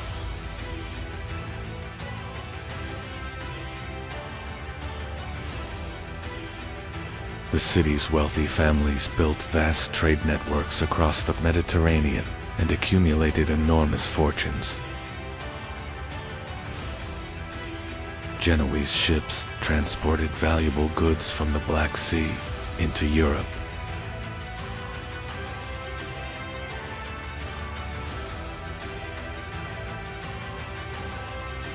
Now there were two dominant powers in the Mediterranean, and both sought to rule the seas.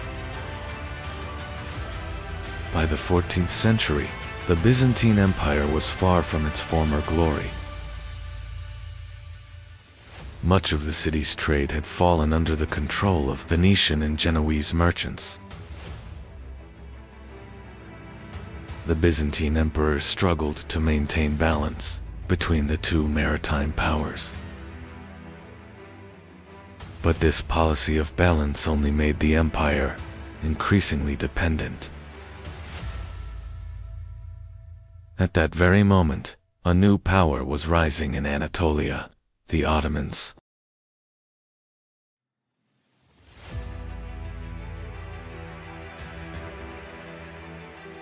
At first a small frontier principality, the Ottomans quickly gained strength along the Byzantine borders.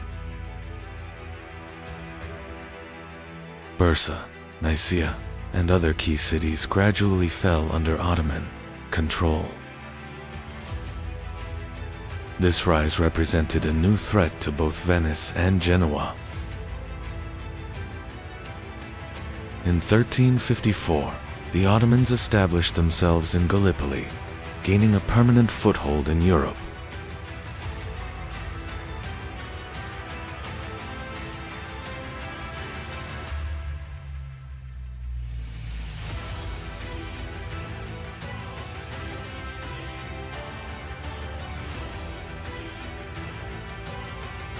This development marked a major turning point for Byzantium. Venice saw Ottoman expansion as a threat to trade in the eastern Mediterranean. Genoa often tried to protect its interests rather than directly confront the Ottomans. But this fragile balance across the Mediterranean would not last for long, because the rise of the Ottomans was about to change the struggle between Venice and Genoa forever.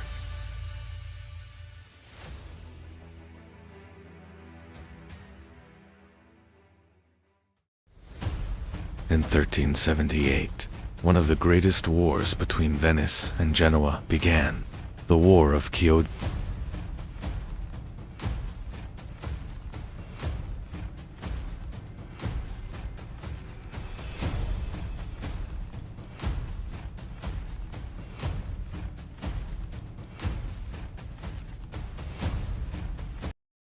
The Genoese fleet advanced far enough to directly threaten Venice itself.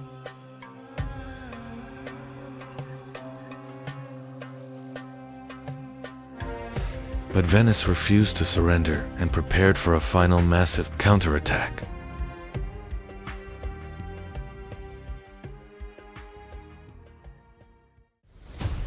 In the end, Venice emerged victorious at Chioggia, and the balance of the Mediterranean shifted once again.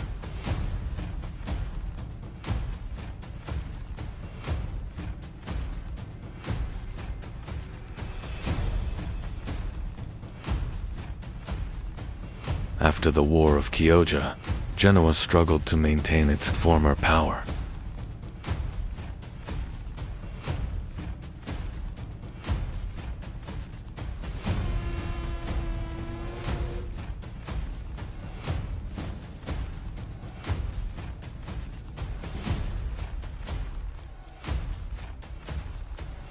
Political rivalries and economic troubles slowly weakened the city from within. Venice, however, survived thanks to its stronger and more organized state structure.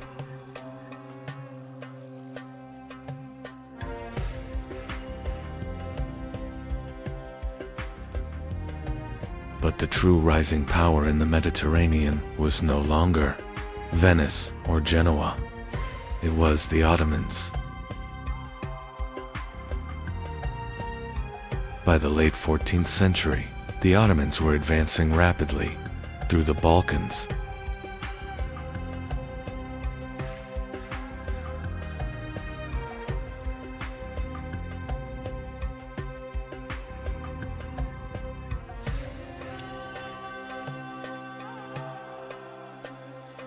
Meanwhile, the Byzantine Empire continued to shrink, leaving Constantinople increasingly isolated. Venice grew deeply concerned about Ottoman influence in the Aegean and Eastern Mediterranean.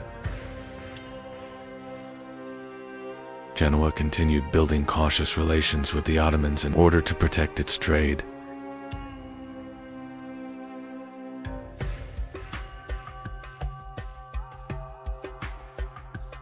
By the 15th century, Constantinople was far from its former glory.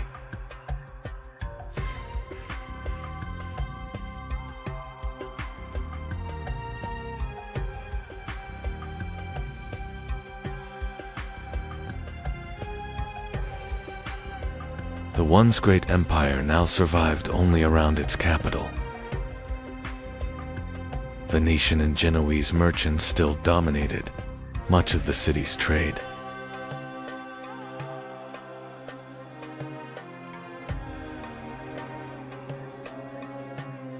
Meanwhile, the Ottoman state was growing stronger with every passing year.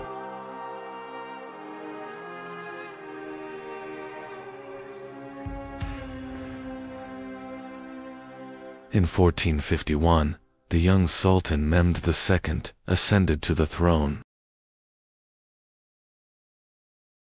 The new Sultan immediately began preparations to conquer Constantinople. Massive cannons were forged as the Ottomans moved to control the Bosphorus.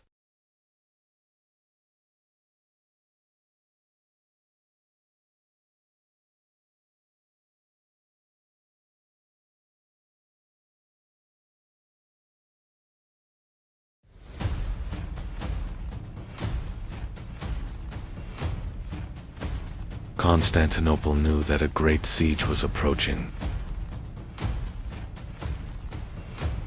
In the spring of 1453, the Ottoman army arrived before the walls of Constantinople.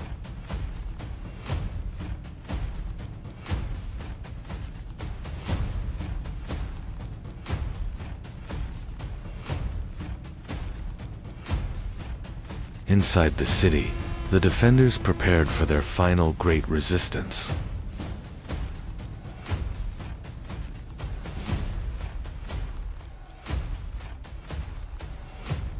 The Genoese commander, Giovanni Giustiniani, became one of the key figures in the defense.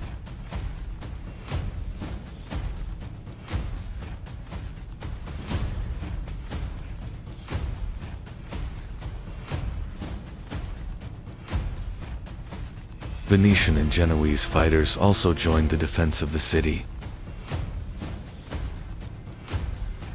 For days, Ottoman cannons relentlessly bombarded the walls of Constantinople.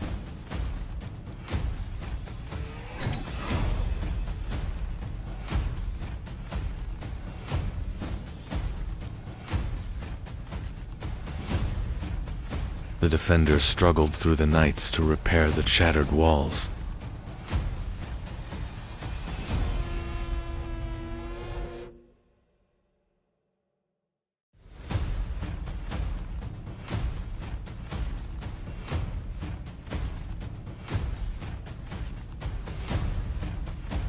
But the move that changed the fate of the siege was the transport of Ottoman ships over land.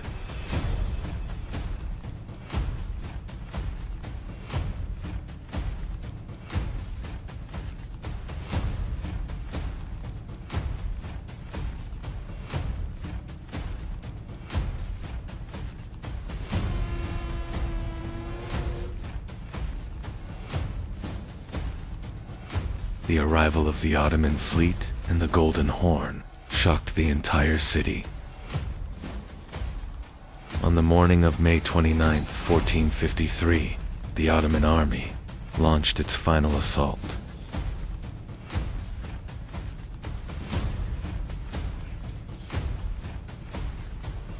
The defenders resisted on the walls until the very last moment.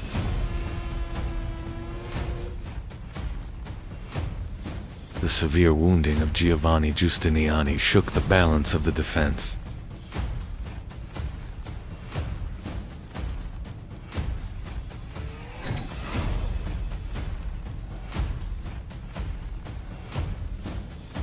and at last, the walls of Constantinople were breached.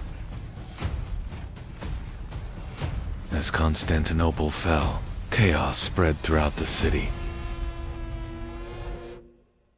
The young Sultan Mehmed II had opened the gates to a new era. The Genoese colony of Galata had now fallen under Ottoman rule as well. 1453 marked not only the end of Byzantium, but the end of the old Mediterranean order itself. Constantinople was now the new capital of the Ottoman Empire. For Venice and Genoa, the balance of power in the Mediterranean had completely changed.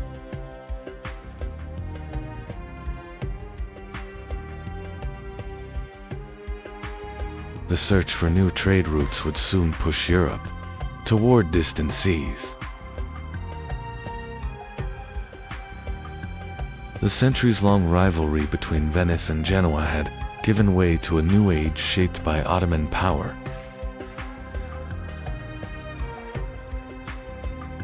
The maritime republics that once dominated the Mediterranean were now losing their former power.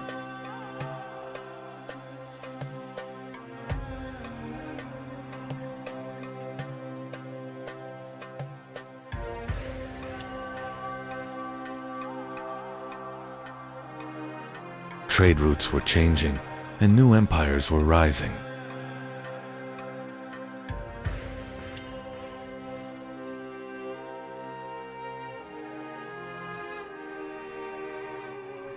After 1453, the Mediterranean world would never be the same again. But when the city fell to the Ottomans in 1453, both Venice and Genoa saw the end of the old world. There was no longer Constantinople, but Istanbul. Before the Ottomans stood a great city. That city was Bursa. And the conquest of Bursa would change the destiny of the Ottomans. Years had passed. Osman Bey had grown old. But the siege of Bursa was still ongoing. During this time, Orhan Bey began to rise. And the conquest of Bursa would be shaped by a new leader.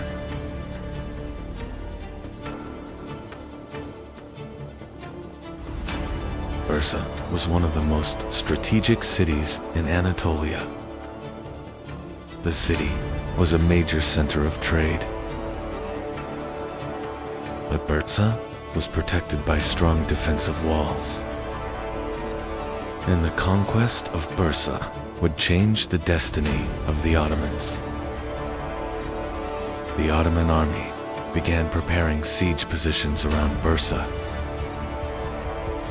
The city's connection to the outside world began to be cut off. The siege of Bursa would be a long struggle. Orhan Bey was patiently waiting for the right moment. The siege lasted 4 months. Was completely isolated from the outside world. Inside Bursa, conditions were becoming harder.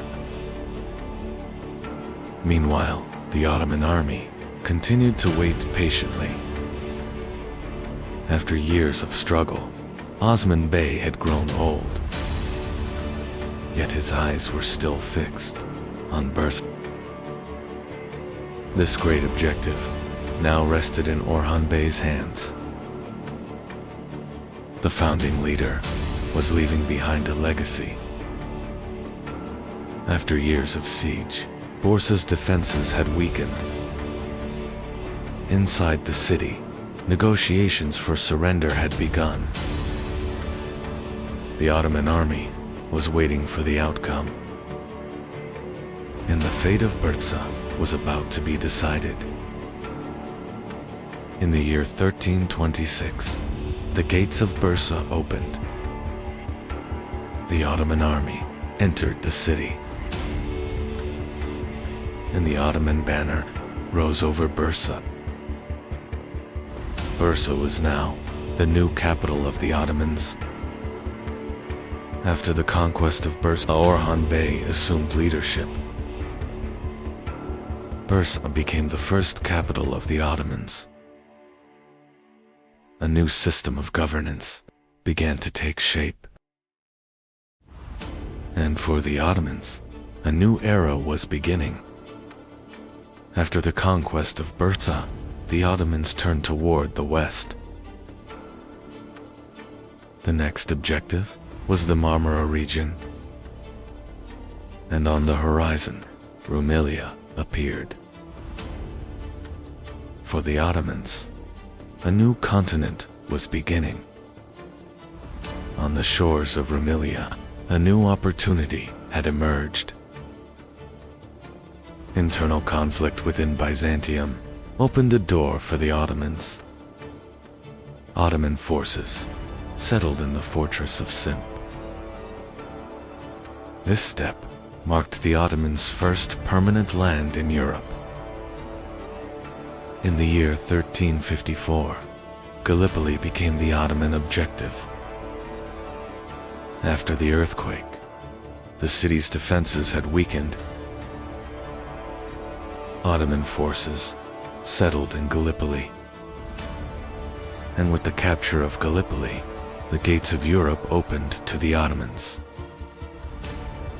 After Gallipoli, the Ottomans began advancing into Rumelia. New fortresses were taken one by one.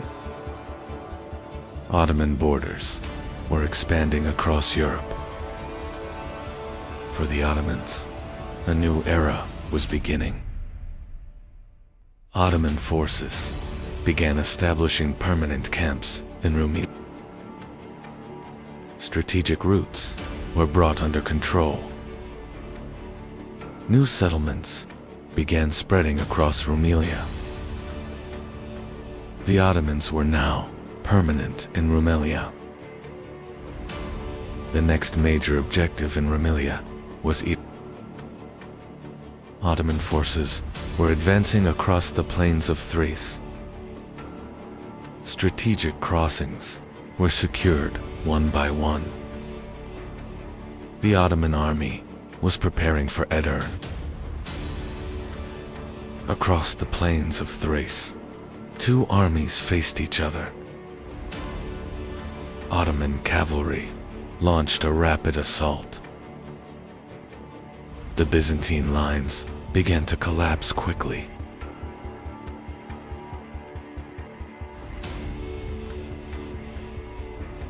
This victory opened the road to Edirne. In the year 1361, the Ottoman army reached Edirne. Soon after, the city gates opened. The Ottoman army entered Edirne.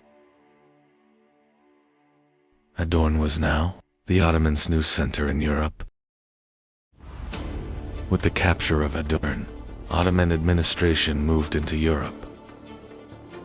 Edirne was becoming the new capital. The Ottomans had now established a strong center in Europe. And for the Ottomans, the gates of the Balkans had opened. After Edirne, the Ottomans advanced deeper into the Balkans. Frontier fortresses became the next targets. Some fortresses surrendered without resistance. In Rumelia, Ottoman order began to take shape.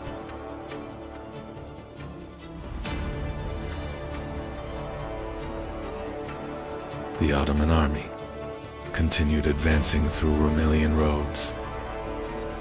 New towns were coming under Ottoman control. Ottoman influence was spreading rapidly across Europe. And the next objective lay deep within the Balkans. Ottoman expansion raised concern among Balkan princes. Along the frontiers, defenses were reinforced. Yet, the Ottoman army continued advancing. A great battle would begin in the Balkans. Balkan principalities began uniting against the Ottomans. The Ottoman army was preparing for a major campaign. The campaign order was issued from and the Ottoman army was marching toward a battle that would change history. The Ottomans were now entering a new era. The new objective was the heart of the Balkans, and the Ottoman army was marching toward Kosovo. Soon, history would change direction. The battle began with the archers' assault. Shield lines collided on the front line.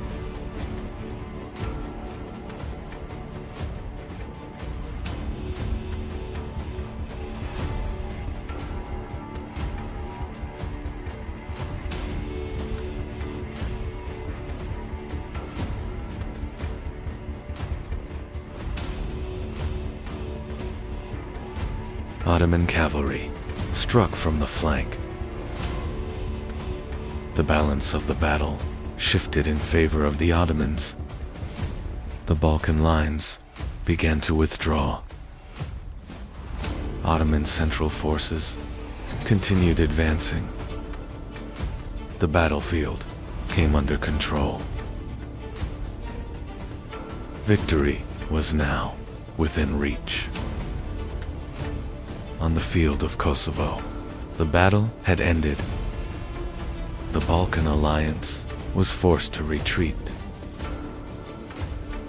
The victory at Kosovo changed the balance of power in the Balkans,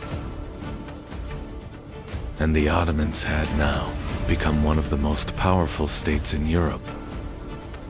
After Kosovo, Ottoman expansion accelerated, but the real storm was just beginning to be continued. The Battle of Kosovo was over,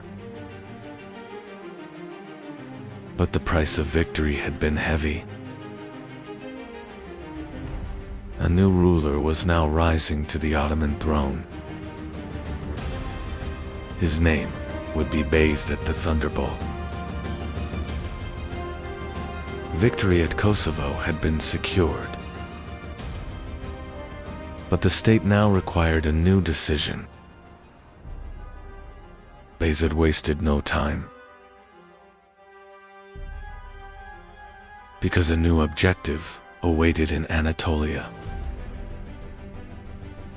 The Ottoman army moved swiftly, and a new era was beginning in Anatolia. Fortresses across Anatolia were joining the Ottomans one by one. City gates opened one after another. Bayezid advanced without stopping. That is why he would be called the Thunderbolt. The Anatolian beyliks were now feeling Ottoman power. Some submitted without resistance. Others agreed to join the Ottomans. Unity in Anatolia was rapidly being established. Yildirim's plan was grand, but there was still a powerful rival in Anatolia. The Karamanids stood against Ottoman expansion. Bayezid would not accept this resistance, and he moved toward the last great obstacle in Anatolia. Bayezid now marched toward the last great obstacle in Anatolia, the Karamanids. The Karamanids were the strongest force, still resisting Ottoman unity in Anatolia. With a swift campaign, Bayezid brought Karaman lands under Ottoman control.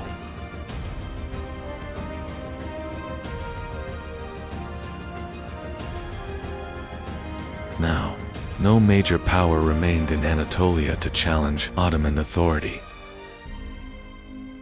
The Ottoman advance into the Balkans had caused deep concern across Europe. The Pope called for a new crusade to stop the Ottoman advance. Knights from across Europe answered the call. A massive crusader army began marching toward the Ottomans. As soon as he learned of the crusader advance, Bayezid moved with remarkable speed. He quickly gathered his army and marched toward Nicopolis without delay.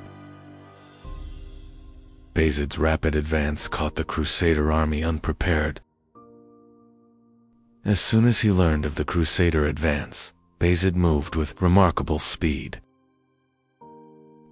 He quickly gathered his army and marched toward Nicopolis without delay.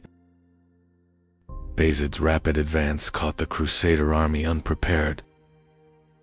Near Nicopolis, the battle had begun. The first lines collapsed into brutal close combat. As they advanced, the knights began losing formation.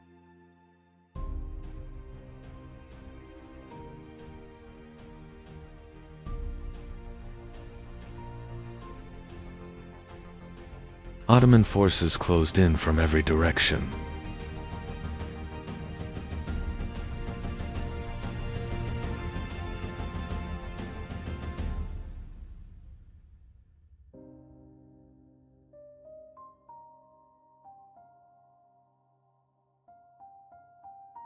Bayezid ordered the counterattack.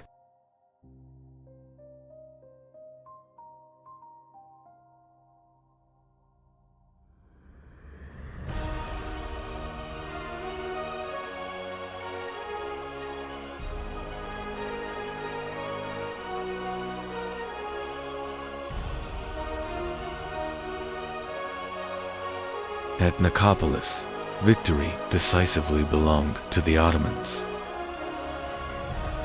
News of the defeat at Nicopolis quickly spread across Europe.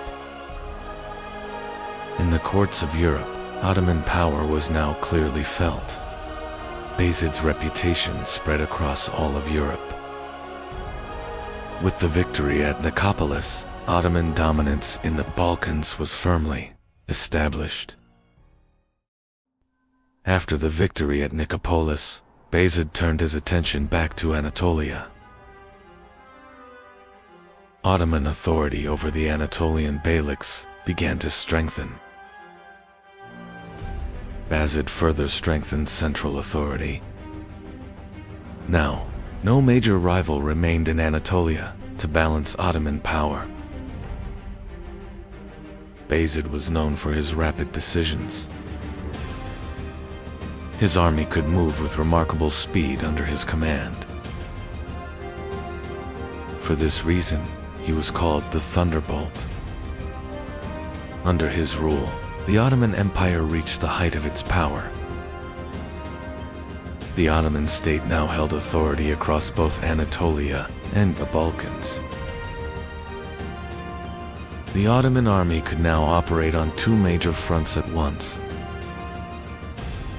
Strategic passes and frontier strongholds had fallen under for Ottoman control. The Ottoman state had now become a true imperial power. After the defeat at Nicopolis, Europe began reinforcing its frontier defenses. European states began preparing defensive plans against the Ottoman advance. The balance of power in the Balkans had now shifted in favor of the Ottomans. Under Bayezid's rule, the Ottoman state stood at the height of its power. But reports from the eastern frontier demanded attention. In the east, a powerful new army was on the move. At the head of this army stood Timur. And the Ottoman state was now facing a new trial.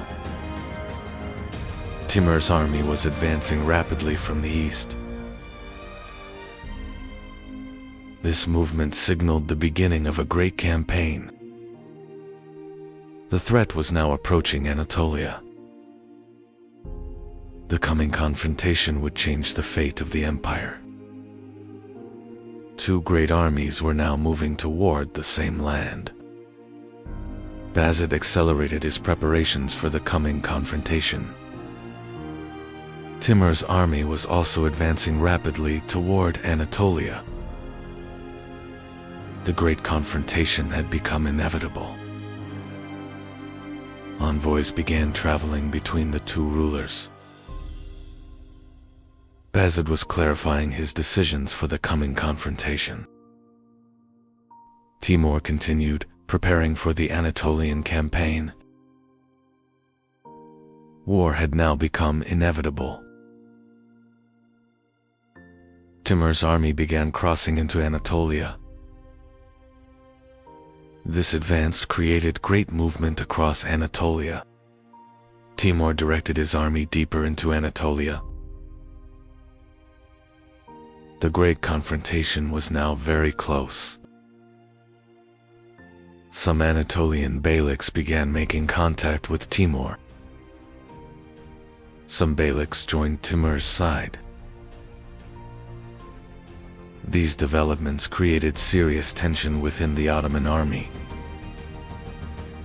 Even before the battle began, the balance had started to shift. Bayezid moved his army toward Ankara. Commanders were making final preparations before the battle. The two great armies were about to meet on the plains of Ankara. The historic confrontation was about to begin.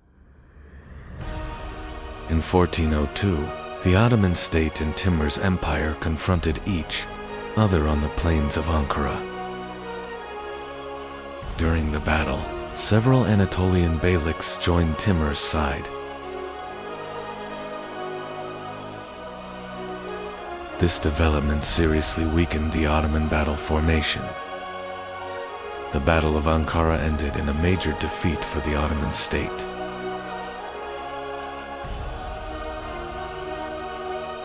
The defeat at Ankara would push the Ottoman state into one of the most dangerous crises in its history. To be continued. Ottoman Empire, Part 4. In the mountains of Europe, a small castle was rising in silence. No one knew. This castle would one day change the fate of Europe.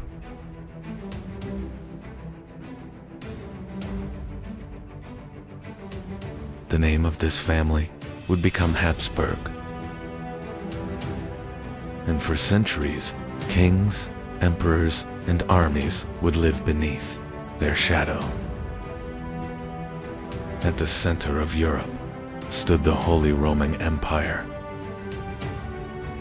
But this was not a single unified state.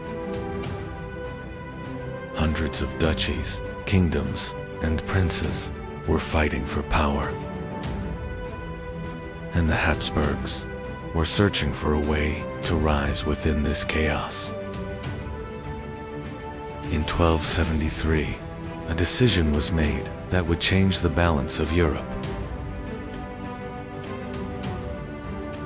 Rudolf of Habsburg was elected king of the Romans. Many nobles never expected him to rise this far. But in that moment, the true rise of the Habsburgs had begun. But standing before Rudolf was still a great obstacle.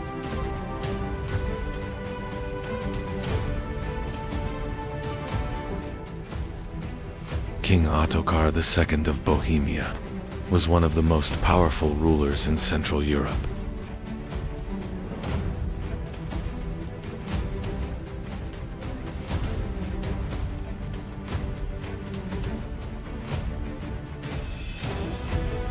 In 1278, the two armies met on the plains of Marchfeld.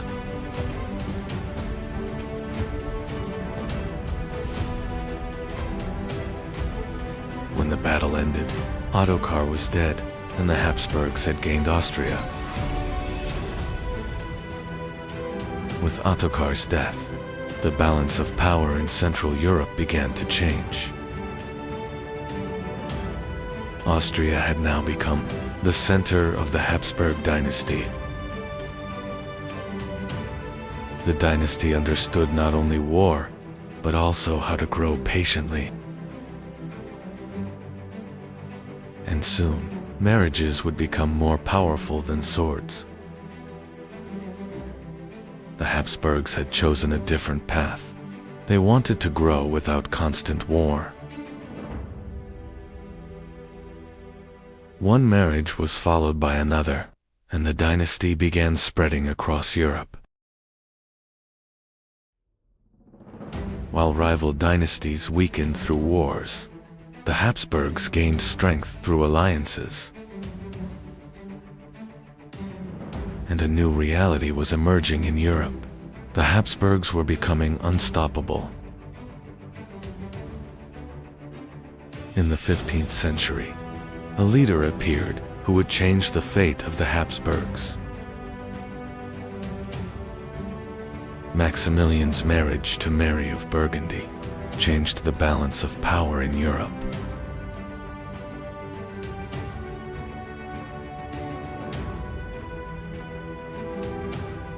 Because with this marriage, Europe's richest cities passed to the Habsburgs.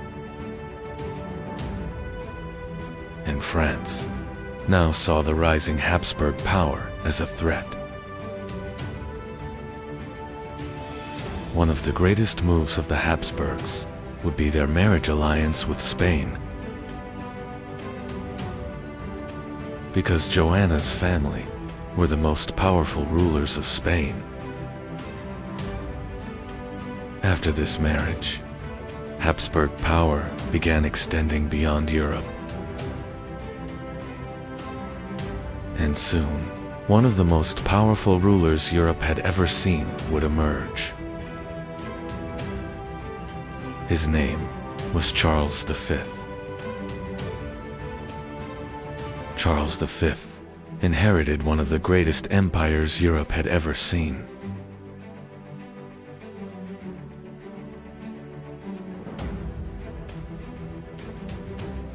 Gold and silver from the New World were filling the Habsburg inns.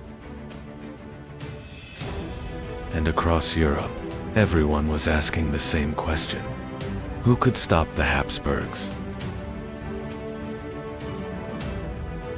In 1517, an event occurred that would change Europe forever. Martin Luther was challenging the Catholic Church.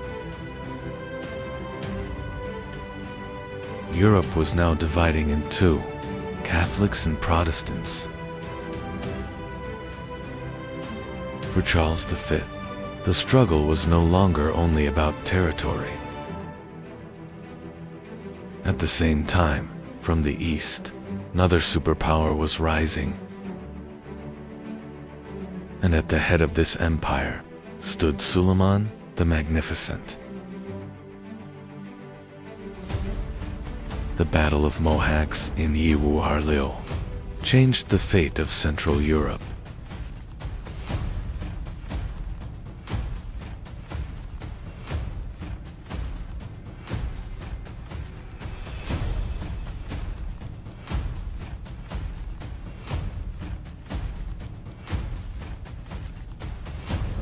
Now, the Ottomans had reached the borders of the Habsburgs. In 1529, the Ottoman army reached Vienna. Europe was terrified because Vienna could fall.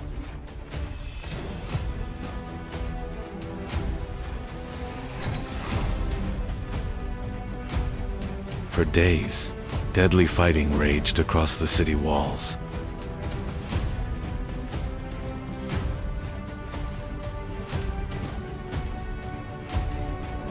And in the end, the Ottoman army withdrew. But even after Vienna, the war did not end.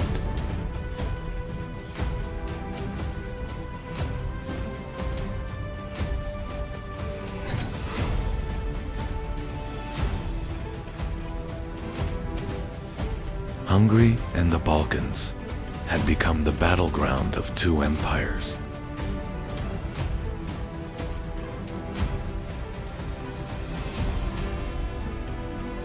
For years, both sides tried to wear each other down.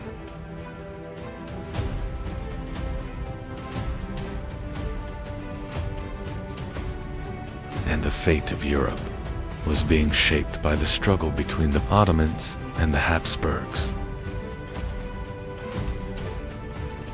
In 1683, the Ottoman army once again arrived before Vienna.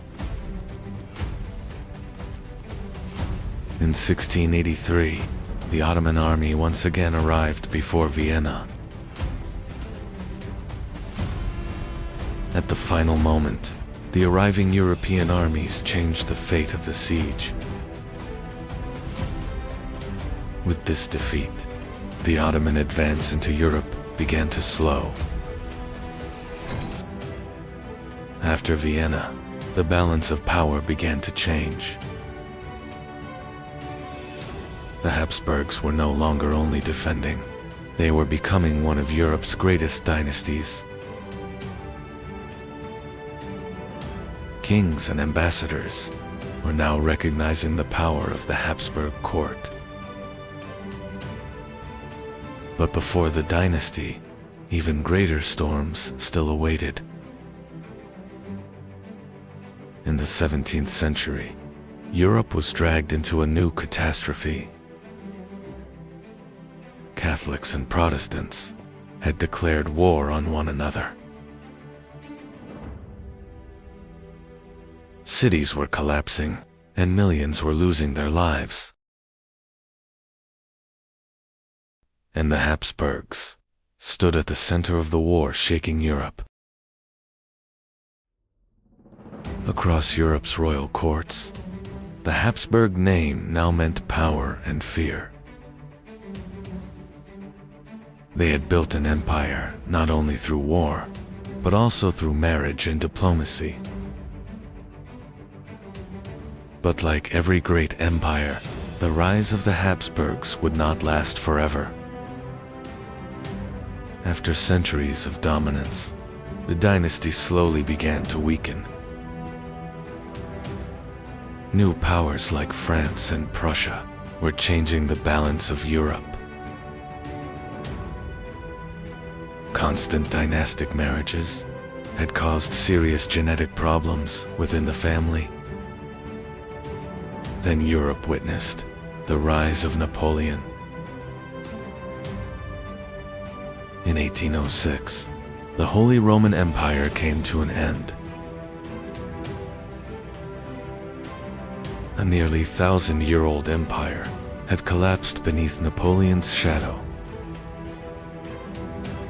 A story that began in a small mountain fortress had become a dynasty that ruled Europe for centuries. In 1402, the devastating defeat at the Battle of Ankara brought the Ottoman Empire to the brink of collapse. After Bayezid was captured, Ottoman lands were divided among rival princes. The struggle between the princes dragged the empire into years of civil war. This turbulent time would later be known as the Ottoman Interregnum. After the Battle of Ankara, Bayezid was taken captive. Timur's advance across Anatolia severely weakened Ottoman authority. Many Anatolian beyliks declared their independence once again. The Ottoman Empire now faced a major crisis of authority in both Anatolia and Rumelia. In Rumelia, Suleiman Celebi seized control and became one of the strongest contenders.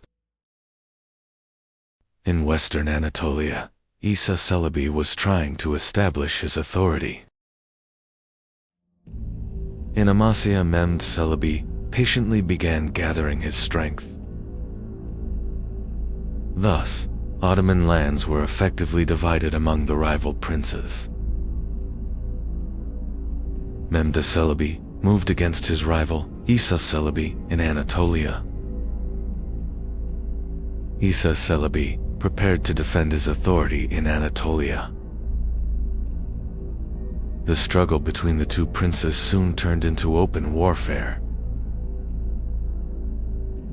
At the end of these clashes, Mehmed Celebi gained the upper hand. In Rumelia, Suleiman Celebi had established strong authority. Mehmed Celebi was preparing to confront this powerful rival in Rumelia. The struggle for the throne now extended beyond Anatolia, into Rumelia. The struggle between the Ottoman princes was turning into a larger war. Despite his control in Rumelia, Suleiman Celebi's authority was gradually weakening. Many local commanders and soldiers began changing their allegiance. Meanwhile, Musa Celebi emerged as a new power in Rumelia. These developments prepared the end of Suleiman Celebi's rule in Rumelia. Musa Celebi crossed into Rumelia and quickly began gaining strength in the region. Soon, many soldiers and commanders gathered around Musa Celebi. The clashes in Rumelia quickly weakened Suleiman Celebi's power. Thus, Musa Celebi took control of Rumelia. After taking control of Rumelia, Musa Celebi moved quickly to strengthen his authority. He made strict decisions to consolidate his control over the region. These developments once again alarmed the Byzantine Empire. The Byzantine leadership began seeking a new balance against Musa Celebi. Emperor Manuel sought a new ally against Musa Celebi.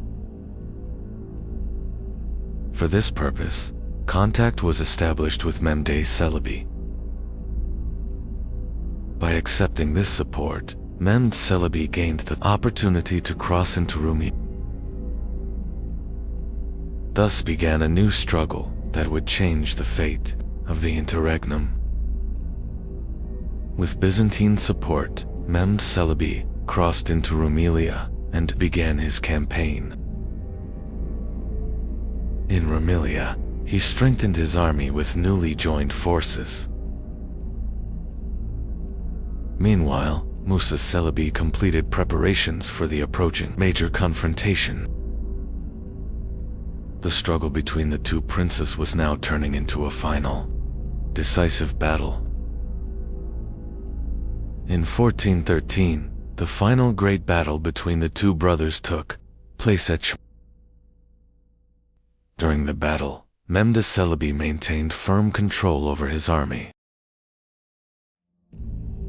By the end of the fighting, Musa Celebi's forces began to collapse.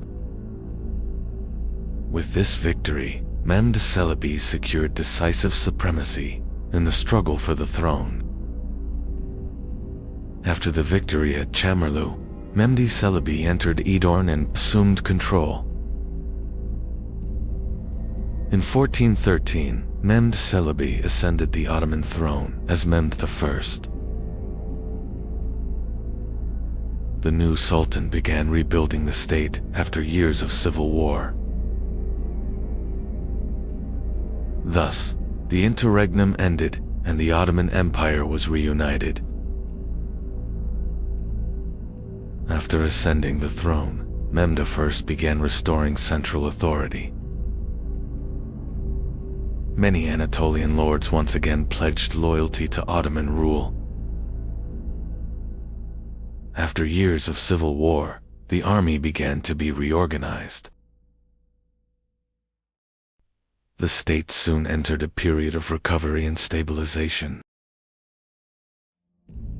Soon after, a major rebellion began in Rumelia under the leadership of Sheikh Badr.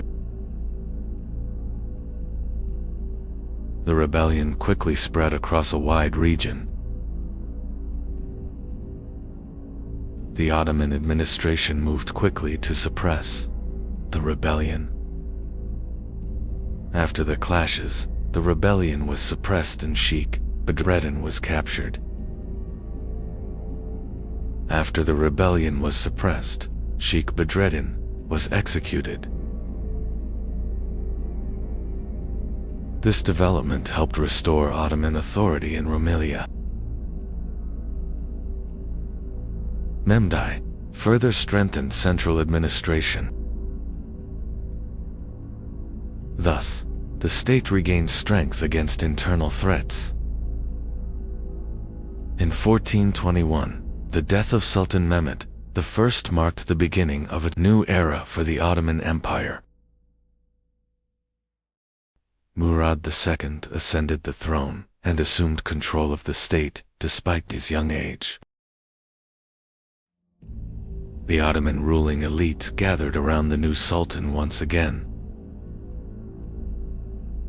However, Murad II's reign would soon face new challenges.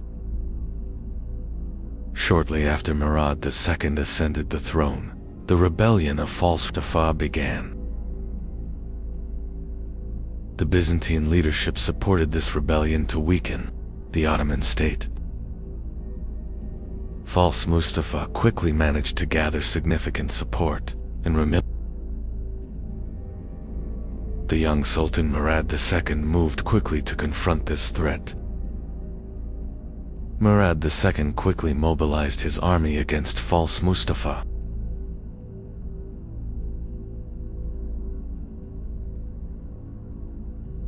Clashes in Rumelia quickly intensified.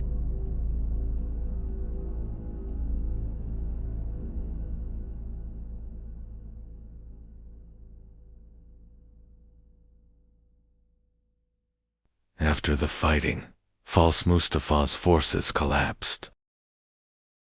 With the rebellion suppressed, False Mustafa was captured and neutralized. After the rebellion in Rumelia was suppressed, another uprising began in Anatolia, led by Prince Mustafa. Prince Mustafa quickly gathered significant support around him. Murad II turned toward Anatolia to confront this new threat. These developments triggered a new internal struggle in Anatolia. Murad II quickly moved to suppress the rebellion in Anatolia. Prince Mustafa's resistance soon began to weaken. Following these events, Prince Mustafa was captured. With this development, Murad II strengthened his authority in Anatolia. With the suppression of internal rebellions, Murad II re-established strong authority across Anatolia and Rumelia.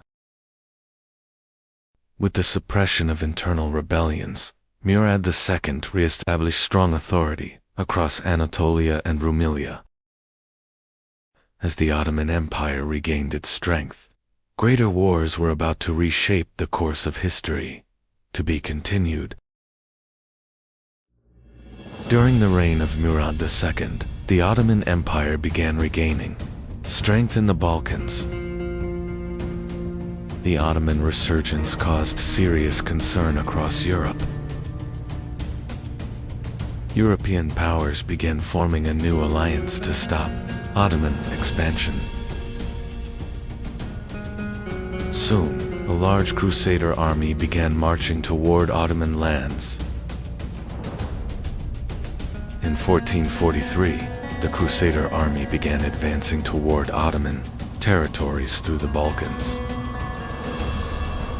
Ottoman forces began preparing defensive positions along the frontier against the advancing Crusaders. Heavy clashes took place between the two armies in the mountain passes of the Balkans.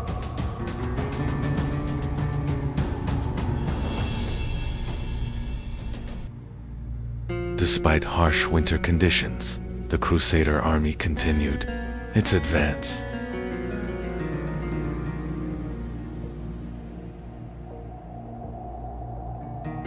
Facing the Crusader advance, Ottoman forces were forced to withdraw from several positions.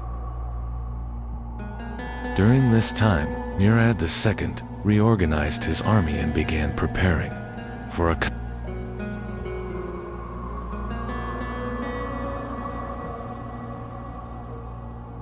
During this time, Murad II reorganized his army and began preparing for a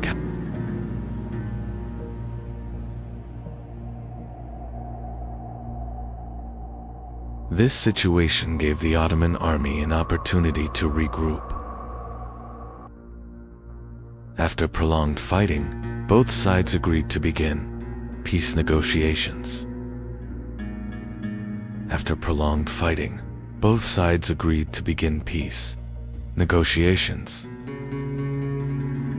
As a result of these negotiations, a temporary peace emerged in the Balkans.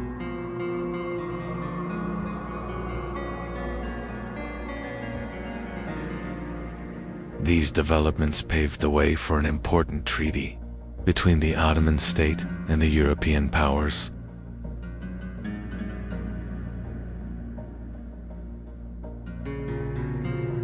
After the Treaty of Edirne-Segedin, the ruler made an unexpected decision and withdrew from power. At a very young age, the new ruler assumed control of the state. European powers saw this leadership change as a major opportunity.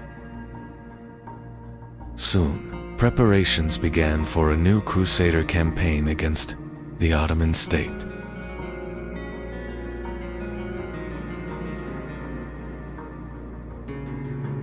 European powers soon broke the recently signed peace agreement. A new Crusader army began mobilizing once again toward Ottoman lands. This development caused serious concern within the Ottoman leadership.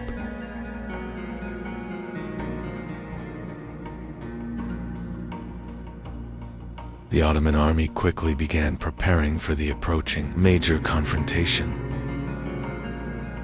Facing a growing threat, the young ruler called the experienced leader back to command the army.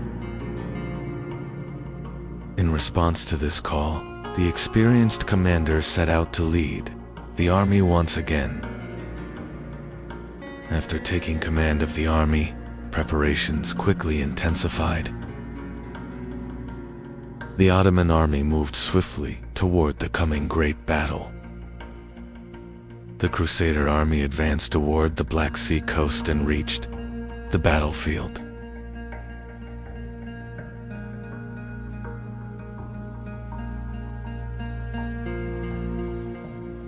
Soon after, the Ottoman army formed its battle lines in the same region.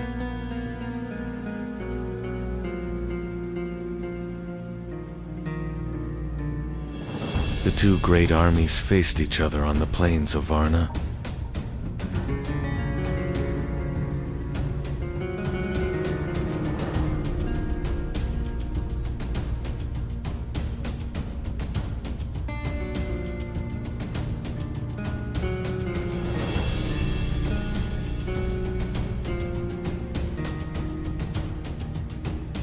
One of the most critical battles in history was about to begin.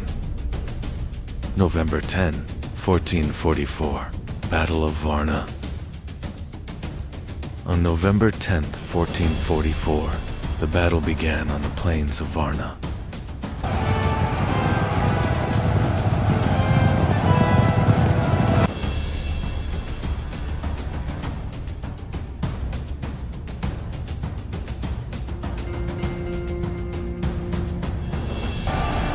Fierce clashes erupted between the two armies. As the battle progressed, cavalry units began to play a decisive role.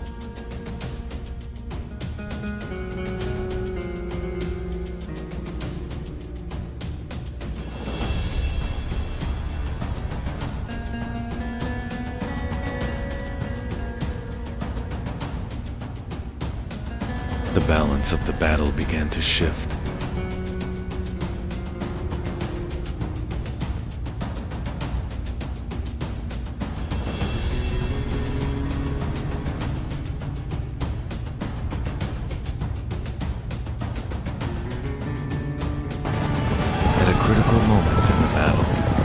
Crusaders' central forces launched a direct assault on the Ottoman command line. This attack carried a major risk that could change the fate of the battle. Events at the center quickly disrupted the command structure of the Crusader army.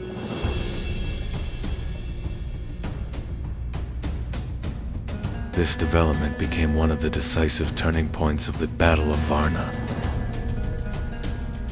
As the battle progressed, the resistance of the Crusader army began to collapse. Soon, the Crusader forces began withdrawing from the battlefield. The Battle of Varna ended with a decisive Ottoman victory. This victory strengthened Ottoman dominance in the Balkans once again. Despite the defeat at Varna, European powers did not abandon their goal of stopping Ottoman expansion. Soon, a new Crusader army began preparing for another campaign against the Ottoman state. This newly formed army began advancing once again through the Balkans.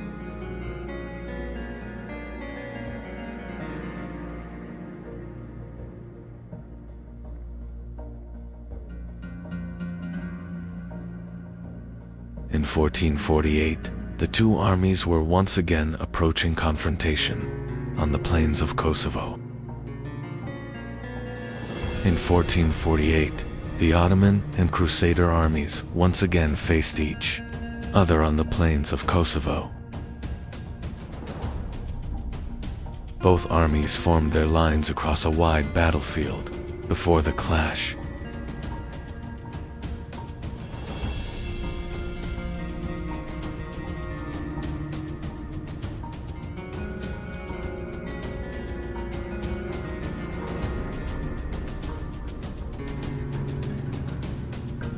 Soon, intense fighting began across the plains of Kosovo.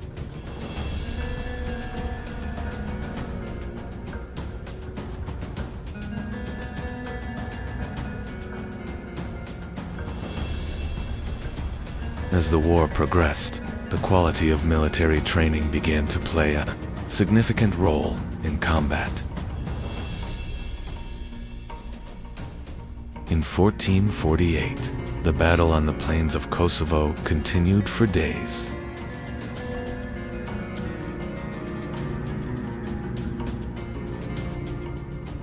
As the battle progressed, the resistance of the Crusader army began to collapse.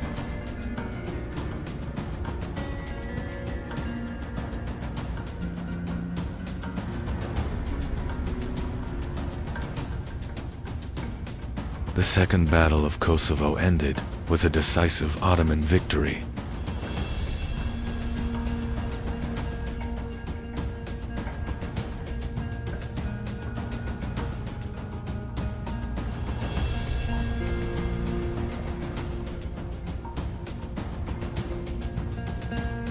With this victory, Ottoman dominance in the Balkans was secured, and attention now turned toward Constantinople. To be continued. In 1451, Mehmed II ascended the throne at a young age. But his ambitions were far greater than those of an ordinary ruler. There was a city that had stood for centuries, and that city was Constantinople. Constantinople stood between Europe and Asia.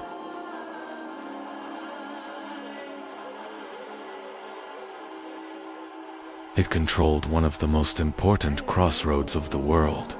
Its massive walls had protected the city for centuries.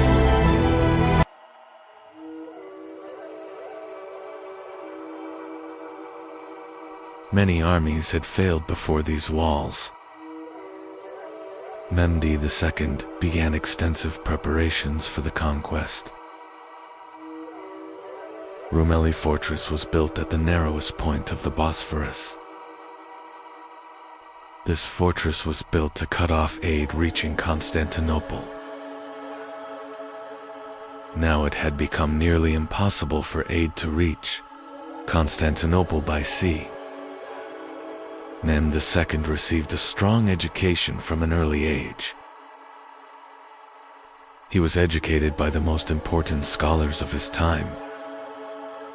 He gained deep knowledge in history, geography, and military strategy. He learned Ottoman, Turkish, Arabic, Persian, Greek, and Latin, developing a remarkable intellectual background. From an early age, the idea of conquering Constantinople had taken root in Mehmed II's mind. Constantinople was seen not just as a city, but as a great objective. The words of Prophet Muhammad, foretelling the future conquest of Constantinople, had turned this objective into a great ideal in the Ottoman world. Mehmed II was determined to fulfill this ideal. Mehmed II ordered the construction of massive cannons to break the walls of Constantinople. These cannons were among the largest siege weapons of their time.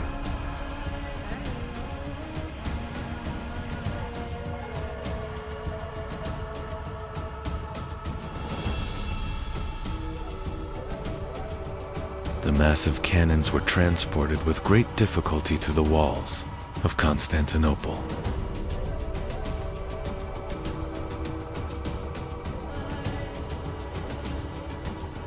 Now the walls of Constantinople faced one of the greatest sieges in their history. Constantinople was no longer as powerful as it once had been. The defense of the city rested on Byzantine Emperor Constantine XI. However, the defensive strength of the city was very limited. The great chain placed across the Golden Horn was one of the key elements of the city's defense. Emperor Constantine XI had requested help from the European states. However, the European states could not respond to this call as quickly as expected. Only a limited number of reinforcements were able to reach the city.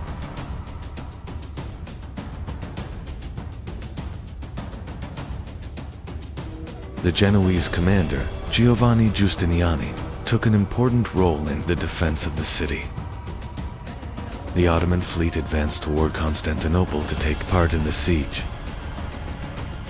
However, the great chain across the Golden Horn prevented the Ottoman fleet from entering.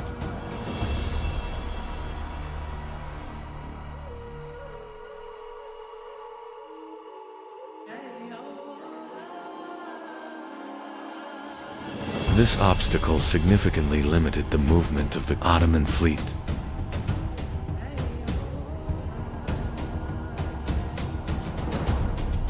Mehmed II began preparing a new plan to overcome this obstacle.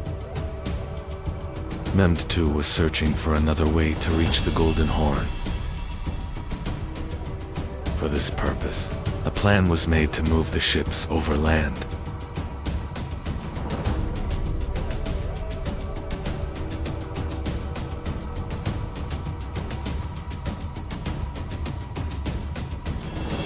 The Ottoman ships began to be transported over land with great preparation.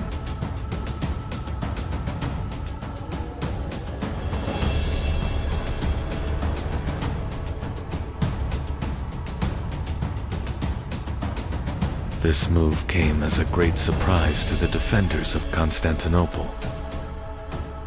The entry of the Ottoman fleet into the harbor changed the course of the siege.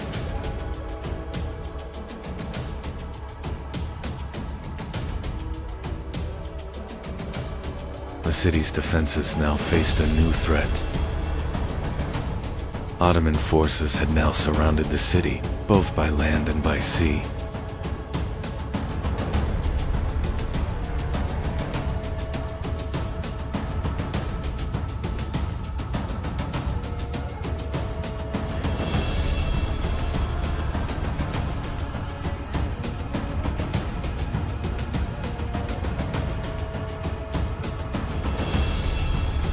The balance of the siege was gradually shifting in favor of the Ottoman Empire.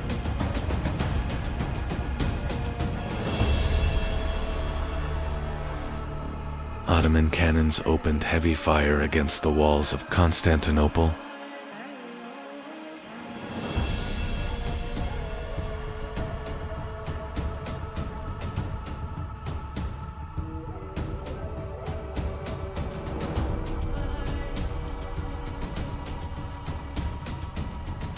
The massive cannons continued, firing without interruption for days.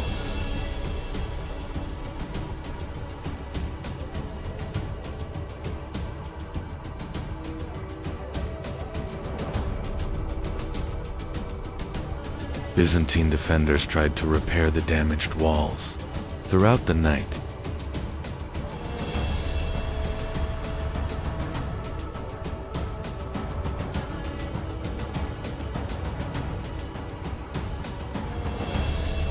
however, the walls were now struggling to withstand the massive assault.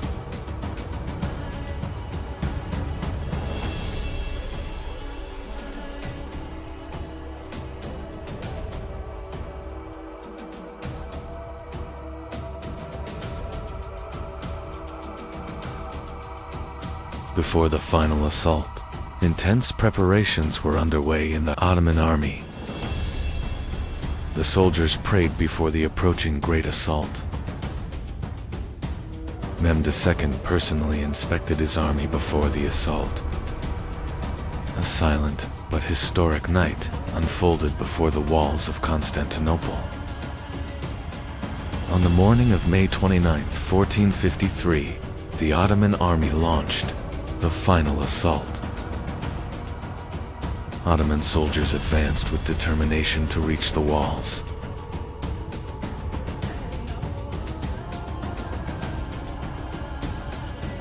The Byzantine defenders resisted with all their remaining strength on the walls.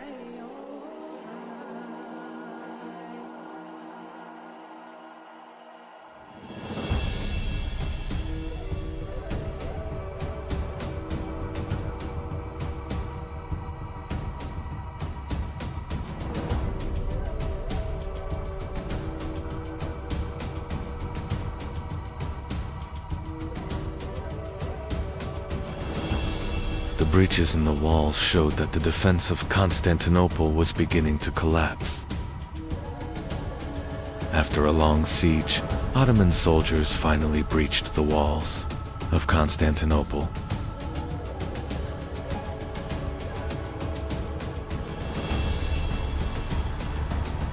The defense of the city had completely collapsed.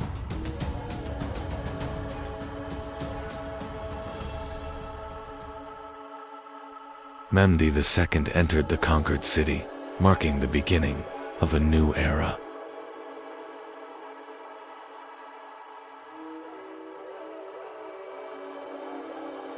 Constantinople would now become the capital of the Ottoman Empire.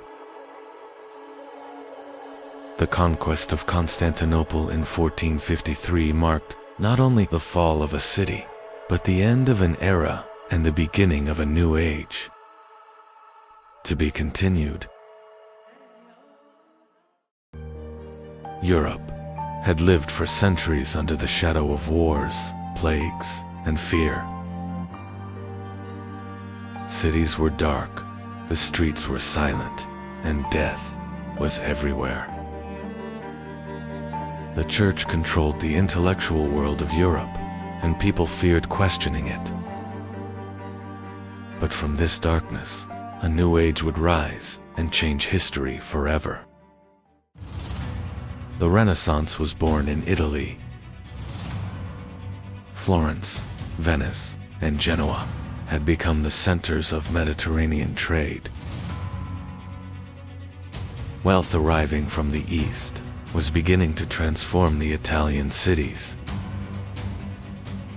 And this wealth would begin the rebirth of Europe.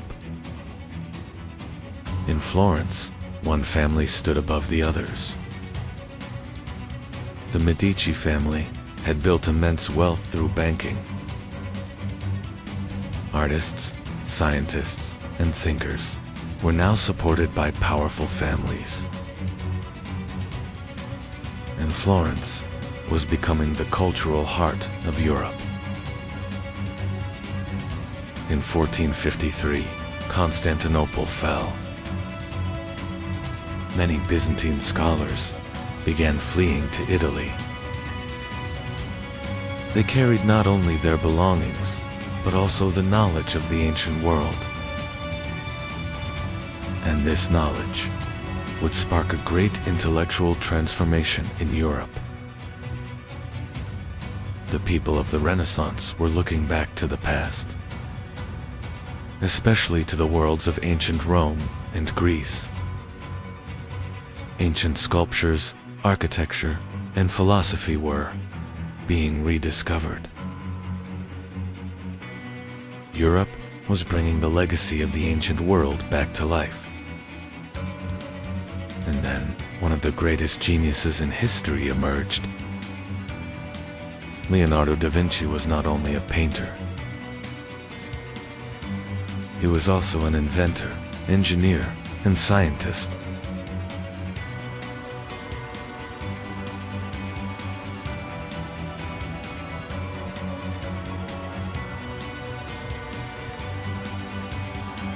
And his ideas would influence centuries to come.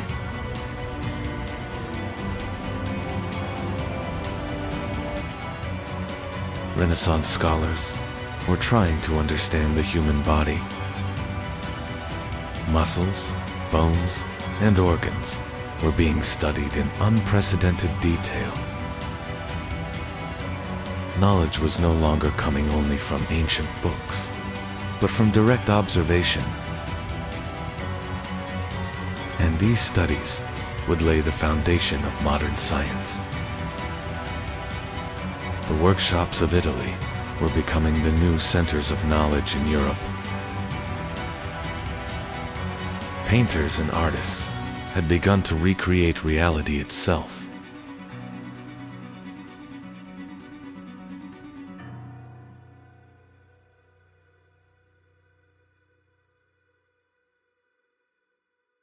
Perspective, light, and human anatomy were transforming art forever.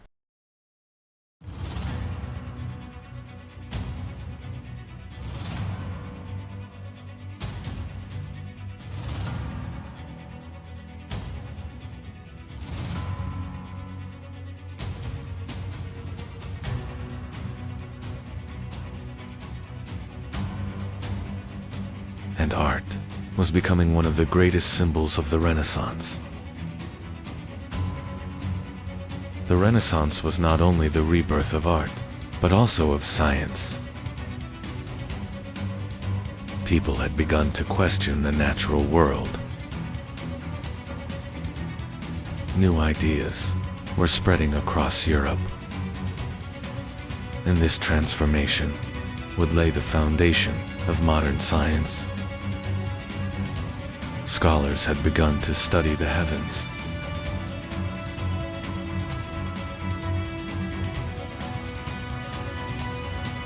Stars and planets were being observed more closely than ever before.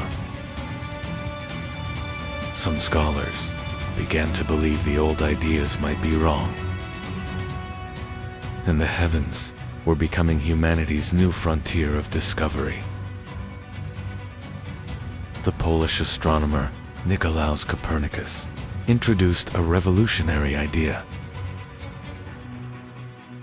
Earth was not the center of the universe. Later, Galileo began observing the heavens through a telescope. And humanity's view of the universe began to change forever.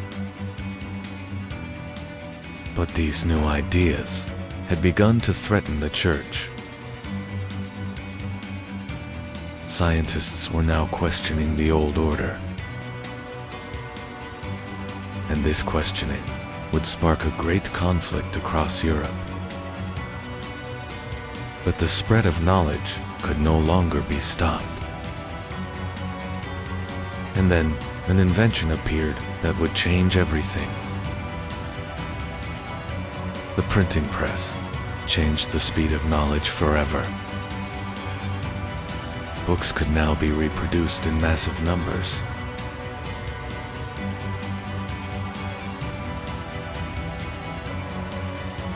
And ideas began spreading across all of Europe. The Renaissance had given people a new idea. The world could be explored. Europe was now sailing into the oceans. And the age of exploration was about to begin. In 1492, Christopher Columbus sailed westward.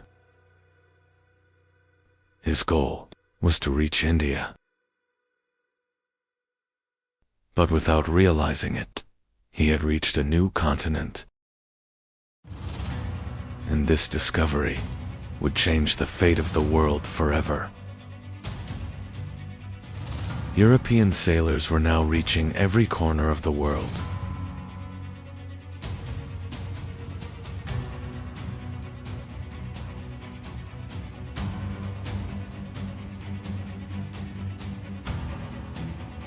Vasco da Gama had found the sea route to India, and Magellan's fleet would sail around the world.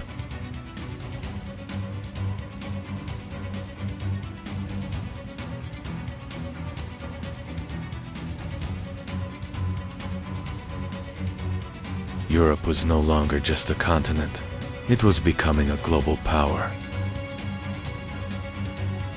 The Renaissance was transforming not only ideas, but entire cities.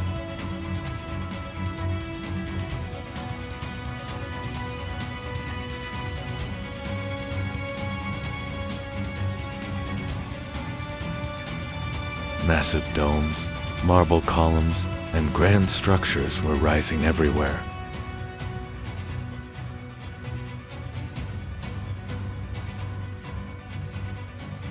Art and architecture had become the new symbols of power.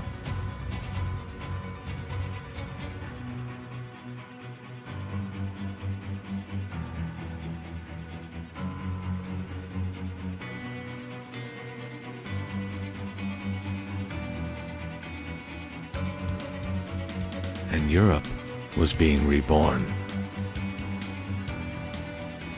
The Renaissance had completely transformed Europe. Kings were growing stronger, and new states were rising. Science, education, and ideas were shaping Europe's future. And a new age had begun. Europe was no longer the old world.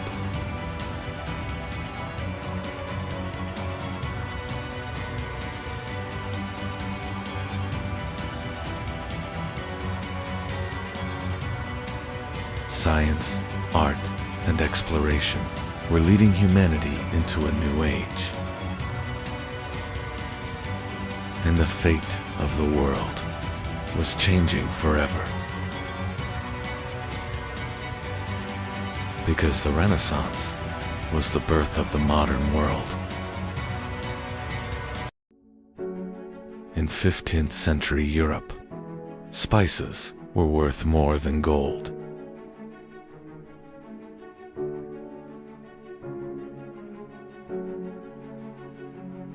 The Ottoman control over trade routes forced Europe to search for new paths. And so the kingdoms of Europe turned toward the oceans. The greatest age of exploration in human history was beginning. The pioneer of the age of exploration was the Kingdom of Portugal. Prince Henry established schools for navigation and cartography. Portuguese sailors began exploring the coasts of Africa. Their goal was clear: to reach India by sea. In 1497, Vasco da Gama began his voyage to India. Throughout the long journey, the sailors fought against death. And finally, Europeans reached India.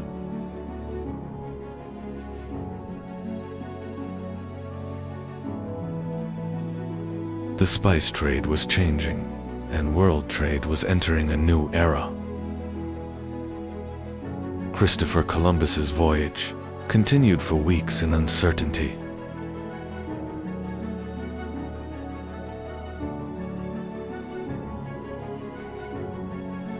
The crew was beginning to lose hope.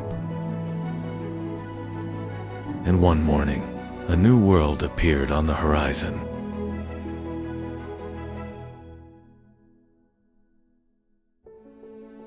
Columbus believed he had reached Asia, but he had actually discovered America.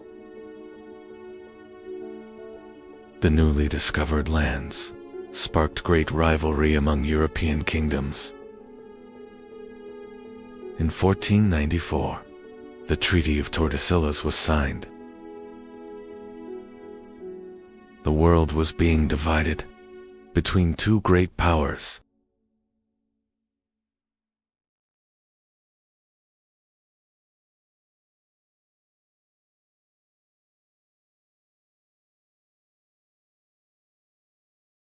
Because of this agreement, Brazil came under Portuguese control. In 1519, Ferdinand Magellan began one of the greatest voyages in history. After months of searching, they discovered a hidden passage in the south.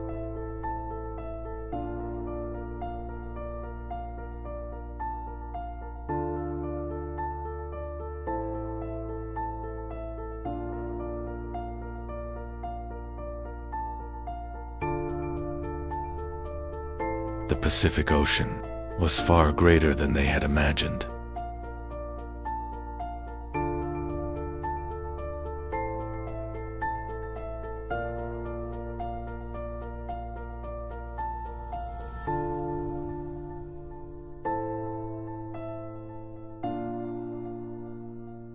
And finally, for the first time in history, the world had been circumnavigated.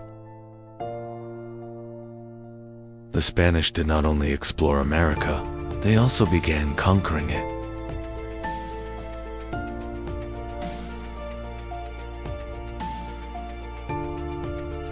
The Aztec Empire was one of the most powerful states in the Americas. But war, disease, and technological differences were weakening the Aztecs.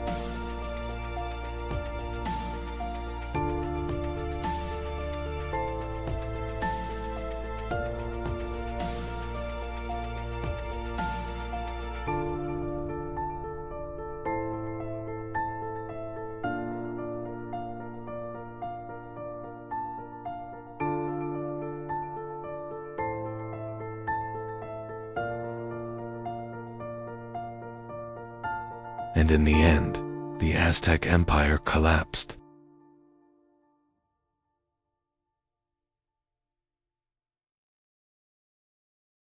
In South America, the Inca Empire became the next target.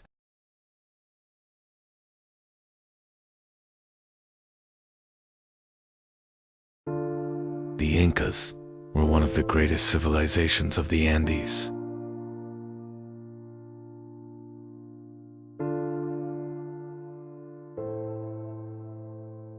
The Inca Emperor Atahualpa was trapped by the Spanish.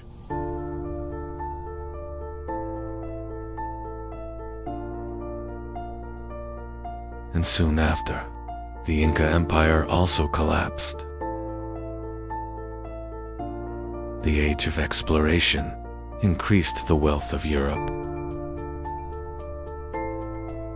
The center of world trade had shifted to the Atlantic Ocean.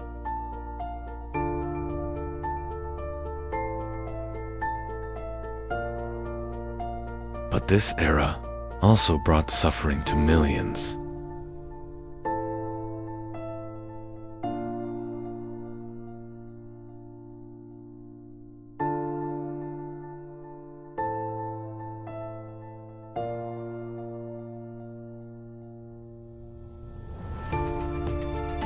and the world had changed forever.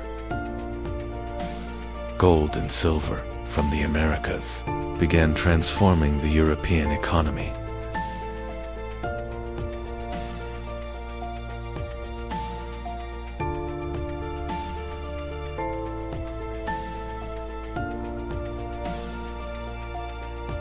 European cities were rapidly growing, and trade was entering a new era.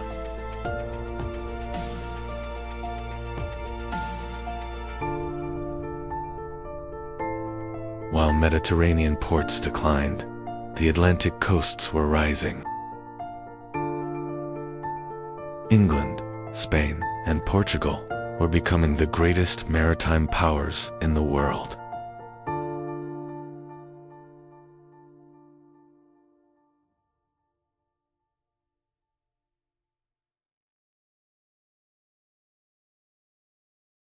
The age of exploration also had a dark side.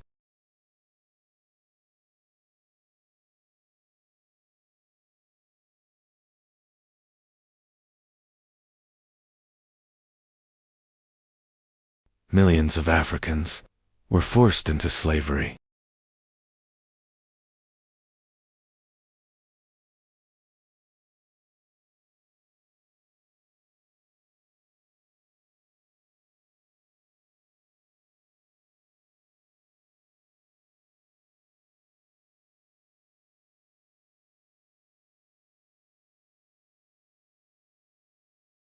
The wealth of the New World was built on human labor and suffering.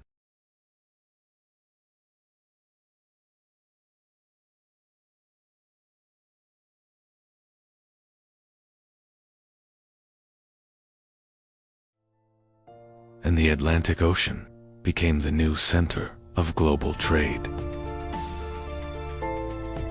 Over time, new maritime powers also emerged.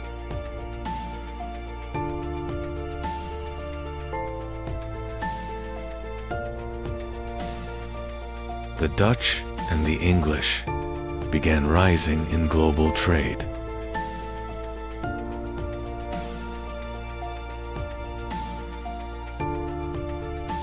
The riches of the East were falling under the control of European companies.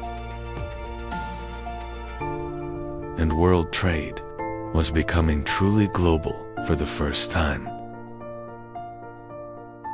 The age of exploration marked the rise of European empires. The nations that ruled the seas now ruled the world.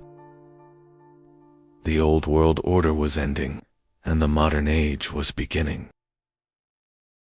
And humanity had entered a path with no return. The ships that crossed the oceans did not only discover new lands,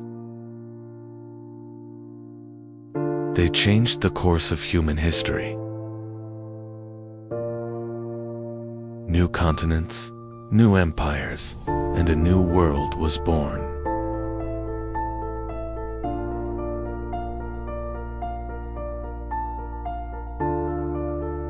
And the world would never be the same again. For centuries, Europe stood united under one faith. The Catholic Church was the most powerful authority on the continent. Kings were changing, wars were ending. But the power of the Church remained above all else. People believed salvation could only come through the Church. Fear of damnation had spread across every corner of Europe. The Church controlled not only religion, but laws, education, and human life itself. Europe was ruled under a single spiritual authority. Over time, corruption within the Church began to grow. Some priests were selling forgiveness for money.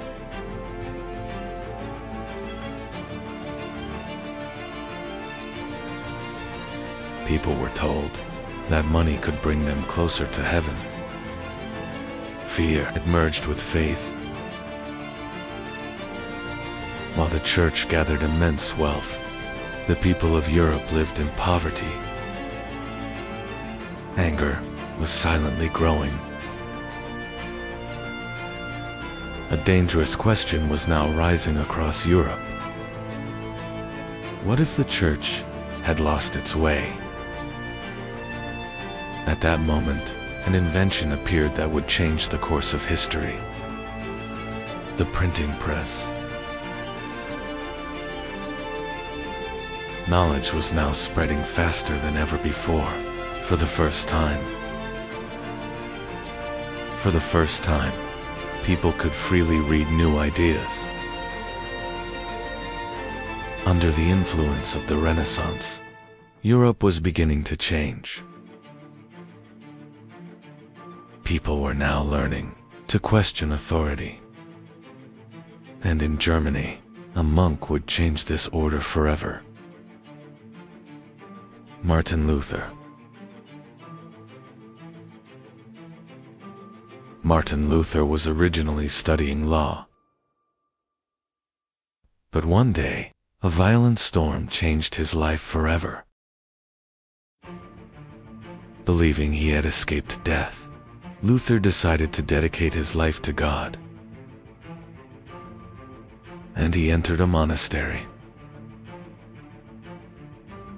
He prayed for hours and fasted for days. But no matter what he did, he could not find peace. While studying the Bible, Luther reached an idea that would change everything. Salvation was possible through faith alone.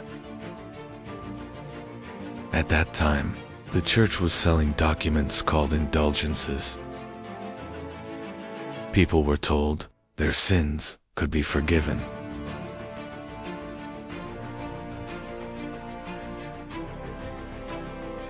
Some preachers claimed that paying money could bring people closer to heaven. Fear was controlling the faith of the people. Pope Leo X was gathering enormous wealth for St. Peter's Basilica in Rome. And the sale of indulgences was spreading rapidly across Europe. Martin Luther grew furious as he witnessed these events, because to him, faith was not something to be sold. In 1517, Martin Luther wrote one of the most important documents in history, the 95 Theses. Luther nailed his theses to the door of Wittenberg Church, and the silence of Europe was broken. Thanks to the printing press, Luther's ideas spread across Europe within weeks. People were now openly questioning the church. Rome was consumed with anger. For the first time, the authority of the church was being seriously challenged. In 1521, Martin Luther was summoned to the Diet of Worms. The emperor and church officials demanded that he take back his words. But Luther refused to step back. Unless proven otherwise, I cannot take back my words. The Pope excommunicated Luther, and the Holy Roman Empire declared him an outlaw. Now anyone could kill Martin Luther without punishment. But several German princes secretly began protecting him. Martin Luther continued working while hidden inside Wartburg Castle, and he began translating the Bible into German. This moment was a revolution in European history. For the first time, ordinary people could read the Bible in their own language. The church's absolute control over knowledge was beginning to break. New ideas were spreading rapidly across Europe. The Reform movement was no longer limited to Germany. Europe was entering a new era. Luther's ideas began spreading across different regions of Europe. In Switzerland, Ulrich Zwingli was challenging Catholic traditions. Then, John Calvin emerged, and the Reformation movement became even more radical. According to Calvin, God had already determined the fate of mankind. This belief spread rapidly across Europe. Europe was no longer a single Christian world. Catholics and Protestants had begun seeing each other as enemies. As the Reformation grew, tension across Europe intensified. In Germany, the peasants began to revolt. For years, the people had lived under crushing taxes, and now they demanded freedom. Reformation ideas were turning into rebellion.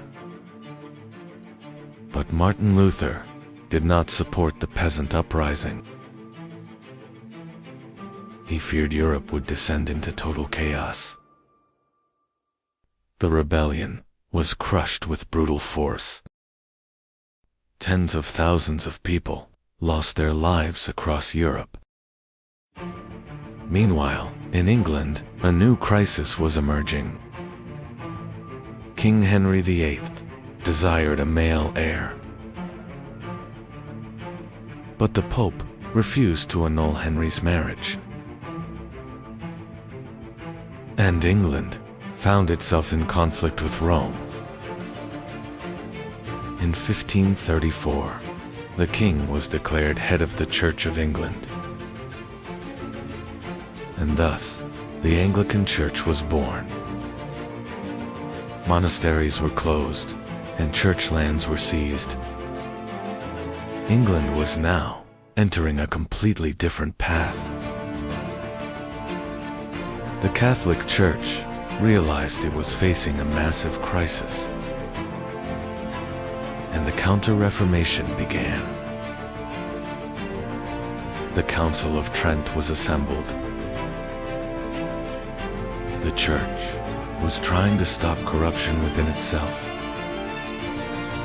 During this period, the Jesuits emerged. They became one of the strongest defenders of Catholicism.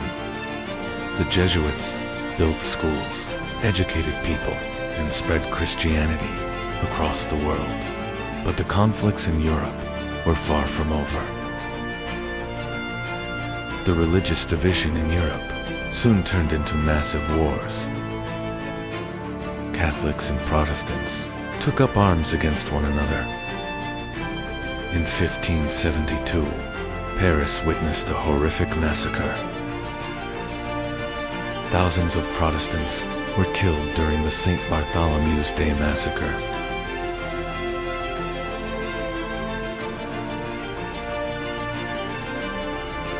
The streets of Europe were filled with blood and fear.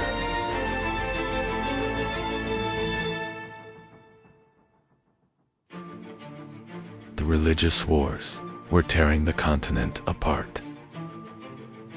In Spain, the Inquisition brutally punished religious dissent.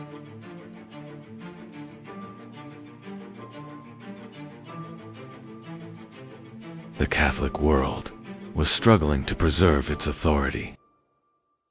In 1618, Europe was dragged into a new catastrophe. The 30 Years' War had begun. The war was destroying not only armies, but entire populations. Cities burned, and famine spread across Europe. Catholics and Protestants fought each other for decades. Europe had descended into bloody destruction. In 1648, the Peace of Westphalia was signed, and Europe entered a new era. The 30 Years' War had devastated Europe. Millions of people died from war, famine, and disease. The Peace of Westphalia changed the balance of power in Europe. States would now be allowed to choose their own religion. The era of a united Christian Europe had come to an end. The continent had been permanently divided. The Reformation was not only a religious movement, it was a great revolution that carried Europe into the modern age. The Safavids were a great empire that transformed Iran. The Qizilbash warriors formed the foundation of Safavid power.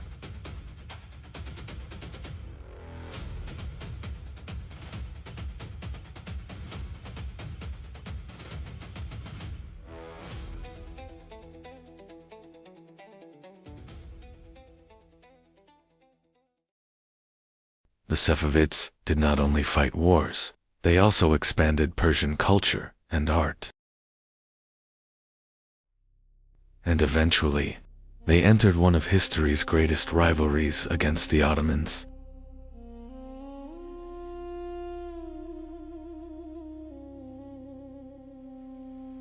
In 1501, a new power was rising in Persia. A young leader was about to change the fate of the Middle East. That leader was Shah Ismail Safavi.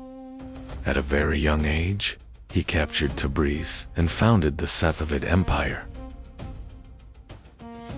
The greatest power of the Safavids was the Qizilbash Turkoman warriors. They were not just soldiers, they were a fanatical force loyal to Shah Ismail. The rise of the Safavids would become a major threat to the Ottomans, and soon the two empires would enter a deadly struggle. The origins of the Safavids did not come from an empire, but from a religious order. Everything began in Ardabil. The founder of the order was Sheikh Safi al-Din Ardabili. At first, the Safaviya was only a mystical Sufi movement. But over time, the order began to grow. Turkoman tribes were gathering under the Safavid banner.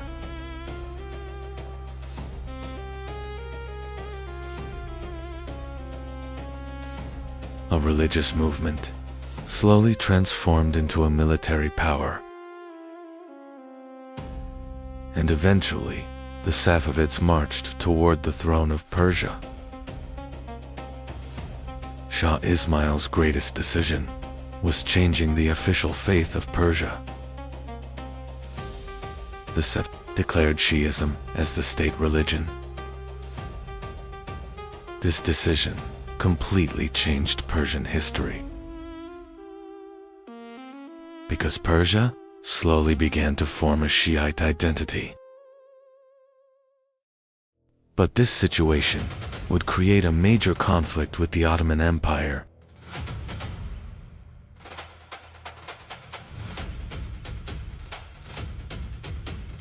Now in the Middle East, two great powers stood against each other.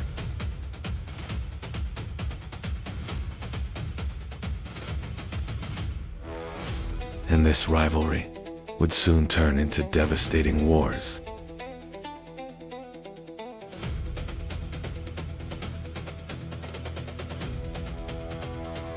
Shah Ismail was not only a religious leader, he was also a highly successful commander. The Qizilbash armies rapidly conquered much of Persia. Rival Turkoman states were falling one by one. Within a short time, the Safavid state became a vast empire.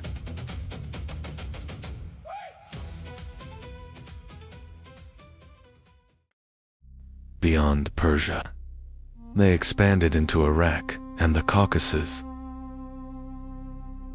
The rapid rise of the Safavids created great concern in the Ottoman palace, because in the east, a dangerous new rival had emerged. A harsh and determined ruler had now taken the Ottoman throne. Sultan Selim I. Sultan Selim Sato saw the Safavids as a major threat, because Kizilbash influence had spread deep into Anatolia. The Ottoman Empire began preparing for a massive war. Toward the east, a gigantic army was marching.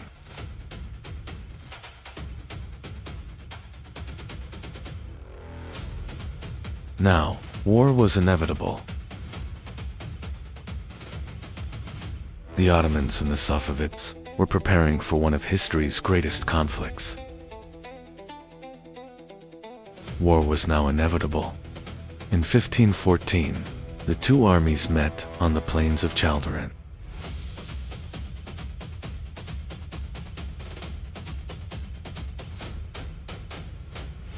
The Kizilbash cavalry launched their attack, but the Ottoman defense was extremely strong.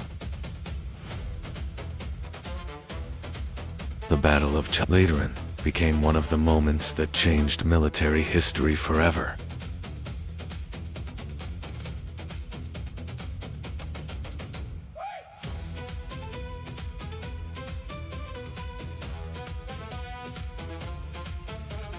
The Safavid army suffered devastating losses. Shah Ismail was forced to retreat. When Chaldiran marked the beginning of the Ottoman-Safavid rivalry.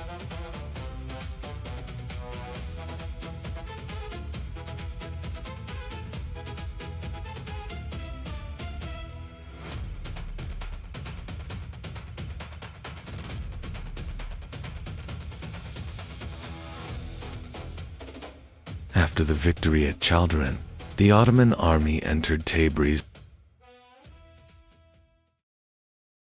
This defeat left a deep impact on Shah Ismail. But the Safavids did not collapse. The empire slowly began rebuilding itself. The Ottomans and the Safavids would fight for control of the Middle East for many years. The Safavids were not only a military power, they also became a major cultural center. Art, architecture, and Persian culture flourished during this era. Especially as Isfahan became one of the most magnificent cities in the world. And the Safavids became one of the empires that changed Middle Eastern history forever. After the defeat at Chaldiran, Shah Ismail slowly began losing his former strength. But the Safavid Empire survived. New leaders kept the empire alive. Over time, Isfahan became the magnificent capital of the Safavid Empire. And the Safavid became one of the most powerful empires in Middle Eastern history. Years later, a powerful ruler rose to the Safavid throne. Shah Abbas completely transformed the military system. During his reign, Isfahan became one of the richest and most magnificent cities in the world. Art and science also flourished. Safavid culture influenced the entire region. But the Ottomans' favorite rivalry did not end.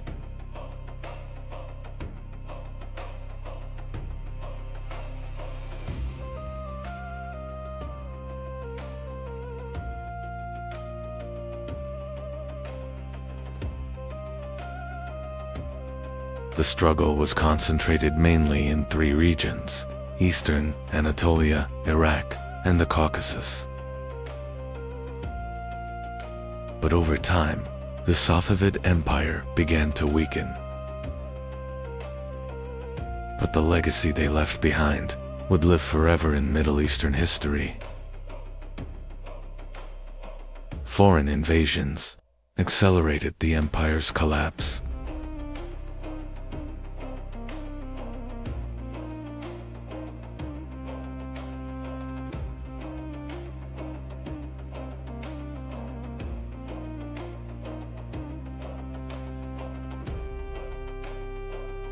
In 1722, the Safavid Empire effectively collapsed.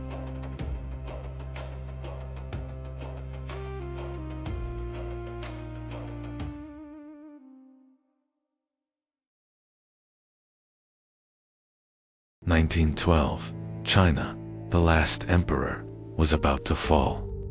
Puyi was only 6 years old, and a 4,000-year-old imperial system was ending. The longest-lasting empire in world history was fading into darkness. The ancient Chinese empire now rested on the shoulders of a child. There was fear inside the palace because the dynasty was collapsing. From Shang to Qing, a 4,000-year-old order was nearing its end, and China's last dynasty was fading into darkness. China had been ruled by dynasties for centuries. Empires rose, wars were fought, yet the system survived. And this civilization became the longest-lasting political system in history.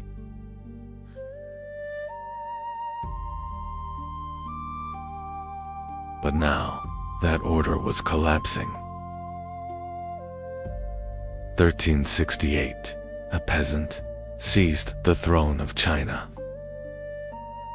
Zhu Yuanzhang grew up in poverty.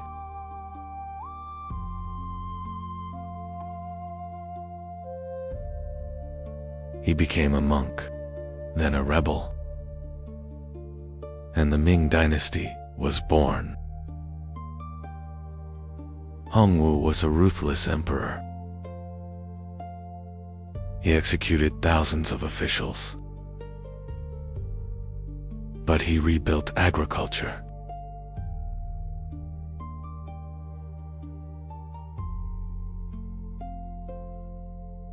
And China began to rise again. Yongle opened China to the seas,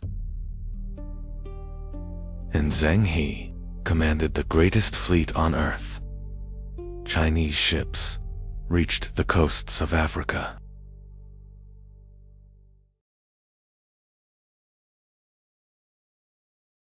But then, China closed its doors to the world. Famine was slowly destroying China.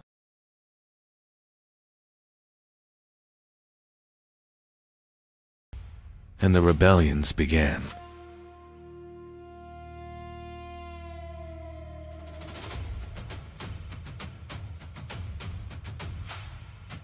In 1644, the rebels entered Beijing, and the last Ming emperor took his own life.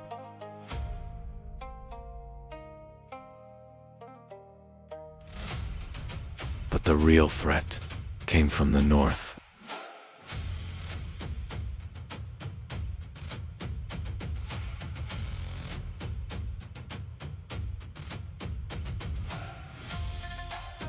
The Manchus were building a new empire, and the gates of China were opened to the Manchus. In 1644, the Qing dynasty began. The new emperor was only a child. The Qing regime changed China by force.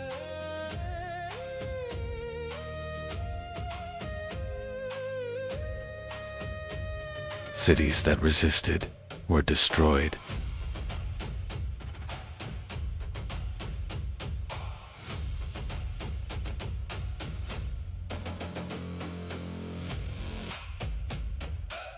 and the Qing began ruling all of China.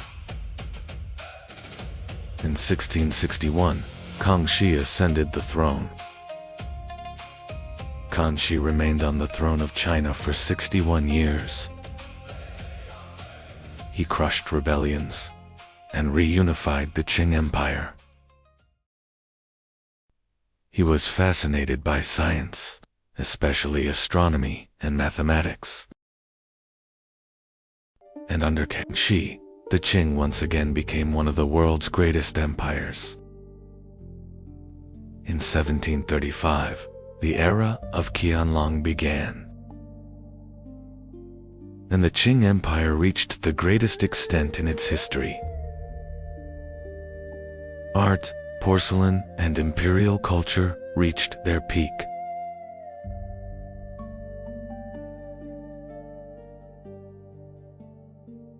But China still believed it had no need for the outside world.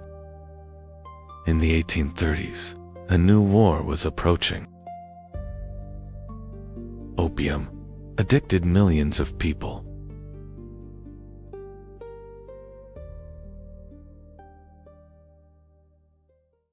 And China tried to stop the opium trade.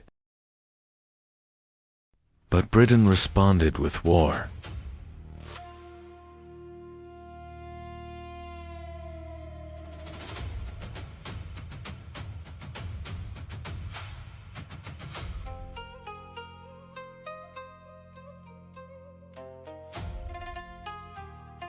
The Qing army was unprepared for modern warfare.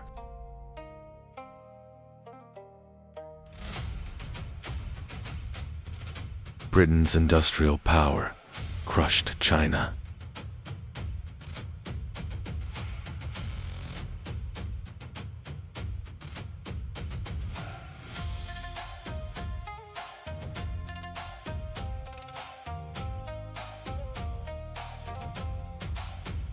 In 1842, the Treaty of Nanking was signed.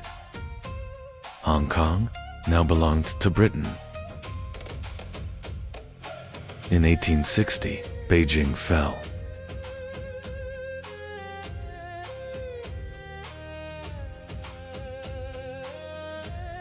The Summer Palace was looted and burned.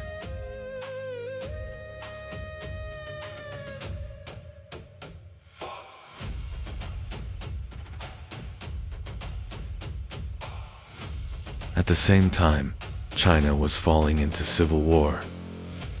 The Taiping Rebellion caused the deaths of millions.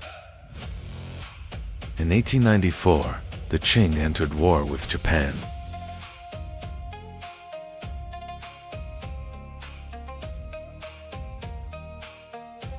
And China collapsed against Japan's modern army.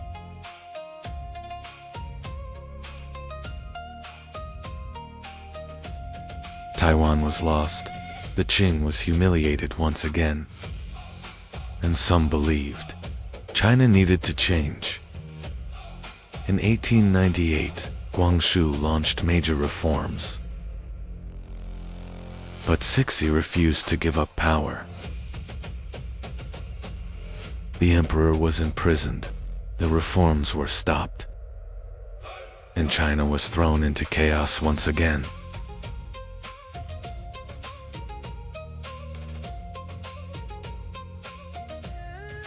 In 1900, the Eight-Nation Alliance marched toward Beijing. In 1900, the armies of Britain, Japan, Russia, Germany, France, America, Italy, and Austria-Hungary advanced toward Beijing. Cixi fled the capital. China was now under the pressure of foreign powers, and the Qing dynasty was living through its final days. China was occupied by foreign armies in its own capital. The Qing dynasty agreed to pay massive reparations, and the Chinese people began losing faith in the empire. Inside the army, revolution was now being discussed. In 1908, Empress Dowager Cixi died, and the Qing dynasty lost its last powerful ruler. The one who ascended the throne was only a small child, Pui, the last emperor of China. In 1911, the uprising began in Wuchang, and the revolution quickly spread across China.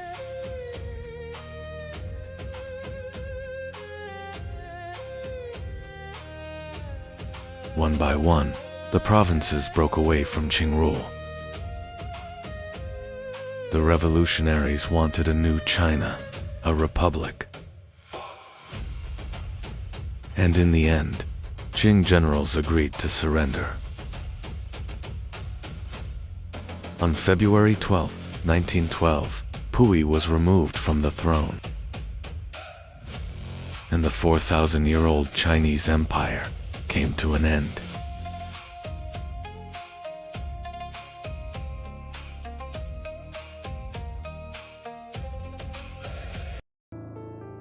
The story of Russia began with the Vikings. Warriors from the north were moving east. In 862, Rurik arrived in Novgorod, and the foundations of the Russian state were laid. In the 9th century, Viking traders and warriors from the north began descending into the rivers of Eastern Europe.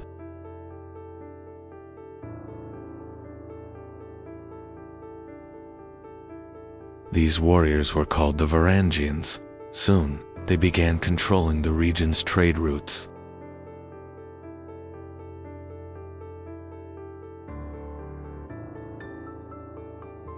According to legend, the Slavic tribes invited the Viking leader Rurik to bring order to the region.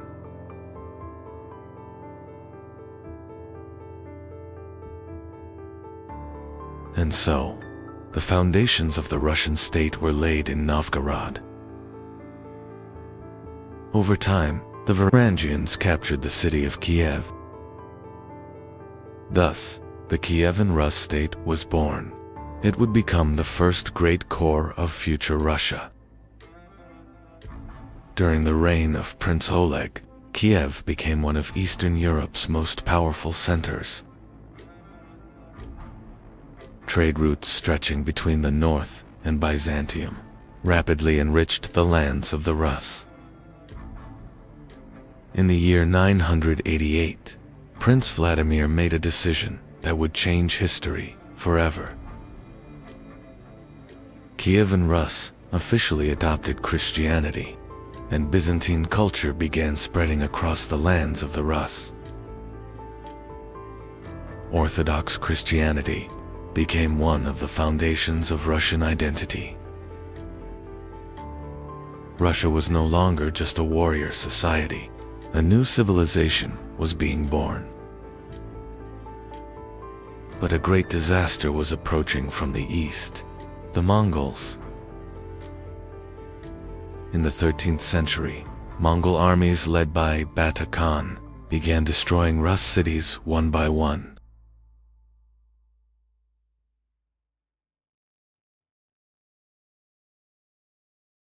Kiev fell, cities were burned, the people were massacred.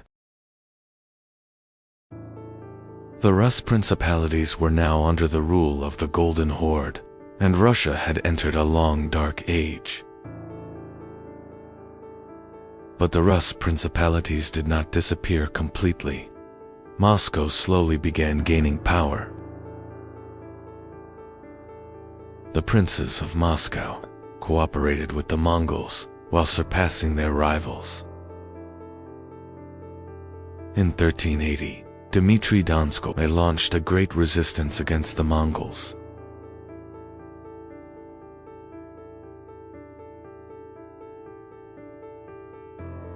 The Battle of Kulikovo gave the Russian people hope for freedom for the first time.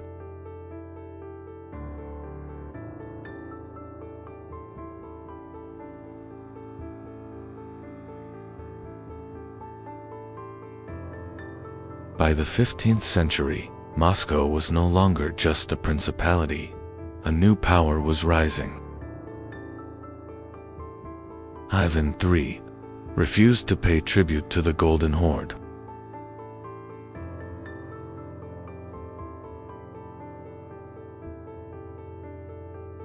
In 1480, two armies faced each other at the Ugra River, and Mongol domination began to collapse.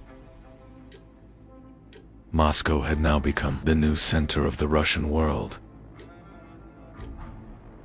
In 1547, Ivan IV declared himself Tsar.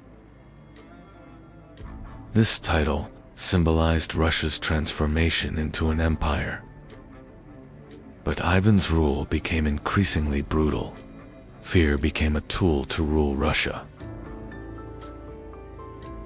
At the same time, Russia began a massive expansion into Siberia.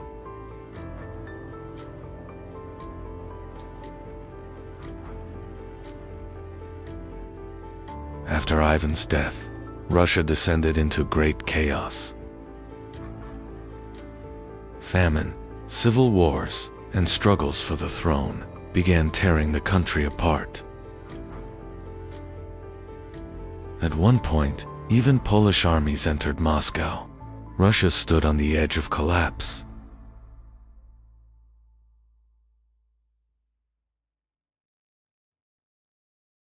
But the people rose once again, and Russia was preparing for the rise of a new dynasty. In 1613, the Romanov dynasty rose to the Russian throne. The new dynasty tried to end years of chaos. During the Romanov era, Russia began expanding once again. The endless lands of Siberia would change the future of the Russian Empire. During the early years of the Romanov dynasty, Russia slowly began rising again. Years of war and famine had devastated the country.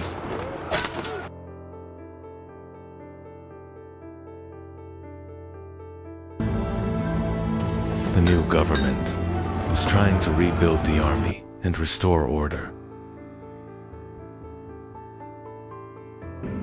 And the Orthodox Church became one of the greatest pillars of Romanov power.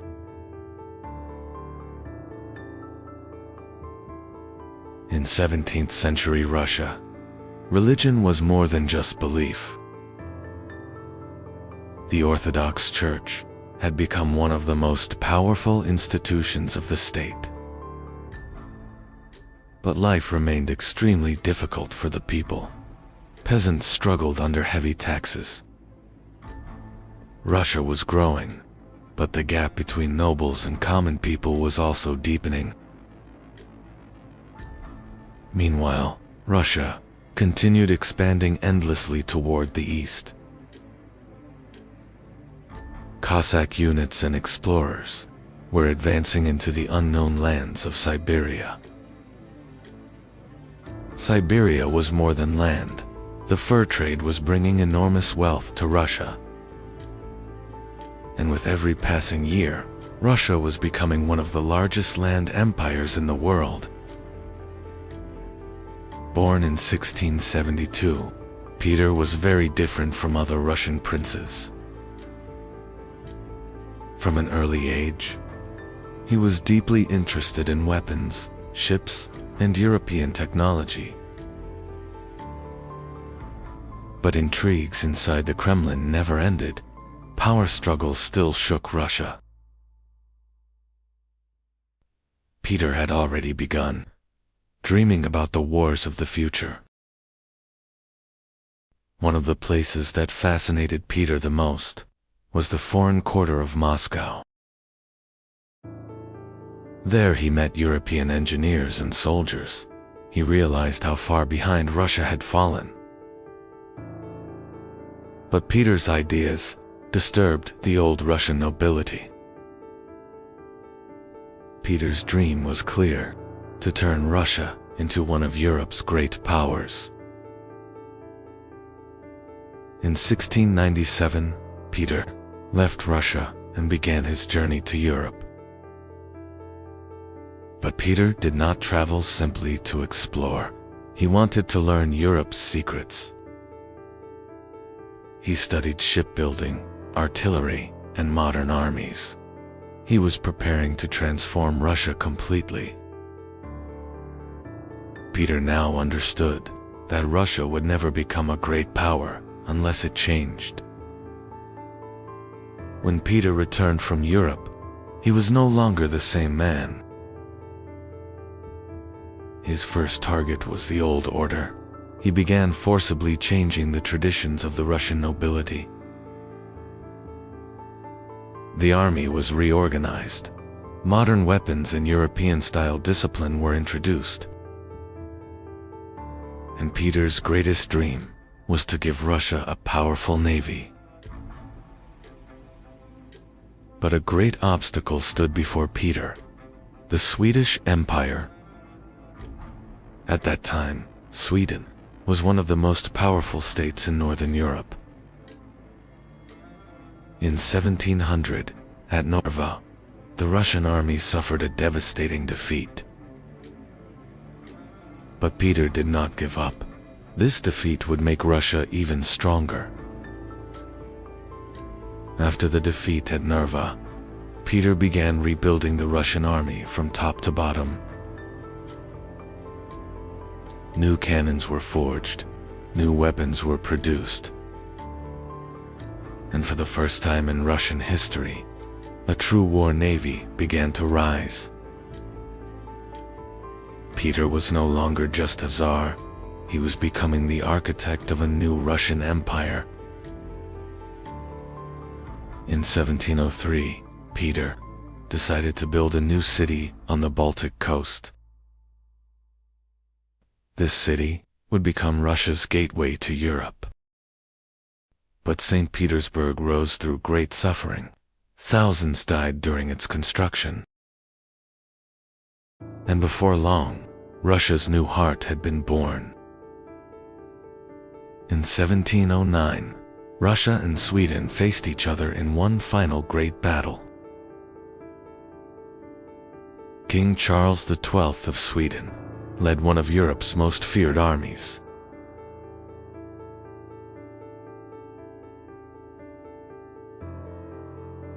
But at Poltava, everything changed.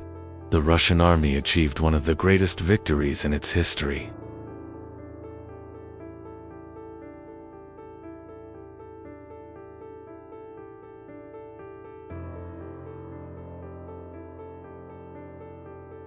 The world now had to accept a new reality.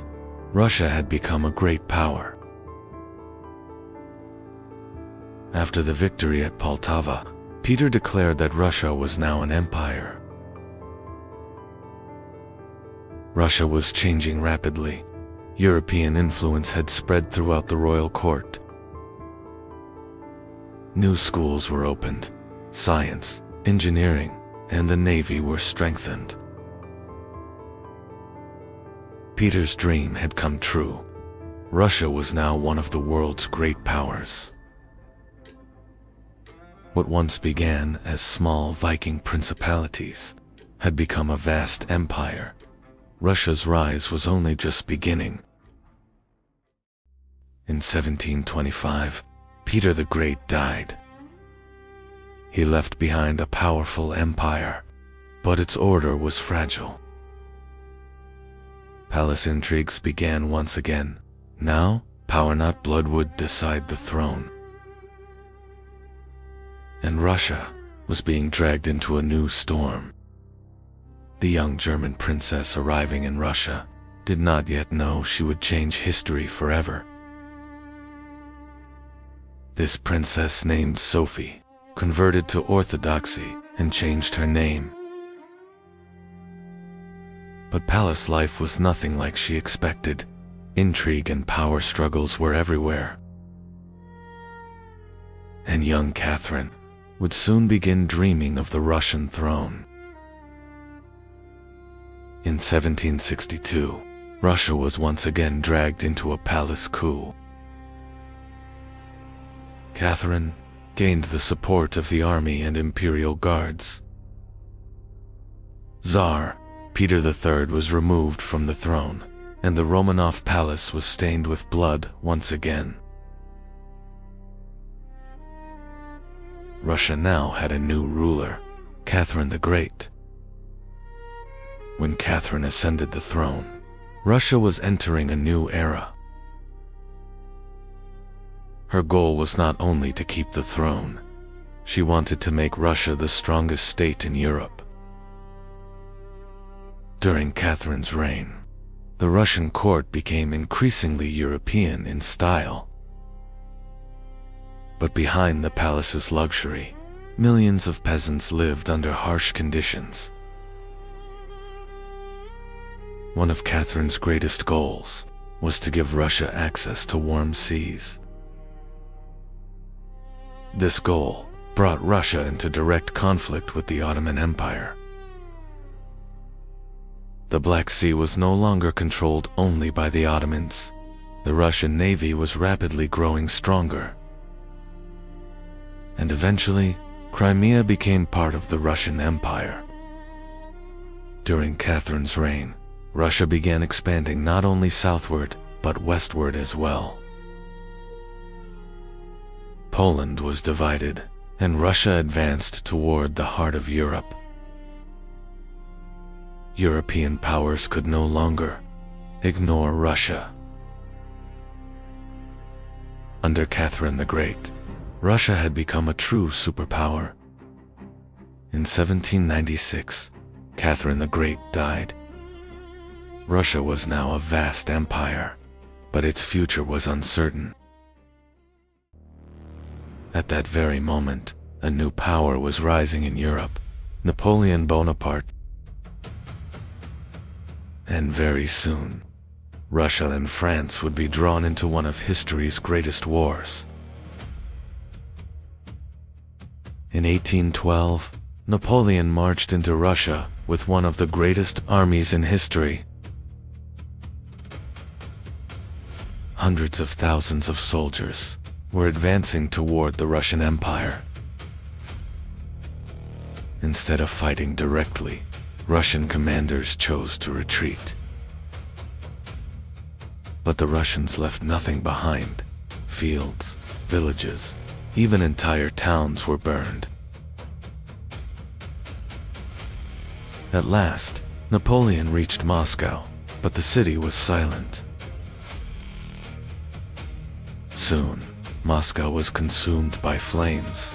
Russia was willing to burn even its own capital.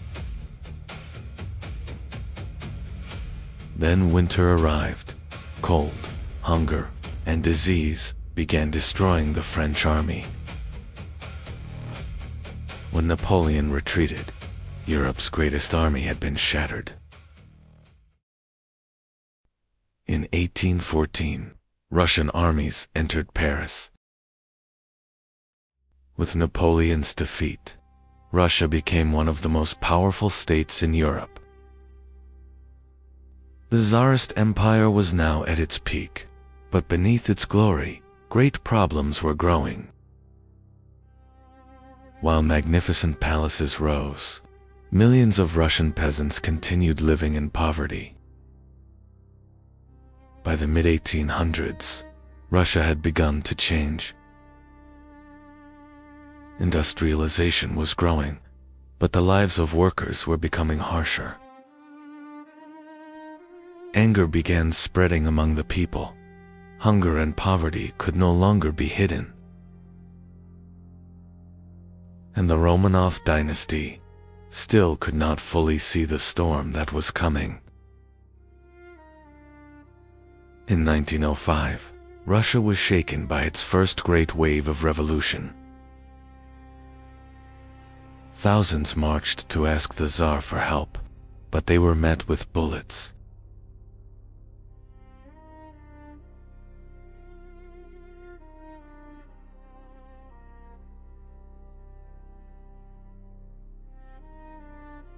This event destroyed the people's trust in the Tsar.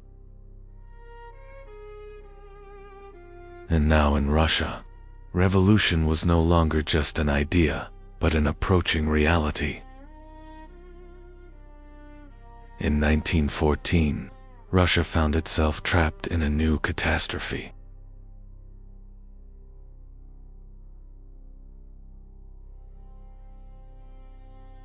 World War I began destroying the Russian army and economy. Hunger was spreading through the cities.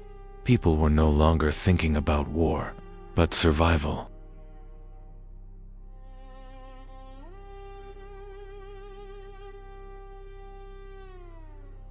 And the Romanov dynasty had reached the edge of collapse. In 1917, Russia finally exploded.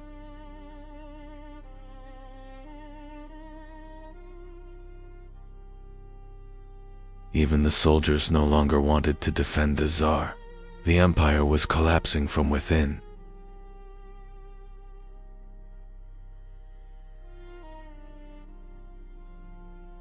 And finally, Nicholas II abdicated the throne. The 300-year Romanov dynasty had come to an end.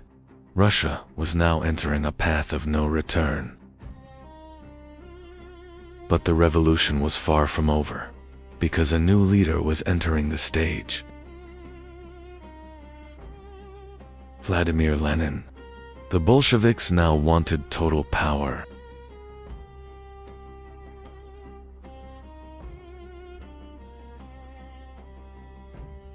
In late 1917, the Bolsheviks seized control of the government.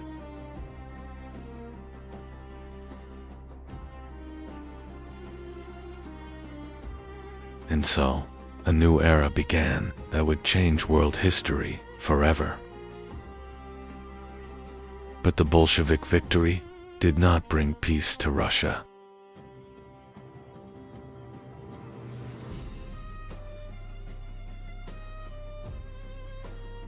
The country was soon dragged into civil war. The Reds and the Whites were fighting each other.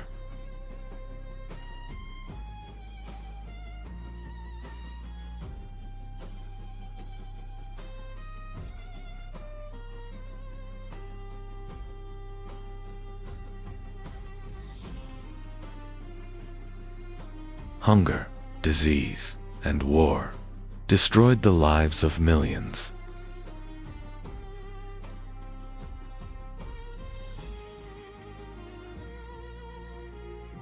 But in the end, the Bolsheviks won, and the foundations of the Soviet Union were laid. In 1924, Lenin died, but the real struggle for power in the Soviet Union was only beginning. The winner of this struggle would be Joseph Stalin. Under Stalin, the Soviet Union industrialized rapidly. Factories and massive projects spread across the country. But the price of this growth was terrible. Fear, oppression, and purges affected millions of people. In 1941, Hitler launched an invasion against the Soviet Union.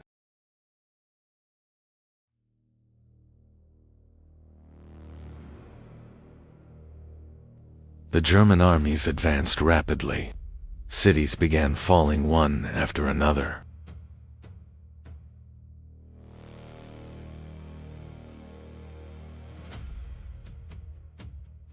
But the course of the war changed at Stalingrad.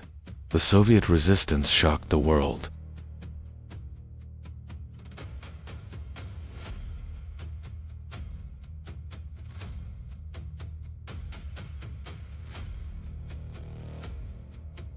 The Red Army had returned, and now the tide of the war was turning. In 1945, the Red Army reached Berlin.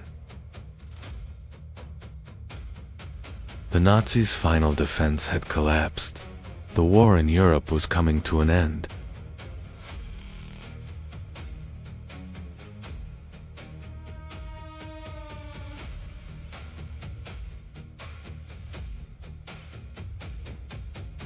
The Soviet Union was now one of the most powerful nations on Earth.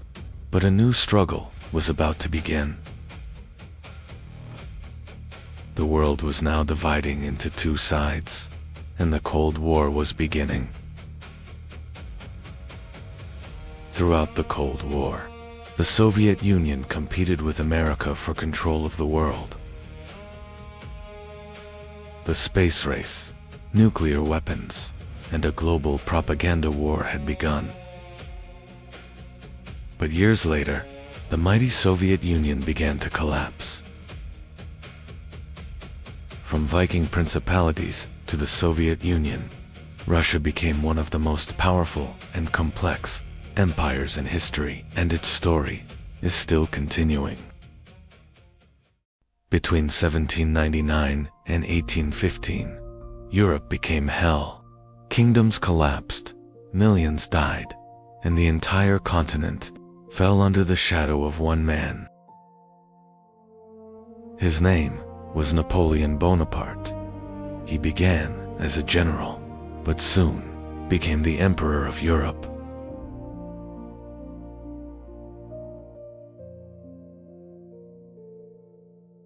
His armies could not be stopped until the frozen winter of Russia.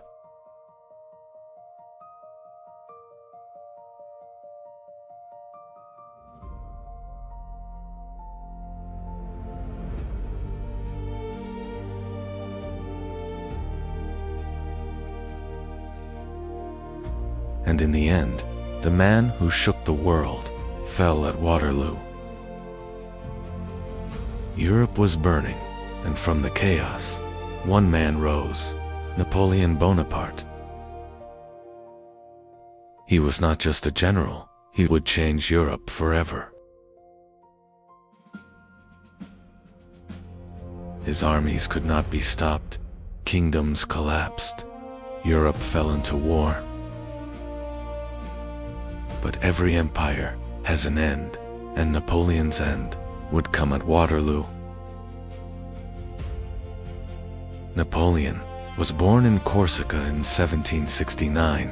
He was noble, but not rich. At a young age, he was sent to military schools in France. He excelled in artillery science. When the French Revolution began, an opportunity appeared for Napoleon, and he quickly began to rise. His victories in Italy caught Europe's attention. Now everyone knew his name. In 1798, Napoleon turned toward Egypt. His target was Britain's trade route. Near the pyramids, a great battle began. The French army crushed the Mamluks.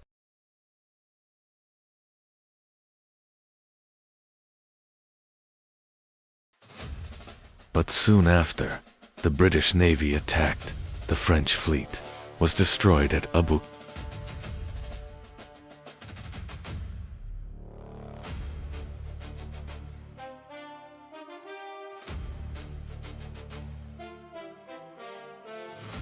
Napoleon left his army behind and secretly returned to France because a greater goal was waiting for him.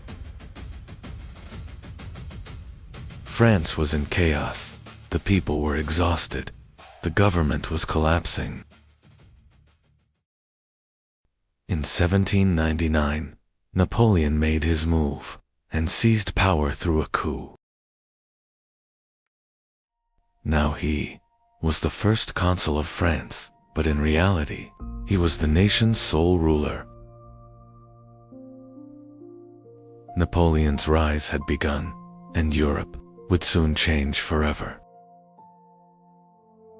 By 1804, Napoleon wanted more, to become the sole ruler of France. A grand ceremony was held in Paris, and Napoleon placed the crown upon his own head. Europe's kings were shocked because France now had a new emperor. Napoleon was no longer just a general, He had become the most powerful man in Europe. Napoleon's rise terrified Europe, and a great war began.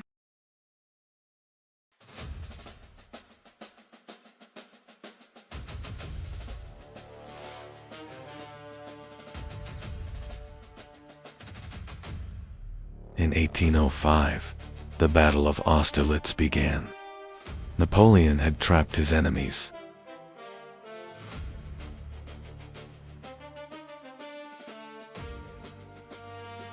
In 1805, the Battle of Austerlitz began. Napoleon had trapped his enemies.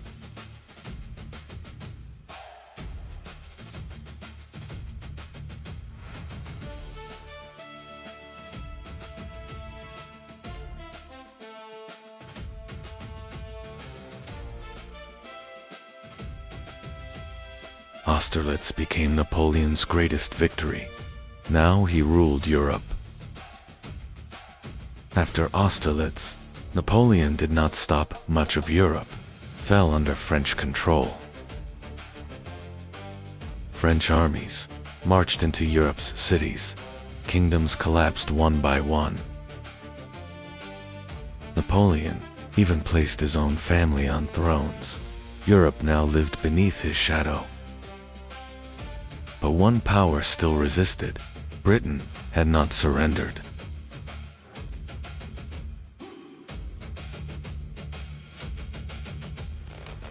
Napoleon could not defeat Britain at sea. The French navies suffered heavy losses. So instead, he created a new plan, the Continental Blockade. Europe received the order. Trade with Britain was forbidden, but the economy began to collapse. And eventually, a major crisis with Russia began. That crisis would become a disaster. In 1808, Napoleon invaded Spain, but the people did not surrender. Guerrilla warfare began. The French army was attacked everywhere.